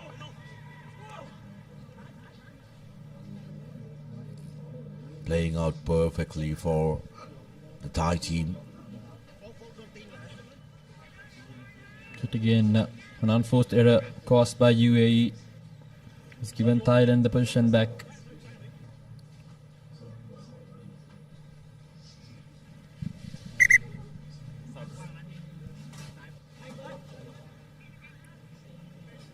Sakyus Anaisau has been an inspirational leader for this UAE outfit during that first leg. Happy relieved faces of the Thailand bench as Ratsanon readies to put in for Thailand. They're in brilliant space, just under 4 minutes to go in the second half. 14-point lead. Can they increase it and really put this game to bed here? Peter Paul to the corner, the new man in Kawikeo loses the ball forward, so still some hope for the UAE. Just the UAE using that touchline as an extra man, getting that line out in. Takes it quickly, short man there. Here we go. The captain who opts for the boot. Sakisau put in the ball to boot, and take a look at Ali. He looked like he was from a different planet, sprinting down that ball. Penalty in favor of UAE. They need to take it quickly. Tobias taking it quickly. Here's Ali. Steps back inside, takes contact. Finlay off to Thomas Affley, and has he touched down? UAE women's team is celebrating. Referee having a word with the assistant referee, and that has been lost forward. So when it's not going your way, it's just not working out for you, Sudarshan. I think rather unfortunate there. Just couldn't touch down, losing it the right end.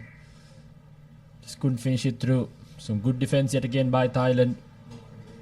Yeah, a score there would have really lifted the spirits of the UAE, but losing that ball forward. Thailand, of course,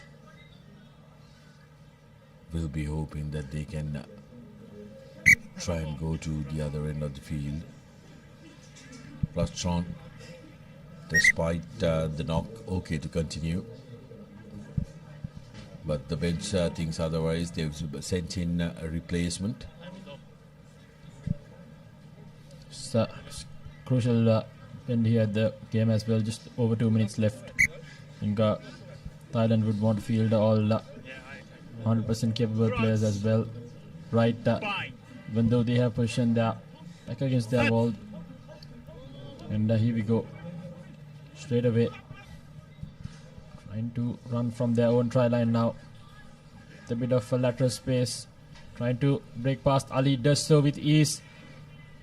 Now final defender to beat. Will he outrun his opponent? Yes, he does. Well, end-to-end stuff. That is the number 13. Pachara Poltapapi.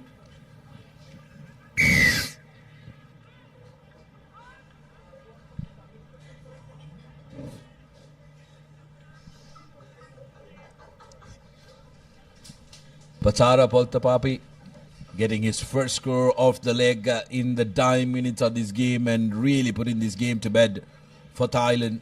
Running down the flanks, end-to-end stuff from their own in goal. They managed to get the try that will really seal the deal for Thailand. Take a look at that.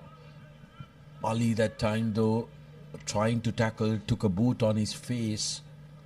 Don't think he's going to be able to continue, and he's walked off the field. But great pace shown by the new man in fresh leg. UAE now really playing for consolation under a minute to go on our clock.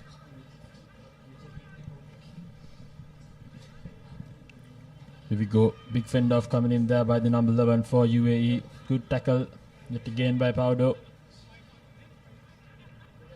Now moving it midfield. Does the captain opts to go by himself.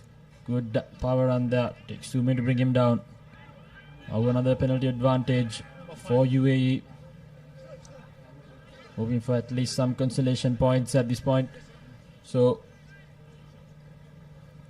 we'll be taking the tap and going are the UAE players. Time has now officially run over in our clock here. New man in.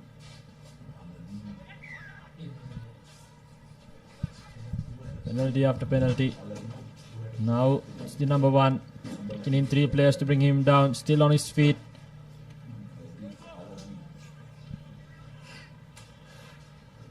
Here we go. UAE now. Just loses the ball forward. Pardo kicks it out. Straight downfield. Now it's the foot race here. UAE finally managing to get the ball. Again, number 11 now. Searching for support. Switch straight away to Thomas. Now with a bit of space on the far outside. Cutting back inside is the number 1. Brilliant, isn't it? Thailand have secured this game, but they are not going to let any cheap tries being scored against them. But both teams, UAE knows that the game is already lost, but they want to finish this. This is the same spirit that you want every team to be playing with as UAE keeps going towards that try line. Sakisau. Sofidin in support. Battling, struggling. Sakisau still going, and he will touch down right underneath the post. And that's celebrated by the women's team of UAE. So and UAE that's the spirit that you want the game to be played at. So UAE getting some consolation points. So conversion not attempted, I suppose. It's 10 points to 26. Yep, conversion added. So 12 points to 26. UAE will be the 6th in this tournament. Congratulations to Thailand, who's managed to secure the 5th place. Not the top 4 finish they'd wanted, but definitely happy with their efforts in this game. It's the full-time confirmation. 12 points to 26. Thailand the 5th position winners of this game. And some highlights from that second half. The Nippy scrum half straight away going through as soon as the game began for that second half. This was coast to coast stuff from Thailand. You can see beautiful fend off, good individual brilliance, seeing it all the way through. Stop start and brilliant flurry of acceleration and finish by Thailand's winger. So it will be a change in voice. It will be Abid Jamil and Nathan Coggins who will be taking on.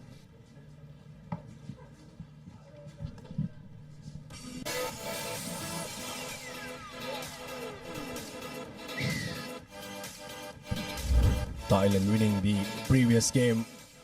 Now we have a women's fixture coming your way. It's the 3rd place finals here. Thailand taking on Hong Kong. Hong Kong in the white strip on the right of your screen, and in the red strip you have Thailand. Important game for both these teams, a chance to go back home with a medal around their shoulders, but Thailand knocked that ball forward early on, so it'll be a scrum early dose for Hong Kong, China. Yes, Hong Kong, China unlucky to miss out in a close final against China, who made it through to the final. And Thailand were blown away really by Japan, who look like red hot favorites come that next game in the final. But straight away early dose, Thailand with a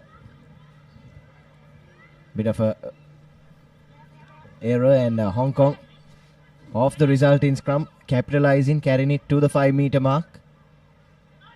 Plenty of space out wide on the left. Need to find that lady in the number 6 jumper. They do find her eventually, but sweeping defense is good from Thailand. They managed to close down the gap just in the nick of time. The ball is still live for Hong Kong, China. Just need to play with ball at hand here for a few more phases. The gaps will surely open up in this Thai defense. Already stretched out as it is. And now we're trying to create that overlap on the left hand side. Needs to get the pass out. Fortunately doesn't come for Hong Kong, and now they'll look for their options straight. So pretty good stuff from Hong Kong here. First 2 minutes played entirely inside Thailand's half of the field. Managed to keep ball at hand as well, and now have the defense scrambling. That ball needed to go out just a bit quicker. And once again, a bit slow off the breakdown, allowing the Thai defense to get back into place. But this time, much better offload in game from Hong Kong, China. Thought the ball was still there, but unfortunately went backwards. And eventually Thailand have done well to defend that and win the penalty. What a defensive performance there from Thailand, not allowing Hong Kong, China to get any headway. But on this occasion, it's Winka Sofidia from Hong Kong, China that makes a tackle. Had to roll away there. No scores yet, a long passage of play early on, 2 minutes of attack coming in from Hong Kong, China, but Thailand did well to win back the penalty, and now they have another penalty. There is a player on the ground.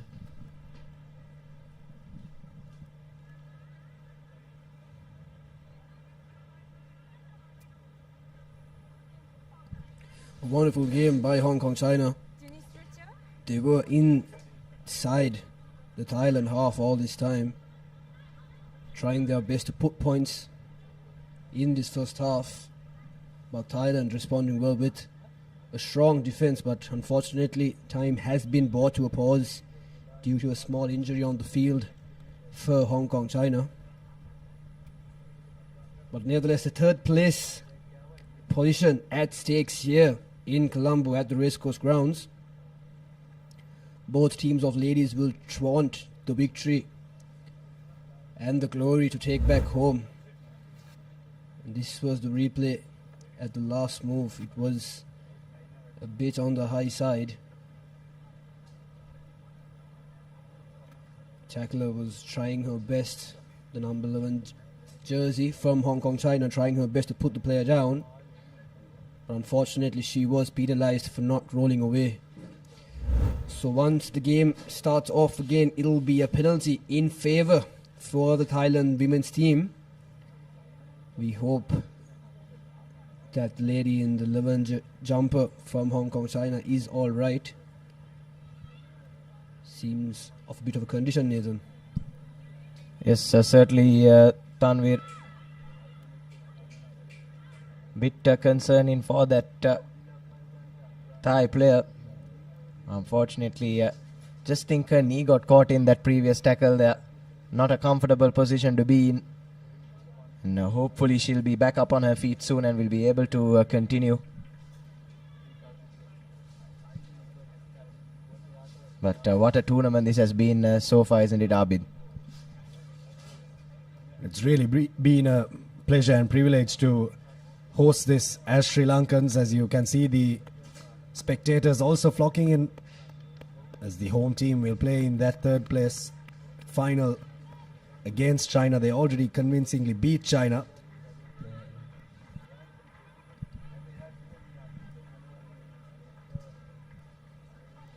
Yes, the crowd slowly and surely building in, and we're really into the business end of the tournament now, aren't we?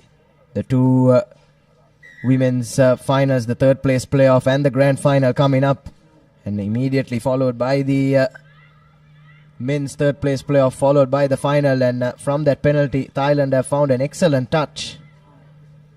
Not often have we seen teams opt for that touch finder after winning a penalty, but Thailand, after doing so well defensively in the opening 2.5 to 3 minutes, with one heavy kick, have managed to get right up into the Hong Kong China 22, and are in prime real estate now to try and go over for this opening try. But unfortunately, that line out has been overthrown. Yes, Hong Kong China with ball in hand and a high tackle penalty coming the way of Hong Kong China. They take it quickly. Ka Yang Chong there for Hong Kong China. No scores yet so far. 3.5 minutes remaining on our clock. Ka Man Nang takes it and drops the ball there for Hong Kong China. And now a real opportunity to get the first score for Thailand. Running on the outside is Yodia. Has just the line in front of her and dots it down for the first score. Coach Lotte Raikambula will be very proud of that try from Thailand. Not a stranger to Sri Lankan shows, Coach Trinity College in Kandy. 5 points to nil early on for Thailand. Yes, sir, certainly, and a well-deserved and a much-deserved 5 points as well for Thailand. Like we were saying, Tanvir spent most of the first 2.5 to 3 minutes on the back foot, managed to get up the field and eventually go over for the first score, and an all-important score in this ladies' third place playoff at the Asia Rugby Emirates 7 series. Take a look at the replay there. Good continuity of play. Created that overload on the left-hand side, and all that Yodia had to do was just find that corner, and she did exactly that. Easy does it. A textbook try coming in from Thailand to get things underway here at Racecourse. Definitely, Nathan. That was the kickoff once again from Thailand. Not collected the first time from Hong Kong China, but they are once again in the attack. Thailand has been showing some dominance in the defensive outfit, and as we can see, applying that pressure, the line speed and support that each player is doing is what has gotten them that penalty for holding on. Now taken from the quick tap.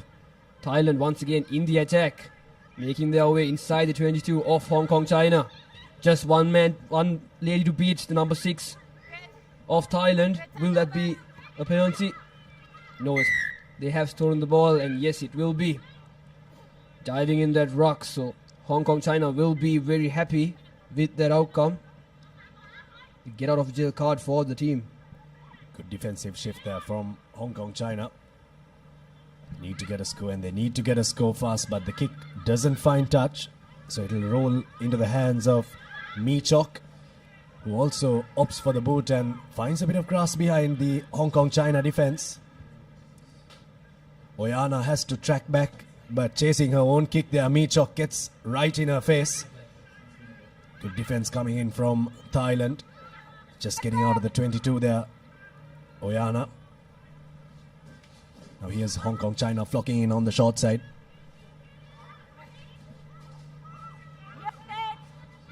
Slowing things down. Hong Kong-China, 30 seconds remaining in the first half. Here's a good, strong break here. Space opening up on the outside. Karman Nam put the good pass in for Oyana, but brought down in a very good tackle.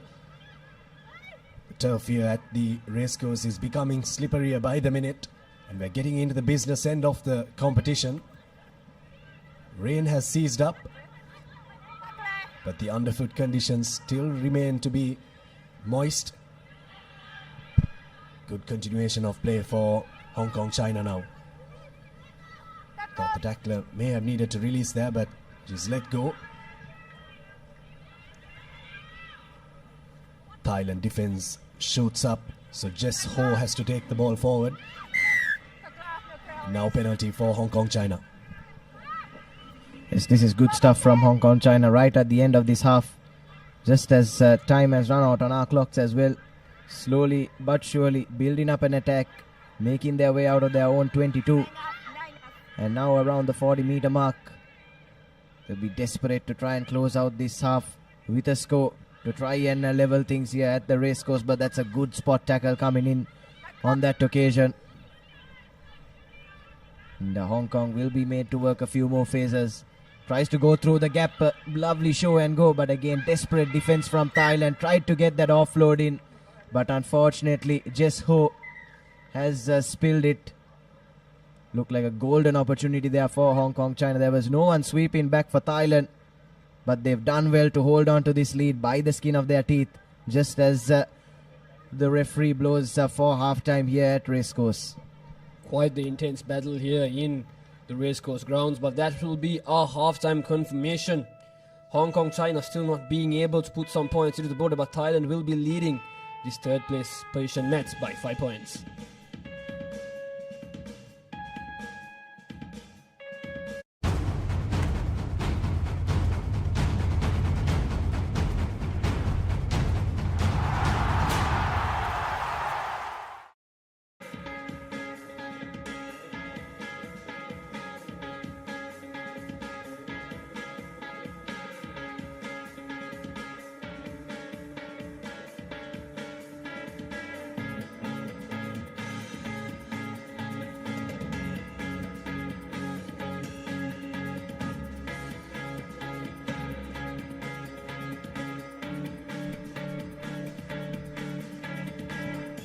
Welcome back to the racecourse.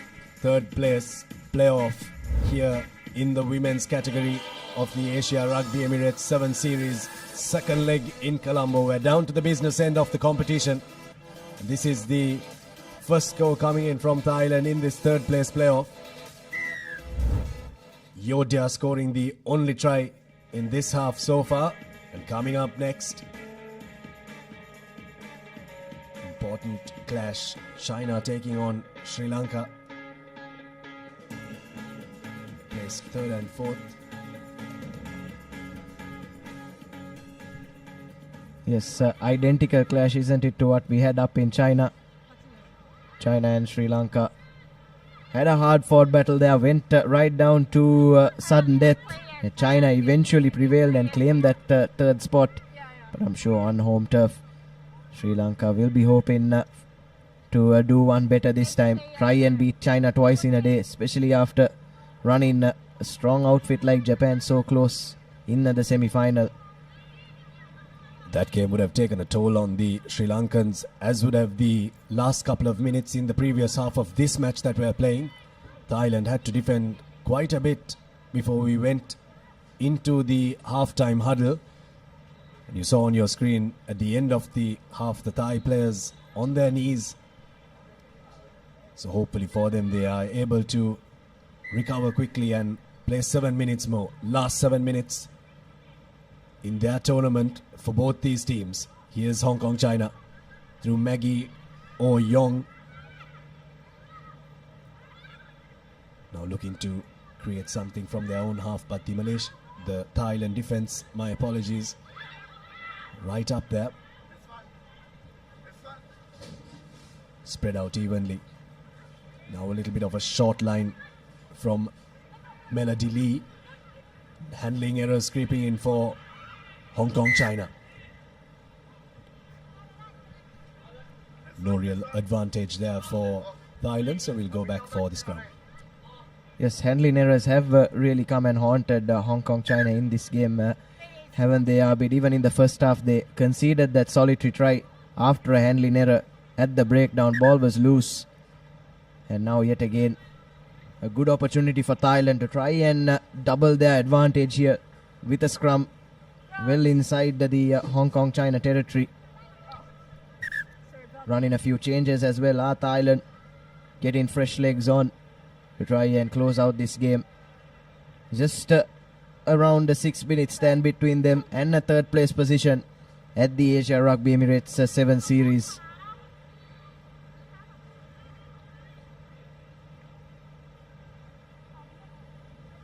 What a game of rugby we've been having from both these countries. A good game of rugby here for the third place position.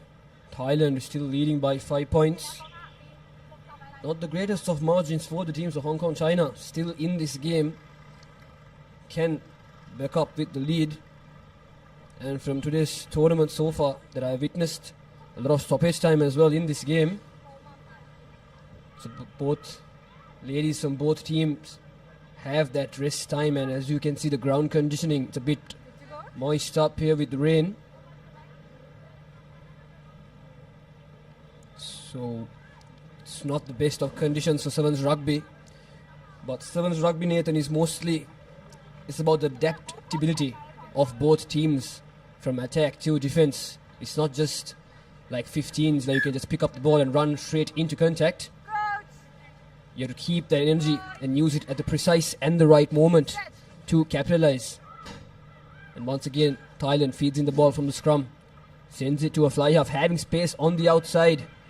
She can run around them, but cuts back in, unfortunately. The scrum half telling that there is space on the blind, but sends it the other way. Goes from the open side. Gives it to number 6, runs into the gap, beating 2 defenders, looking for support, makes her way inside the 22 now. The scrum half passes it wide, having space in the corner, no one to beat. Just needs to have that 25-meter sprint. But Hong Kong China doing well in defense, inches away from scoring. But they have done it once again. Hong Kong China have a penalty in their favor. Yes, once again, good build-up there from Thailand. But unfortunately, just played off the ball off the floor there in that last phase. You have to say that's another good opportunity for them that goes begging. Thought the build-up was really good there, Abid. Really worked through the phases nicely. Came right to the 5-meter mark, but unfortunately for them, Hong Kong China's defense a bit too strong on that occasion. And they've opted for touch. And has put them just outside their 22. Work at line-out time is neat from Hong Kong China. Running straight into traffic though is the number 1. Looking for their options on the open side. Trying to create that overlap, but a good spot tackle coming in from the try scorer on that occasion. Stopping the Hong Kong China attack dead in its tracks.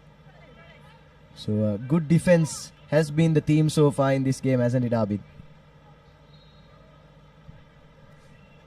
Of course. Really has been the mantra for both these teams so far. Just the one score in the first half from Thailand. No scores in the second half. Hong Kong China's defense has been very good. Their attack need someone to create a moment of magic for them to try and pierce this defense. They're getting a couple of penalties their way. Need to make the most of it. Here's one of those opportunities that they need to take. One-on-one up on the outside there. Lineham is brought down to the floor. That should be a penalty for Thailand. Player off her feet there from Hong Kong, China. All Black Sevens legend watching on. Just game management here, but one more score for Thailand. Really allow them to breathe a little easier. Definitely, Abdul. As we see, Thailand just dominating in their defense is what is making them lead in this game. Unfortunately for Hong Kong, China, they've had the opportunities, but unfortunately, once again, they have fumbled it quite a couple of times.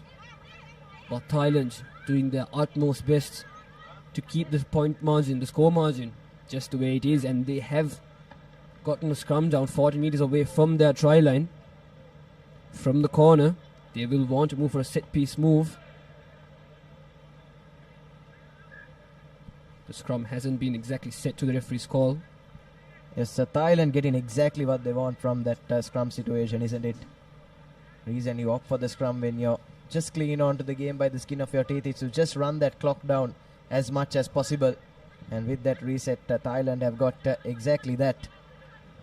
And now looking to work it to the left-hand side from that scrum. Here's the try scorer. Bumps off one tackle, but just brought down in the second. Slow ball at ruck time. Slowing things down now are Thailand. Needed to create that overload, but in doing so, looks like they've lost a few meters actually. And now a pin back inside their own half. This is a good cover defense. Drifting well are the Hong Kong China players, and eventually forcing the error as well. That's a thunderous defensive hit coming in on that occasion.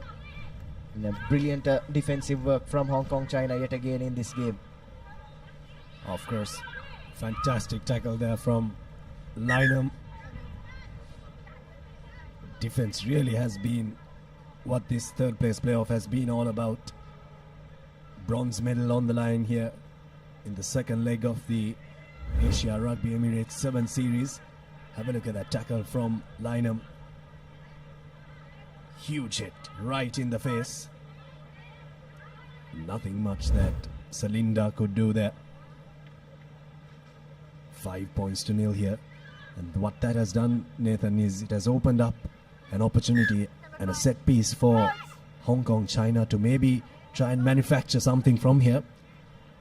Around 30 meters away from the line, what have Hong Kong China got in their armory? Yes, I really do need to make something happen from here, don't Hong Kong China? Lovely wraparound move. Have that overload on the left-hand side. Bumps off one tackle and goes towards the try line. And that's the equalizer for Hong Kong China. Julia Oyana goes over.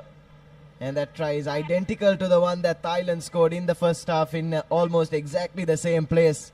A lovely set move from the back of that scrum from Hong Kong China. And they've finally found their mojo in attack to equalize things and make this a really interesting game with just 30 seconds to go.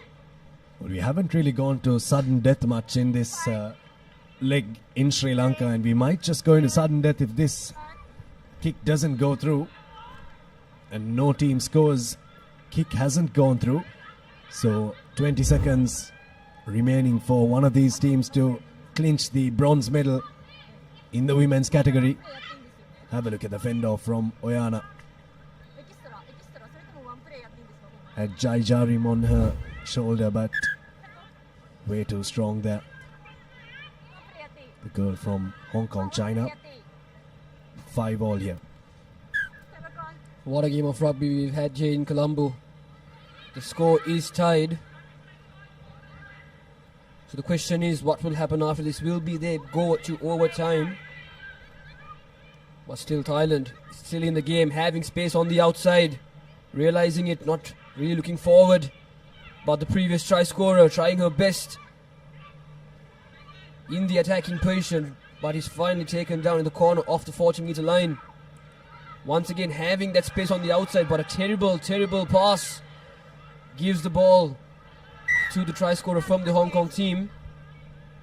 And they managed to have turnover the ball in the ruck, but they will bring it to knock. on advantage, and that is the full-time confirmation.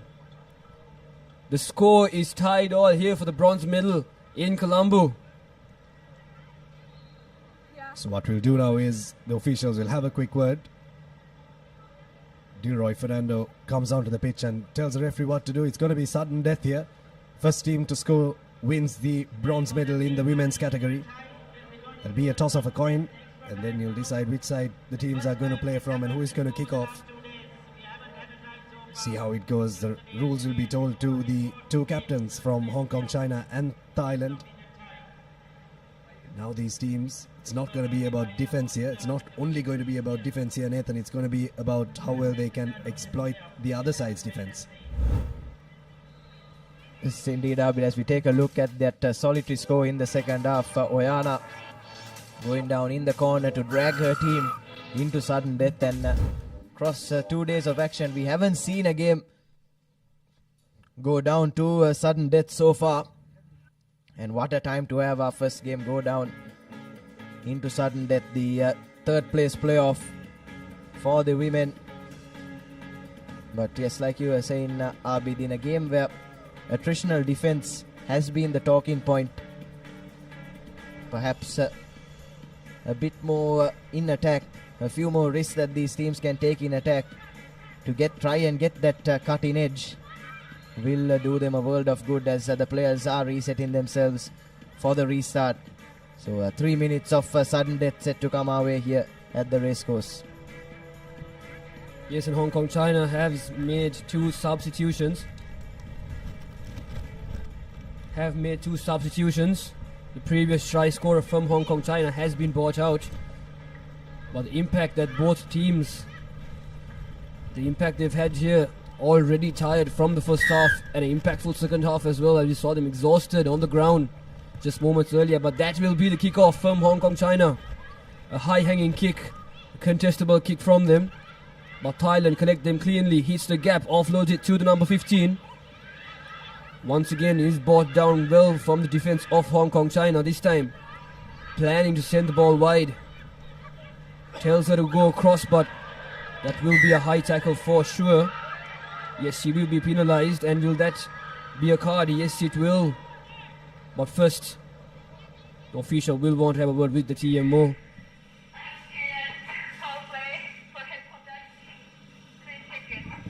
Can you show us that tackle, please? I'll check the foul play.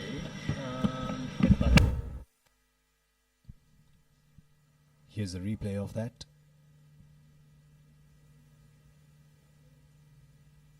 Was a bit of mitigation there.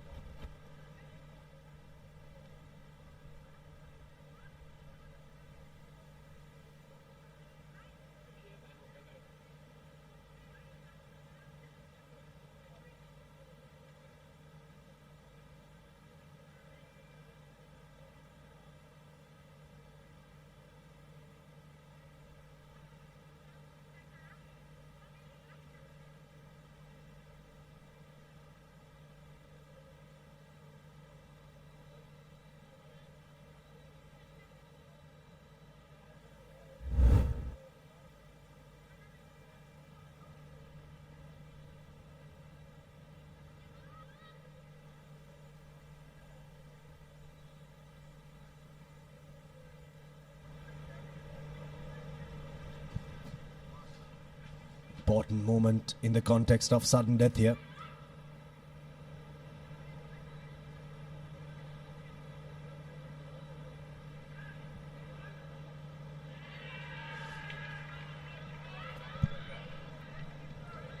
And that's a yellow card given to Gabriella Rivers for Hong Kong China.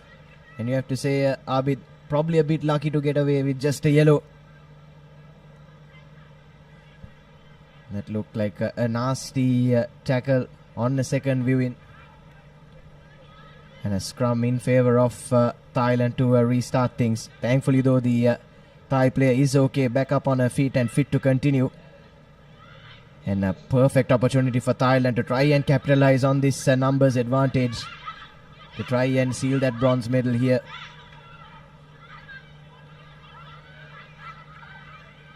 Have an extra man out wide on the left hand side, and the pass needs to go out. And now Ann just needs to put her foot on the gas. Does she have enough in the tank to go all the way? Steps past one, steps past another.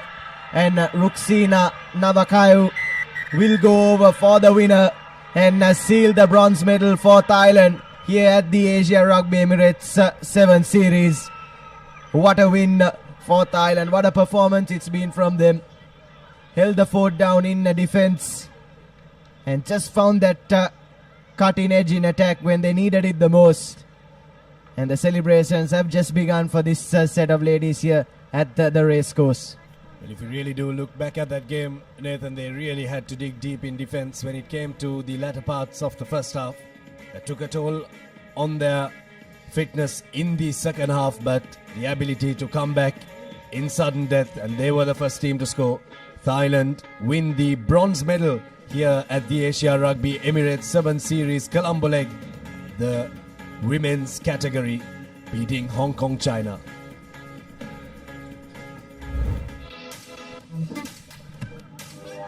Have a look at the replay of that first half. That was a try from Oyana of Hong Kong, China that brought them back in contention. But then at sudden death, it was Ruxina who had to step back in. And have a look at this, calling her teammates, celebrating before the try was even scored. And celebrating with the entire Thai contingent. To take you through the next big match, China versus Sri Lanka, the third place playoff. In the men's category, you have Sudarshana Piris and Abdullah Yusuf.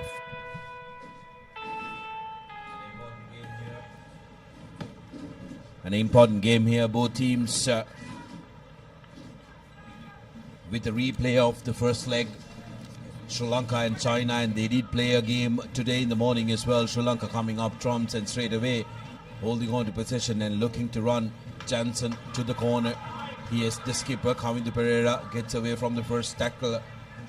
Jansen spreads it back to Chatura Soisa. Soisa takes contact, goes to ground. Here's Jansen again. Akash Madhushankar straightening things up. Surya Bandara. Surya Bandara in the corner has one man to beat. Srinath Surya Bandara will go in for the first goal for Sri Lanka. This man is an absolute legend of the game here in this island. Takes his time as the rain pours down and Sri Lanka scores first in this third place playoff. Absolutely brilliant. Wonderful finish by Sudarshana, but you've got to give it to the Sri Lankan team as well. I thought on their goal line, the composure they showed at the start, just holding on to the ball, just creating those overlaps. And the Suri actually had another player outside him as well.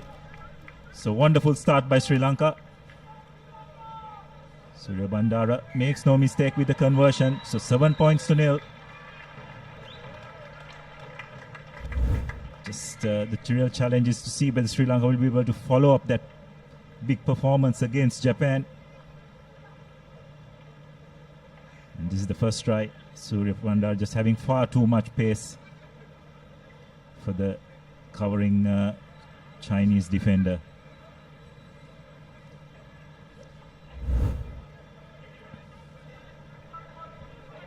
Sri Lanka's restart is going to be absolutely important as China will be looking to strike. They opt to go to the mid area.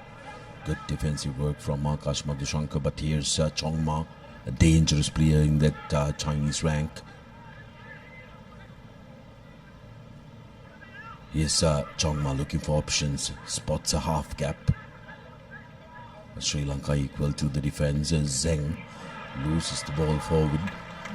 Good defensive work, some friendly fire as well for Sri Lankans. Yes, Jansen and I think his skipper Kavindu Pereira both going into that tackle simultaneously. Jansen coming out the worst of it, but This is good to see him seated up, back on his feet. He seems good to go, which is great to see. It was a wonderful defensive effort in the last two games, not just China, but even in the Japanese match as well, Sudarshan. It was extremely heartening to see Tuskers putting that kind of defensive effort.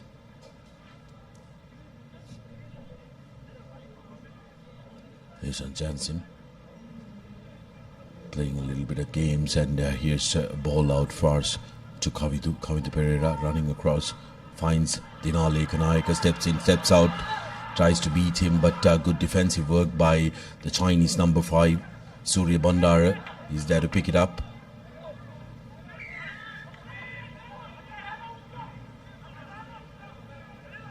Penalized Sri Lanka. Opportunity for Chinese. Big man Zing makes it available to Zering Yi. Floated to the corner, and that's going to be options are going to be given to Sri Lanka whether they want to go in for a line out, but referee has called for the forward pass. Again, Sudarshana, that era is coming off some really good pressure defense applied by Sri Lanka. It's really been the hallmark of their performance, particularly today.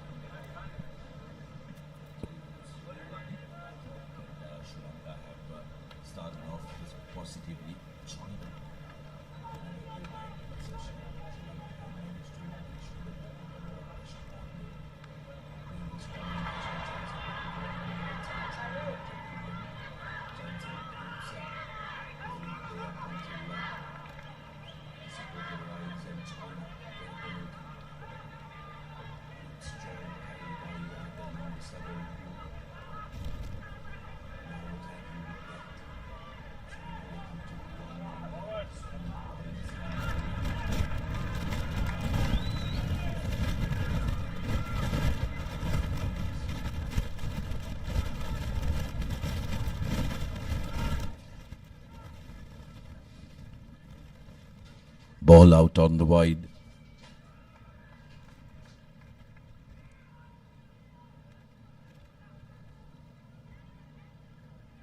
Now China serving options onto the corner. Zheng into the 5 meters. Sri Lanka in under a lot of pressure, but Akash Madhushankar comes away with a brilliant jackling effort, winning the penalty for their side. China looked like they were on the groove, but Sri Lanka will breathe a little easier. Wonderful bit of work by Sri Lanka defensively under the pump. Big hit by Akash, desperately clinging on. And who's the person who did it? Darshana, that man again, Srinath Surya Bandara, probably the smallest player on the field, but just got into such a good position. Just his ability to read the play, absolutely brilliant, and saves his team from conceding a try. Dinale Kanayaka will be revving to go. It'll be interesting to see what option Sri Lanka takes from here.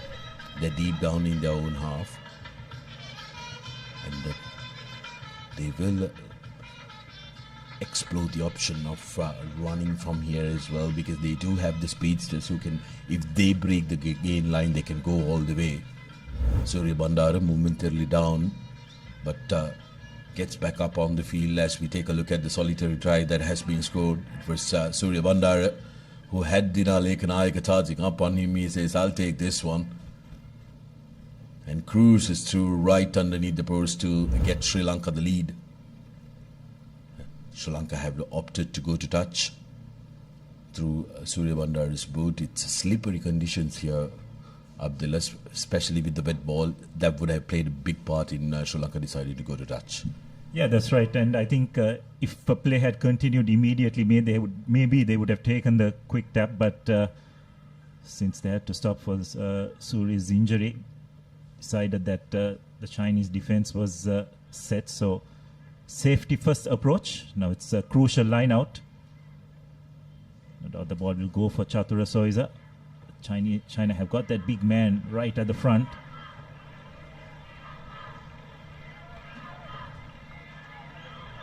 It's really good by Sri Lanka to get the ball out wide.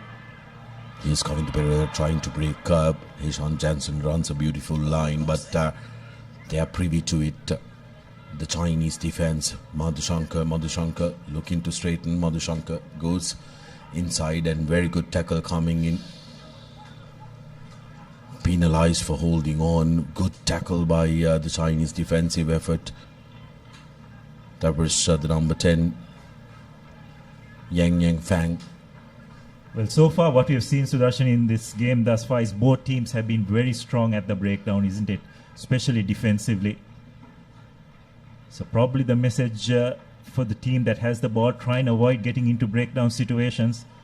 The conditions too probably help in that aspect. It's not easy to throw the ball around, but you get into a breakdown situation, unless you have players tracking, you put yourself in a bit of pressure. Dangerous man, Chongma almost into the 5 meters. China recycle options on the outside, and here's a free run to Yang Fang right underneath the post, and China reply with their own just before half time. 5 points to nil underneath the post, easy conversion, and it's up to Chongma to make it level. Yeah, crucial score for the Chinese. They did well there to retain possession. There was a bit of pressure on them in terms of the touchline being there and being pushed out or bundled into touch, but it wasn't the case. The conversion is successful. So that's half time. 7 points all. And that 7 minutes just flew by, didn't it, Sudarshana? Just shows the intensity of the game.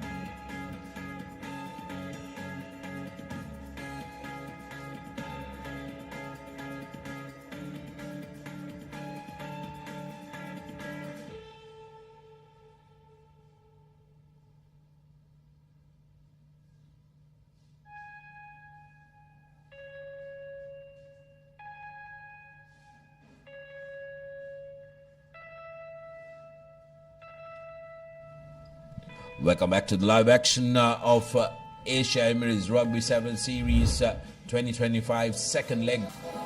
First half action of the third place playoff in the men's. Sri Lanka got off to a brilliant start with their veteran Srinath Suryabandar touching down right underneath the post, and just before the halftime whistle, Yang Fan touching down underneath the post and getting 7 points for his team as well. Next up, we have the Women's Cup final, Japan taking on China, in who is good, and it will decide who's going to be taking home the big goal from Sri Lanka. Sri Lanka making some changes, Ranga Tennakoon coming in, and also Brian Pereira, who have been brilliant additions to the outfit.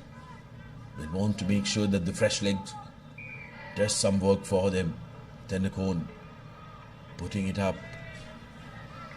Good tussle by Ekaraika, who gets the ball back through Dange to Tennakoon. Jansen puts in a little dink. Chaturasuisa still going. Big tackle on him. Madhushankar, quick ball out. Plenty of men for Sri Lanka, and here's Delushka Dange with the dive. Second try for Sri Lanka, and within seconds of the second half, they pick up the lead. Just the start Sri Lanka would have wanted. Absolutely brilliant. From the point of time they won that kickoff, they just held on to possession. Lovely chip ahead by Jansen. It looked as if he had lost possession, but just that desperation for him to retrieve it and set up the next phase. The entire Chinese defense was extremely narrow, and Sri Lanka, despite wet conditions, just passed the ball brilliantly to Dange, who went over for Sri Lanka's second try.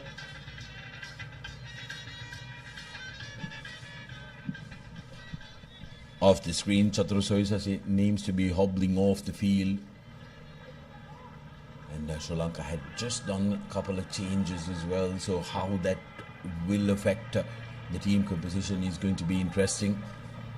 As Tenakon attempts the conversion, going to be an important one. Conversion doesn't find the mark, so the score will remain at 7 points to 12. Another look at that. Jansen with the quick offload. He had 3 men to pick from, and Dinesh Kadange putting in the dive for good measure. What an addition he's been to the Sri Lankan outfit in this second leg. As play has recommenced. Ball goes into touch, so it will be a line out. Good restart by Sri Lanka. Kavinda Pereira, the skipper, barking instructions from the bench. He's been taken out.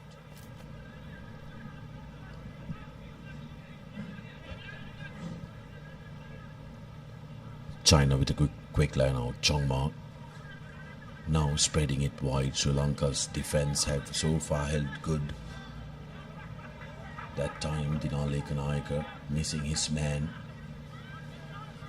Yi running up at the defense is Han. Now Yi. Again, this is the try scorer for China. Big physical lad, Zheng Jie Han. China looking to play it close to each other and put pressure on Sri Lanka's defense and use their physicality. That bars, crowd not agreeing, but referee says play on. Here's an opportunity. Player not rolling away. Akash Madhushankar in traffic there. China now. Zheng. Breaking tackles. Ball available outside. Yi to the try scorer. Makes it available. Opportunity for Sri Lanka. Dange puts ball to boot and there is a collision. Penalty quickly taken by Chongma. Ankle tap. Rugby ping pong going on here. Absolute pinball. Zheng carrying it. Chongma looking for options. The conditions are really testing the athletes here. China throwing everything in the kitchen sink at Sri Lanka to try and get into the lead. Looking at the shorter side, but Akash Madhushankar is privy to that.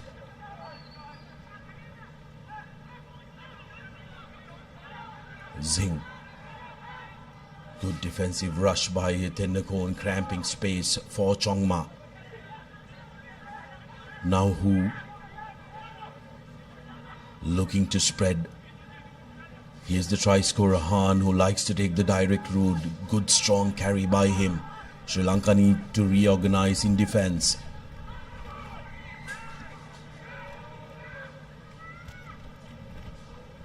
Rehan Bulatsingalage sought approval and then went and pounced on that. China getting, seems like they are getting a very much needed breather. It's very difficult, humid conditions despite the rain, Abdullah. Even the local lads are feeling it. Absolutely, and the amount of defensive work Sri Lanka has done in this half, Sudarshana, unknown to us, about 5.5 minutes have gone in this second half. And for majority of that time, Sri Lanka have been defending.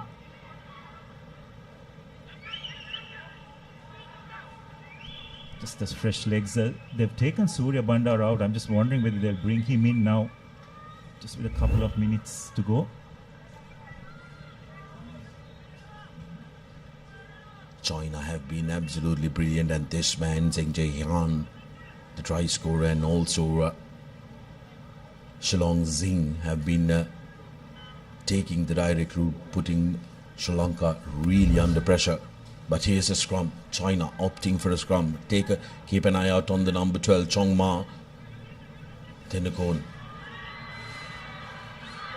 on pursuit, and that's a very good tackle by Dinali Kanaika. And that's going to be a penalty, playing the ball on the ground. Jansen thinks about taking it quickly, but wants to manage the time as well. Very good game management by Sri Lanka. This is brilliant. Yahan Bulatsingalage is known for thumping kicks down the flank, and this is an opportunity for him to try and bring play to the opposition half. He earns 20 meters on that kick, and Sri Lanka will still have possession with 1.5 minutes to go. Can they secure the third place here, Sri Lanka?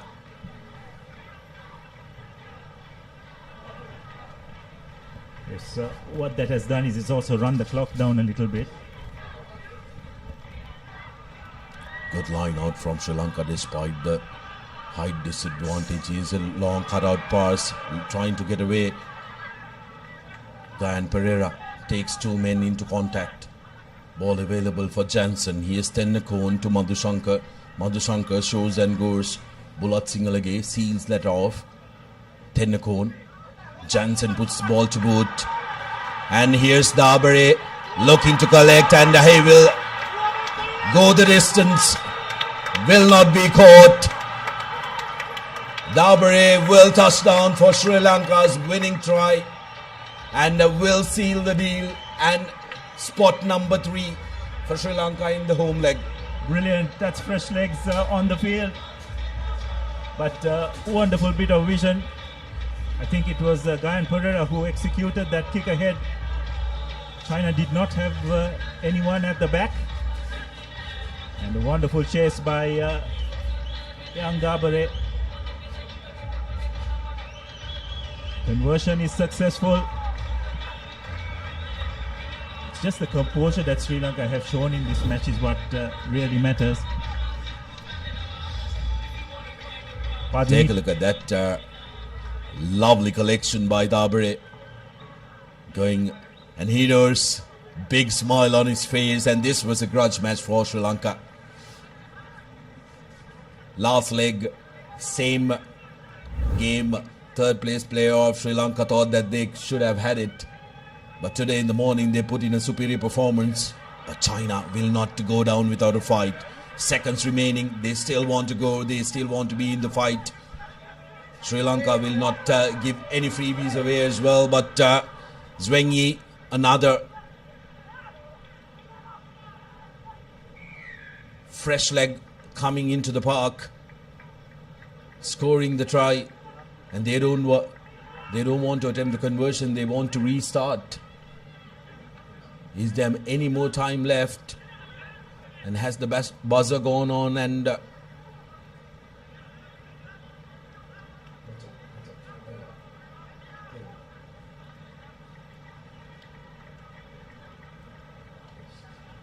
it looks like the game is over. China tried to not take the goal kick, expecting that they could restart, but I believe the try has been scored once the quarter is over. So consolation conversion, and it's Sri Lanka who have managed to clinch third spot in this second leg of the Asian 7 series. And as a result, they will end up as joint third with China in the overall rankings. Absolutely brilliant performance by Sri Lanka, and that's your full-time score. 19 points to 14 in favor of the hosts. But overall, what a game it has been, or what a day it has been for Sri Lankan Sevens. Hats off to the team and the coaching staff.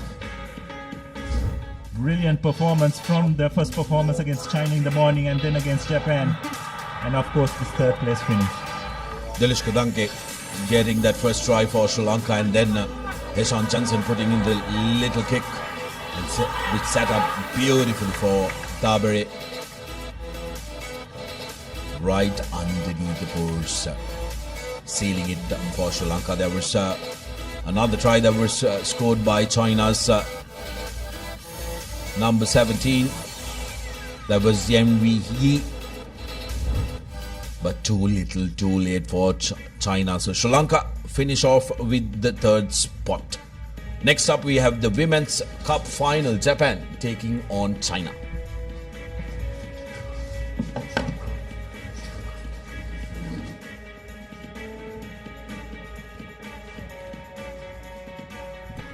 Big game coming your way. The finals of the women's category here at the Racecourse in the Asia Rugby Emirates 7 Series. Second leg in Colombo. Koide, Susumi, Saigesu, Hirano, Utsumi, Bodman, Otani, Akita, Nagata, Mizutani, Yazaki, Matsuda and Konishi for Japan. Sugan, Seun, Chen, Zhojin, Zifei, Yan, Yutong, Jiajia, Jia Yi, Li, Jia Yun, Fang Yu and Jian for China.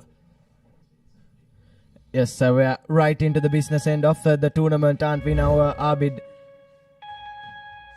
That's what's up for grabs.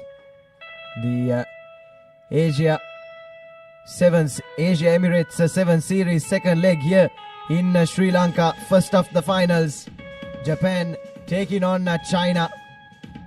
What promises to be a tantalizing affair here at the Colombo Racecourse. Both captains leading their sides out with the flag in hand. Plenty of pride, plenty of bragging rights at stake here at the Racecourse, and Japan, after coming up trumps in that first leg, will be aiming to get this one in the kitty as well and just seal that overall championship too. The Japanese faithful gathered here in their numbers have made the long flight from Tokyo to Colombo. They've been cheering on and rallying on their side all throughout these 2 days here. Probably have been the most vocal set of visiting supporters, and even at a rainy racecourse, they're still standing tall here to cheer on their team. Japanese faithful have come with their Japanese drums known as the taiko. Rain starts to pour here at the Racecourse. It poured around the same time yesterday, or maybe a little later, but there's a little bit of lightning as well that will cross over to the national anthems of Japan and China.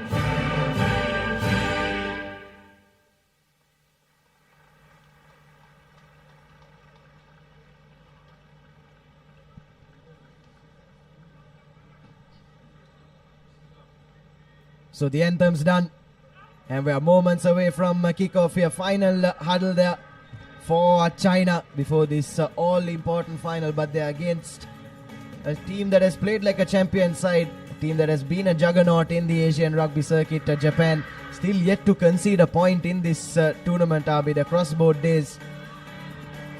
have played the 4 games, didn't concede yesterday, and secured a 31 points to nil victory over Hong Kong China in their semi-final. And Sunny Lee Shui from Hong Kong China under pressure out in the middle for this women's final.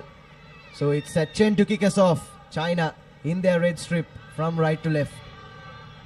Big game coming your way. The finals is underway. Kickoff collected by Japan.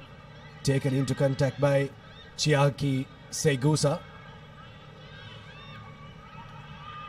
Looking to move out of their 22 there. Japan looking to launch an attack from their own half through Haruna Konishi. Ball available there once again. Chinese defense looks to rocket up. Taking route 1 there, Japan releasing, going up once again. That will disorganize the Chinese defense and maybe open up something for Japan. Handling is not going to be very easy here. It's a huge downpour at the racecourse. Momentarily it has halted, but the underfoot conditions are still wet, so won't allow for free, fast-paced rugby, which the Japanese have been known for. And a handling error creeps in. First set piece coming up with a feed into the scrum for China. This was a good build-up there from Japan on that occasion, but unfortunately we've anticipated that the handling errors could creep into the game, considering the underfoot conditions, and after a good build-up, Japan have just thrown that one forward. But what that means is for China, the first set piece deep inside the Japanese territory, and probably the chance, if they can make something of note from this scrum, to try and go over for the first score in this final. Ops from the blind side does Yu Tong Cheng. Yu Tong Cheng needed to find a supporter on the right hand side, doesn't, goes right into contact, and now China have to look for their options once again. Gets the backhanded offload in. Here's a Chen out to the winger, but good drift defense from Japan, not allowing any wriggling room for China, and shooting up, closing down the options for China. This is excellent defending from Japan, pushing back their opponents and forcing them to go to boot. No one sweeping behind though, and now it's a foot race to the ball, and just slips on the turf. Does that Japanese chaser, picked up and grounded by Sugan Lu, but I think the ball was knocked on just momentarily before that. But China, there's always a risk when you employ that rush defense, isn't it, Tanvir? And China very nearly exploited it on that occasion. Definitely, Nathan, and this will be a rematch from the first leg final, where China did take on Japan in their own home turf, and the Chinese women who were victorious with 24 points to 19, and Japan will be the defending champions from last year's fixture. So quite the interesting battle we have, and Japan now kicking into touch, but unfortunately not making the exact amount of distance they must have wanted, but still China now having the opportunity to put points into the board in this first half. A line out in their favour from the 22, but with the weather conditions it'll be a slippery ball, so the hooker will have a tough time throwing the ball into the line out. So let's just see how she will do it. She goes on top, perfect throw, takes it back, spots the gap inside, just one man to beat. She throws the ball from the ruck. Unfortunately, China once again picks the ball and regains position. Here's the ball for Japan, looking to run out of their 22 here. Maybe a ploy that they could deploy is to use the boot a bit more often and kick into space, something that they did early on when there was a little bit of a downpour. Here's Japan now, but wanting to hold on to possession of the ball here. Also a sound tactic to do, because really look back at how this Japanese team has attacked. They've been fantastic, Nathan, so far. They've really got it all. Japanese now through Hirano, but the ball is loose off that ruck, so holding on is the call. Ball for Japan to run onto, and busting through a gap there. That's the try coming in for Chiaki Segusa to break the duck from both teams. And the Japanese duck is what is broken first. The elated Japanese fans make their presence felt here at the racecourse. First points in the women's finals. Yes, Shiaka Segusa, she's been in red hot form. That's her 5th try of this tournament.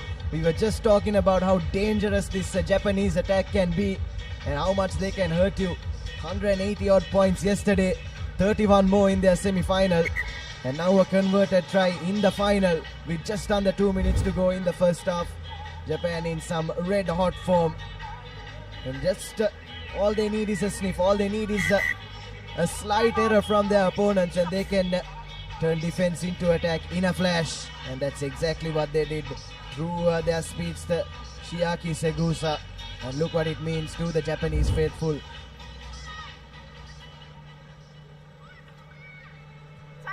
China might have won the first leg, but Japan here in this rematch doing their best. Unfortunately not making that 10 meters from the kickoff, but still momentum is on their side with leading by 7 points. It will be China's with the free kick. So they will take the tap from the center of the ground. They will want to make a move. Let's see what they can do from here. The number 55 of China takes the tap. A scissor in the center to change the direction, and once again goes to change the direction, but still Butterfingers not being able to hold the ball at hand. China this time in the attack. They would not want to make any fancy ploys here with the ball wet, considering the weather condition. And they have lost the ball from the ruck, but referee says the ball has been grabbed from the ruck illegally, so China once again will have a penalty in their favor. Just 40 seconds remaining as well in this first half. They will want to score one more time before the halftime whistle is blown. Not releasing there is the call from the referee, so China want to set up a scrum here, set up a set piece. Possibly the last attack that they could launch in this first half in the finals. Oh, the slippery turf really does come to the party there. Not able to bind cleanly, so we'll reset to the call of the referee, Sunny Lee, to feed it into the scrum. Sheng Yutong. Very messy scrum, but nonetheless it's there for Shen Yutong. Here's China looking to get the offloads in, and another handling error. And it's going to be half time. A very quiet way to end the first half in the women's finals here at the racecourse of the Asia Rugby Emirates 7 Series, leg number 2. Good first half from Japan to get the score, but just the one score between these two teams. And at halftime, it's Japan 7, China 0.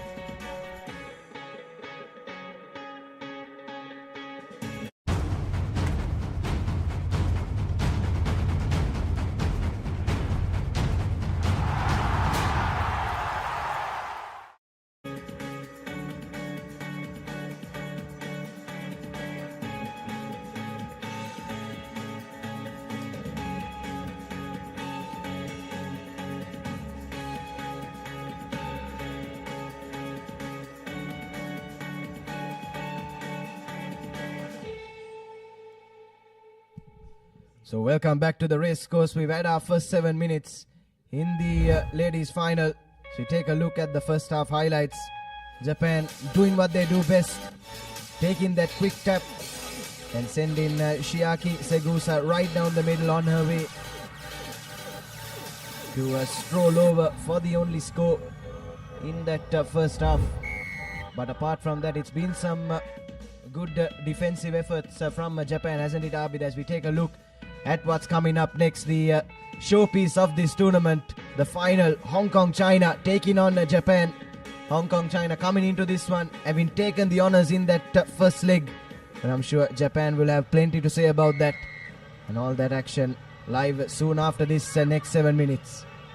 Kick off from, or restart rather, from Japan, and the assistant referee has spotted something, and it's a penalty for China. taken it out in the air is the call. And they've called for a scrum here, China, once again, wanting to settle things down, take a set piece. Try to get an attack going here. The Chinese travelling down to Sri Lanka for the second leg. 12 women's teams, 12 men's teams, and these are the final two teams standing in the women's category. Here's the live wire for China, looking to spark something. Shen Yutong. Cutting back on the angle is Lu Sugan. Still in their own half, China need to break their duck here and not allow Japan to score next, and they need to be the team to score if they are to stay in contention in this game. It's been all about defense so far, Nathan. Good defensive performance from Japan and China. Not very easy conditions to play fast-flowing sevens rugby, and that's a tactic that you'll have to deploy when you can't really get past the first line of defense, and the Chinese defense is right up there. Zhou Si-yuan for China, making her presence felt in defense, but here's a chance for Japan to maybe get another score. No clear release there, hands on the ground is the call. Here's Japan. Savannah Bodman has really been one of the players that has sparked a lot for Japan. Good defense. Oh, that's going to be a try for Japan. Mei Otani scores the try for the Japanese. 12 points to nil now, Nathan. The Japanese faithful are really elated. Yes, this is exactly what you expect in sevens rugby, and it's a fifth try as well for Mei Otani. But some classic seven stuff. Good continuity of play from the Japanese, keeping the ball alive, getting their offloading game right, which is really commendable considering the conditions as well. Unfortunately, conversion goes a begging, but it's Japan now 12 points ahead with 4.5 minutes left to play. And there I say, one hand already on that trophy. There you have a look at the replay. Lovely supporting line run there by Otani. All she needed to do was dot down for the try, and that's exactly what she did. And Japan now 2 scores to the good. Japan doing very well in this game, in this final, leading by 12 points to 0 in this second half. Starting with the kickoff once again, but not collected cleanly, but is knocked back, referee says, to China now in the attacking position in their own half. The weather condition not looking very good here in Colombo, but still China trying to run with the ball, but Japan with a thumping tackle, pushing the attacking line of China backwards, and they have gotten a penalty. Holding on is the call, taken quick from number 6 of Japan. Just 5 meters away now, looking for support. Sends it, tries to send it out on the wide, but unfortunately the Japanese team fumbles it. Knocked back is the call once again. The number 10 of Japan has the try line on sight. She picks it up, and it's a try from the number 2 of Japan, Honoka Tsutsumi. Does it for her team and scores the 3rd try in this game. And as you said, Nathan, they already had one hand on the trophy, but this time it will be very comfortable with 17-point lead and 2 points to follow. But can they convert it? Unfortunately cannot, but still the lead is very comfortable, Abid, as well. 17 points to 0 is the call, and here we have the replay of it. The pickup from the number 10 of Japan, hitting that gap, making her way almost towards it, and just assists her teammate to pick up the ball to go over the line. 17-0. A little bit of lightning around the Racecourse Stadium, spreading some light on this Japanese team, but we really do hope that it doesn't continue, that we can have the finals. But this Japanese team is really something else, aren't they, Nathan? They really have got it all. Restarts, defense, attack. They've really been the best team in the women's category, and you really have to take your hat off to them. Not allowing a team to score in sevens rugby is not easy in any game, let alone a tournament. And this Japanese team in defense have not allowed any team to cross their line, and even in the finals, no team has been able to score so far. China will want to try and break that, but the Japanese don't seem like they want to allow that. Here's the try coming in for the Japanese. Another one. That's going to be the fourth try. It's Sakura Mizutani. Yes, Japan. Free flowing rugby. It's beautiful to watch, isn't it, Abid? And Sakura Mitsuani goes over for her third try in this leg. And just touching on this Japanese side, would have been difficult to try and better what the performance that they put in that first leg, coming out champions. But they've somehow managed to do that, and they're playing like a real champion side here at the Racecourse in this second leg. Once again, lovely continuity of play. Got their offloading in, and Mizutani, all she needed to do was run straight through the gap and go over.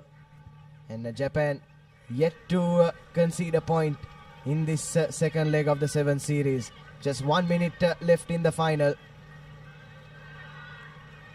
And China haven't really come out of their own half in this final. And that just tells you how good this Japanese outfit has been. Played like a champion side from the first whistle yesterday. Definitely. As we see Japan winning a penalty and taking the quick tap. But they have fumbled, unfortunately. But Nathan, as you said, a commendable champion side this team has been. Still no team worthy of scoring against them as well. And as we see this final, China not being able to even make it to the Japanese red zone. And Japan lead this game 22 points to 0 and only 22 seconds remaining as well. But China, they will want to redeem themselves at least by scoring one try in this game.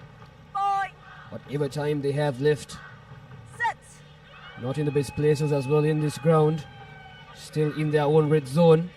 Well defended from the scrum of the Japanese team, and that will be a turnover for Japan. Taking the quick tap once again. Looking for the space, hits to the gap, the number 11, and a well supported play from the number 9 of Japan, Hana Nagata. Just tremendous work from her to come in that supportive line to score that try and just to add to that lead. The party may have partially started in the Japanese camp. Conversion is successful, 29 points to 0, and Japan are your champions. The Asia Rugby Emirates 7 Series 2025, your women's champions are the Japanese. You can see that the Japanese crowd are very happy with that performance, but they'll also have an eye out on the next one, Nathan. That's why I said that the party would have partially started, and they really would want their men's team to try and beat Hong Kong. But at full time, Japan 29 against no score from China. Fantastic showing right throughout this tournament from the Japanese girls. Yes, more than 240 points for and none against for Japan. Taking a look at the second half highlights, just free flowing rugby. And it's what any rugby lover would love to watch. And Japan, they did it up in China. They've done it down here in Colombo as well. Their ladies have done the double and have confirmed themselves as the champion women's outfit at this Asia Emirates 7 Series for 2025. Some lovely offloading from the Japanese, free-flowing rugby, as we've said countless times, and deserving victors of the women's title here at the Racecourse. So your key stats then: Japan with 5 tries and 2 conversions. China unable to break their duck. But commiserations to China as well. They did mighty well throughout the tournament, but unfortunately this Japanese juggernaut just a bit too hot to handle here at a rainy racecourse. And we'll move on into the men's final. For that we have a change in voice up in the comm box.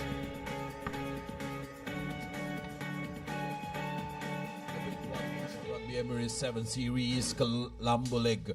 Hong Kong, China taking on Japan live from Racecourse Stadium Colombo.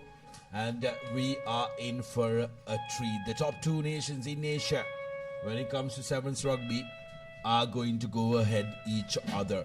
Hong Kong, China consisting of Makalo, Nadoni, Ezono, Denmark, Sayers, Combs, Ricard, Christie, Phillips, Bourne, Brienne, Fung and Liam Herbert. Japan, Taki, Takamoto, Ochi, Yumera, Ogita, Miyasaka, Takamechi, Joan, Roido, Toma, Sharoto, Koga and Jisoo making up that squad for Japan. So thanks for that, Sudarshan. As we see both teams taking the field. In that first leg, it was Hong Kong who came out on top, and there's no doubt that this Japanese team will be desperate to make amends for that, as well as following the footsteps of their women who came up with a commanding victory over China in the women's final. So Japan will be eagerly looking forward to making it a double. The Japanese women's team have been absolutely phenomenal, and haven't they? They've been absolutely top-notch. Abdullah winning both the legs is one thing, but going this entire leg without their line being crossed is fabulous. As we line up for the national anthems, there is a little bit of lightning. But now we will cross over for the national anthems of Japan and the People's Republic of China.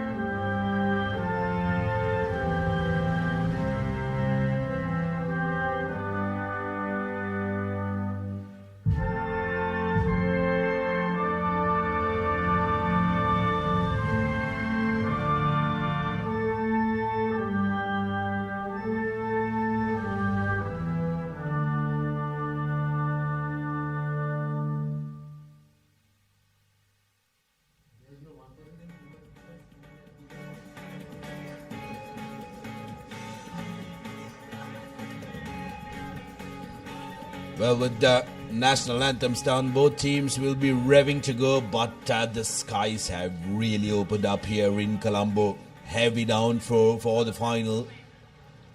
Hong Kong definitely, Abdullah, has been the strong favourite coming into this final, but this massive downpour can be the greatest leveler when it comes to the shorter format of the game. One slip here, one slip there. Japan could really claw their way into this game. There's no doubt about it that Hong Kong are coming as favourites. But as you very correctly said, Sudarshana, the weather conditions could be a real leveler. Q Shengang will officiate this final. Kickoff from Hong Kong, changing directions last minute.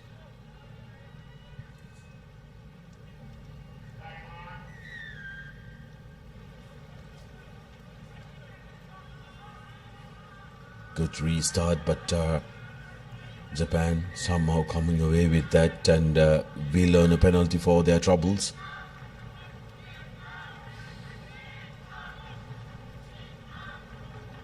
It's interesting. Looks like Japan will just try and slow the game down a bit.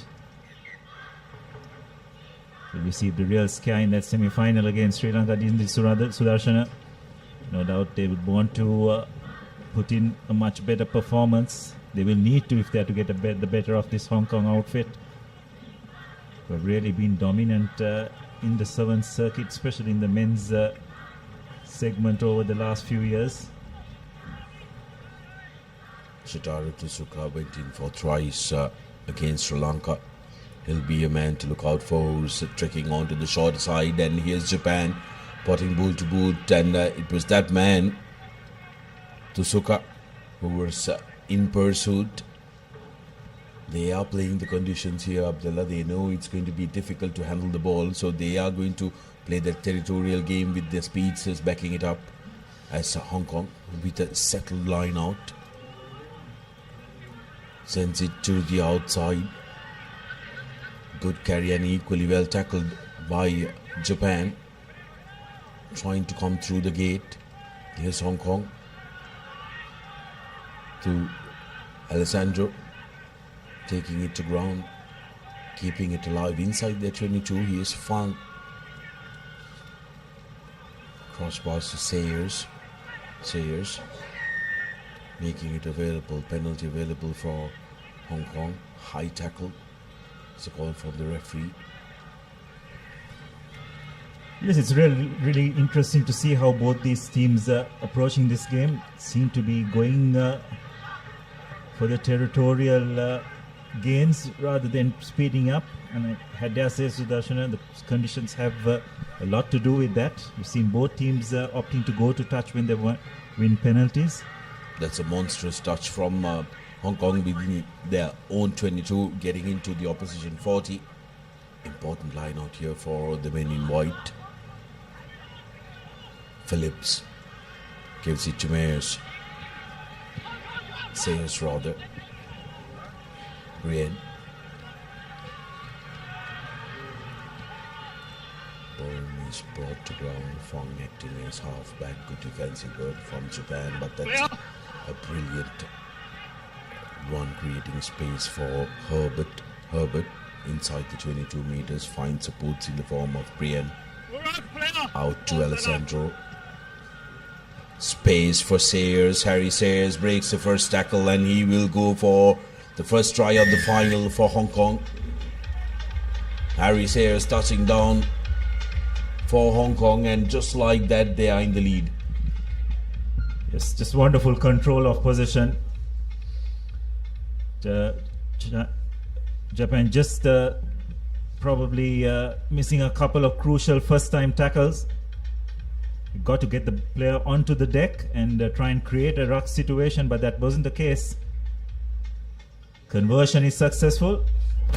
So Hong Kong going to a 7-0 lead, and as you can see, the Japanese defender just lost his footing and just couldn't get into good position to make that tackle. And Sayers was just strong enough to evade that attempt and go for the first score of this final. Big strong leg, Harry Sayers getting the job done for Hong Kong, and their restarts have also been sublime. Julian Byrne has a monstrous boot underneath him. He's the one who got Hong Kong from their own 22 into the opposition 40, which resulted in a try on the other end of the field.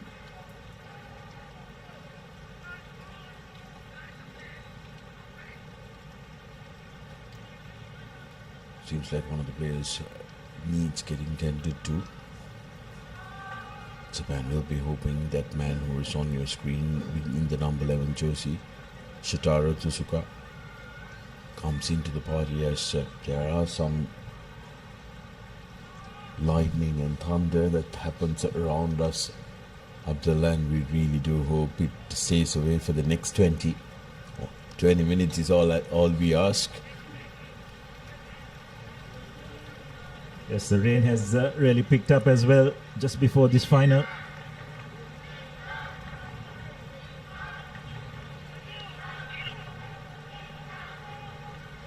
Good clean line out by Hong Kong. Harry said again, acting as a ball carrier, and that's what a wet ball can do. Julian Burton normally very safe with the ball in hand, loses it forward. Opportunity for Japan now. 2 minutes to go till half time. If they can get a score here, that will really lift their spirits up. Yes, given the conditions, it's always going to be a really tight game. Defense is going to be crucial. It's a bit of conversation in the scrum.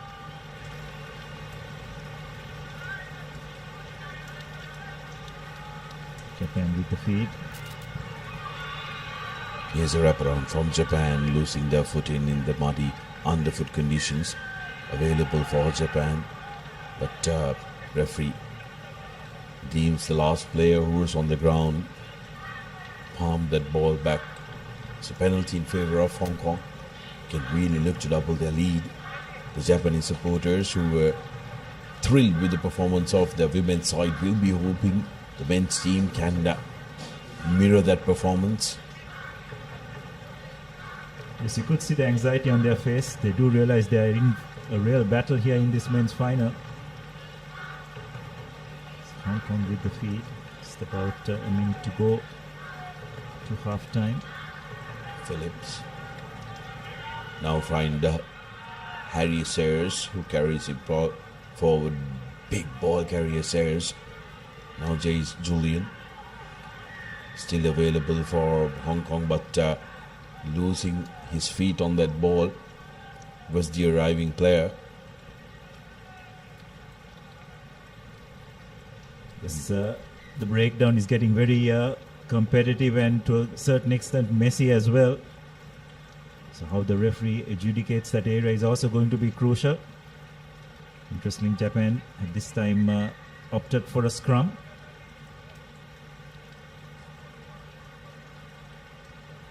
Subs are being brought on.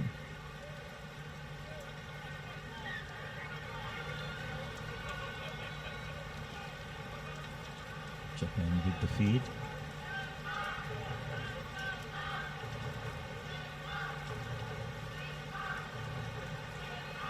Go on the short side. That's a wonderful turnover. Absolutely brilliant by Hong Kong. They got position again. Japan just drifting across. It's a good counter-attack, you'd have to say, by Japan, and winning the penalty as a result. Yeah, they are pumped. Very good work from Japan. Great contest, one-on-one, physically there, and they win the penalty. Important penalty here for Japan. Interesting to see what they will opt to do.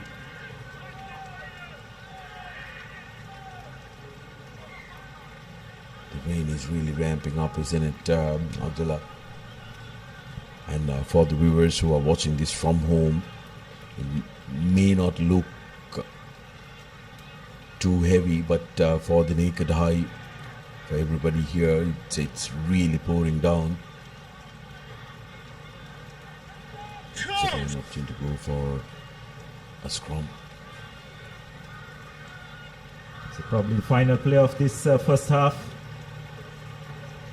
Japan managed to win possession. Nice offload. Will Japan speeds to have a little bit of pace, but really good defense by Hong Kong once again. And it's been forced into touch. So that will be half time. Just the one score in it. Hong Kong, China leading 7 points to nil in this Asian 7 Series second leg final. Very much a stop-start affair, I have to say. but given the conditions, understandable as well. So that's your halftime confirmation. Hong Kong, China leading 7-0 over Japan.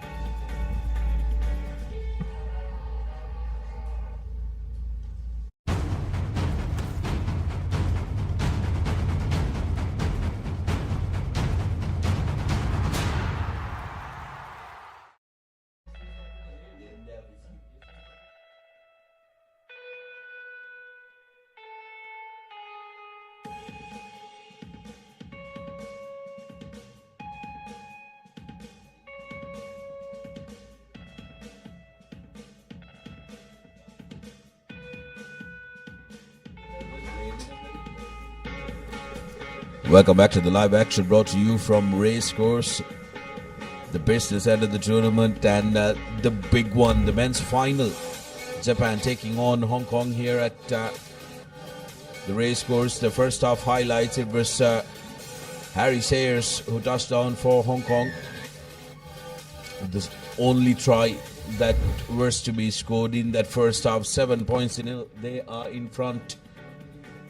Japan getting in the first half, but haven't been able to capitalize and get any scores on them. But they definitely, Abdullah, without any hesitation or doubt, have had the loudest and the most enthusiastic fans from the visiting teams. Oh, definitely, and it's just great to see the way they are getting behind their team. And more often than not, the team has definitely lived up to their expectations. Just about to recommence the second half. Again, Hong Kong really proficient at kickoff time. Hong Kong with the collection, and now we'll put ball to boot, calling on the speedsters, and that's a massive territorial gain for Hong Kong. Well, that's just playing the conditions, isn't it, Sudarshan? And that's experience. Just putting the pressure right back on Japan, forcing them to run from virtually their own goal line. Not to mention the pressure that they could apply from this line out as well. Japan goes to the back beautifully, collected by Japan, and referee penalizes Hong Kong for the entire line being offside, the backs being offside. Opportunity really for Japan to really get into the opposition half with ball in hand, this touch finder inside their own, but they will take those 20 meters. Few anxious Japanese faces there, and understandably so. Team is trailing 7-0 in this final.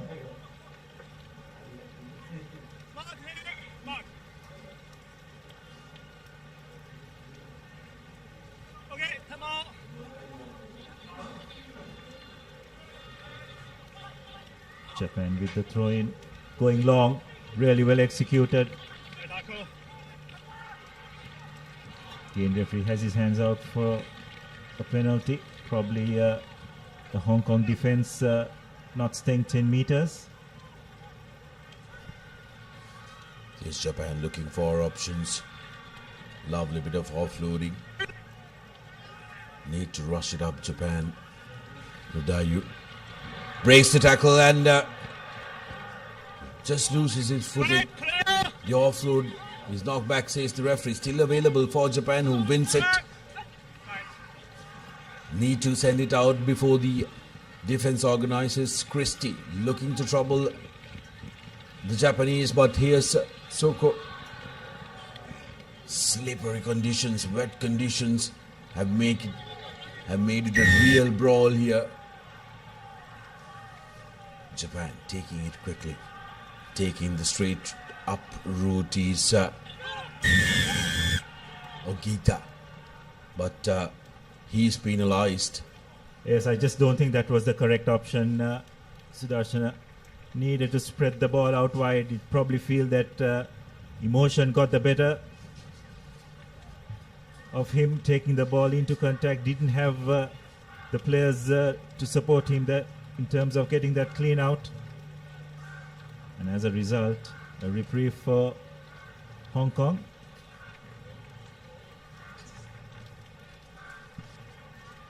Using the wingers are going to be a real problem, isn't it? As Japan seems to have made mass changes, 4 men coming in. They're looking at injecting some pace, the heavy legs after running on these very soggy underfoot conditions would be taking a toll on the players. So the fresh legs will want to make sure that they inject some pace into this Japanese attack. As Julian Bourne earns important 30-40 minutes for his teams. This game is turning out to be extremely tactical in the way it's being approached. Both teams trying to eliminate whatever risks. The front peel from Hong Kong, Phillips.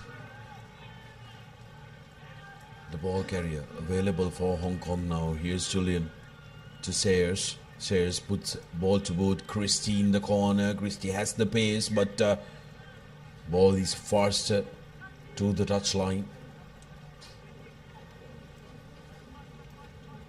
Japan that time was happy to let the ball bounce into touch and slow things down. They want to try and get themselves composed, but this is a great opportunity, Abdullah.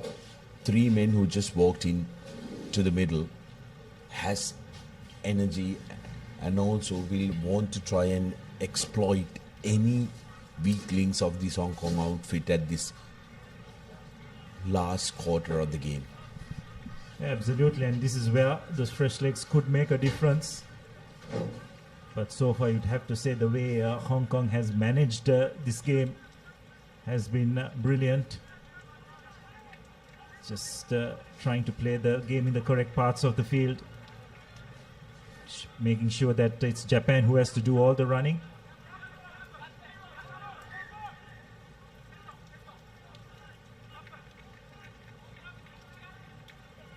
A wonderful steal. Hong Kong with possession. Still Denmark breaking one tackle, almost breaking the second. What a brilliant take under pressure. Great work by Christie here. Sayers scored the first try, looking in to go for the second. And on the short side comes Combs. But that time penalized for not releasing the ball. Japan doing really well to see off the threat.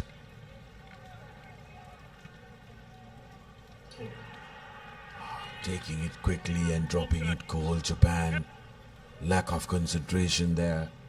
I'm not sure what he was trying to think, because he was trying to take the tap and then kick it off of their life. If the penalty was sent into touch, they would have at least have the reprieve of an exit from their red zone. Yes, it's hard to think what he was trying to do. It's been adjudicated as a knock-on. Not quite sure whether it was the case. Did strike his foot before going into touch. Thought he was trying to just put a kick ahead, but looks like he had lost control of the ball. So as a result, the referee deciding that it was a knock-on. Here's Hong Kong. Christie, difficult to contender, dangerous with ball in hand, and Alessandro offloads, and that's opportunity spelled by Hong Kong, but will it be the opportunity that Japan has been looking forward to? In the corner, running all by himself with only Sayers chasing him. He's the Japanese winger and will touch down. That's the number 5 for Japan, and the crowd is up on their feet. Needed to come closer to the post so that the conversion would have been easier, but nevertheless Japan will be delighted at the fact that they scored and did get a score. Nakano, the try scorer for Japan, and Hong Kong, just when they thought they scored a try, they concede on the other end. Yes, well, it just could come down to one final play here. Have Japan opted to take the kick at goal? Yes, they have. Struck well. What a conversion. Under pressure. 7 points all. And Sudarshana, just like that, this final has come alive.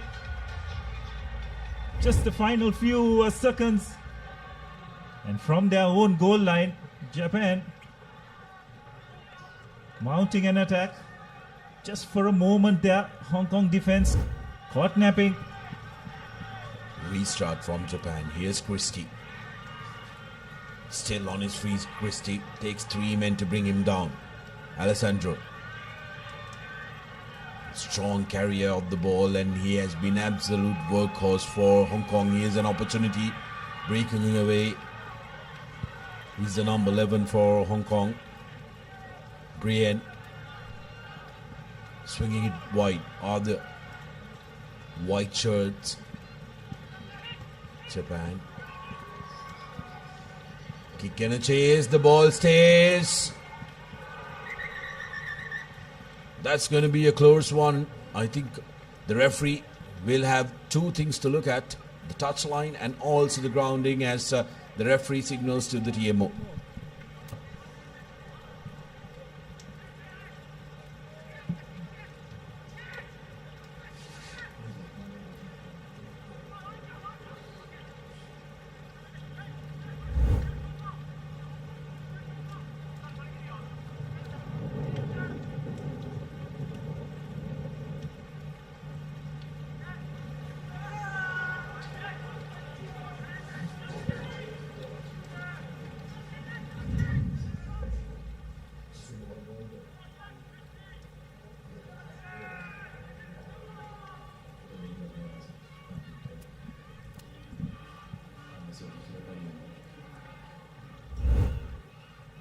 Japan. 100 meters.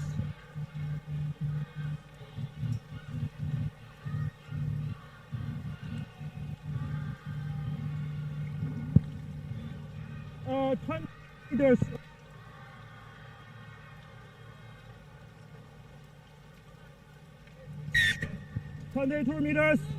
Yeah, it will be a 22-meter dropout. And the Japanese fans will be breathing very, very much easier. It's going to be interesting what Japan's strategy is going to be from this dropout. Keep in mind, the area is very waterlogged. Your kicks are not going to be bouncing back. At least the ball drop will not bounce back ideally. So I think they're just checking whether the hooter went off before that grounding happened.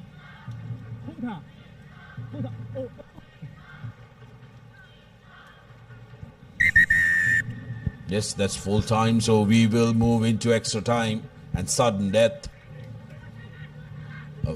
Worthy final, Abdullah, despite the conditions, both teams battling it out.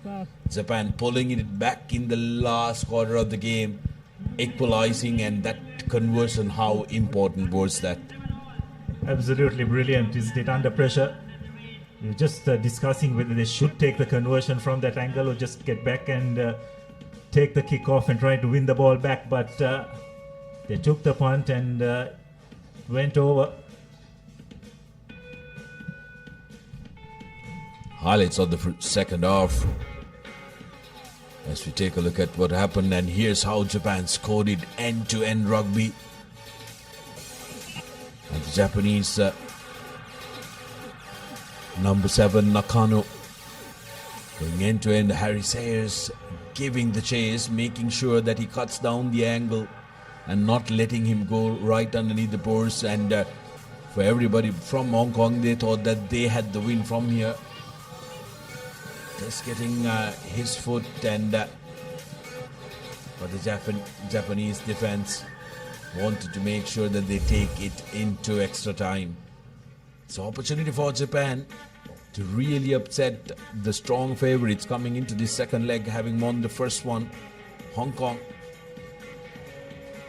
they're putting them under real pressure here. What a way to end this second leg of the Asian 7 series. In pretty drastic conditions, both these teams have put out a tactical masterclass, you'd have to say. Just thought Hong Kong dominated the majority of that first 14 minutes. But Japan just hung in there. With one try, Sudarshan, in this format, you are never safe. And that's just how it proved to be. Absolutely, but one score is what you're looking for from here on. Whichever the team scores first will clinch that title and bragging rights of being the champions of the second leg. Japan collecting the kickoff cleanly. Oh, slip of the foot, but no harm done. Japan still with possession, goes to ground. That's going to be a penalty any day of the week. Christie doing beautifully well to win that. And Hong Kong straight away opting to go for a scrum. They're looking to commit the Japanese defenders and then pull it out. Christie seems like he's injured one of his fingers in that collision. Again, very impressive the way Hong Kong held their shape in defense. Did not overcome it. Japan looked very threatening, but just the experience, isn't it, of that Hong Kong defensive line. Just how well they maintained their shape. Waited for the correct moment and forced Japan into making that error. Not surprisingly, they have opted for a scrum.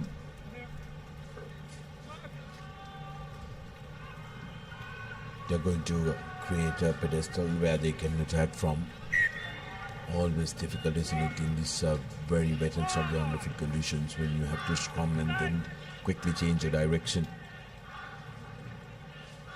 Good pressure coming in from Japan. Here's Sayers taking the direct route. He has been the standout player for me up the line. This Hong Kong outfit has been fabulous. But Japan now penalized. Opportunity for Hong Kong. Combs, and in the corner is Christie. Christie will touch down, and that will be the win for Hong Kong, who cement their place with 2 wins in the 2 legs as the champions of Asian 7 Series, Asian Emirates 7 Series 2026. Brilliant work from Hong Kong. Japan fought valiantly, but have to surrender in extra time. Yes, well, that's just the hallmark of a champion outfit. Just waited for the correct moment and absolutely took the opportunity. Japan had the first bite of the cherry in this extra time when they received the kickoff, but just Hong Kong's composure in defense, enabling a turning over of position through a penalty.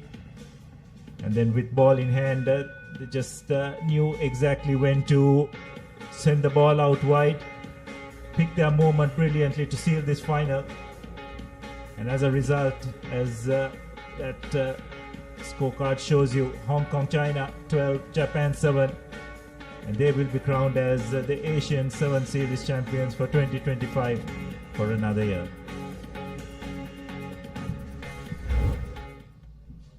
Highlights of the second half. This is how Japan equalized with a brilliant end-to-end score.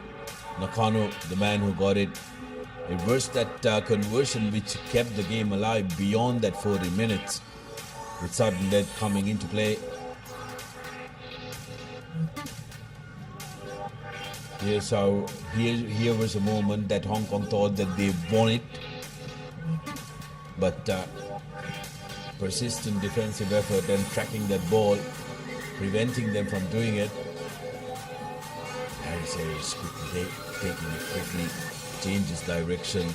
Combs to Christie, who has been a very, very strong ball carrier and a runner for Hong Kong, who just got his finger mended before that, getting the winning score. 2 tries, 1 conversion for Hong Kong, China, and Japan just the converted try. 12 points to 7 is how it finishes in this all-important final Asia Rugby Emirates 7 Series 2025 winners. Hong Kong with this second leg victory as well. They had a convincing win in the final in the first leg, but a hard-fought victory in trying conditions. As you can see, in the background with the skies opening up and rain pouring down.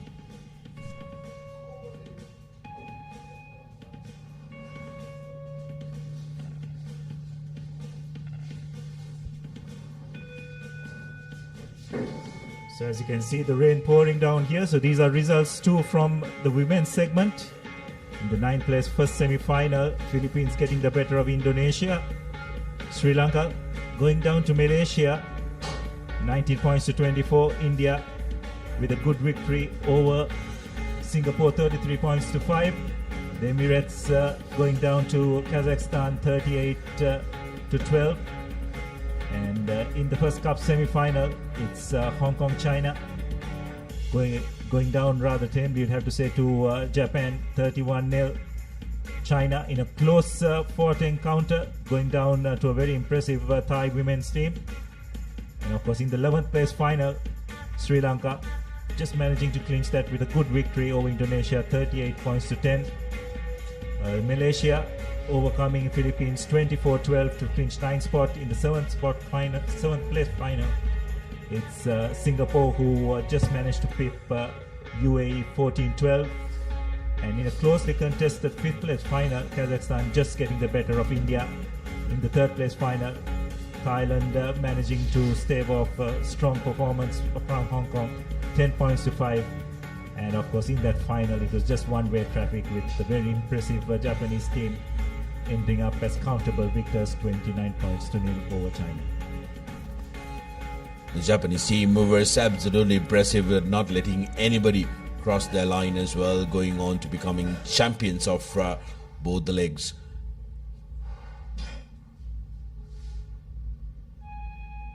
Results in the men's section, as we had the first semi-final being won by Malaysia and 19 points to 7 against Chinese Taipei, and Korea going down to Uzbekistan. That was a surprise, with Uzbekistan putting up a real good show here in this second leg of the competition, and UAE got the victory, 17 points to 10 against Philippines, with in the 5th place semi-final won. And in the second semi-final, it was one-way traffic. Thailand running right, 32 points to their name against Singapore.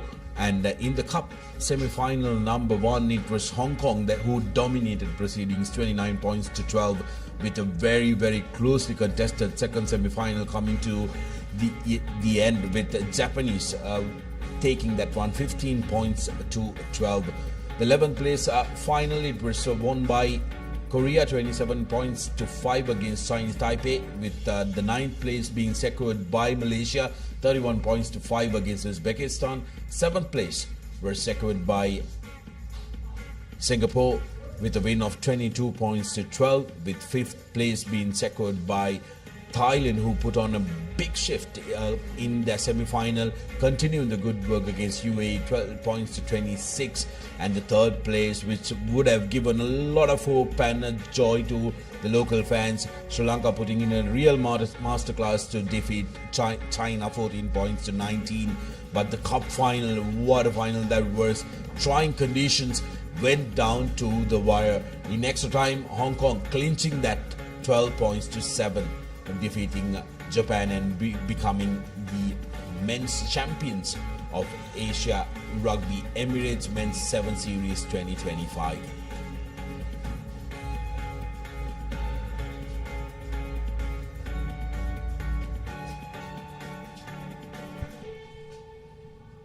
So the women's points table accumulated over the 2 legs, Japan winning comfortably with 40 points to their name, and China with 36 points.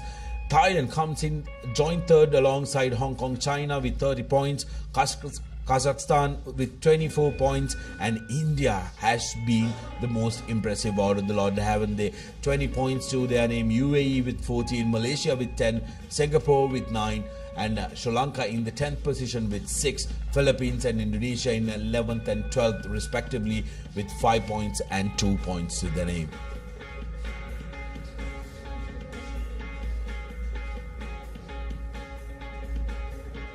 Men's points table, Hong Kong, China again winning that 40 points and right on top. Japan ending up in the second spot with 36 points, and Sri Lanka will be delighted at the fact that they finished this two-legged series in joint third alongside China, who have really put a big shift when it comes to sevens rugby, and these four teams will be vying up for top honors come the next Asian Games. Abdullah, they will have an eye out on that as well. UAE in the fifth spot with 22 points, will be happy with their performance. Malaysia in the sixth, but this side of the column, Thailand, Singapore, especially Korea, Chinese Taipei, will be disappointed at the fact that they are languishing in 9th and 10th position, with Philippines dropping down to the 12th place. But Uzbekistan, I beg your pardon, the joint 10th place will be Chinese Taipei, Uzbekistan and Philippines, and Philippines will be very disappointed because they did have a formidable side a couple of years ago. Yeah, that's right. I thought Philippines' performance yesterday was really outstanding, but they just seemed to taper off today. But overall, I think it's been a wonderful seventh series here in Sri Lanka. International sevens rugby returning to the country after over 6 years, and it's just brilliant what it has seen. The locals have definitely enjoyed the rugby, and I'm fairly sure all teams have enjoyed performing in front of them as well. Despite the conditions that have been prevailed over the latter part of both days, the rugby has been of top quality.